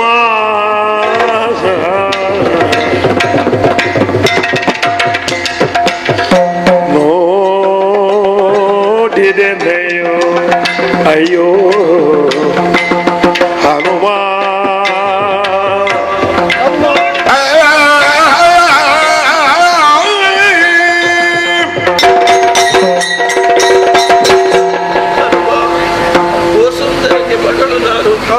ಆದರೆ ಜನಕ ರಾಜಋಷಿ ನನ್ನನ್ನು ಸಿಕ್ಕಿದ ಮಗು ಎಂದು ತಾತ್ಸಾರ ಮಾಡಿಲ್ಲ. ನನ್ನನ್ನು ಪ್ರೀತಿಯಿಂದ ವಾತ್ಸಲ್ಯದಿಂದ ತೋಳನ್ನೇ ತೊಟ್ಟಿಲನ್ನಾಗಿ ಮಾಡಿ ಸಾಕಿ ಸಲಹಿದ ಸೀತಾ ಎನ್ನುವಂತ ಹೆಸರನ್ನಿಟ್ಟು ಅಕ್ಕರಿಯಿಂದ ಸಾಕಿ ಸಲಹಿದ ಕ್ಷೀರಧ್ವಜ ಮಹಾರಾಜರಾದರು ನನ್ನನ್ನು ಪವಿತ್ರವಾದಂತಹ ಸೂರ್ಯವಂಶದ ಮನೆತನಕ್ಕೆ ಸೂರ್ಯವಂಶಕ್ಕೆ ನನ್ನನ್ನು ಮದುವೆ ಮಾಡಿಕೊಟ್ಟ ದಶರಥ ಚಕ್ರವರ್ತಿಯ ಜ್ಯೇಷ್ಠ ಸುಕುಮಾರ ಶ್ರೀರಾಮನ ಧರ್ಮಪತ್ನಿಯಾದೆ ನಿಜ. ಕ್ಷತ್ರಿಯ ಕುಲದಲ್ಲಿ ಹುಟ್ಟಿದಂತಹ ಯಾವ ವ್ಯಕ್ತಿಗೂ ಕೂಡ ಶ್ರೀ ಎನ್ನುವಂತ ಹೆಸರು ಬಂದಿಲ್ಲ. ಶ್ರೀರಾಮ ದೇವರು ಅಂತವರ ಧರ್ಮಪತ್ನಿಯಾಗಿ ನನಗೆ ಎಂತಹ ದುಸ್ಥಿತಿ ಬಂತು ನೋಡು. ಹೆಣ್ಣಿಗೆ ರೂಪ ವರವೂ ಹೌದು, ಶಾಪವೂ ಹೌದು. ಯಾಕೆಂದ್ರೆ ನನಗೆ ರೂಪವನ್ನು ಅಲ್ಲದೆ ಇರುತ್ತಿದ್ರೆ ದುರುಳನಾದಂತಹ ರಾವಣ ನನ್ನನ್ನು ಅಪಹರಿಸಿಕೊಂಡು ಬರುತ್ತಿರ್ಲಿಲ್ಲ. ಇಂದೀಗ ಅಪಹರಿಸಿಕೊಂಡು ಬಂದ ಈ ಅಶೋಕಾವನದಲ್ಲಿ ನನ್ನನ್ನು ಇರಿಸಿದ ನೋಡು. ನನಗಾಗಿ ನನ್ನ ಸ್ವಾಮಿ ಯುದ್ಧವನ್ನು ಮಾಡುವುದಕ್ಕಾಗಿ ಸೇನೆಯನ್ನು ನೋಡಿಕೊಂಡು ಇಲ್ಲಿಗೆ ತನಕ ಬಂದಿದ್ದರು. ಆದರೂ ಕೂಡ ಅವರ ಪಾದ ಸೇವೆಯನ್ನು ಮಾಡುವಂತಹ ಯೋಗ ಭಾಗ್ಯ ನನ್ನ ಪಾಲಿಗೆ ದೇವರು ಒದಗಿಸಿಕೊಡುವುದಿಲ್ಲವೋ ಏನು. ಈ ಕಳ ಕೈಯಲ್ಲಿ ಖಡ್ಗವನ್ನು ಜಳಪಡಿಸುತ್ತಾ ನನ್ನನ್ನು ಬಂದಿದ್ದಾನೆ, ನನ್ನ ತಲೆ ಕಡಿಯುತ್ತಾನೆ.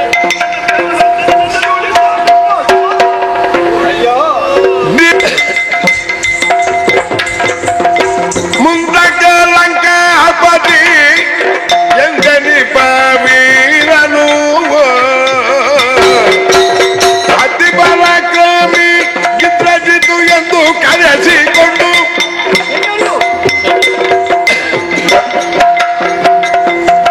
ಅತಿ ಪರಾಕ್ರಮಿ ಇಂದ್ರಜಿತು ಎಂದು ಕರೆಸಿಕೊಂಡ ಅತುಳ ಸಾಗಸಿ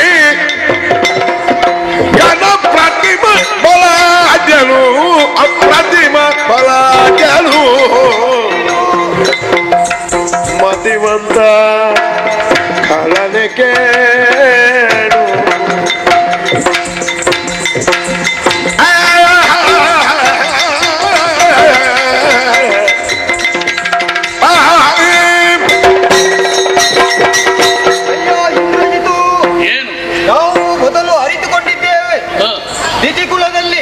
ಅಸುರರು ಅದೆಷ್ಟೋ ಮಂದಿ ಹುಟ್ಟಿದ್ದಾರಂತೆ. ಅವರಿಗೆ ಅವರನ್ನು ಎಲ್ಲರೂ ಹೊಗಳುವುದು ಅವರು ದಿತಿಕುಲದಲ್ಲಿ ಉತ್ತಮರು ಎಂಬುದಾಗಿ. ಆದ್ರೆ ಅಸುರ ಕುಲದಲ್ಲಿ ಹುಟ್ಟಿದಂತಹ ನೀವು ಕೂಡ ಹಾಗೆ ನಿಮ್ಮನ್ನು ಹೆಗ್ಗಳೆಯರು ಅಂದ್ರೆ ಉತ್ತಮ ಸ್ಥಾನದಲ್ಲಿ ನೀವು ಇದ್ದೀರಿ ಎಂಬುದಾಗಿ ಎಲ್ಲರೂ ಹೊಗಳುತ್ತಾ ಇದ್ದಾರೆ. ಅಯ್ಯೋ, ಆದ್ರೆ ನಿನ್ನನ್ನು ಹೊಗಳುವುದು ಮಾತ್ರವಲ್ಲ, ನಿಮ್ಮ ವಂಶದ ಬಗ್ಗೆ ಹೊಗಳಿದ್ದು ಮಾತ್ರ ಅಲ್ಲ, ಈಗ ನಿನ್ನನ್ನು ಕೂಡ ಹೊಗಳುತ್ತಾ ಇದ್ದಾರೆ. ಅಂದು ದೇವಲೋಕಕ್ಕೆ ದಾಳಿ ಮಾಡಿ ಅಲ್ಲಿ ಆ ದೇವೇಂದ್ರನಲ್ಲಿ ಯುದ್ಧ ಮಾಡಿ ಅವನನ್ನು ಸೋಲಿಸಿ ಆ ಮತ್ತೆ ನೀನು ಒಂದು ಬಿರುದನ್ನು ಪಡೆದುಕೊಂಡಿದ್ದಿ. ಇಂದ್ರನನ್ನು ಸೋಲಿಸಿದ ಮೇಲೆ ಇಂದ್ರಜಿತು ಎಂಬುದಾಗಿ ನಿನ್ನನ್ನು ಎಲ್ಲರೂ ಕೊಂಡಾಡುತ್ತಾ ಇದ್ದಾರೆ. ಅಂತಹ ಹೆಸರನ್ನು ಪಡೆದಂತಹ ನೀನು ಧೀರನು, ಶೂರನು, ಪರಾಕ್ರಮಿ ಹೌದು ಎಂಬುದನ್ನು ನಾನು ಅರಿತುಕೊಂಡಿದ್ದೇನೆ. ಅಂತಹ ಪರಾಕ್ರಮಿಯಾದಂತಹ ನೀನು ಇಂತಹ ಹೇಯ ಕೃತ್ಯವನ್ನು ಮಾಡುವುದು ಸರಿಯೇ?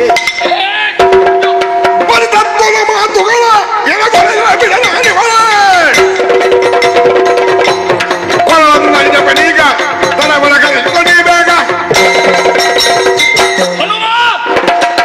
ಸಾಕು ಮಾಡು, ಮಾತು ಹೆಚ್ಚಾಗುತ್ತಾ ಇದೆ. ಏನೋ ಬರೇ ತತ್ವಗಳ ಮಾತುಗಳನ್ನು ಆಡುತ್ತಾ ಇರುವೆಯಲ್ಲ. ನೀನು ಹೇಳಿದ್ದನ್ನು ಕೇಳಿ ಇವಳನ್ನು ಬಿಟ್ಟು ಹೋಗ್ತೇನೆ ಅಂತ ಭಾವಿಸಿದ್ದೀಯಾ? ಇಲ್ಲ, ಬಿಡುವವನಲ್ಲ, ಬಿಡುವುದಕ್ಕಾಗಿ ಎಲ್ಲ ಕರೆತಂದದ್ದು ಎನಗಾಗಿ ಚತುರ್ಯುಗಗೆ ನರಕದೊಳಗೆ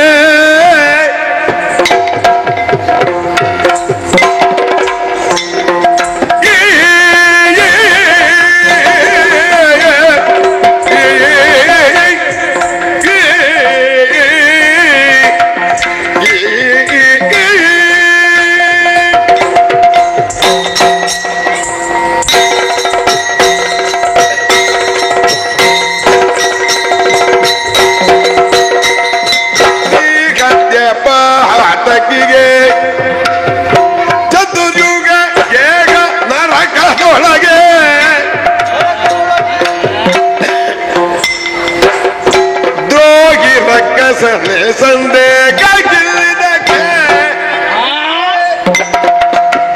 ಜೋಶಿ ನಕ್ಕ ಸನೆ ಸಂದೆ ಕವಿಲ್ಲಿದಕ್ಕೆ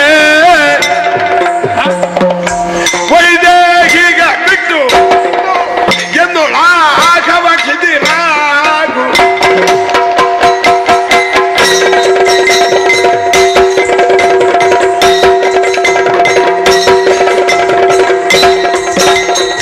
ಮತ್ತೆ ಬಂದ ಕಳೆಗಳು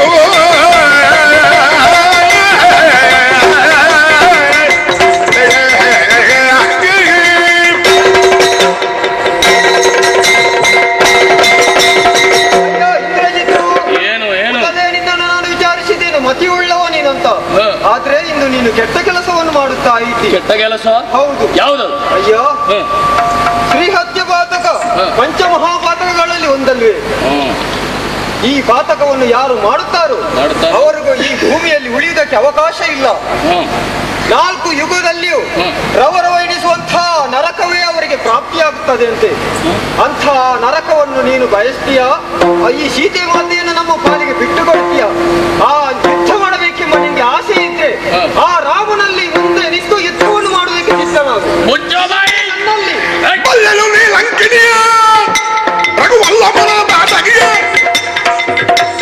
ಚಲ್ಲ ಮಡಿದು ಬಂದನಿಗೆ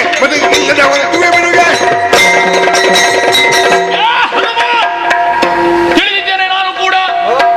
ಏನೋ ಬಹಳಷ್ಟು ಮಾತಾಡುತ್ತಾ ಇರುವೆ. ಸ್ತ್ರೀ ಹತ್ಯೆ ಮಹಾಪಾಪವ, ಪಾತಕವ, ಚತುರಿಕ ಗೇಹದಲ್ಲಿಯೂ ಕೂಡ ನನಗೆ ನರಕ ಪ್ರಾಪ್ತಿಯೋ? ಬಲ್ಲೆ, ಲಂಕಿಣಿ ಸ್ತ್ರೀ ಅಲ್ವೇನೋ? ಅವಳನ್ನು ನೀನು ಕೊಲ್ಲಿಲ್ವೋ? ಸ್ತ್ರೀ ಹತ್ಯೆ ಅಲ್ವಾ ಅದು?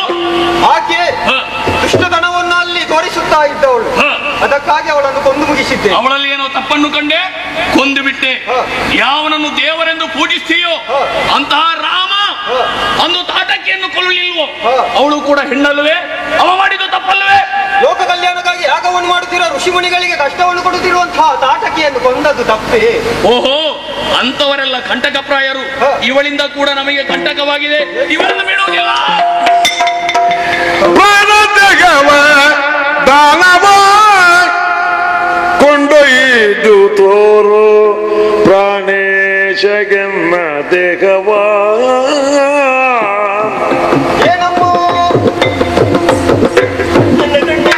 ಪ್ರಾಣ ತೆಗೆವ ದಾನವ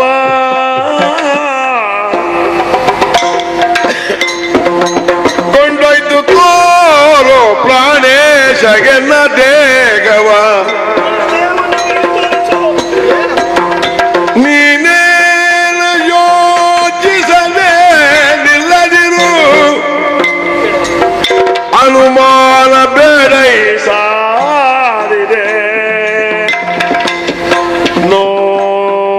ನೋಡಿದೆನೆಯೋ ಅನುಮಾನ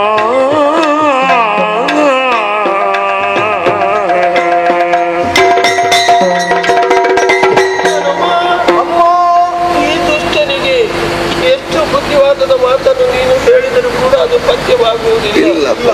ಹಾಗಿರುವಾಗ ಹೇಳಿ ಏನು ತಾನೇ ಪ್ರಯೋಜನ? ಮಾಡಬಾರದಂತಹ ಅನ್ಯಾಯವನ್ನು ನಿನ್ನ ಕಣ್ಣ ಮುಂದೆ ಚೀಲಿ ಖಂಡಿತ ಆತ ಮಾಡಿ ಪೂರೈಸಿದ್ದಾನೆ. ಅದೇ ಕ್ಷಣದಲ್ಲಿ ನನ್ನ ತಲೆ ಕಳೆಯುತ್ತಾನೆ ಅನ್ನೋದಕ್ಕೆ ಸಂಶಯವಿಲ್ಲ.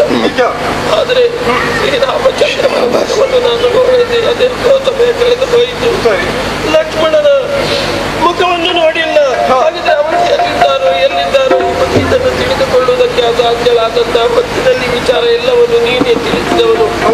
ಇಂದೀಗ ನನಗಾಗಿ ಅವರಿಬ್ಬರು ಕೂಡ ಇಲ್ಲಿಯ ತನಕ ಬಂದಿದ್ದಾರೆ ಎಂದಾದಾಗ ಸೀತೆಯಲ್ಲಿ ಎಂದು ನಿನ್ನಲ್ಲಿ ಕೇಳಿದ್ರೆ ಅವರಿಗೆ ಹೇಳಬೇಕಲ್ಲ. ನಿಜ, ನನ್ನ ಮೃತ ದೇಹವನ್ನು ಅವರ ಕಣ್ಣು ಮುಂದೆ ಸೇರಿಕೊಂಡು ನೀಡಿತು. ನನ್ನ ಕಣ್ಣವನ್ನು ಅವರಿಗೆ ತೋರಿತು. ಇಷ್ಟಾದ್ರೂ ಉಪಕಾರವನ್ನು ಮಾಡುವ ಪ್ರಯತ್ನ ಮಾಡಿದ ಕಡಿತಾರೆ ಮೆಚ್ಚಿಸಿ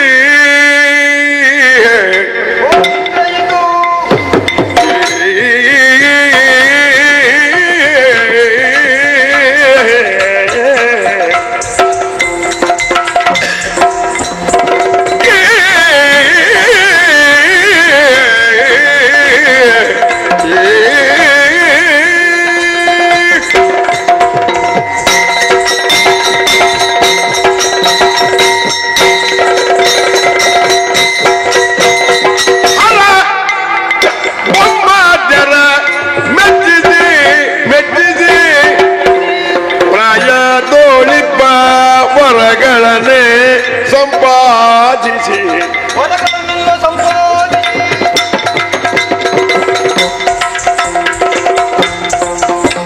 ಪ್ರಾಯದೋಳಿಪ್ಪ ವರಗಳನ್ನೇ ಸಂಪಾದಿಸಿ ತರುಣಿಯ ಹತ್ಯೆ ಗೈದರೆ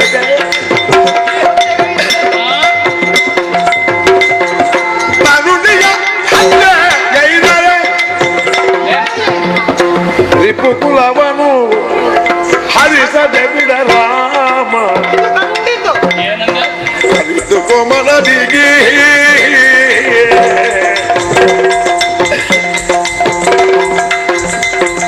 ಮತಿಮತ್ತ ಕಳನೆ ಕೇಳು ತಾಳು ಕೇಳು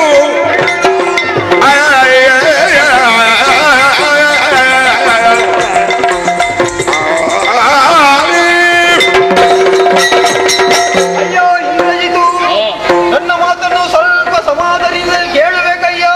ಆದಷ್ಟು ನೀನು ತಾಳಬೇಕು. ಹೇಳು ನೋಡು. ಅಯ್ಯೋ ಎಂಥ ಪರಾಕ್ರಮಿ ಎನಿಸುವುದಕ್ಕೆ ನನಗೆ ಹೆಮ್ಮೆ ಆಗ್ತಾ ಇದೆ. ನೀನು ಸಾಮಾನ್ಯನೇ ಹರ ಬ್ರಹ್ಮಾದ್ಯರನ್ನು ಅಂದು ಬೇಕಾದ ರೀತಿಯಲ್ಲಿ ಮೆಚ್ಚಿಸಿದವ. ಅವರನ್ನು ಮೆಚ್ಚಿಸಿದು ಮಾತ್ರವಲ್ಲ, ಅವರಿಂದ ಬೇಕಾದ ವರಗಳನ್ನೆಲ್ಲ ನೀನು ಆವತ್ತು ಪಡೆದುಕೊಂಡವ. ಆ ವರ ಎಲ್ಲ ನಿನ್ನಲ್ಲೀಗ ಸಂಪಾದನೆಯಾಗಿದೆ. ಅದು ಅಷ್ಟೂ ನಿನ್ನಲ್ಲಿ ಇದ್ದರೂ ಕೂಡ ಇಂದು ಈ ತರುಣಿಯ ತಲೆಯನ್ನು ಕಡಿಯುವುದಕ್ಕೆ ನೀನು ಮುಂದಾಗುತ್ತಾ ಇದೆಯಲ್ಲ. ಇವಳ ತಲೆಯನ್ನು ಕಡಿದ್ರೆ ನಿಮಗೆ ಮಾತ್ರ ಉಳಿಗಾಲ ಇಲ್ಲ. ಏನಾದೀತು? ಉಳಿಗಾಲ ಇಲ್ಲ. ಹೇಗೆ? ನಮ್ಮ ದೇವರು ಬಂದು ನಿನ್ನನ್ನು ಕೊಲ್ಲದೆ ಬಿಡುವುದಿಲ್ಲ, ಬಿಡುವುದಿಲ್ಲ.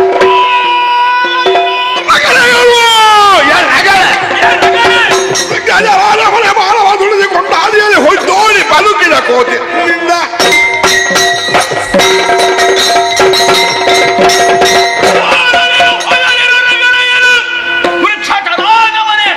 ಆದಿಯಲ್ಲಿ ಫಲವನ್ನು ಸುಡಿಸಿಕೊಂಡಾತ ನೀನು. ನಿನ್ನಿಂದ ಆಗುವುದು ಏನು? ಏ ಹನುಮ, ಇವಳ ತಲೆಯನ್ನು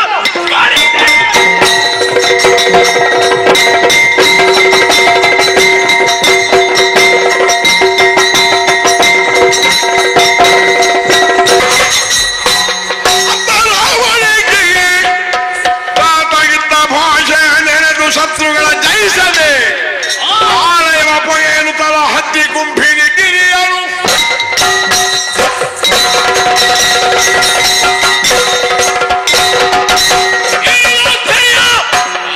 ಯುದ್ಧ ಕಪಿಗಳು ಪಾರ್ವತ್ಯವನ್ನು ಮಾಡುತ್ತಾ ಇವೆ. ತಾಮುಂದು ತಾಮುಂದು ಎಂದು ಯುದ್ಧ ಸನ್ನದ್ಧಕ್ಕಾಗಿ ಹೊರಟಿದ್ದಾರೆ. ಅಟ್ಟಾಸ ಕೇಳ್ತದಲ್ಲ ಮಾರ. ಹೌದು. ಹಾಗಿದ್ರೆ ಮಂತ್ರಾದ ಹೋಯ್ತಾ ಅಂತ ಹೇಳಿ ಏನು ನಡೆಯಲಿಲ್ಲ ಅಂತ ಆಯ್ತು ನಮ್ಮದ್ದು. ಏನು ಮಾಡೋಣ? ಒಂದಾಗತ್ತಿರ ಮತ್ತೊಂದು. ಹೌದು, ಅದನ್ನಾದ್ರೂ ಸಾಧಿಸಲೇಬೇಕು. ನಮ್ಮ ಕುಲದೇವಿ ಅವಳನ್ನು ಪೂಜಿಸಬೇಕು. ಆ ದಾರಿಯಲ್ಲಾದ್ರೂ ನಮಗೆ ಅನುಗ್ರಹ ಆಗುತ್ತದ ಎನ್ನುವುದನ್ನು ನೋಡ್ತೇನೆ. ಮತ್ತೆ ಕುಲದೇವಿ ಗಣಿ ಮಾಡಿಗಿ ದೇವತೆಯರನು ಚಿತ್ತಶುದ್ಧಿಯಲ್ಲಿ ಪೂಜಿಸುತ್ತ ಮೃಗ ಮಾಂಸ ಉಣಲಿತ್ತು ಅಸುರ ಭರಿತ ಭಕ್ತಿಯಲ್ಲಿ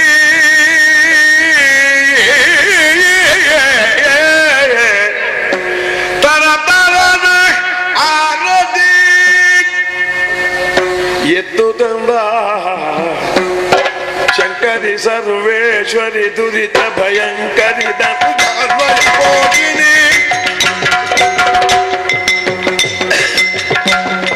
ಕಿಂಕರ ಜನಮಾತೆಗೆ ಗಿರಿಜಾತೆ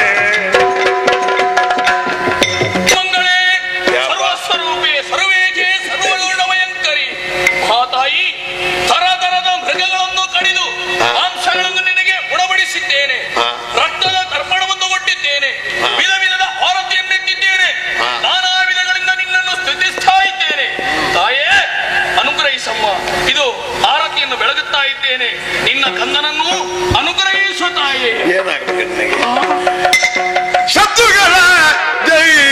ಶಕ್ತಿಯ ಮಿತ್ರ ಪರಸಲಗುವ ಶಕ್ತಿ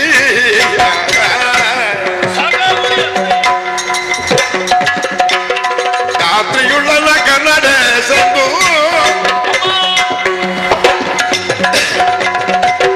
ನಡೆಸಂದಾರತಿಯ ಬೆಳಗಲು ಕಾತ್ಯಾಗಿನಿ ಮೊಗ ತಿರುಗಿದೆ ಕಾತ್ಯಾಗಿನಿಗೆ ಮೊಗ ತಿರುಗಿದಳು. ಆರಾಧ್ಯದೇವಿ ಕಾತ್ಯಾಯಿನಿ ಗಿರಿಜಾ ಮಾತೆ ಅಮ್ಮ, ಶತ್ರುಗಳನ್ನು ಜಯಿಸುವಂತಹ ವರವನ್ನು ನೀಡು ತಾಯಿ, ಬಲಿಷ್ಠವಾದಂತಹ ಶಕ್ತಿಯನ್ನು ಅನುಗ್ರಹಿಸು. ನೀಡಮ್ಮ, ನಿನ್ನ ತಂದನನ್ನು ಅನುಗ್ರಹಿಸು ತಾಯಿ.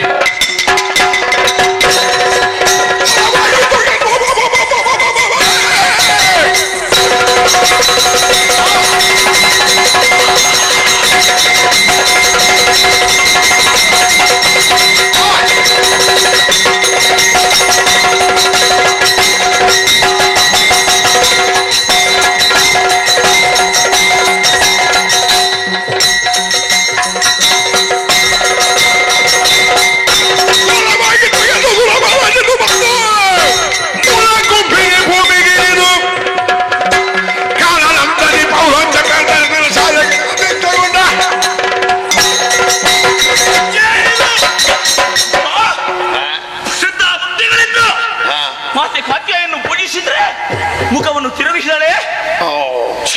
ಸೋಲು ಸೋಲು ಸೋಲು ಖಂಡಿತ ಹೌದು. ನೇರ ದಾರಿಯಲ್ಲಿ ಹೋದ್ರೆ ಆಗುವುದಿಲ್ಲ ಅಂತ ಆಯ್ತು. ವಾಮಾಚಾರ ಮಾಡಬೇಕು. ನಿಜ, ವಾಮಾಚಾರವನ್ನೇ ಮಾಡಬೇಕಾದದ್ದು. ಹೇಗೆ ಹೇಗೆ? ಯಾರಿದ್ದಾರೆ?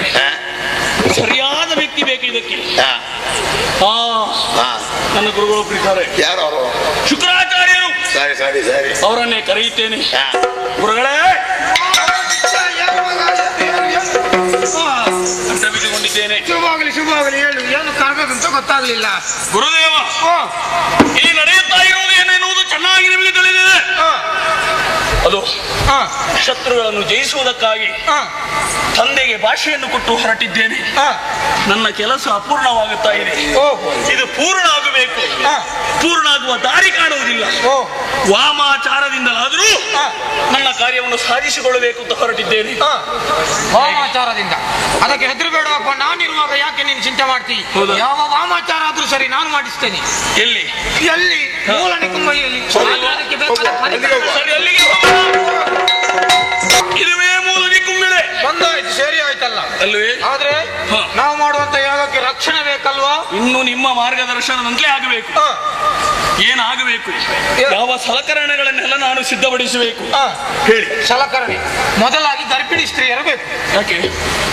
ನಾವು ಮಾಡುದು ಮಾರಣ ಹೋಮ. ಹೌದು. ಅದಕ್ಕಾಗಿ 3 ತಿಂಗಳದ್ದೊಂದು 30, 6 ತಿಂಗಳದ್ದೊಂದು 60, 9 ತಿಂಗಳದ್ದು ಒಂದು 90, 10 ತಿಂಗಳು ಭರ್ತಿಯಾದದೊಂದು 10 ಇರಲಿ ಸಾಕು. ನಾನು ಎಲ್ಲಿಗೆ ಹೋಗುದು ಸ್ವಾಮಿ? ಇವರನ್ನೆಲ್ಲ ಕರೆತರುವುದಕ್ಕೆ ಮಾಡಬೇಕು, ಇಲ್ಲದಿದ್ರೆ ಹೋಮ ಮಾಡ್ಲಿಕ್ಕೆ ಆಗುದಿಲ್ಲ. ಹೌದಾ? ಹೌದು. ಸರಿ, ಆಜ್ಞಾಪಿಸ್ತೇನೆ. ಅಷ್ಟು ಮಾತ್ರವಲ್ಲ, ಆನಂತರ ನಾಯಿಗಳು ಬೇಕು. ಗಂಡು ನಾಯಿಗಳೊಂದು 50 ಮತ್ತೆ ಹೆಣ್ಣು ನಾಯಿಗಳೊಂದು 60. ನಿಮ್ಮ ಲೆಕ್ಕ ಎಲ್ಲ ದೊಡ್ಡದು. ಗಂಡು ನಾಯಿಗಳು, ಹೆಣ್ಣು ನಾಯಿಗಳು. ಸರಿ, ಆಗ್ಲಿ. ಅಷ್ಟು ಮಾತ್ರ ಅಲ್ಲ, ಮತ್ತೆ ಹೆಂಗಸರ ತಲೆಯ ಹೇನು ಬೇಕು. ಏನು ಗುರುಗಳೇ, ತಮಾಷೆ ಮಾಡ್ತೀರ? ತಮಾಷೆ ಅಲ್ಲ, ಮತ್ತೆ ಇದ್ದ ವಿಷಯವನ್ನು ಹೇಳುದು ನಾನು. ಹೌದಾ? ಅದು ಹೆಚ್ಚಿಗೆ ಬೇಡ, ಮತ್ತೆ ಒಂದು 50 ಶೇರ್ ಇದ್ರೆ ಸಾಕು. ಆಯಿತು, ಹೇಳ್ತೇನೆ. ವ್ಯವಸ್ಥೆ ಮಾಡಬೇಕು. ಆನಂತರ ಸೊಳ್ಳೆಗಳು ಬೇಕು. ಒಂದು 20 ಶೇರು ಸಾಕು. ಸೊಳ್ಳೆಗಳು? ಹೌದು. ಅದು ಯಾಕೆ? ಆದ್ರೆ ಒಂದು ಸೊಳ್ಳೆಯನ್ನು ಹಿಡಿಯುವಾಗ ಒಂದೇ ಒಂದು ಸೊಳ್ಳೆಯ ಕೈ ಆದ್ರೂ ಕಾಲ ರೆಕ್ಕೆ ಅದು ಮುರಿಬಾರ್ದು. ಹಾಗೆ ಇರ್ಬೇಕು. ಅದು ಹೇಗೆ ಸ್ವಾಮಿ? ಅದು ಅಷ್ಟು ಇದ್ರೆ ಮಾತ್ರ. ಯಾಕಂದ್ರೆ ನಾವು ಮಾರಣ ಮಾಡುವಾಗೆಲ್ಲ ಸಾಯ್ತದಲ್ವಾ? ಮೊದಲು ಸತ್ತದನ್ನು ಮಾರಣ ಮಾಡ್ಲಿಕ್ಕೆ ಆಗುದಿಲ್ಲ. ಹಾಗಾಗಿ ಜೀವಂತವಾಗಿರುವಂತದ್ದನ್ನು ಬೇಕು. ಮಾರ್ಗದರ್ಶನದಂತೆ ನಡೆಯಲಿ ಮಾರಣಾತ್ಮರ.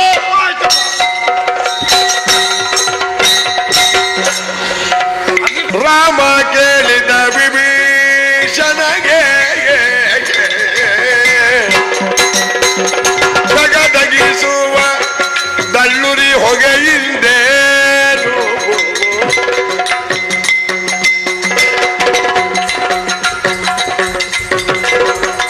ಬಿಗುವರಿಗುದು ಕಪಿ ಬಲವು. ನೋಡಪ್ಪ, ನೋಡು ನೋಡು.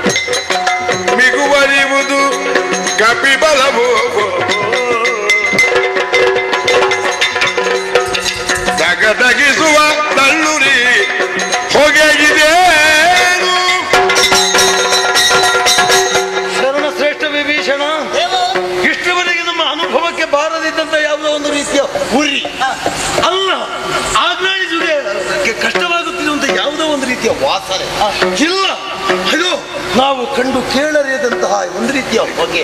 ಆ ಹೊಗೆಯೇ ನಮ್ಮ ಕಾಪಿ ಸೇನೆಗೆ ಹಾಗೆ ಆಯ್ತು ಅಂತ ಹೇಳಿ ಇದು ಚರಿತ್ರೆಗೆ ಹೊರಗುತ್ತಾ ಇದ್ದಾರೆ. ಹಾಗಿದ್ರೆ ಈ ಲಂಕೆಯಲ್ಲಿ ಇಂಥ ವಾತಾವರಣ ಆಗಬೇಕಿದ್ರೆ, ನಮ್ಮವರು ಬೆಳಬೇಕಿದ್ರೆ ಏನು ಕಾರಣ ಅಂತ ಹೇಳಿ ಗೊತ್ತಾಗಲಿಲ್ಲ. ಏನು ಹೊಗೆ, ಯಾಕೆ ಉರಿ, ಯಾಕೆ ಈ ರೀತಿಯ ವಾಸನೆ ತಿಳಿದಿದ್ರೆ ಹೇಳ್ತೀಯಪ್ಪ. ಹಾಗಾಗಿ ಮಾರಣ ಮಾಡ್ಪ ಹಾಗೆ ಮಾರಣ ಮಾಡ್ಪ ನಮ್ಮ ಮಗನಿಂದ್ರಜಿತು ಕೇಳಯ್ಯ.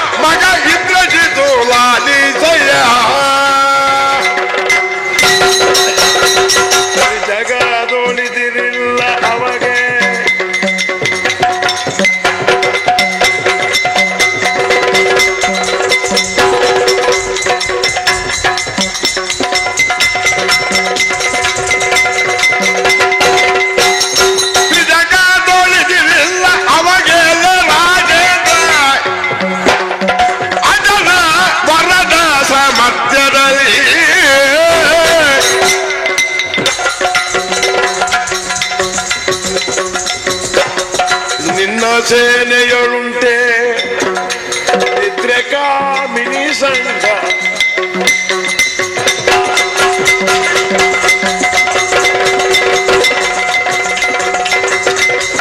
ನಿಮ್ಮ ಸೇನೆಯೊಳುಂಟೆ ನಮ್ಮ ಸೇನೆಯೊಳುಂಟೆ ನಿದ್ರೆ ಕಾಮಿನಿ ಸಂಘ ಅನ್ನ ಭಟ್ಟಿತವಾದ ವೃತವು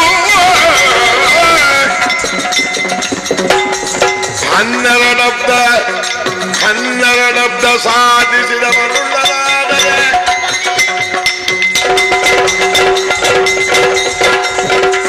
ನಿರ್ನಾಮ ಭಗನು ಶಕ್ರಾದಿ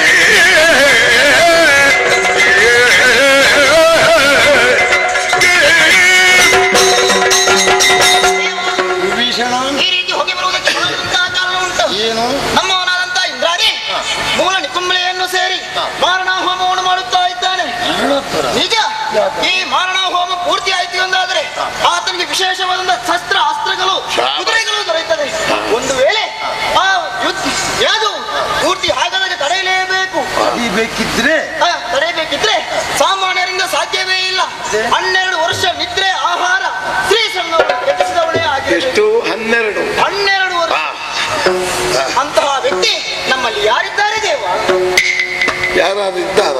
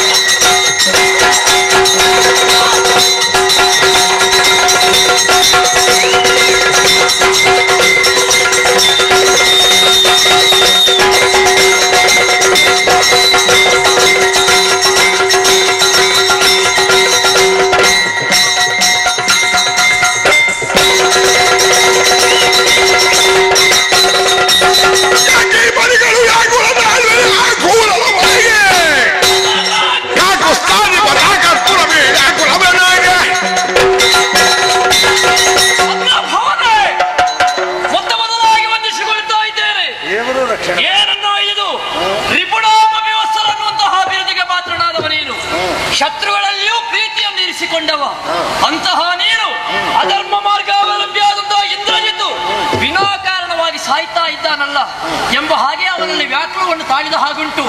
ಬೇಡ, ನಿನ್ನ ವ್ಯಾಕುಲಕ್ಕೆ ಒಳಗಾಗುವಂತಹ ಯೋಗ್ಯತೆ ಅವನಿಗಿಲ್ಲ. ಯಾಕೀ ಪರಿಕಡು ವ್ಯಾಕುಲ ತಾಳ್ವಿ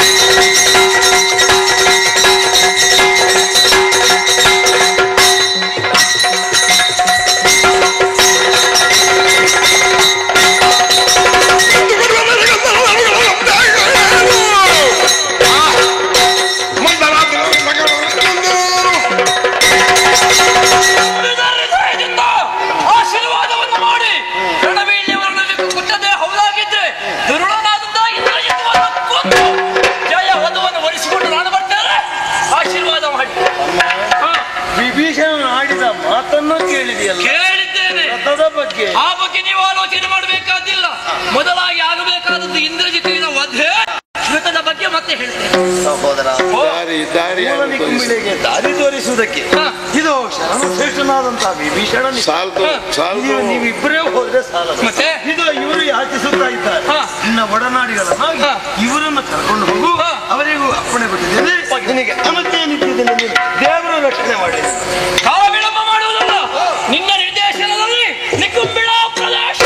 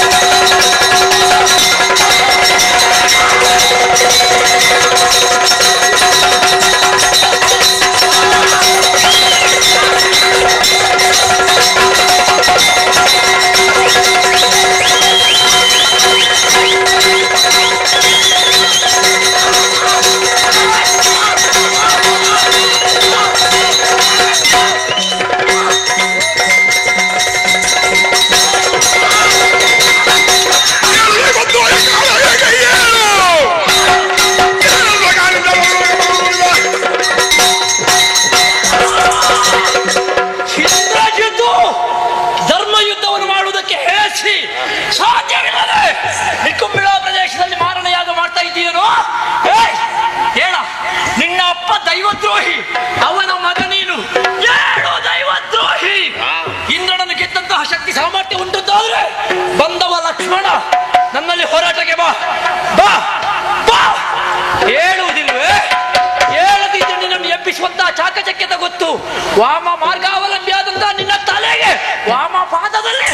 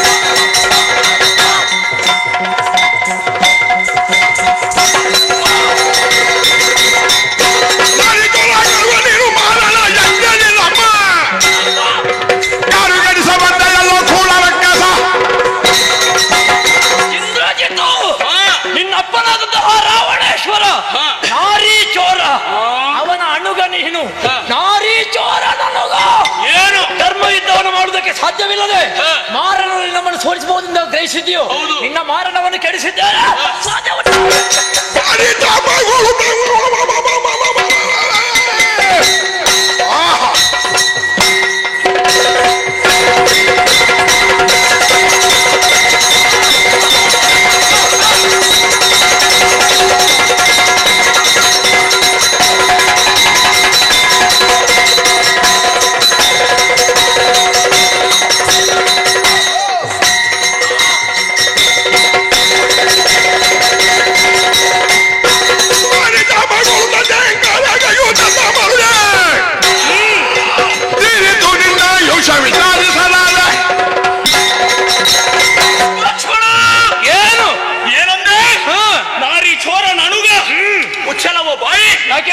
ನೋಡು ನನ್ನ ಕೈಯಲ್ಲಿ ಯಜ್ಞದಿಂದ ದತ್ತವಂತಹ ಬಾರಿ ಛಾಪವನ್ನು ಕೈಗೆತ್ತಿಕೊಂಡಿದ್ದೇನೆ. ಎಷ್ಟನ ಬಾರಿ ಇದು ತೀರಿತು ಮಗನೇ ನಿನ್ನ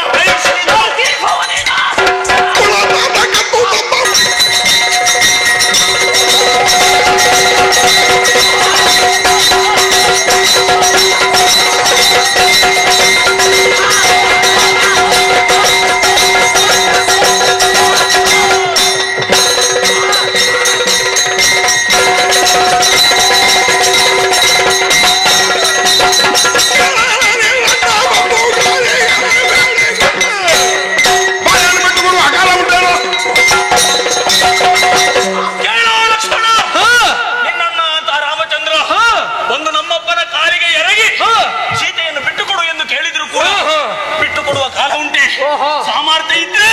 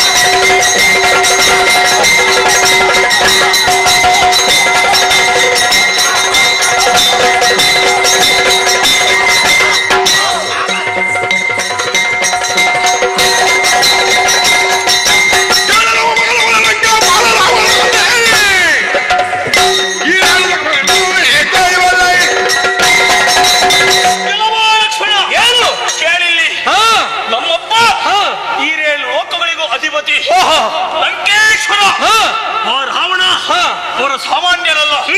ಅವನು ಮಾಡಿದಂತಹ ಕಾರ್ಯಗಳೇನು ಇದರ ಬಗ್ಗೆ ನೀನು ಇನ್ನೂ ತಿಳಿದಿಲ್ಲ. ಆದ್ರಿಂದ ಹೇಳ್ತಾ ಇದ್ದೇನು ನಿನಗೆ ಬದುಕಬೇಕು. ನಿನ್ನ ಅಪ್ಪನ ಯೋಗ್ಯತೆಯ ಅಪ್ಪನ ಯೋಗ್ಯತೆ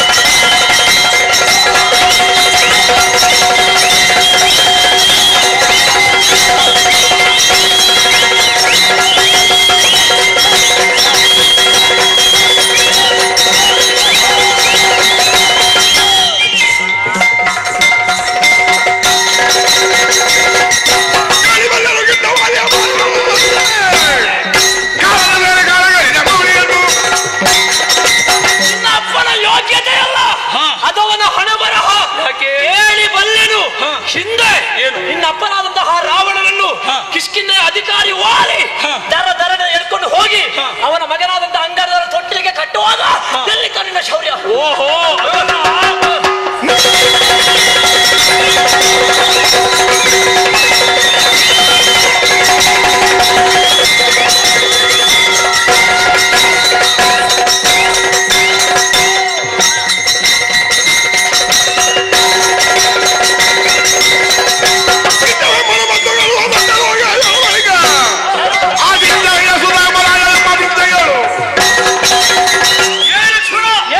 ನಮ್ಮಪ್ಪ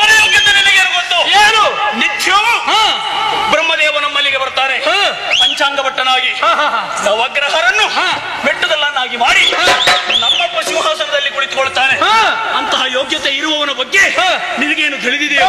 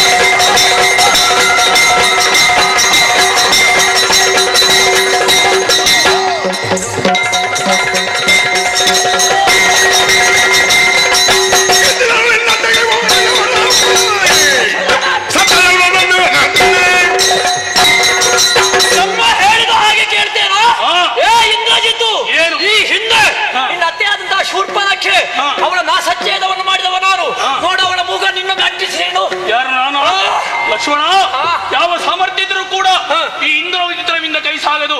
ಅದು ಏನಿದ್ರು ಕೂಡ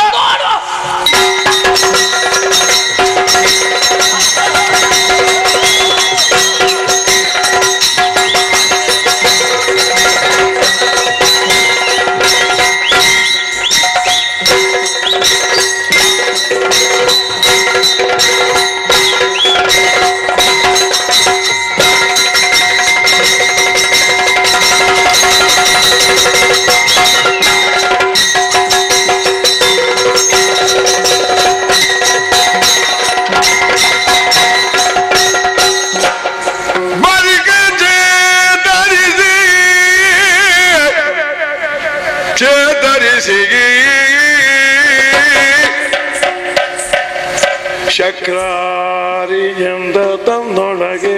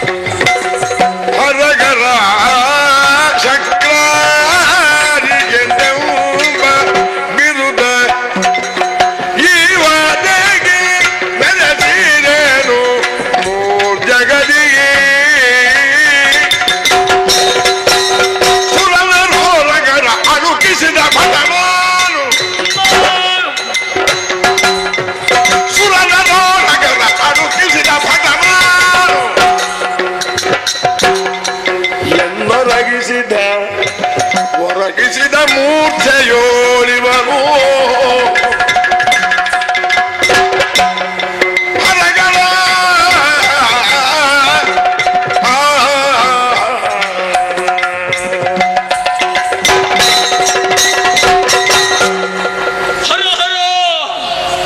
ಎಂತಹ ದುಸ್ಥಿತಿ ನನ್ನ ಪಾಲಿಗೆ ಬಂದು ಹೋಯಿತು. ಅರೆ ಕ್ಷಣವು ಧರೆಗೆ ಉರುಳಿದೆ. ಮೂರ್ಛಾವತನಾದೆ. ಎಚ್ಚೆತ್ತುಕೊಂಡೆ. ಎಣಿಸ್ತಾ ಇದ್ದೇನೆ ನಾನು ಮಾಡಿದ ಸಾಹಸಗಳೇನು ಹಿಂದೆ.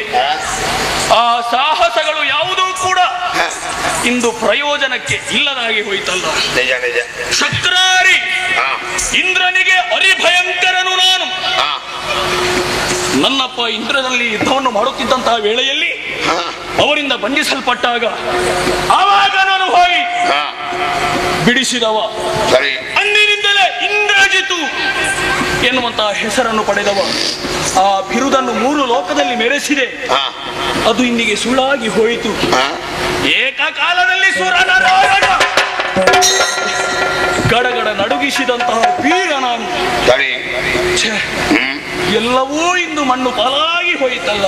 ಯಾಕೆ ಯಾವುದೂ ನನ್ನ ಪಾಲಿಗೆ ಬರಲಿಲ್ಲ. ಯಾಕೆ ಹೀಗಾಯಿತು? ಈ ನರರಲ್ಲ ಕೀಟಗಳು ನರರಲ್ಲ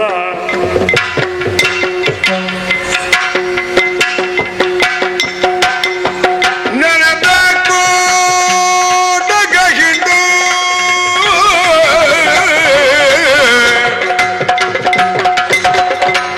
ನೆರೆದ ಕೋಟಗ ಹಿಂಡು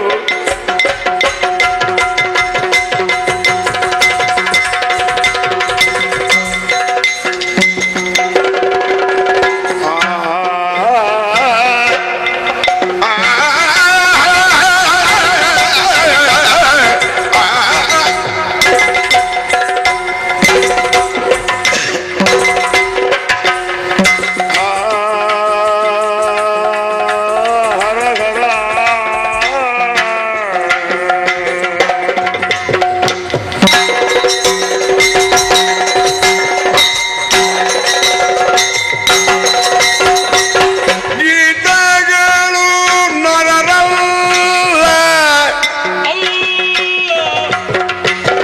ನೆರೆದ ಕೋಟಗ ಹಿಂಡು ಕೋತಿಗಳ ಕುಲವಲ್ಲ ಕೋಟಿಗಳ ಕುಲವಲ್ಲ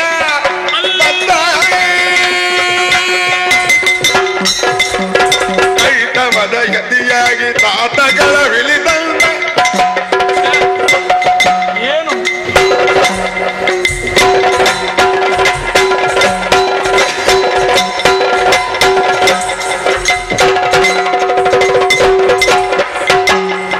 ಕೈತವದ ಯತಿಯಾಗಿ ತಾತಗಳ ವಿಳಿದಂಗ ನನ್ನ ತಾತ ಸೀತೆ ಮಾನವಿಯಲ್ಲ ಬದ್ಧ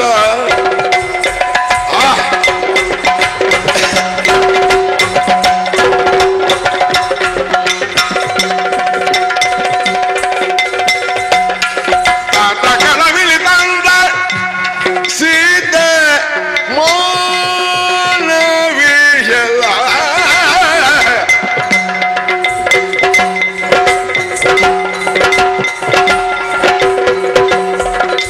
ಹರ ಹರ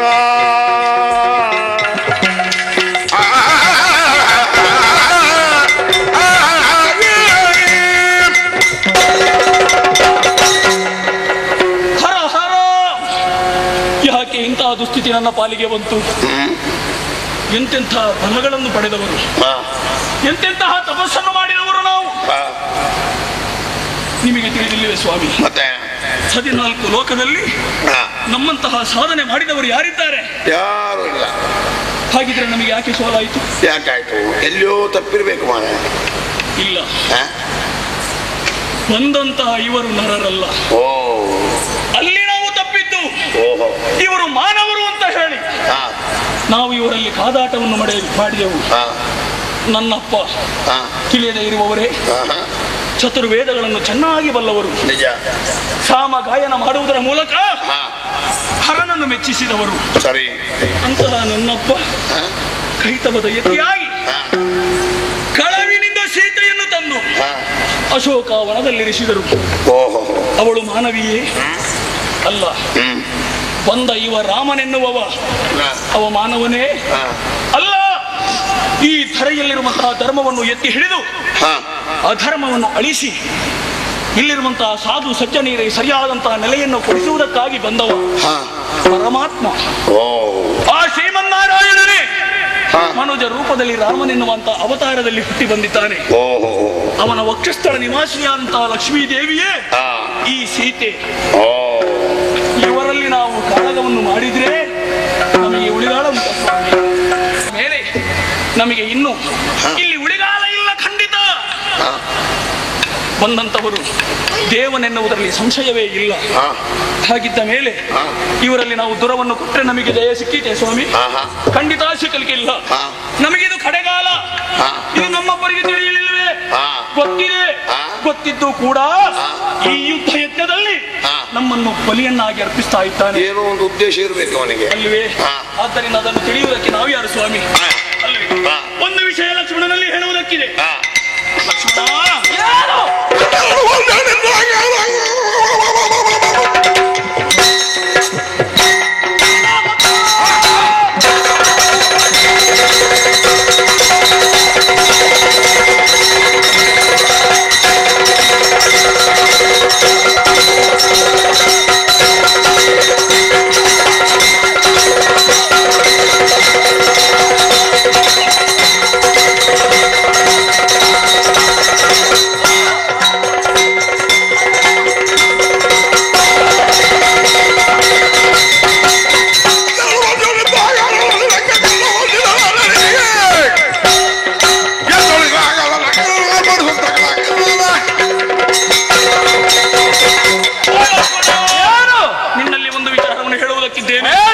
ನನ್ನಲ್ಲಿ ಯುದ್ಧವನ್ನು ಮಾಡಿ ಜಯಿಸಬೇಕಿದ್ರೆ 12 ವರ್ಷ ನಿತ್ರ ಆಹಾರ ಮೈಥುನಾದಿಗಳನ್ನು ಬಿಟ್ಟವನಾಗಿರಬೇಕು. ನಿನ್ನಿಂದ ಸಾಧ್ಯವೇ?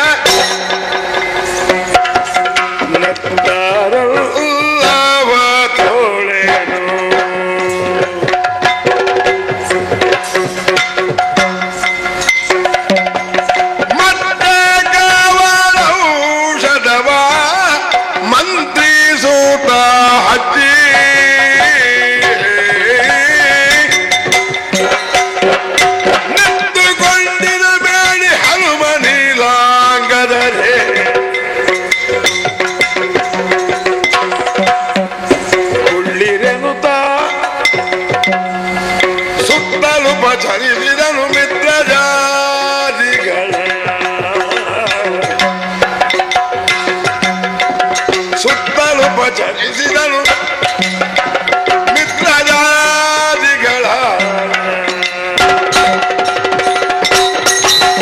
ಸಹೋದರ ಅಣ್ಣ, ನಮ್ಮವರ ಸಿಂಹನಾದವು ಕೇಳಿದಾಗ ಹೇಳಲನೆ ನಮ್ಮ ಪಾಲಿಗೆ ಬದುಕಿ ಬಂದಿದೆ ಅಂತ ಹೇಳುವುದರಲ್ಲಿ ಯಾವುದೇ ಅನುಮಾನ ಇಲ್ಲ. ಸತ್ಯ ಬರದಿಂದ ತಿಳ್ಕೊಳ್ಳಿ.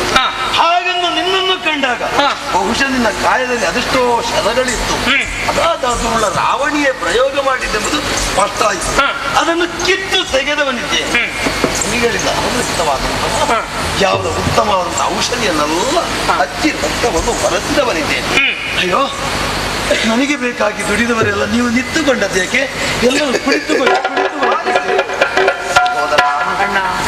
ನಮ್ಮನ್ನು ತಣಿಸಬಾರದಿತ್ತು. ಆದರೆ ನಮ್ಮ ಮನವನ್ನು ತಣಿಸುವುದಕ್ಕೆ ಒಂದು ಮಾತು ಕೇಳ. ಏನಣ್ಣ? ಉರುಳನ ಒದ್ದೆ ಆಗಿದೆ ಸತ್ಯ ಸಹ. ಹೌದು. ನೀನಾಗಾರ ಕೊಳ್ಳದು ಬವಾಸ ಕೈದಂದ ಎಂತೆನು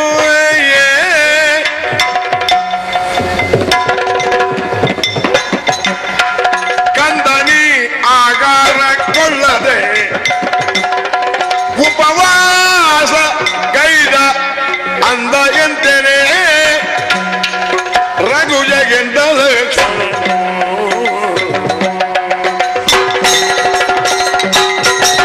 ಸಹೋದರ ಅಣ್ಣ, ನಮ್ಮ ಜೊತೆಗಾರನಾದ ಮೇಲೆ ಯಾವ ವಿಭೀಷಣ ಮಾತು ಕೂಡ ಸುಳ್ಳನ್ನು ಹೇಳಿದವನಲ್ಲ.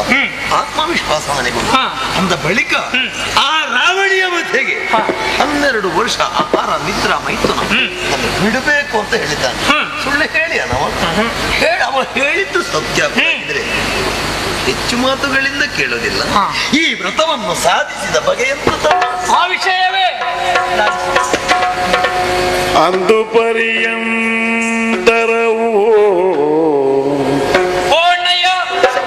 ಅಂದು ಪರ್ಯಂತರವು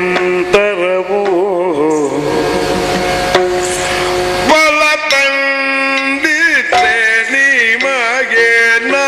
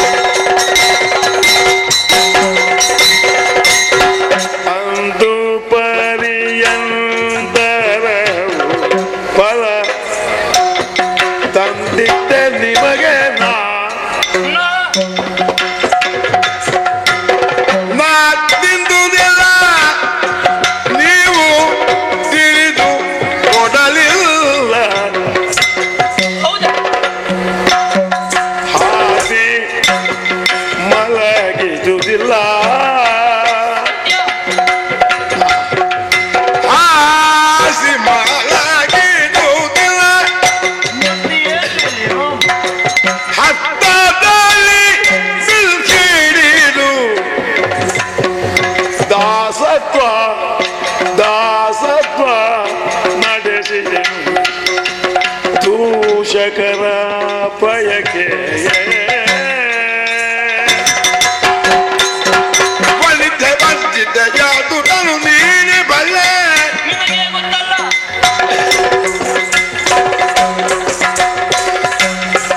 ಒಲಿತ ಬಂದಿದ್ದ ಆದು ನಾನು ನೀನೆ ಬಲ್ಲೆ ಎಂದನೆ ಲಕ್ಷ್ಮಣಗೆಂದ ರಘುಕುಲ ತಿಲಕ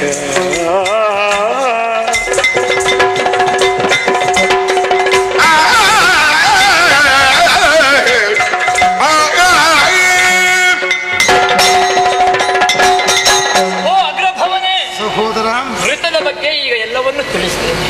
ಹೇಳ್ತಿ ಅಂತ ಹೇಳಿ ಅಣ್ಣ, ಪಿತೃವಚನ ಅನುಲ್ಲಂಘನೀಯಮನ್ನುವಂತಹ ಸಂತವಾಣಿಗೆ ಅಪ್ಪಿಕೊಂಡಂತಹ ನೀನು ವನವಾಸ ದೀಕ್ಷೆಯನ್ನು ಕೈಗೊಂಡೆ. ಆ ಕಾಲದಲ್ಲಿ ದೇಹವನ್ನು ಬಿಟ್ಟು ಪ್ರಾಣ ಹೇಗಿರುವುದಿಲ್ವೋ, ನಮ್ಮನ್ನು ಬಿಟ್ಟು ನಮ್ಮ ನೆರಳು ಹೇಗಿರುವುದಿಲ್ವೋ, ಹೂವನ್ನು ಬಿಟ್ಟು ಪರಿಮಳ ಹೇಗಿರುವುದಿಲ್ವೋ, ಅದುವೇ ರೀತಿ ಶ್ರೀರಾಮನನ್ನು ಬಿಟ್ಟ ಲಕ್ಷ್ಮಣನ ಕಥೆಯನ್ನು ಕೇಳಬಾರದು ಜನ ಎಂಬುದಾಗಿ ತಿಳಿದು ನಿನ್ನ ಜೊತೆಯಲ್ಲಿ ಕಾಡಿಗಾಗಿ ಬಂದವ. ಬಂದಂತಹ ಕಾಲದಲ್ಲಿ ಪರ್ಣ ಕುಟೀರವನ್ನು ನಾವು ರಚನೆ ಮಾಡಿ ಕಾಲವನ್ನು ಕಾಯುತ್ತಾ ಇದ್ದೇವೆ. ಮಾತ್ರ ಅಲ್ಲ, ನಮಗೆ ಆಹಾರವಾದಂತಹ ಹಣ್ಣು ಹಂಪಲುಗಳನ್ನು ನಾನು ನಿತ್ಯವನಿಗೆ ತಂದುಕೊಡ್ತಾ ಇದ್ದೆ. ಆದ್ರೆ ನನ್ನ ಮನಸ್ಸಿನಲ್ಲಿ ಒಂದು ಆಶೆ ಇತ್ತಣ್ಣ, ಏನು ನಮ್ಮ ಅಣ್ಣ ಕೈಯಾರೆ ನನಗೆ ಕೊಡಬೇಕು, ಆ ಬಳಿಕ ನಾನು ಆಹಾರವನ್ನು ಸ್ವೀಕಾರ ಮಾಡಬೇಕನ್ನುವಂತ ಆಶೆ ಇತ್ತು. ಅದಕ್ಕಾಗಿ ನಿನಗೆ ದಿನವೂ ನಾನು ತಂದು ಕೊಡ್ತಾ ಇದ್ದೆ. ಆದ್ರೆ ಯಾಕೋ ಏನು ನಿನ್ನ ಸಂಕಲ್ಪವೋ ಏನು ಅಂತ ಗೊತ್ತಿಲ್ಲ. ನೀನಾಗಿ ಕೈ ಎತ್ತಿ ನನಗೆ ಹಣ್ಣು ಹಂಪಲುಗಳನ್ನು ಕೊಟ್ಟದ್ದಿಲ್ಲ, ನಾನಾಗಿ ತಿಂದುದಿಲ್ಲ. ಹಾಗಾಗಿ ಆಹಾರವನ್ನು ನಾನು ಬಯಸಿದೆ. ಬಳಿಕ ನಿದ್ದೆ. ಅಣ್ಣ ಅತ್ತಿಗೆಯವರಾದಂತಹ ನೀವಿಬ್ಬರು ಪರ್ಣ ಕುಟೀರದಲ್ಲಿ ಆಶ್ರಯವನ್ನು ಪಡೆಯುವಂತಹ ಕಾಲದಲ್ಲಿ ರಾತ್ರಿಯ ಹೊತ್ತು ನಾನು ನಿದ್ರಿಸ್ತಾ ಇದ್ದಿಲ್ಲ. ಕೈಯಲ್ಲಿ ಬಿಲ್ಲನ್ನು ಹಿಡಿದು ನಿಮ್ಮನ್ನು ಕಾಯುವವರ ಹಾಗೆ ನಾನು ನಟನೆ ಮಾಡಿದೆ. ನನಗೆ ರಕ್ಷಣೆ ಒದಗಿಸಿದೆ ಅಣ್ಣ. ಇದು ಯಾಕೆ ಬಲ್ಲೆಯ? ದೂಷಕರ ಭಯ ನನಗೆ. ತಾನೊಬ್ಬ ಹತ್ತಿರದ ಬಂಧು ಅನ್ನುವಂತಹ ವ್ಯಾಮೋಹಕ್ಕೆ ಒಳಪಟ್ಟಂತಹ ಲಕ್ಷ್ಮಣ ಶ್ರೀರಾಮನ ಜೊತೆಯಲ್ಲಿ ಹೋಗಿದ್ದಾನೆ. ಹೋದ ಬಳಿಕ ಮಾಡಿದ್ದೇನು? ತಿಂದದ್ದು ಉಂಡದ್ದು ಹೊರಗಿದ್ದು ಮಾತ್ರ. ಯಾವುದೇ ಸೇವೆ ಮಾಡಲಿಲ್ಲ ಅನ್ನುವಂತಹ ಕಾರಣ, ಆ ದೂಷಣೆ ನನಗೆ ಒಳಗಬಾರ್ದನ್ನುವಂತಹ ಕಾರಣದಿಂದಲೇ ನಿಮ್ಮನ್ನು ರಕ್ಷಣೆ ಮಾಡುವವರ ಹಾಗೆ ನಾನು ನಟನೆ ಮಾಡಿದೆ. ಇಲ್ಲದೆ ಇದ್ರೆ ಲೋಕವನ್ನೇ ರಕ್ಷಿಸುವಂತಹ ನಿನ್ನನ್ನು ನಾನು ರಕ್ಷಣೆ ಮಾಡುವುದಕ್ಕೆ ಯಾರು ಹೇಳು? ಹಾಗಾಗಿ ಆ ನಿದ್ದೆಯನ್ನು ನಾನು ನಿದ್ದೆ. ಉಳಿದಂತಹ ಸ್ತ್ರೀ ಸಂಘ ನನ್ನ ಮಡದಿಯಾದಂತಹ ಊರ್ಮಿಳೆ ಊರಲ್ಲಿ ಉಳಿದ ಕಾರಣ ಆ ವೃತವನ್ನು ನಾನು ಜಯಿಸಿದೆ. ಒಟ್ಟಿನಲ್ಲಿ ಹೇಳುವುದಿದ್ರೆ ಇಂದ್ರಜಿತುವನ್ನು ಕೊಲ್ಲುವುದಕ್ಕೆ ಬೇಕಾಗಿ ನೀನೇ ಮಾಡಿದಂತಹ ಸಂಕಲ್ಪದಲ್ಲಿ ಅವರನ್ನು ಕೊಂದು ಬಂದೆ.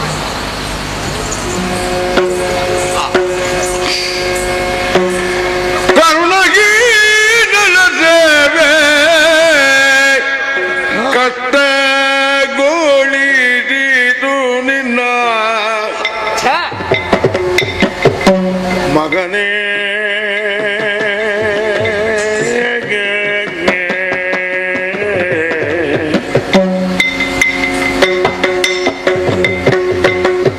ಕರುಣಗಿ ನರ ಸೇವೆ ಕಷ್ಟ ಕಷ್ಟ ಕಷ್ಟ ಗೊಳಿಸಿತು ನಿನ್ನ ತರುಣ ನಿನ್ನುಪಕಾರ ಮರೆಯಲಿ ನಿಂತು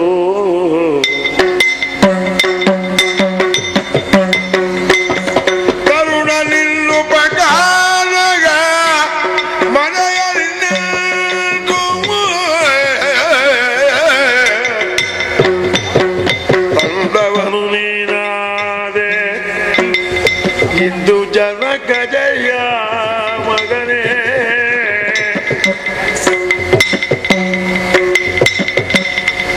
ಕಂದವರು ನೀನಾದೆ ಇಂದು ಜನಕ ಜಯ ಕರುಣಹೀನ ಸೇವೆ ಕಷ್ಟ ಬಲು ಕಷ್ಟ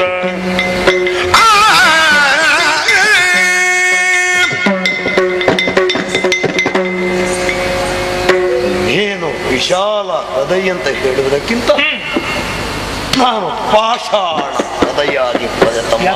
ಪಾಷಾಣ ಹೃದಯ ಕಂದ ಮೂಲಾದಿಗಳನ್ನು ತಂದು ಎನಗಿತ್ತೇನೆ ತಮ್ಮ. ನಿನ್ನ ಹೊಟ್ಟೆಗೆ ಒಂದು ತುತ್ತನ್ನಾದ್ರೂ ನೀನು ತಿಂದೆ ಅಂತ ಕೇಳಲಿಲ್ಲ.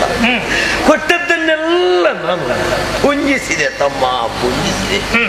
ಹಾಗಿದ್ರೆ ಪರರ ಕಷ್ಟವನ್ನು ಅರಿಯುವಂತ ಮತ್ತೆ ನನಗಿಲ್ಲ ಅಂತ ಆಗಿ ಆಯ್ತಲ್ಲ ತಮ್ಮ.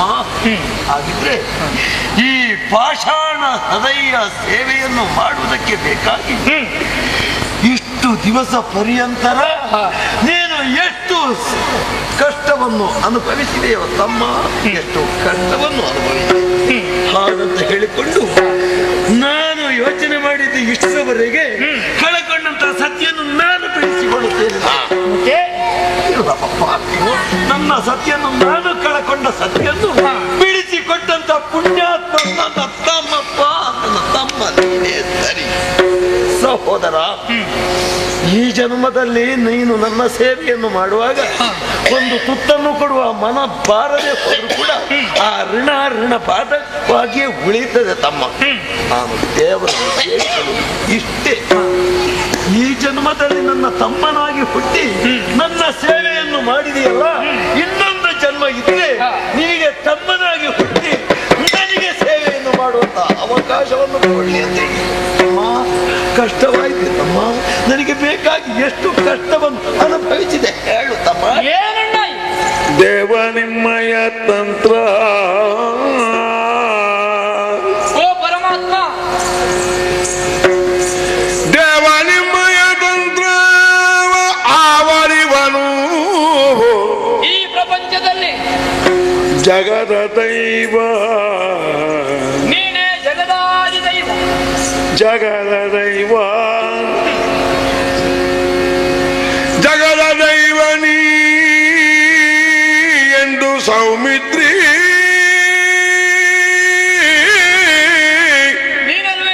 ಎರಗಿದನು ಪದಕ್ಕೆ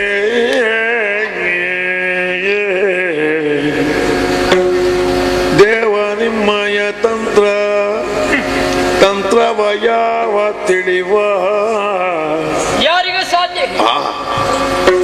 ಜಗದಾದಿ ದೈವ ಎನ್ನುತ್ತ ಪದಕೆರಗಿದನು ಸೌಮಿತ್ರಿ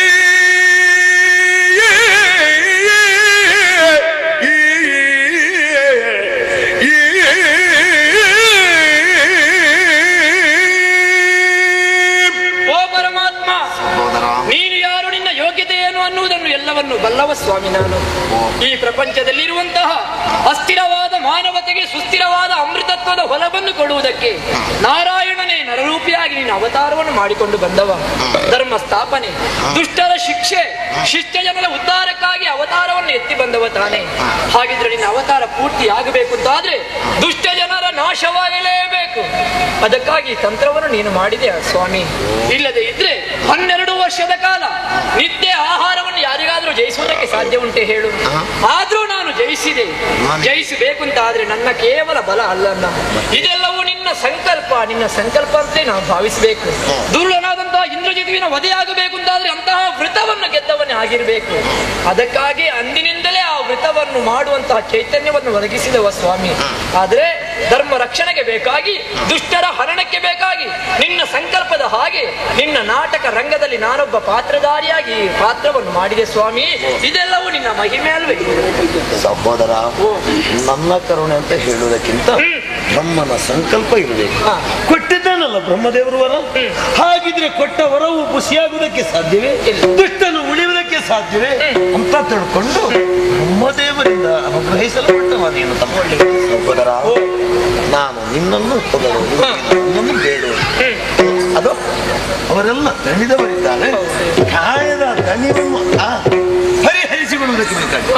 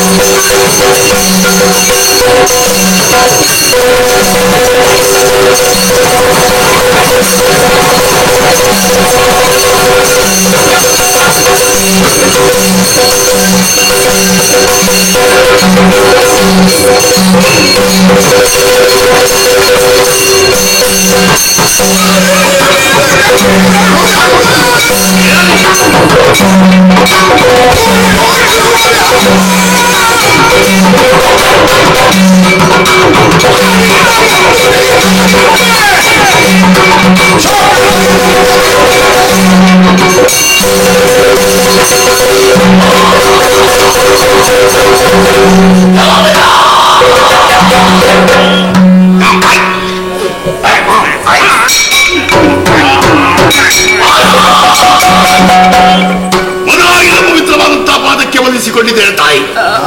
ಅಮ್ಮ, ರಾಜಾಂಗಣದಲ್ಲಿ ಸಂತೋಷದಿಂದ ಆಡುತ್ತಿದ್ದವರ ಆ ಹೊತ್ತಲ್ಲಿ ದೀರ್ಘವಾದಂತಹ ಧ್ವನಿ ನಿನ್ನ ಕರುಳಿನ ಕರನಿಗೆ ಕೇಳಿಸ್ತಾ ನಿನ್ನ ಕೈಯನ್ನು ಆಲಿಸಿ ನೋಡಿಕೊಂಡು ಬಂದೆ ನೋಡು. ಇಲ್ಲಿ ಬಂದು ನೋಡಿದ್ರೆ ಏನಮ್ಮ ಇದೆಲ್ಲ? ಯಾಕಮ್ಮ ಹೀಗಾಯಿತು? ಕಣ್ಣಿನಲ್ಲಿ ಧಾರಾಕಾರವಾಗಿ ನೀರು ಸುರಿಯುತ್ತಿದೆ, ಧರಣಿಯಲ್ಲಿ ನಿಂತು ಹೊರಳಾಡುತ್ತಿರುವೆ, ಹಣೆಯಲ್ಲಿ ಶೋಭಿಸಬೇಕಾದಂತಹ ಕುಂಕುಮದ ಬಿಟ್ಟು ಮಾಸಿ ಹೋಗಿದೆ, ಕೈಗಾಲಿರಬೇಕಾದ ಭಾವನೆಗಳು ಪುಡಿ ಪುಡಿಯಾಗಿ ನೆಲವನ್ನು ಸೇರಿವೆ. ಯಾಕಮ್ಮ, ಏನಾಯ್ತಮ್ಮ ನಿನಗೆ? ಯಾರಮ್ಮ ಕಷ್ಟಪಟ್ಟವರು?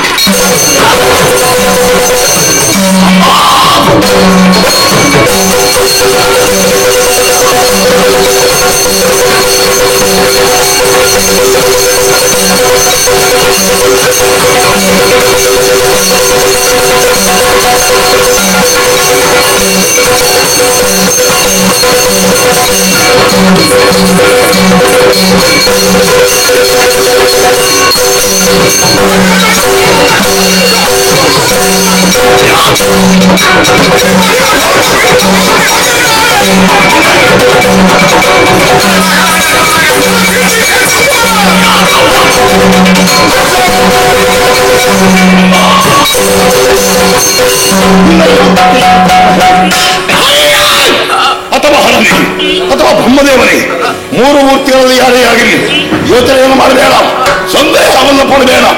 ವಿರೋಧಿಯ ನಿನ್ನ ಮಗ ನಾನಿದ್ದೇನೆ. ಏನಾಯ್ತು ಹೇಳು?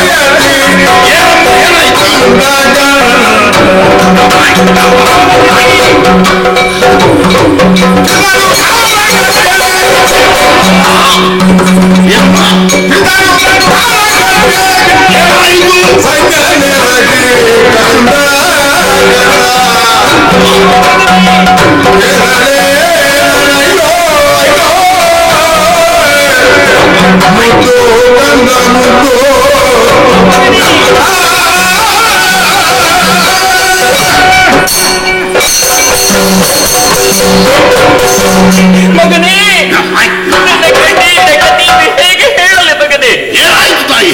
ನಾಲಿಗೆ ತಡವರಿಸ್ತಾ ಇದೆ, ಕೈ ಕಾಲು ನಡೆಯುತ್ತಾ ಇದೆ ಮಗನೇ. ಯಾಕಮ್ಮ ನಿನ್ನ ಊರಿನಲ್ಲಿ ನಾಲಿಗೆ ತಡವರಿಸುವುದು ಯಾಕೆ? ಕಂದ, ನಮ್ಮ ಊರು ಅಂತಲ್ಲ, ಮತ್ತೆ ನಮಗೆ ಬಂದಂತಹ ಕಷ್ಟವನ್ನು ಸರಿಯಾಗಿ ಆಲೋಚನೆ ಮಾಡುವಾಗ ಬದುಕು ಬೇಕೆ ಮಗನೇ. ಬದುಕಬೇಕು ಕಂದ, ನಮ್ಮ ಊರಿನಲ್ಲಿ ಬದುಕಬೇಕು ಕಂದ. ಮತ್ತೆ ಯಾಕೆ ಕೂಗುವುದು ನೀನು? ಕಾರಣ ಉಂಟು. ಏನು ತಾಯಿ? ನಿನ್ನಪ್ಪ ನಾಲ್ಕು ನಮ್ಮದಾಗಿಸಿಕೊಳ್ಳಬೇಕಿರುವಂತ ಉದ್ದೇಶವನ್ನು ಇಟ್ಟುಕೊಂಡು ನಮ್ಮೆಲ್ಲರನ್ನು ಜೊತೆಗರಿಸಿಕೊಂಡು ನಾಲ್ಕಕ್ಕೆ ದಾಳಿಯನ್ನು ಮಾಡಿದ್ರು ಮಗನೇ. ಕಂದ, ದೇವತೆಗಳಿಗೂ ನಪ್ಪನಿಗೂ ಗದಘೋರವಾದಂತಹ ಸಂಗ್ರಾಮ ನಡೆಯಿತಂತೆ ಮಗನೇ. ಹೌದು, ಯುದ್ಧದಲ್ಲಿ ಸುರೇಂದ್ರ ಸೋತರಂತೆ ಮಗನೇ. ಆ ಸುರೇಂದ್ರ ಸೋತರೆ ದೇವಲೋಕನ ಅಪ್ಪನ ಸ್ವಾಧೀನವಾಯಿತು. ಹೌದು, ಮೂರು ಲೋಕದ ಒಳಿತಲು ನನ್ನ ತಂದೆಯ ಪಾಲಿಗೆ ಬಂತು. ನೀನು ಮೂರು ಲೋಕದ ರಾಣಿ, ಮತ್ತ್ಯಾಕಮ್ಮ ಕಣ್ಣೀರಿಳಿಸ್ತಾ ಇದ್ದೀ? ಅಮ್ಮ, ಈ ಸಂತೋಷ ಕೇವಲ ಕ್ಷಣಿಕವಾಯಿತಲ್ಲ ಮಗನೇ.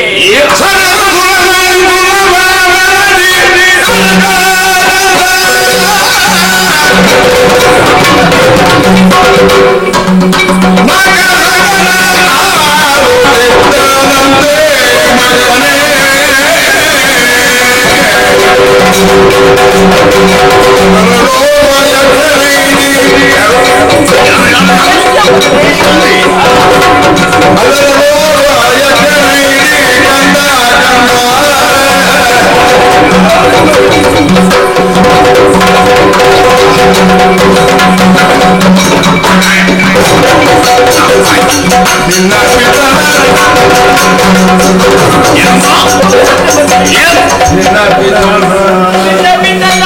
ಏನಾಯ್ತಮ್ಮ ಏನಾಯ್ತು?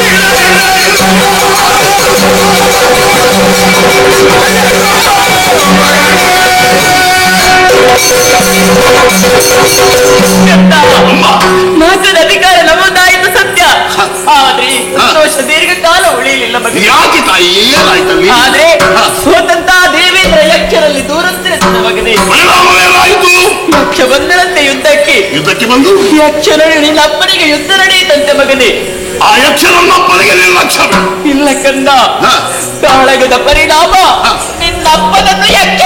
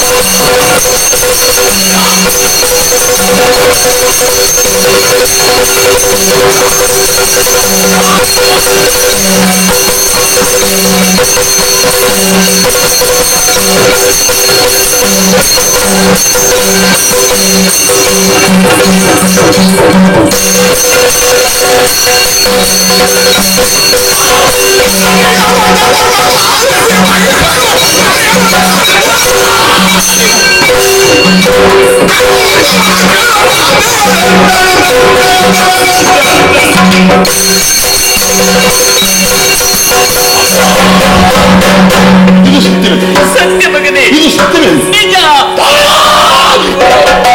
ಅಮ್ಮ, ಆಟವಾಡಿ ನಾನು ಆ ಸ್ಥಾನವನ್ನು ಪ್ರವೇಶ ಮಾಡುವಾಗ ಎತ್ತಿ ಮುದ್ದಾಡುತ್ತಿದ್ದಂಥ ನನ್ನ ತಂದೆ ತಾಯಿ ಇಲ್ಲ ಮಗನೇ, ನನ್ನ ಈ ತೊದಲುಡಿಯನ್ನು ಕೇಳಿ ಸಂತೋಷಪಟ್ಟು ಕುಣಿದಾಡುತ್ತಿದ್ದಂತಹ ಜನಕ ಇಲ್ಲ ಇಲ್ಲ ಮಗನೇ, ನಾನು ಒಳಗಾಗ್ತೇನೆ. ನಮಗೆ ಇದಕ್ಕೆ ಯಾರು ಇಲ್ವೇ?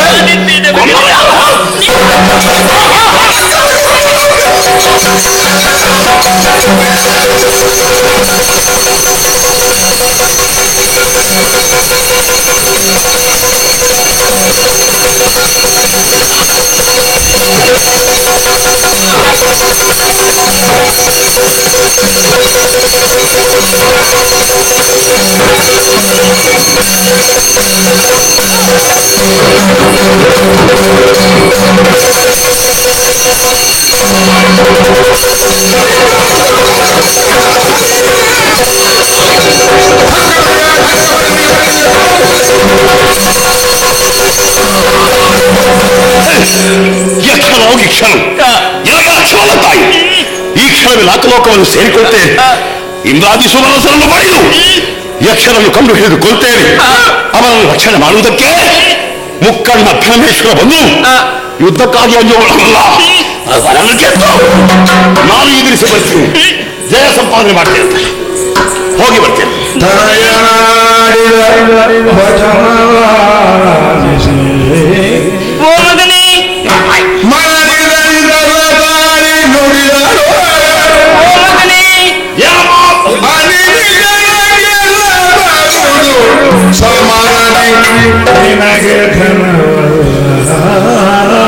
ಏನಮ್ಮ ಏನಮ್ಮ ಏನಮ್ಮ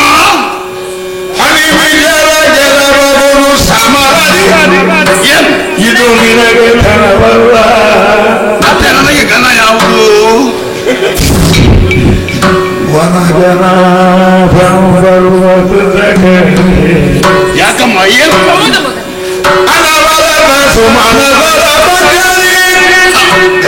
ಅದಕ್ಕೆ ಏನು ಮಾಡಬೇಕು ನಾನು? ನಿನಗೆ ಏನು ಒಂದು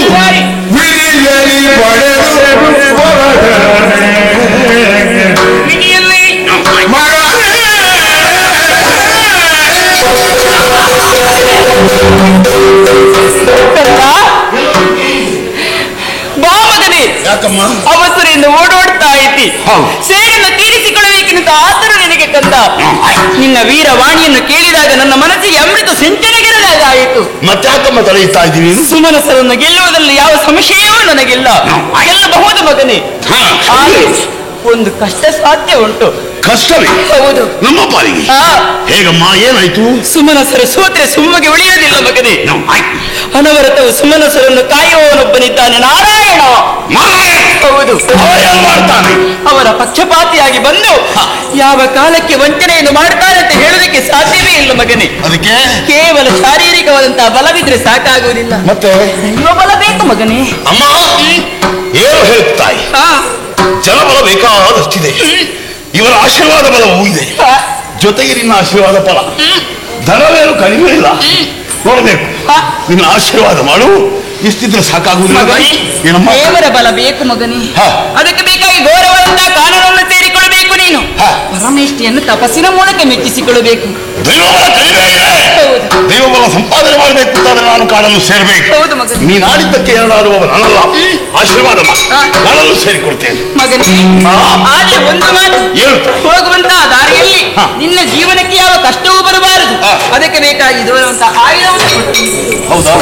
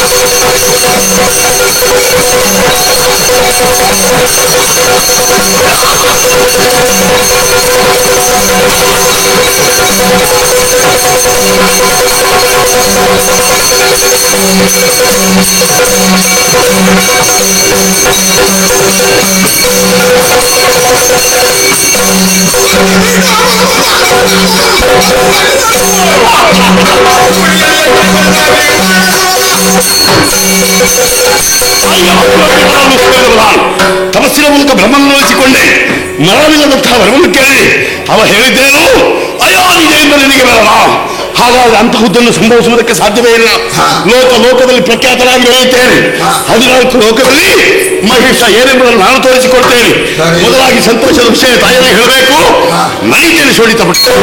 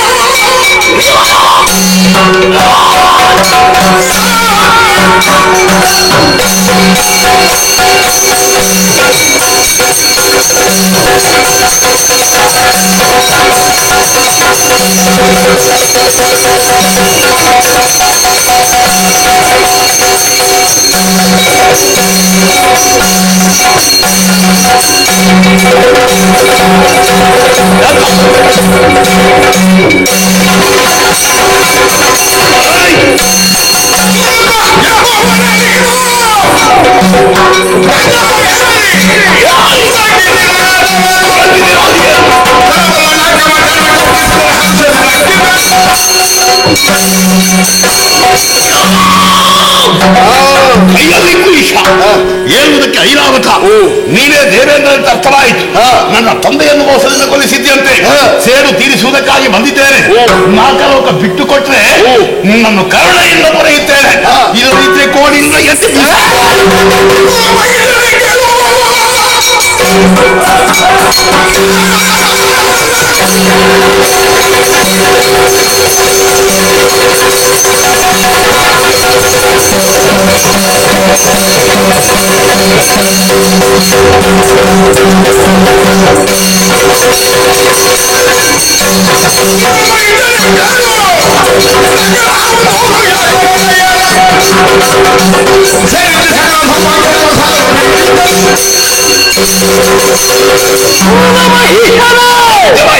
ವಿಜೃಂಭಿಸುತ್ತಿರುವಂತಹ ನನ್ನನ್ನು ಕಂಡು ಮತ್ಸರಿಸುತ್ತಿರುವೆಯ ಈ ವೈಭೋಗ ನಾಳೆ ನಿನಗಾದರೂ ನಿನ್ನನ್ನು ಮತ್ತೊಬ್ಬರು ವಿರೋಧಿಸ್ತಾರೆ ಎನ್ನುವ ಕಲ್ಪನೆ ಇರಲಿ.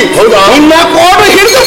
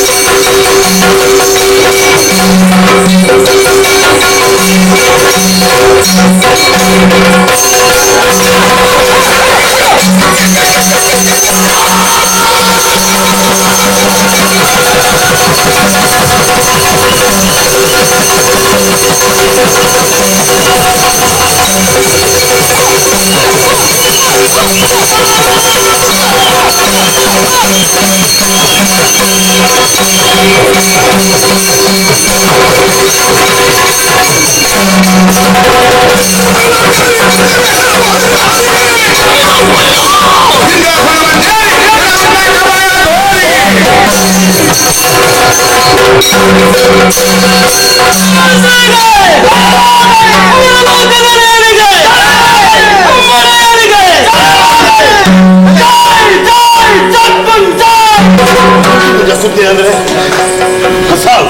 ಆಗಲಿ ಸಂತೋಷ, ಎಲ್ಲರಿಗೂ ನೆಮ್ಮದಿಯಾಗಿರುತ್ತಾರೆ. ನಮ್ಮ ಆಶಯವು ನೆರವೇರಿದೆ, ದೇವಲೋಕ ನಮ್ಮ ಸ್ವಾಧೀನವಾಗಿದೆ. 14 ಲೋಕದಲ್ಲಿ ನಮ್ಮ ಆಡಳಿತವೇ ನಡೆಯಿದೆ. ಭೂಮಿಯಲ್ಲಿ ನಡೆಯುವಂತಹ ಯಾಗ ಯಜ್ಞಾದಿಗಳ ಹವಿಸ್ಸು ಇನ್ನು ಮುಂದೆ ನಿಮಗೆ ಅರ್ಪಣ, ತರ್ಪಣ, ಮಹಿಷಾರ್ಪಣ, ಸೂರ್ಯ ಚಂದ್ರನನ್ನು ಅಪ್ಪಣೆಯನ್ನು ಪಾಲಿಸಬೇಕು. ಈ ವಿಷಯ ತಿಳಿದುಗೊಳಿಸುವುದಕ್ಕೆ ನೀವೆಲ್ಲ ಗಂಗೂರ ಸಾರಬೇಕು. ನಡೆಯಲಿ ವಿಷಯ.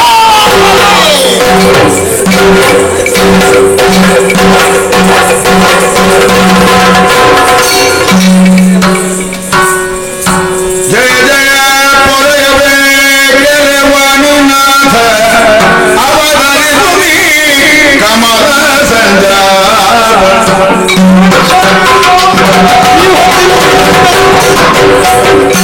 ದುರುಳ ಬೆಟ್ಟುಳಿಯನ್ನು ಒರೆಯುವ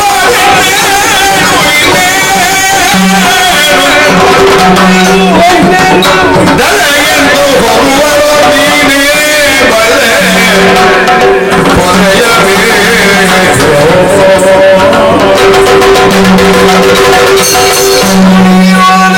ದೇವತೆಗಳೇ ಎಲ್ಲರೂ ಒಟ್ಟಾಗಿ ಈ ಹೊತ್ತಿನಲ್ಲಿ ತನಗಾಯಿತು.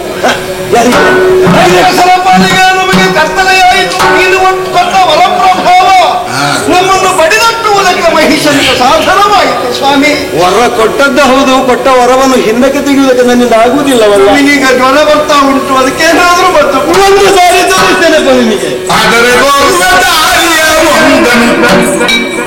ಮಗವನೊಂದಿಗೆ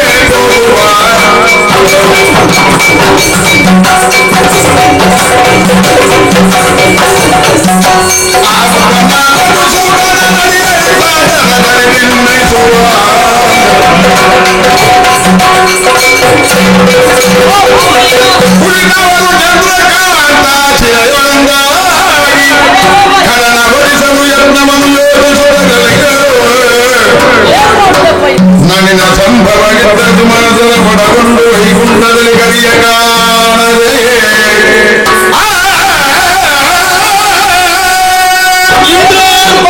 ವೈಕುಂಠಕ್ಕೆ ಹೋದ್ರೆ ಹರಿ ಇಲ್ಲ, ರಜತಗಿರಿಗೆ ಹೋದ್ರೆ ಈಶ್ವರನಿಲ್ಲ. ಅದನ್ನು ಕೇಳ್ತಾ ಇರೋದು. ಚಂದ್ರಕಾಂತ ಶಿಲೆ ಅಲ್ಲಿಗೆ ಹೋಗು. ಹರಿಗರ ಪದ ಕೆಳಗೆ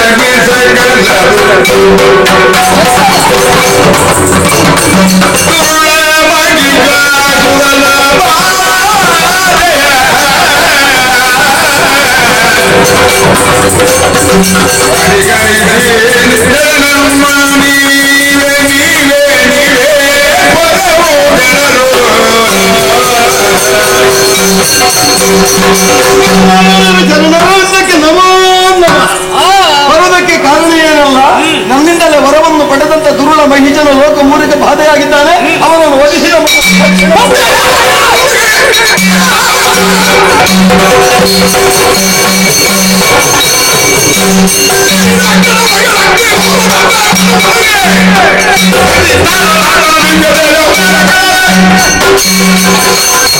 ಮಹಿಷಾದಿಗೆ ಬೇಕಾಗಿ ನನ್ನ ಆತ್ಮತೇಜಸ್ಸನ್ನು ಸಮರ್ಪಿಸಿದ್ದೇನೆ. ದುಷ್ಟನ ಮನೆಗಾಗಿ ನನ್ನಲ್ಲಿರುವಂತಹ ಅಂತರ್ಶಕ್ತಿಯನ್ನು ಹೊರಗಾಗಿ ನನ್ನ ಶಕ್ತಿಯನ್ನು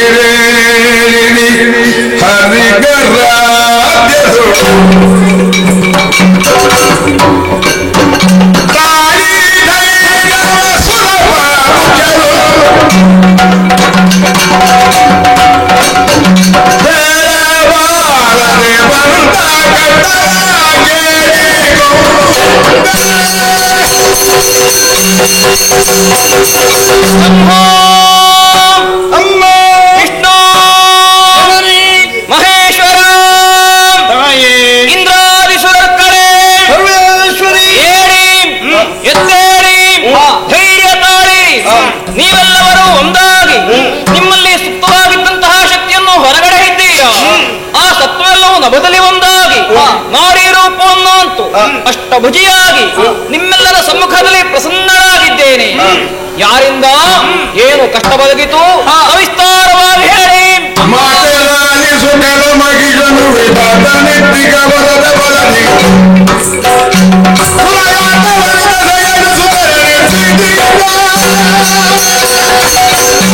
ಜಗಜ್ಜನನಿ, ನನಗೆ ಬಂದಂತಹ ಪರಿಭವವನ್ನು ಯಾವ ನಾಲಿಗೆಯಲ್ಲಿ ಹೇಳಮ್ಮ.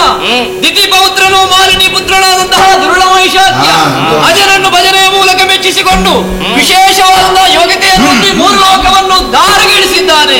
ಸೂರ್ಯ ಚಂದ್ರನ ಗತಿಯನ್ನು ಗೆಳಿಸಿದ್ದಾನೆ. ಧರ್ಮ ಗ್ಲಾನಿಯಾಗಿದೆ, ಧರ್ಮ ತಾಂಡವ ಮಾಡ್ತಾ ಇದೆ. ದುರುಳ ಮಹಿಷನ ವಧೆಯನ್ನು ಮಾಡಿ ನಮ್ಮನ್ನು ಲೋಕವನ್ನು ಧರ್ಮವನ್ನು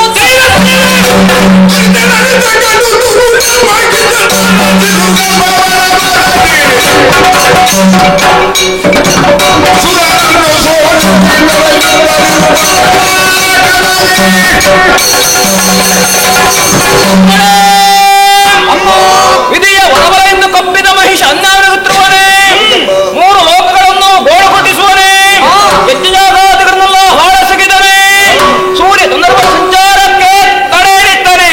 ನೀವ್ಯಾರು ಭಯಪಡಬೇಡಿ, ಲೋಕಕಂಟಕರಾದಂತಹ ಮಹಿಷ ಹಾಗೆ ಶಂಕದುರ್ಗಾದಿ ಕಾರಣದ ನಿಗ್ರಹಿಸಿ ಧರ್ಮಸ್ಥಾಪನ ಮಾಡ್ತೇನೆ. ಧೈರ್ಯ ತಾಳಿರಿ, ಧೈರ್ಯ ತಾಳಿರಿ.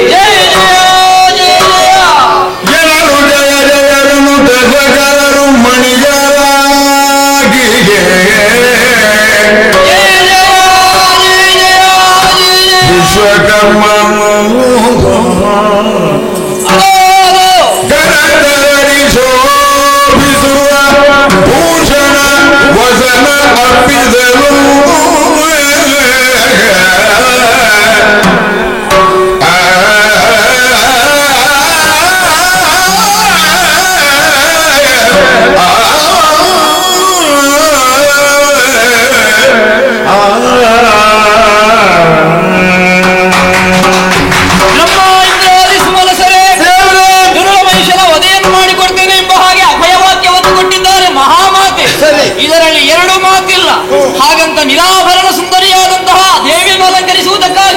ಮಯ ವಿಶ್ವಕರ್ಮನೇ ಸಕಲ ವಸನಭೂಷಣವನ್ನು ತಂದರ್ಪಿಸಿದ್ದಾರೆ. ಹಾಗೆ ಅಸುರ ನಾರಿಯರು ಬಂದು ಅಲಂಕಾರವನ್ನು ಮಾಡುತ್ತಾ ಇದ್ದಾರೆ. ಬೇಕಾದ ಹಾಗೆ ಸಜ್ಜಾಗಬೇಕಮ್ಮ. ಸಂಕಲ್ಪ ಮಾತ್ರದಿಂದಲೇ ದುರ್ಬಲ ಮನುಷ್ಯರ ವಧೆಯನ್ನು ಮಾಡುವಂತಹ ಯೋಗ್ಯತೆ ಹೊಂದಿದ್ರು ಕೂಡ ನಮ್ಮ ಕೈಯ ಆಯುಧಗಳಿಗೆ ಪಾವಿತ್ರ್ಯ ಕರದ ಚಕ್ರವ ಜಯ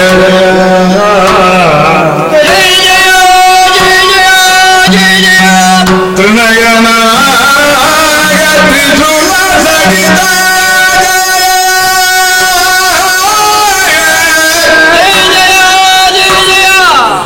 ಕನಕ ಗರ್ಭನು ಬ್ರಹ್ಮದಂಡವಗಿತ್ತು ವಂದಿಸಲು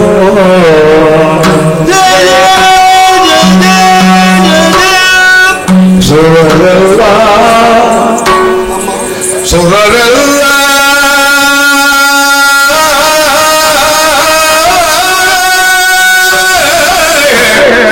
ಜಯ ಜಯ ಜಯ ಜಯ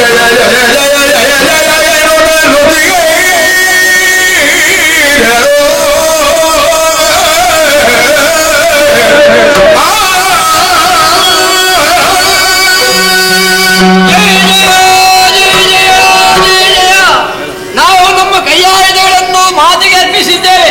ಅದರ ಅವಶ್ಯಕತೆ ಎಷ್ಟು ಮಾತೆಯ ಚಿತ್ತಕ್ಕೆ ಬಿಟ್ಟದ್ದು.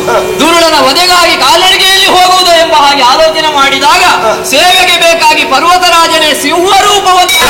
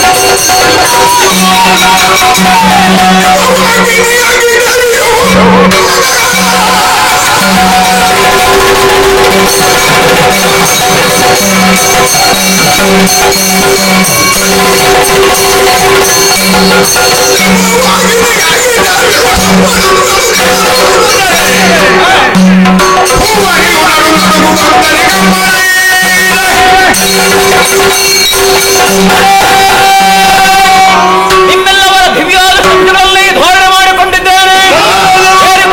ಪರ್ವತರಾಜನೇ ಕೇಸರನ್ನು ಕಲಿಕೊಟ್ಟಿದ್ದಾನೆ. ಪ್ರಸ್ಥಾನ ಶುಭ ಮುಹೂರ್ತ. ನೀವೆಲ್ಲವರು ಜಯಘೋಷ ಮಾಡುತ್ತಿರುವಂತೆ ವಾದ್ಯ ನಿನಾದದೊಂದಿಗೆ ಶಂಖಧ್ವನಿಯನ್ನು ಮಾಡಿ ಮೂಢಮಹಿಷನ ವಧೆಗಾರ ಈ ಕ್ಷಣದಲ್ಲಿಯೇ ಸಿಂಹವಾಹಿನಿಯಾಗುತ್ತೇನೆ. ಸಿಂಹವಾಹಿನಿಯಾಗುತ್ತೇನೆ. ಸಿಂಹವಾಹಿನಿಯಾಗುತ್ತೇನೆ.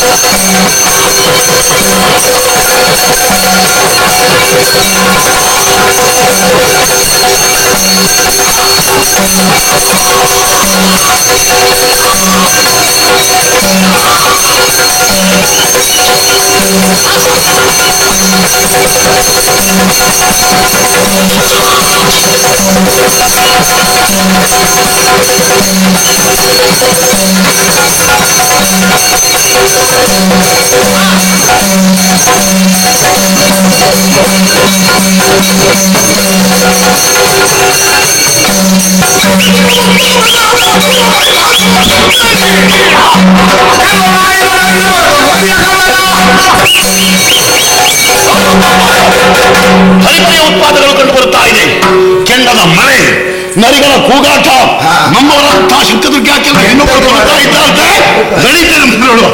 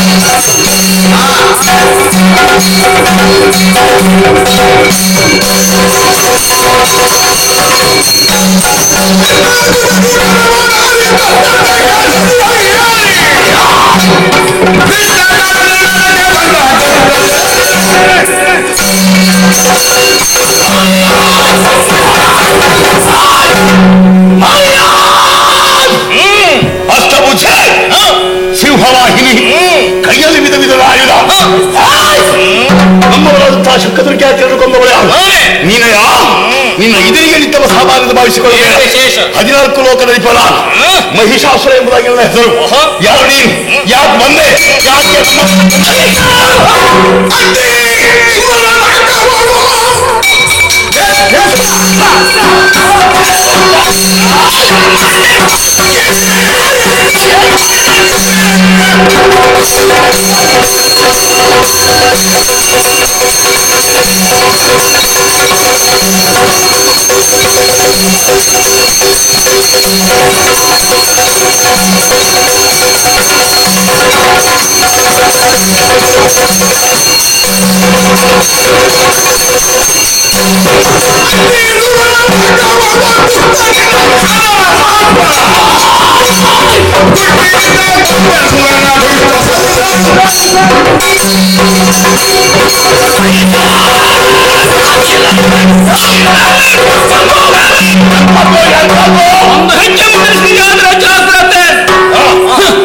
ನೆತ್ತಿಯಲ್ಲಿ ಕೋಡಗಳನ್ನು ಹೊತ್ತ ಮಾತ್ರಕ್ಕೆ 3 ಲೋಕಗಳಲ್ಲಿ ನಿನ್ನಾಧೀನದ ತೆಗೆದುಕೊಂಡಿಯೇನೋ ಜಗತ್ತನ್ನು ನಿಯಂತ್ರಿಸುವುದಕ್ಕೆ ಇನ್ನೊಂದು ಶಕ್ತಿ ಇದೆ ಮುಂದೆ ನೆನಪಿರಲಿ.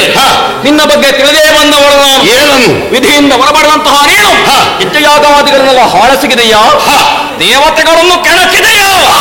ಸೂರ್ಯ ಚಂದ್ರಮರ ಸಂಚಾರಕ್ಕೆ ನಿತ್ಯ ಸೂರ್ಯವನ್ನು ಪಡೆಯುವುದಕ್ಕೆ ಬೇಕಾಗಬಲ್ಲಿದ್ದೇನೆ. ಶರಣಾಗುವೆ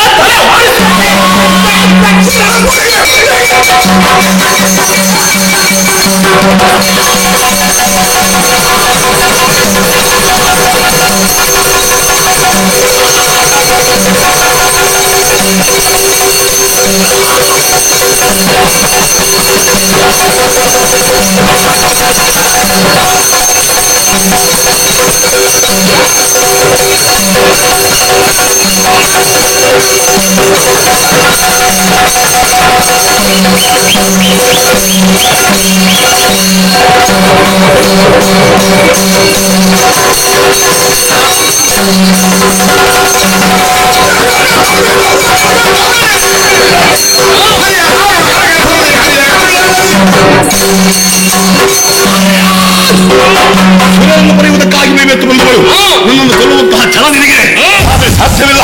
ರೀತಿಯ ಒಳವಳ ಆಗಿದೆ. ಹಾಗಾಗಿ ಅಬಲೆಯಾದಂತಹ ನೀನು ಯುದ್ಧ ಮಾಡುವುದು ಸರಿಯಲ್ಲ. ಆಯುಧವನ್ನು ಹಾಕು ಕೆಳಗೆ ಕಳುಹಿಸು ಸಿಂಹವನ್ನು ಕಾಲಿಗೆ ನನ್ನ ವಾಮದಲ್ಲಿ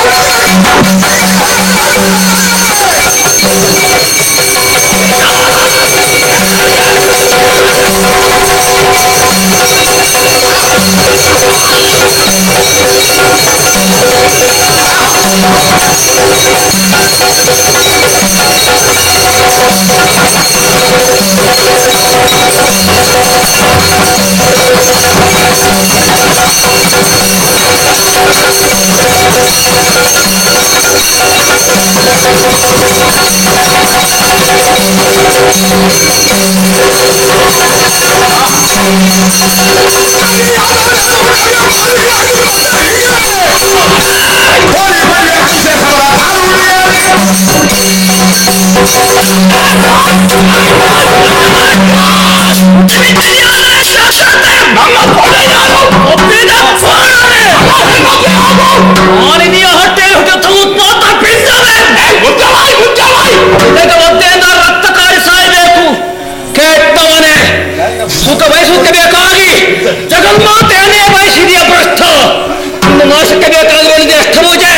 ನಿನ್ನ ಶಿರ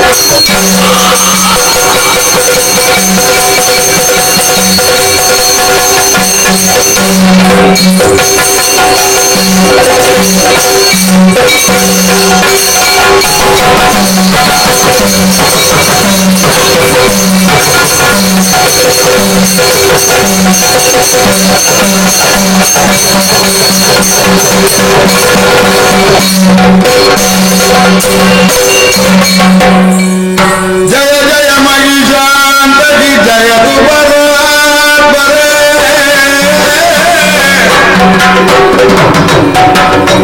ಜಯ ಲೋಕನಾಯಕಿ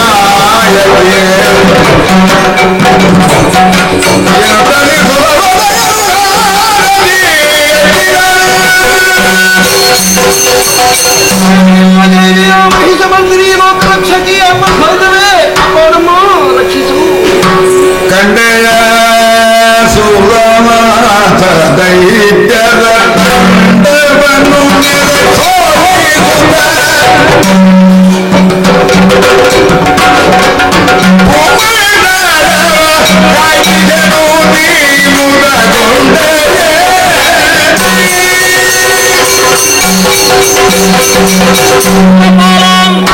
ಮಹಿಷವದಗಾಗುವಂತಹ ನನ್ನನ್ನು ಶಾಂತಗೊಳಿಸುವುದಕ್ಕೆ ಬೇಕಾಗಿ ಬೇರೇನು ದಾರಿಗಾಣದೆ ಭಕ್ತಿಯ ಕಾಣಿಕೆಯನ್ನೇ ಮುಂದಿರಿಸಿದೆಯಾ? ಇದೋ ಶಾಂತಳಾಗಿದ್ದೇನೆ. ಇಂದ್ರ, ಪೂರ್ಣಾನಂತಹ ಮಹಿಷನೊಡನೆ 9 ದಿವಸಗಳ ಪರ್ಯಂತರ ಒಂದೊಂದು ರೂಪದಲ್ಲಿ ಹೋರಾಡಿದವನು ನಾನು. ಆದ ಕಾರಣ ಇನ್ನು ಮುಂದೆ ಧರೆಯಲ್ಲಿ ಈ 9 ದಿವಸಗಳನ್ನು ನವರಾತ್ರಿ ಎಂಬುದಾಗಿ ಆಚರಿಸಲಿ. 10ನೇ ದಿನದಂದು ಮಹಿಷನನ್ನು ಕೊಂದು ಅವನೊಂದಿಗೆ ವಿಜಯವನ್ನು ಸಾರಿಸಿದ್ದೇನೆ. ಈ ದಿನವನ್ನು ವಿಜಯದಶಮಿ ಎಂಬುದಾಗಿ ಆಚರಿಸಲಿ. ನವರಾತ್ರಿ ಹಾಗೂ ವಿಜಯದಶಮಿಯನ್ನು ಯಾವ ಶ್ರದ್ಧಾ ಭಕ್ತಿಯಿಂದ ಆಚರಿಸಲು ಬರುತ್ತಾರೋ ಅಂತವರಿಗೆಲ್ಲ ಆಯುಷ್ಯ ಭಾಗ್ಯಾದಿಗಳನ್ನು ಕೊಟ್ಟು ಕಾಪಾಡುತ್ತೇನೆ. ಇಂದ್ರ, ಇನ್ನು ಮುಂದೆ ನಿನ್ನ ಪಾಲೆ ಕಳರ ಭೀತಿ ಇಲ್ಲ. ಕಷ್ಟ ಬಂತು ಎಂದಾದರೆ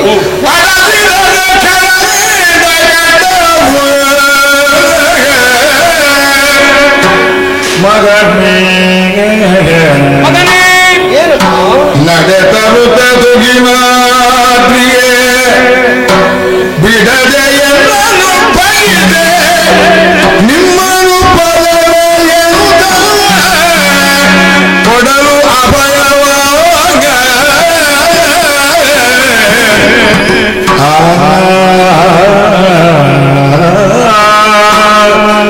ಜಗವ ಪೊರವೆ ರಕ್ಷಿಪೆ ನಿಮ್ಮ ಎನ್ನುತ್ತ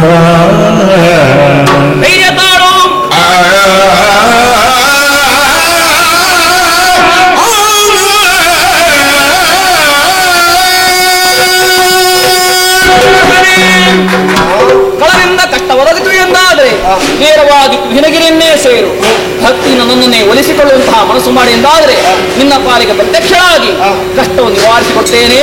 ನಮಗೆಲ್ಲ ಶುಭವಾಗಲಿ. ಭದ್ರಂ ಶುಭಂ ಮಂಗಳಂ.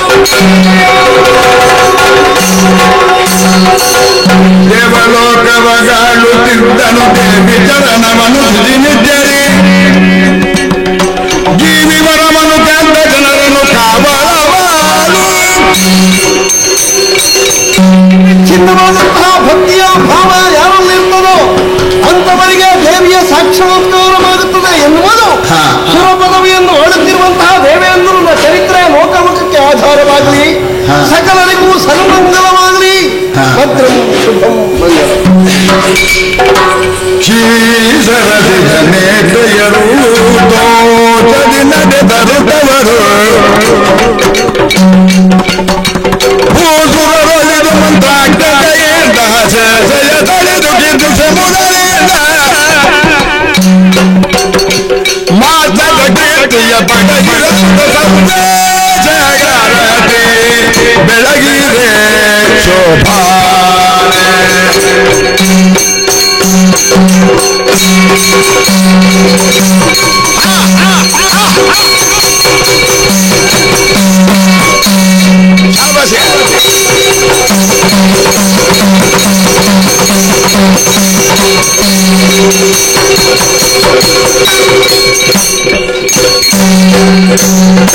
ಮುಕ್ಕುಟ ಪೂರೇಶ್ವರಾಯ ಶಂಕರ ಚಕ್ರಧಾರಿನಾಯ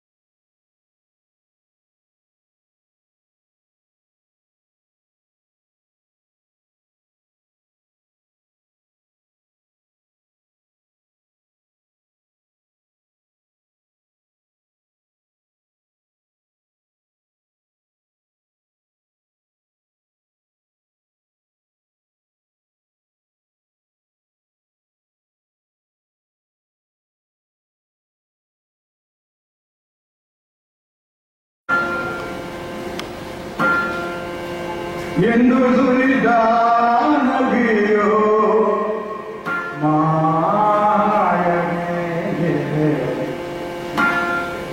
ಸುಂದರ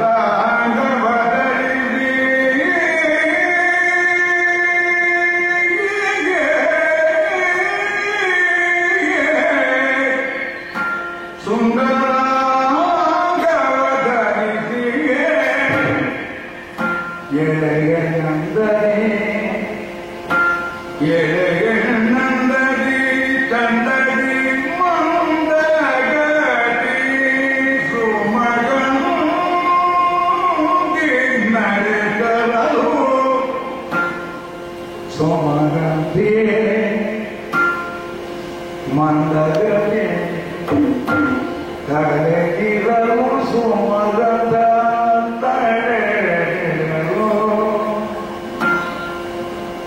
ಎಂದು ಸುರಿದ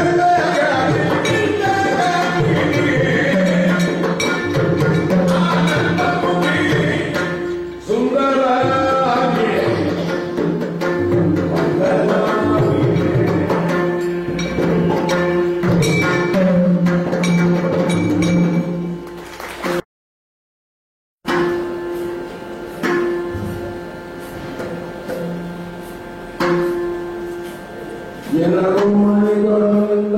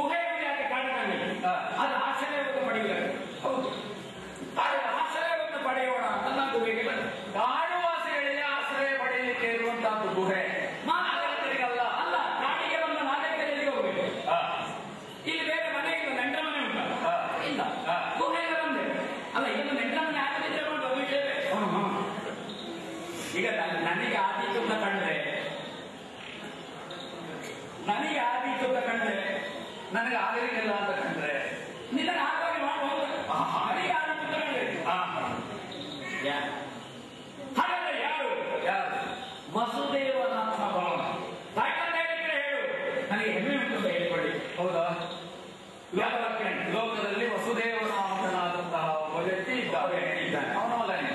ಆಯ್ತು, ಗೊತ್ತಾಯ್ತು. ಹೀಗೆಲ್ಲ ಬಾಗಿಲು ಇರಲಿಲ್ಲ, ಆಗ ಅನ್ಯರ ಭಯ ಇಲ್ಲ. ಮತ್ತೆ ಬಾಗಿಲು ಬಂತು, ಕಳ್ಳಕಾಕರ ಭಯ ಹೆಚ್ಚಾಯಿತು. ಆದ್ರಿಂದ ಬಾಗಿಲು ಬಂತು. ಬಾಗಿಲ ಒಳಗೆ ಭಾಗದಲ್ಲಿ ಜಡಿ ಬಂತು. ಕಳ್ಳರು ಕಡಿಮೆಯಾಗಿದ್ದಾರೆ. ಪುನಃ ಮನೆಗೆ ಬಾಗಿಲು ಬೇಡದೇ ಇರುವಂತಹ ಸ್ಥಿತಿ ನಿರ್ಮಾಣ ಆಗಿದೆ ಅಂತ ನಿಮಗೆ ಗೊತ್ತಿಲ್ಲ ಕೋಲಿನಲ್ಲಿ ಈ ಕಾಡಿನಲ್ಲಿ. ನಾನಿರುವಂತಹದ್ದು ದ್ವಾರಕ. ಎಷ್ಟು ಬಾಗಿಲು ಅಲ್ಲಿ ಬಾಗಿಲುಂಟು, ಕದ ಇಲ್ಲ. ಇನ್ನೂ ಸುಲಭದಲ್ಲಿ ಇರಬೇಕು, ಬಾಗಿಲಿನ ಬಡಿ ಇಲ್ಲ. ಅದೇ ಕದಾದ್ರಲ್ಲಿ ಬಾಗಿಲುಂಟು, ಅದು ಒಳಗೆ ಹೋಗ್ಲಿಕ್ಕೆ ಹೋಗುದು, ಹೊರಗೆ ಬರ್ಲಿಕ್ಕೆ ಹೋಗುದು, ಮುಕ್ತ ದ್ವಾರ. ಅದರ ಅರ್ಥ ಏನು? ನನಗೆ ಊರಿನಲ್ಲಿ ಭಯ ಇಲ್ಲ. ನಿನಗೆ ನಿನ್ನ ಊರಿನಲ್ಲಿ ಭಯ ಇಲ್ಲ. ಯಾಕೆ ಇಲ್ಲ ಅಂತ ಕೇಳಿದ್ರೆ ಹೋದವರ ಮೇಲೆಲ್ಲ ಅದನ್ನು ಹುಟ್ಟಿಸುವುದೇ ನಿನ್ನ ಉದ್ದೇಶ. ಎಲ್ಲ ಜಗತ್ತು ನನ್ನ ಮನೆಯನ್ನು ಮಾತ್ರ ನನ್ನದು ಅಂತ ತಿಳಿದವನಿಗೆ ಆಚೆ ಮನೆಯವನ ಭಯ ಅಲ್ಲ. ಜಗತ್ತೇ ನಮ್ಮ ಮನೆಯಿಂದ ತಿಳಿದವನಿಗೆ ಭಯ ಇರೋದು. ಬೇರೆ ಮನೆಯವಂತ ಇಲ್ಲಲ್ಲ, ಜಗತ್ತೇ ಎನ್ನ ಜಗತ್ತು. ನಿನ್ನ ಜಗತಿ ಅಲ್ಲಿ ನಿಲ್ಲಿಸಬೇಡ, ಮುಂದೆ ಮುಂದೆ ಹೇಳ್ತೇನೆ, ಹಿಂದಿನದ್ದು ಕೂಡ ಹೇಳ್ತೇನೆ. ಹೌದು, ವಸುದೇವ ಆತ್ಮಗತ ಹೇಳಬೇಕು. ವಾಸುದೇವ, ವಸುದೇವನ ಮಗ ವಾಸು ಅಲ್ಲ, ಈ ಜಗತ್ತಿಗೆ ಹೆಸರು ವಾಸುದೇವ. ಹಾಗಾದ ಕಾರಣ ಜಗತ್ತೇ ಉಂಟು. ವಸು ಅಂದ್ರೆ ಜಗತ್ತು ಅಂತ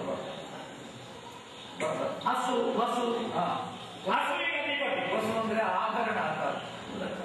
ಜಗತ್ತು ನನಗೆ ಆಭರಣ.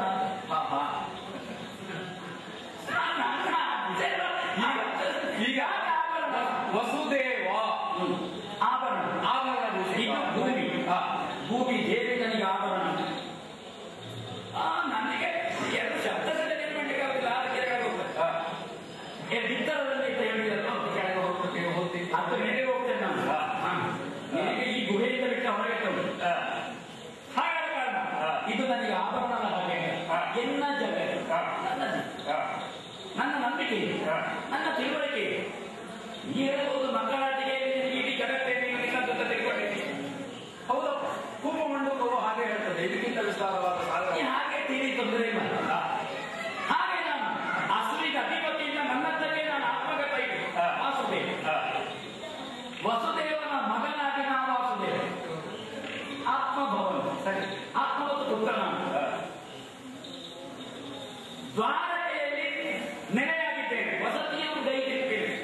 ಇಡೀ ಜಗತ್ತು ಎನ್ನದು ಎನ್ನ ಜಗತಿ, ನನ್ನ ಜಗತ್ತಿನಲ್ಲಿ ನಾನು ಸದ್ಯಕ್ಕೆ ಮನೆ ಅಂತ ಒಂದು ವ್ಯಾಪ್ತಿ, ಒಂದು ಪರಿಧಿಯನ್ನು ಎಲ್ಲಿ ಹಾಗೆ ಇಡೀ ಜಗತ್ತಿನಲ್ಲಿ ತಿರುಗಾಡ್ತಾ ಇರುವ ಅಲ್ಲ. ಸದ್ಯ ವಸತಿ ದ್ವಾರಕೆಯಲ್ಲಿ ಗೈದಿದ್ದೇನೆ, ದ್ವಾರಕೆಯನ್ನು ಗೈದಿದ್ದೇನೆ, ವಸತಿಯನ್ನಾಗಿ ಗೈದಿದ್ದೇನೆ. ಎನ್ನ ಜಗತ್ತಿನಲ್ಲಿ ನನ್ನನ್ನು, ನನ್ನ ಜಗತ್ತಿನಲ್ಲಿ ನನ್ನನ್ನು ಬೇರೆ ಬೇರೆ ಹೆಸರಿನಿಂದ ಕರೀತಾರೆ. ವಾಸುದೇವ ಅಂತ ಕರೀತಾರೆ, ಗೋವಿಂದ ಅಂತ ಹೇಳ್ತಾರೆ, ಬಾಕಿದವರು ಹೇಳ್ತಾರೆ. ನಾನಿಲ್ಲಿ ಅದೊಂದು ಕೆಲಸ ಮಾಡಬೇಕು ಅಂತ ಕಂಡ್ರೆ, ಕೈ ಹಾಕಿದ್ರೆ ಚ್ಯುತಿ ಇಲ್ಲದೆ ಮಾಡುವುದು ಎನ್ನುವುದರಿಂದ ಅಚ್ಯುತವನ್ನು ಕರೀತಾರೆ. ಆದ್ರೆ ನನ್ನನ್ನು ನಾನೇ ಹೇಳಿಕೊಳ್ಳುವುದಿದ್ರೆ ಕೃಷ್ಣ. ಈ ಗೋವಿಂದ, ಅಚ್ಯುತ, ಮಾಧವ ಹೀಗೆಲ್ಲ ಹೇಳಿದು ಬಾಕಿದವರು. ನನ್ನನ್ನು ನೀವು ಕೇಳಿದ್ರೆ ನನ್ನ ಹೆಸರು ಕೃಷ್ಣ, ನಾಮಕರಣ ಅದು ಹಾಗೆ ಕೃಷ್ಣ. ಹೌದು, ಅವರು ಮತ್ತೆ ಶ್ರೀ ಕೃಷ್ಣ ಹೀಗೆ ಹೇಳ್ತಾರೆ. ಕೃಷ್ಣ ಎನ್ನ ಜಗತಿ ಕೃಷ್ಣ, ಇದು ಕೃಷ್ಣನ ಜಗತ್ತು. ಗೊತ್ತಾಗಿದೆ. ಅದರ ಕಾರಣ ನನಗೆ ಮತ್ತೊಂದು, ನನ್ನ ವಸತಿಯನ್ನು ಗೈದಲ್ಲಿ ಬಾಗಿಲುಗಳಿಲ್ಲ, ಕಥಗಳಿಲ್ಲ. ಇಲ್ಲಿಯೂ ಹಾಗೆ ಕಥಗಳಿಲ್ಲ. ಹಾಗೆ ಇದು ಪಕ್ಕ ದ್ವಾರಕೆ. ನನಗೆ ನನ್ನ ಮನೆಯಾಗೆ ನನ್ನ ಮನೆಯಲ್ಲಿ ಹಾಗೆ ಇದ್ದರೆ ದೊಡ್ಡ ಮನೆ, ಹಾಗೆ ಬೆಳಕುಂಟು, ಅಲ್ಲಿಯೂ ಬೆಳಕುಂಟು. ಅಲ್ಲಿಂದ ಬಿಟ್ಟ ಮೇಲೆ ಮತ್ತೆ ಬೆಳಕೊಂಡದ್ದು ನಾನು. ವಸುದೇವನ ಮಗ ಕೃಷ್ಣ, ದ್ವಾರಕೆಯಲ್ಲಿ ವಸತಿಯನ್ನು ಮಾಡಿದ್ದೇನೆ, ಹೀಗೆ ಇಲ್ಲಿಗೆ ಬಂದಿದ್ದೇನೆ. ವಿಳಾಸ ಒಳ್ಳೆಯದು, ಒಳ್ಳೆದುಂಟ, ಸರಿಯ ಸರಿ, ಸರಿಯ ಸರಿ.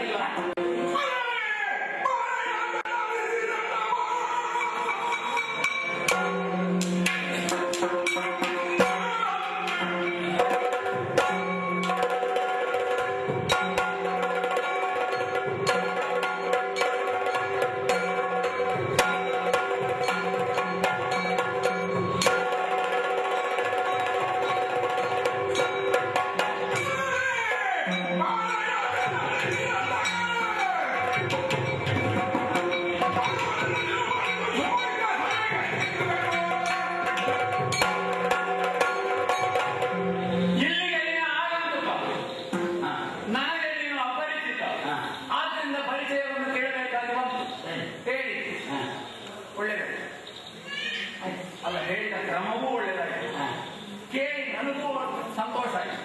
ಆದ್ರಿಂದ ಒಳ್ಳೆಯದಾಯಿತು. ಅಂದ್ರೆ ಒಳ್ಳೆಯದು ಮಾತ್ರ ಇಲ್ಲಿ ಉಳಿಲಿಲ್ಲ ಅಂತ. ಇಲ್ಲಿ ಗುಹೆಯ ಒಳಗೆ ಆ ತೊಟ್ಟಿಲು ಕೂಗುವಂತಹ ಒಬ್ಬಾಕೆ ಹೆಣ್ಣು ಮಗಳು, ಅವರನ್ನ ಆಗಲೇ ನೋಡಿದ್ದೇನೆ. ನೀನ್ ನೋಡಿದ್ದೆ ಯಾರಂತ ಗೊತ್ತುಂಟ? ಯಾರಂತ ಆದೀತು ನನಗೆ. ಅಲ್ಲಲ್ಲ, ಯಾವ ಗೊತ್ತುಂಟು ಅಂತ ಕೇಳಿದ್ರು. ಯಾರಂತ ಮತ್ತೆ ಗೊತ್ತುಪಡಿಸುವ. ಗೊತ್ತುಂಟು, ಸತ್ಯ ನನಗೆ ಗೊತ್ತಾಗಿಲ್ಲ. ಇಲ್ಲ ಅಂತ ಹೇಳು. ಅದು ನನಗೆ ಗೊತ್ತಾಗಿಲ್ಲ. ಅಲ್ಲಲ್ಲ, ಇಲ್ಲ ಅಂತ ಹೇಳು. ಗೊತ್ತುಂಟು, ಗೊತ್ತುಂಟು, ಉಂಟು. ಉಂಟು ನಿನ್ನ ಮನೆಯವಳು, ನಿನ್ನ ಮನೆಯವಳು. ನನ್ನ ಮನೆಯವಳು ಅಂತ ಹೇಳಿದ್ರೆ, ಮನೆಯವಳು ಅಂತ ಹೇಳಿದ್ರೆ ಸಾಕಾಗುವುದಿಲ್ಲ. ಮನೆಯೊಳಗಿರುವವರೆಲ್ಲರೂ ಮನೆಯವಳು ಆಗುವುದಿಲ್ಲ. ಗೊತ್ತುಂಟು, ನಿನ್ನ ಆಗುವುದಿಲ್ಲ ಅಂತ ಹೇಳಿಲ್ಲ. ನಿನ್ನ ಅಜ್ಜಿ ಅಲ್ಲ, ಹೆಂಡತಿ ಖಂಡಿತ ಅಲ್ಲ. ಅದು ಸಣ್ಣ ಪ್ರಾಯದ ಹೆಂಡತಿ ಇರಲಿಕ್ಕಿಲ್ಲ. ಮತ್ತೆ ಅಜ್ಜಿ ಅಲ್ಲ, ಹೆಂಡತಿ ಅಲ್ಲ, ತಾಯಿಯೂ ಅಲ್ಲ. ಅಥವಾ ತಾಯಿಯಾಗಿಯೂ ಇರಬಲ್ಲದು. ಗೋದೇಶಿ ಮಾತ. ಹೌದು. ಓಹೋ, ಅದೇ ಈ ಮನೆಯವಳು ಶಬ್ದದ ಅರ್ಥದಲ್ಲಿ ಅದು ಅಡಗುತ್ತದೆ ಅಂತ ಹೇಳಿದ. ಮನೆಯೊಳಗಿರುವಂತಹ ಹೆಣ್ಣ ಮಕ್ಕಳೆಲ್ಲರೂ ಮನೆಯವಳು ಆಗುವುದಿಲ್ಲ ಎನ್ನುವುದನ್ನು ನೆನಪಿಟ್ಟುಕೊಳ್ಬೇಕು. ಆ ಮನೆಯವಳು ನನ್ನ ಮನೆಯೊಳಗೆ ಇರುವುದು ಹೌದು. ಹೌದು, ಹಾಗಾದ್ರೆ ನನ್ನ ಮನೆಯವಳು, ನನ್ನ ಮಗಳು. ಮತ್ತೆ ನಾನು ಎಂತ ಹೇಳಿದ್ದು ಗೋದೇಶಿ ಮಾತಂದ್ರೆ ಊಟವನ್ನು ಬಡಿಸುವ ಹೊತ್ತಿಗೆ ತಾಯಿ ಇಲ್ಲ, ಎಲ್ಲ ಹೊತ್ತಿಗಲ್ಲ. ಮಗಳಲ್ಲ, ಮಗಳಿಗೆ ಅನ್ವಯ ಆಗುವುದಲ್ಲ ಗೋದೇಶಿ ಮಾತ. ಮಗಳಿಗೆ ಶಕ್ತರ್ಮಯುಕ್ತ ಕುಲಮುದ್ಧರಿತ್ರಿ, ಅಲ್ಲಿಗೆ ಮಾತ್ರ ಆಯುಧ ಬಿಡು ನೀನು. ಊರಿಗೆ ಅರ್ಥ ಆಗೋ ಭಾಷೆ ಹೇಳ್ತೇನೆ. ಅಜ್ಜಿಯು ಅನ್ನವನ್ನು ಇಕ್ಕುವಾಗ ತಾಯಿಯಾಗಿ ಇಕ್ಕಬೇಕು ಅಂತ ಅಜ್ಜಿಯಾಗಿ ಮಗಳು ಅನ್ನವನ್ನು ಇಕ್ಕುವಾಗ ತಾಯಿಯಾಗಿ ಇಕ್ಕಬೇಕು ಅಂತ. ಇದು ನಮ್ಮ ಊರಿನ ಭಾಷೆಯಲ್ಲಿ ಹಾಗೆ. ಗೋದೇಶ ಮಾತನ್ನ ಹೆಂಡತಿ ಮಾತ್ರ ಅಲ್ಲ ಅಂತ. ಊಟ ಮಾಡುವಾಗ ಗಂಡನ ಮಗನ ಹೀಗೂ ಯಾಕೆ ಅರ್ಥ ಆಗುದಿಲ್ಲ? ಹಾಗಾದ್ರೆ ಅಜ್ಜಿಯೇ ಬಡಿಸಬೇಕಾದಂತಹ ಅನಿವಾರ್ಯತೆ ಬಂದಿದೆ ಅಂತ ಹೇಳಿ ಆದ್ರೆ ಅನ್ನ ಹೆಂಡತಿ ದೂರ ಕೊಟ್ಟಿದ್ದಾಳೆ ಅಂತ. ಹೆಂಡತಿ ದೂರ ಕೊಟ್ಟಿದ್ದಾಳೆ ಅಥವಾ ಇಲ್ಲ ಅಂತ ಅರ್ಥ. ಅಜ್ಜಿಯೋ ಮಗಳು ತಂಗಿಯೋ ಬಡಿಸಬೇಕಾದ ಅನಿವಾರ್ಯತೆ ಬಂದಿದೆ, ಹೆಂಡತಿ ಇಲ್ಲ ಅಂತ ಅರ್ಥ. ಅದು ಬಡಿಸುವ ಸ್ಥಿತಿಯಲ್ಲಿಲ್ಲ ಅಂತ. ಒಂದು ಶಾಶ್ವತವಾಗಿಲ್ಲ, ಇಲ್ಲೇ ಬಡಿಸುವ ನಿಮ್ಮಲ್ಲಿ ಪ್ರಾಣಿಗಳಲ್ಲಿ ಹಾಗೆ ಉಂಟು ಅಂತ ನನಗೆ ಗೊತ್ತಿಲ್ಲ. ನಾನು ಕೇವಲ ಕಾಡ ಮೃಗವಾಗಿ ನಿನ್ನ ಕಣ್ಣಿಗೆ ಒಬ್ಬೊಬ್ಬ ಬಲ್ಲೂಕನಾಗಿ ಕಾಣಿಸ್ತಾ ಇದ್ರೂ ಕೂಡ ಮಾನವ ಸಂಸ್ಕಾರದ ಇತಿ ನೀತಿ ಗೊತ್ತಿದ್ದ ನನಗೆ ಗೊತ್ತಾಯ್ತು. ಆದ್ರಿಂದ ಇಷ್ಟು ಮಾತಾಡ್ತಾ ಇರೋದು, ಇಷ್ಟು ಇನ್ನು ಮಾತಾಡ್ಬೋದು. ಹೌದಲ್ಲ, ನನ್ನ ಮಗಳು ಎನ್ನ ಬಾಲೆ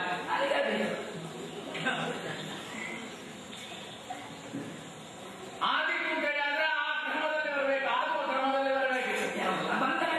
ಇಲ್ಲಿ ಬಂದ ಮೇಲೆ ನೀನು ಭಯೋತ್ಪಾದಕನಾಗಿ ವ್ಯವಹರಿಸಿದೆಯಲ್ಲ, ಆಕೆ ಅರಚಿದಲ್ಲ ಸ್ವಭಾವ. ಅರರೆ ಪ್ರೀತಮ್ಮ ಕೆಟ್ಟೆ ಅಂತ ಆಕೆ ಅರಚುವ ಹಾಗೆ ಅವಳು ಭೀತಳಾಗುವ ಹಾಗೆ ಒಂದು ಗೊತ್ತಾಯ್ತು. ಅನ್ಯ ಪುರುಷನೊಬ್ಬ ಪ್ರವೇಶ ಆದ್ರೆ ತಾನು ಕೆಡುತ್ತೇನೆ ಅಂತ ಗೊತ್ತಾಗುವ ಪ್ರಾಯ ಅವಳಿಗೆ. ಹೌದು, ನಿನ್ನ ಪ್ರವೇಶ ಮಾತ್ರ ಅನ್ಯ ಪುರುಷ ಒಳಗೆ ಪ್ರವೇಶ ಮಾಡುವಾಗ ಯಾವ ಹೆಣ್ಣು ಮಗಳಿಗೆ ತಾನು ಕೆಡುತ್ತೇನೆ ಅಂತ ಗೊತ್ತಾಗಲಿಲ್ಲ. ಹಾಗಾದ್ರೆ ಆ ವರ್ಗಕ್ಕೆ ನೀನು ಸೇರಿದ ಮಾತಾಯಿತು. ನಾನು ಆ ಕುರಿತ ಪ್ರಸ್ತಾಪವೇ ಆಕೆಯನ್ನು ನೀನು ಅಂಜಿಸಿದ್ದಿ. ಪುಣ್ಯಾತ್ಮ, ನನ್ನ ಮಾತಿನ ಅರ್ಥ ಗೊತ್ತಾಗಲಿಲ್ಲ. ಪ್ರಾಯಕ್ಕೆ ಬಾರಬೇಕು ಹುಡುಗಿಗೆ ಅನ್ಯ ಪುರುಷ ಪ್ರವೇಶ ಮಾಡಿದ್ರೆ ತಾನು ಕೆಡ್ತೇನೆ ಅಂತ ಗೊತ್ತಾಗುದಿಲ್ಲ. ತಾನು ಕೆಡ್ತೇನೆ ಅಂತ ಏಕಾಂತದಲ್ಲಿ ಗೊತ್ತಾಗುದಿದೆ, ಅವಳಿಗೆ ಪ್ರಾಯ ಆಗಿದೆ ಅಂತ ನೀನು ತಿಳ್ಕೊಂಡು ಅದು ನಿನ್ನ ಕಣ್ಣ ಹೇಳುವುದು ಅಲ್ಲ. ಅವಳಿಗೆ ಪ್ರಾಯ ಆಗಿದೆ ಅಂತ ನೀನು ನನ್ನ ಕಣ್ಣ ಹೇಳಿದ್ರೆ ಸಾಕು. ಅಲ್ಲ, ನೀಗೆ ಮುಖದಲ್ಲಿ ಗೊತ್ತಾಗಬೇಕು. ಹೌದು, ಈಗ ಎನ್ನ ಬಾಲೆ ಅವಳನ್ನು ನೀನು ಅಂಜಿಸಿದ್ದಿ, ಎದುರಿಸಲೇ ಇಲ್ಲ. ನೀನು ಮಾಡಿದಂತಹ ಯಾವುದೋ ಪ್ರಕ್ರಿಯೆ ಇಲ್ಲ. ನೀನೊಂದು ಶಬ್ದ ಹೊರಡಿಸಿದೆಯಲ್ಲ, ಹೌದು, ಶಬ್ದ ಹೊರಡಿಸಿದೆಯಲ್ಲ, ಅದರ ಪರಿಣಾಮವಾಗಿ ಆಕೆ ಭಯಭೀತಳಾಗಿದ್ದಾಳೆ. ಎದುರಿಸಲಿಲ್ಲ. ಹೆದರಿಕೆಗೆ ಕಾರಣ ಏನು? ನಾ ಶಬ್ದ ಧ್ವನಿ ಮಾಡಿದ್ದೇನೆ, ನಾವು ಹೆದರಿಕೆ. ಈ ಕಾರಣದಿಂದ ಅವಳಿಗೆ ಆ ಕಾರ್ಯ ಉಂಟಾಗ್ತದೆ. ಅದನ್ನ ಆದ್ರಿಂದ ಹೆದರಿಕೆಯ ಮೂಲ ನೀನೆ. ಅದಕ್ಕೆ ನೀನು ಭಯೋತ್ಪಾದಕ ಅಂತ ಹೇಳಿಲ್ಲ. ಮತ್ತೆ ತಪ್ಪು ನೀನು ಆರೋಪ. ನಾನು ಹೆದರಲಿಕ್ಕೆ ಶಂಕ ಊದಿದ್ದೆ ಅಲ್ಲ. ಇಲ್ಲ, ಈವರೆಗೆ ಇಷ್ಟು ದೀರ್ಘಾವಧಿಯ ಜೀವಿತದಲ್ಲಿ ಈವರೆಗೆ ನನ್ನ ಮಗಳು ಜಾಂಬವತಿ ಈ ರೂಪದಲ್ಲಿ ಇರಿಸಿಕೊಂಡದ್ದಿಲ್ಲ. ಆ ಬಗೆಯ ಭೀತಿ ಅವಳಲ್ಲಿ ಉಂಟಾಗಿದೆ ಅಂತಾದ್ರೆ ಆ ಭೀತಿಗೆ ಮೂಲ ನೀನು. ಆದ್ರಿಂದ ಭಯೋತ್ಪಾದಕ ಅಲ್ಲ. ಅವಳು ಕೆಟ್ಟೆ ಅಂತ ಹೇಳಿದ ಯಾಕೆ? ನನ್ನನ್ನು ನೋಡಿ ಅಪ್ಪ ನಾನು ಕೆಟ್ಟೆ, ಇನ್ನು ನಾನು ವ್ಯಕ್ತಿಯಿಂದ ಸ್ವಲ್ಪ ಮೊದಲೇ ಬರಬೇಕಿದ್ದೇನೆ, ಪರವಾಗಿ ಬಂದೆ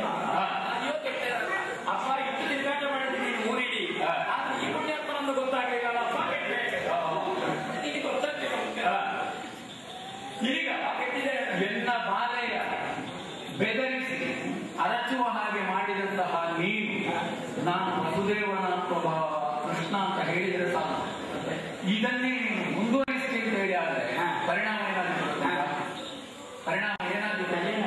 ಏನಾಗಿತ್ತು ಗೊತ್ತುಂಟಾ? ಗೊತ್ತಿಲ್ಲ. ಧರ್ಮಕ್ಕೆ ಗಾಯವಾಗಿ ಮಾಡಿದರೆ ಏನು ಮಾಡ್ತಾರೆ? ಇಷ್ಟರವರೆಗೆ ನನಗೆ ಯಾರು ಗಾಯ ಮಾಡಲಿಲ್ಲ, ಮಾಡಿದರೆ ಏನು ಹೊರಡ್ತಾರೆ? ನನಗೆ ಏನು ಹೊರಡ್ತದೆ ಅಂತ ಗೊತ್ತಿಲ್ಲ. ಹೌದಾ? ಬೇರೆಯವರಿಗೆ ಗಾಯ ಮಾಡಿಯೂ ಗೊತ್ತಿಲ್ವ? ಬೇರೆಯವರಿಗೆ ಗಾಯ ಮಾಡಿ ಗೊತ್ತುಂಟು, ಆದ್ರೆ ಏನು ಹೊರಡ್ತದೆ ಅಂತ ನೋಡುವಷ್ಟು ನಾನು ಇರಲಿಲ್ಲ. ನಾನು ಆಗ ಹೇಳಿದ್ದೀನಿ, ಈಗ ಸತ್ಯ. ಮೊದಲು ಬೋರ ಅಂತ ಹೇಳಿದ್ದೆ. ಬೋರನಿಗಾದ್ರೂ ಗೊತ್ತಿರ್ತದೆ ಮೈಗೆ ಗಾಯ ಆದರೆ ರಕ್ತ ಹೊರಗೆ ಬರುವುದು. ಕಿಶೋರನಿಗೆ ಗೊತ್ತಿರೋದಿಲ್ಲ. ನಿಮಗೆ ಗೊತ್ತಿಲ್ಲಲ್ಲ? ನಾನು ಬಾಕಿದ್ದವರ ರಕ್ತ ನೋಡಲಿಕ್ಕೆ ನೀಡುವ ಜನಬೇಡ ನಾನೇನು? ಹಾಗೆ ನಾನು ಕರಡಿಯ. ಹಾಗಾದ್ರೆ ನಿನ್ನ ಮೈಯ ರಕ್ತದ ಬಣ್ಣ ನಿನಗೆ ಇಲ್ಲ. ಬಾಕಿಗೆ ಬಂದದ್ದೇ ಅಲ್ಲ, ಪೆಟ್ಟಿಗೆ ಜನ ಅಲ್ಲ. ಮತ್ತೆ ಈ ಪರಿಸ್ಥಿತಿಗಳು ನನ್ನನ್ನು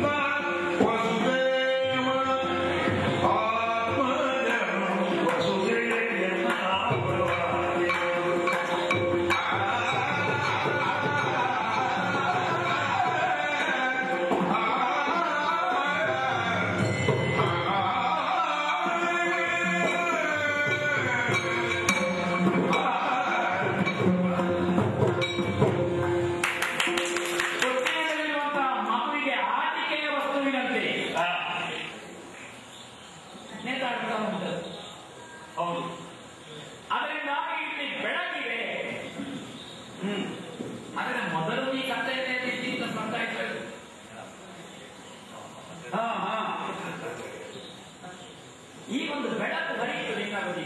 ಓಹೋ, ಆದ ಕಾರಣ ಇಲ್ಲಿರುವ ಬೆಳಕು ನಮ್ಮ ಮನೆಯದು.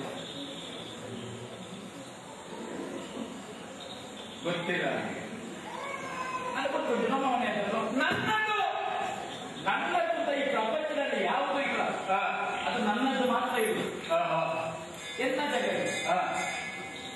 ಹಾಗಾದ್ರೆ ನಮ್ಮ ಮನೆಯದ್ದು ಅಂತ ಹೇಳಿದ್ದು ಯಾವ ಭಾಗದಲ್ಲಿ? ಮನೆ ನಮ್ಮದು, ಸತ್ಯ ವಾಸ್ತವ್ಯ ಅಂತ ಈಗ ನನ್ನದು ಅಲ್ಲವಾದರೆ ನಿನ್ನದು ಆಗುವುದು ಹೇಗೆ? ನಿನ್ನದು ಅಲ್ಲ ಕಾರಣ ನನ್ನದು. ಈಗ ಯಾಕೆ ನನ್ನದು ಅಲ್ಲ ಅಂತ ನೀವು ಹೇಳುವುದು? ನೀ ಗೊತ್ತಿಲ್ಲ ನನಗೆಲ್ಲ ಯಾವುದು ಯಾವುದು ಗೊತ್ತಿಲ್ಲ. ಇದು ನನ್ನದು ಅಂತ ನಾನು ಹೇಳ್ತಾ ಇದ್ದೇನೆ, ನನ್ನದು ಅಂತ ಇಲ್ಲ. ಈಗ ನೀನು ಹೇಳ್ತೇನೆ ನಮ್ಮ ಮನೆಯದ್ದು ಉಂಟಲ್ವ, ಅದು ನನಗೆ ಮಾತ್ರ ಇರುವುದು. ನನ್ನದು ಜಗತ್ತೇ ನನ್ನದಲ್ಲ, ಅದು ನಿನ್ನದು. ಗೊತ್ತಾಯ್ತು ಎಲ್ಲ ಗೊತ್ತಾಯ್ತು. ಅಯ್ಯ ಏನು ಗೊತ್ತಾಯ್ತು? ಉಪದೇಶಕ್ಕೆ ಬಗ್ಗುವ ಜಾತಿ ಅಲ್ಲ, ಮೊದಲೇ ಗೊತ್ತಿರಬೇಕು. ಅಲ್ಲಲ್ಲ, ಲೋಕದಲ್ಲಿ ಎರಡು ಮದ್ದಿಗೆ ಮಣಿಯದೇ ಇದ್ದಾರೆ.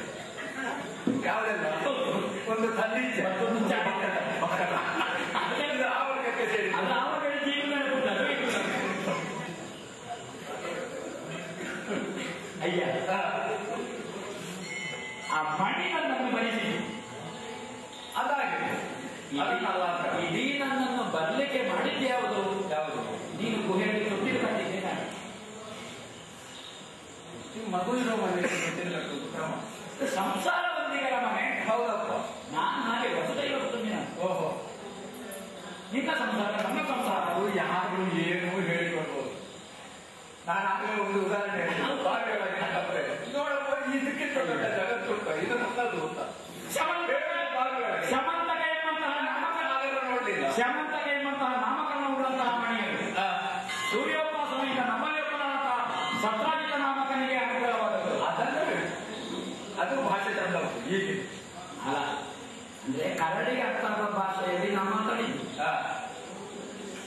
ಮಣಿಯ ಕುರಿತ ಹಾಗೆ ಮಾತಾಡಿದ ಪ್ರಸಂಗ ಹೋಗಬೇಕು. ಹಾಗಾದ ಕಾರಣ ಆ ಮಣಿ ಅಪಹರಿಸಲ್ಪಟ್ಟಿದೆ. ನಮ್ಮಲ್ಲಿ ಒಬ್ಬ ಪ್ರಸೇನ ನಾಮಕ ಬೇಟೆಗೆ ಹೋಗುವಾಗ ಕುತ್ತಿಗೆಗೆ ಕಟ್ಟಿಕೊಂಡು ಹೊರಟಿದಂತೆ ಬರಲಿಲ್ಲ. ಮಣಿಯೂ ಇಲ್ಲ. ಆ ಮಣಿ ಇಲ್ಲ ಅಂತ ಗೊಂದಲ ಆಯಿತು ನಮ್ಮ ಬಳಗದಲ್ಲಿ. ಅದನ್ನು ಹುಡುಕುತ್ತಾ ಬಂದದ್ದು ಬರುವಾಗ ಅಲ್ಲಲ್ಲಿ ಇರುವಂತಹ ಪ್ರಾಣಿಗಳ ಹೆಜ್ಜೆಯ ಭೂಮಿ ಇದನ್ನೆಲ್ಲ ನೋಡಿ ನೋಡಿ ನೋಡಿ ಬರುವಾಗ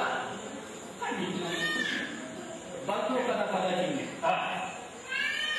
ಅದನ್ನು ಹುಡುಕಿ ಗುಹಾ ಪ್ರವೇಶ ಮಾಡುವುದ ಕಡೆ ಇಲ್ಲಿ ಉಂಟು ಅಂತ ಗೊತ್ತಾಯ್ತು. ಹಾಗಾದ್ರೆ ನಿನಗೂ ಬೆಳಕು ಕಂಡದ್ದು ಇಲ್ಲಿಗೆ ಬಂದ ಮೇಲೆ ಅಲ್ಲ, ಬೆಳಕು ಮೊದಲೇ ಉಂಟು. ಇಲ್ಲೆಲ್ಲ ನೋಡಿದ್ರೆ ಆ ಬೆಳಕಿನಲ್ಲಿ ಇದ್ದವ ಕತ್ತಲೆಗೆ ಹೋಗ್ತದೆ ಅಲ್ಲ. ಮತ್ತೆ ಈ ಬೆಳಕು ನಮ್ಮದ್ದು ಅಂತ ಹೇಳ್ತಾರೆ. ಅಲ್ಲಿಂದಲೇ ಬೆಳಕು ಇಲ್ಲಿಗೆ ಬಂದಿದೆ. ಅದು ನನಗೆ ಬೆಳಕಿಗೆ ಬೇರೆ ಬೆಳಕು ಬೇಕು.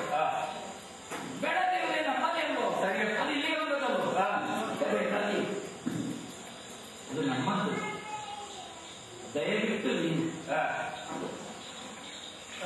ಅದು ನಮ್ಮದ್ದು, ದಯವಿಟ್ಟು ನೀನು ಅದ್ಯಾಕೆ ವಿಶೇಷಣ ಬೇಡ. ಅದಕ್ಕೆ ನಮ್ಮದ್ದು ಕೊಟ್ಟು ಬೇಡ. ನಾನು ನಿನಗೆ ದಯವಿಟ್ಟು ನಾನು ಹೇಳುದು ದಯ ನನಗೆ ಬೇಡ. ನನ್ನ ದಯ ಬೇಡ. ಆದಿ ಬೇಕಾಗಿ ಒಳ್ಳೆಯದು. ಹೌದಾ?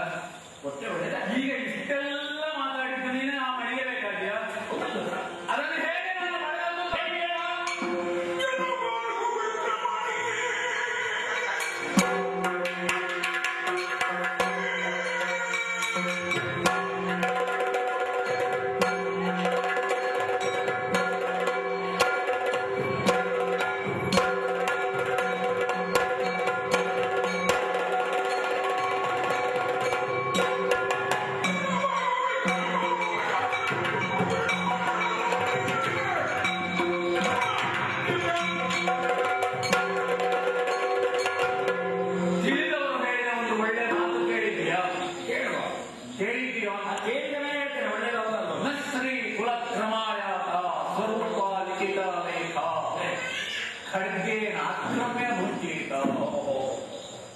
ಹೌದಾ? ಆ ಕ್ರಮದಲ್ಲಿ ಇದು ಸಂಪಾದನೆ ಅಲ್ಲಲ್ಲ, ಅದು ಆ ಕ್ರಮದಲ್ಲಿ ಸಂಪಾದನೆ ವಂಶಾನುಕ್ರಮವಾಗಿ ಸಂಪತ್ತು ಹರಿದು ಬರ್ತದೆ ಎನ್ನುವುದು ಸಾಮಾನ್ಯ. ಅದುವೇ ಸ್ಥಾಯಿ ಆಗಿರುವುದಿಲ್ಲ. ಕೆಲವು ಸಮಯ ಕೈ ತಪ್ಪಿ ಹೋಗ್ತಾರೆ. ಸ್ವರೂಪ ಲಿಖಿತ ಲೇಖ ತಂದೆಯಾದವರು ಸಾಯುವಾಗ ಧನಶಾಸನ ಅಂತ ಬರೆದಿರ್ತಾರೆ. ನನ್ನ ನಂತರಕ್ಕೆ ಈ ಆಸ್ತಿ ಪಾಸ್ತಿ ಎಲ್ಲ ಇಂಥವರಿಗೆ ಅದು ಕೂಡ ಸ್ಥಾಯಿಯಾಗಿ ಉಳಿಯುವುದು. ಖಡ್ಗೆ ಆಕ್ರಮ್ಯ ಭುಂಜಿತ ಅಂತ ಬೇಕೊಟ್ಟಿಲ್ಲ, ಆಯುಧವೇ ಬೇಕೊಟ್ಟಿಲ್ಲ.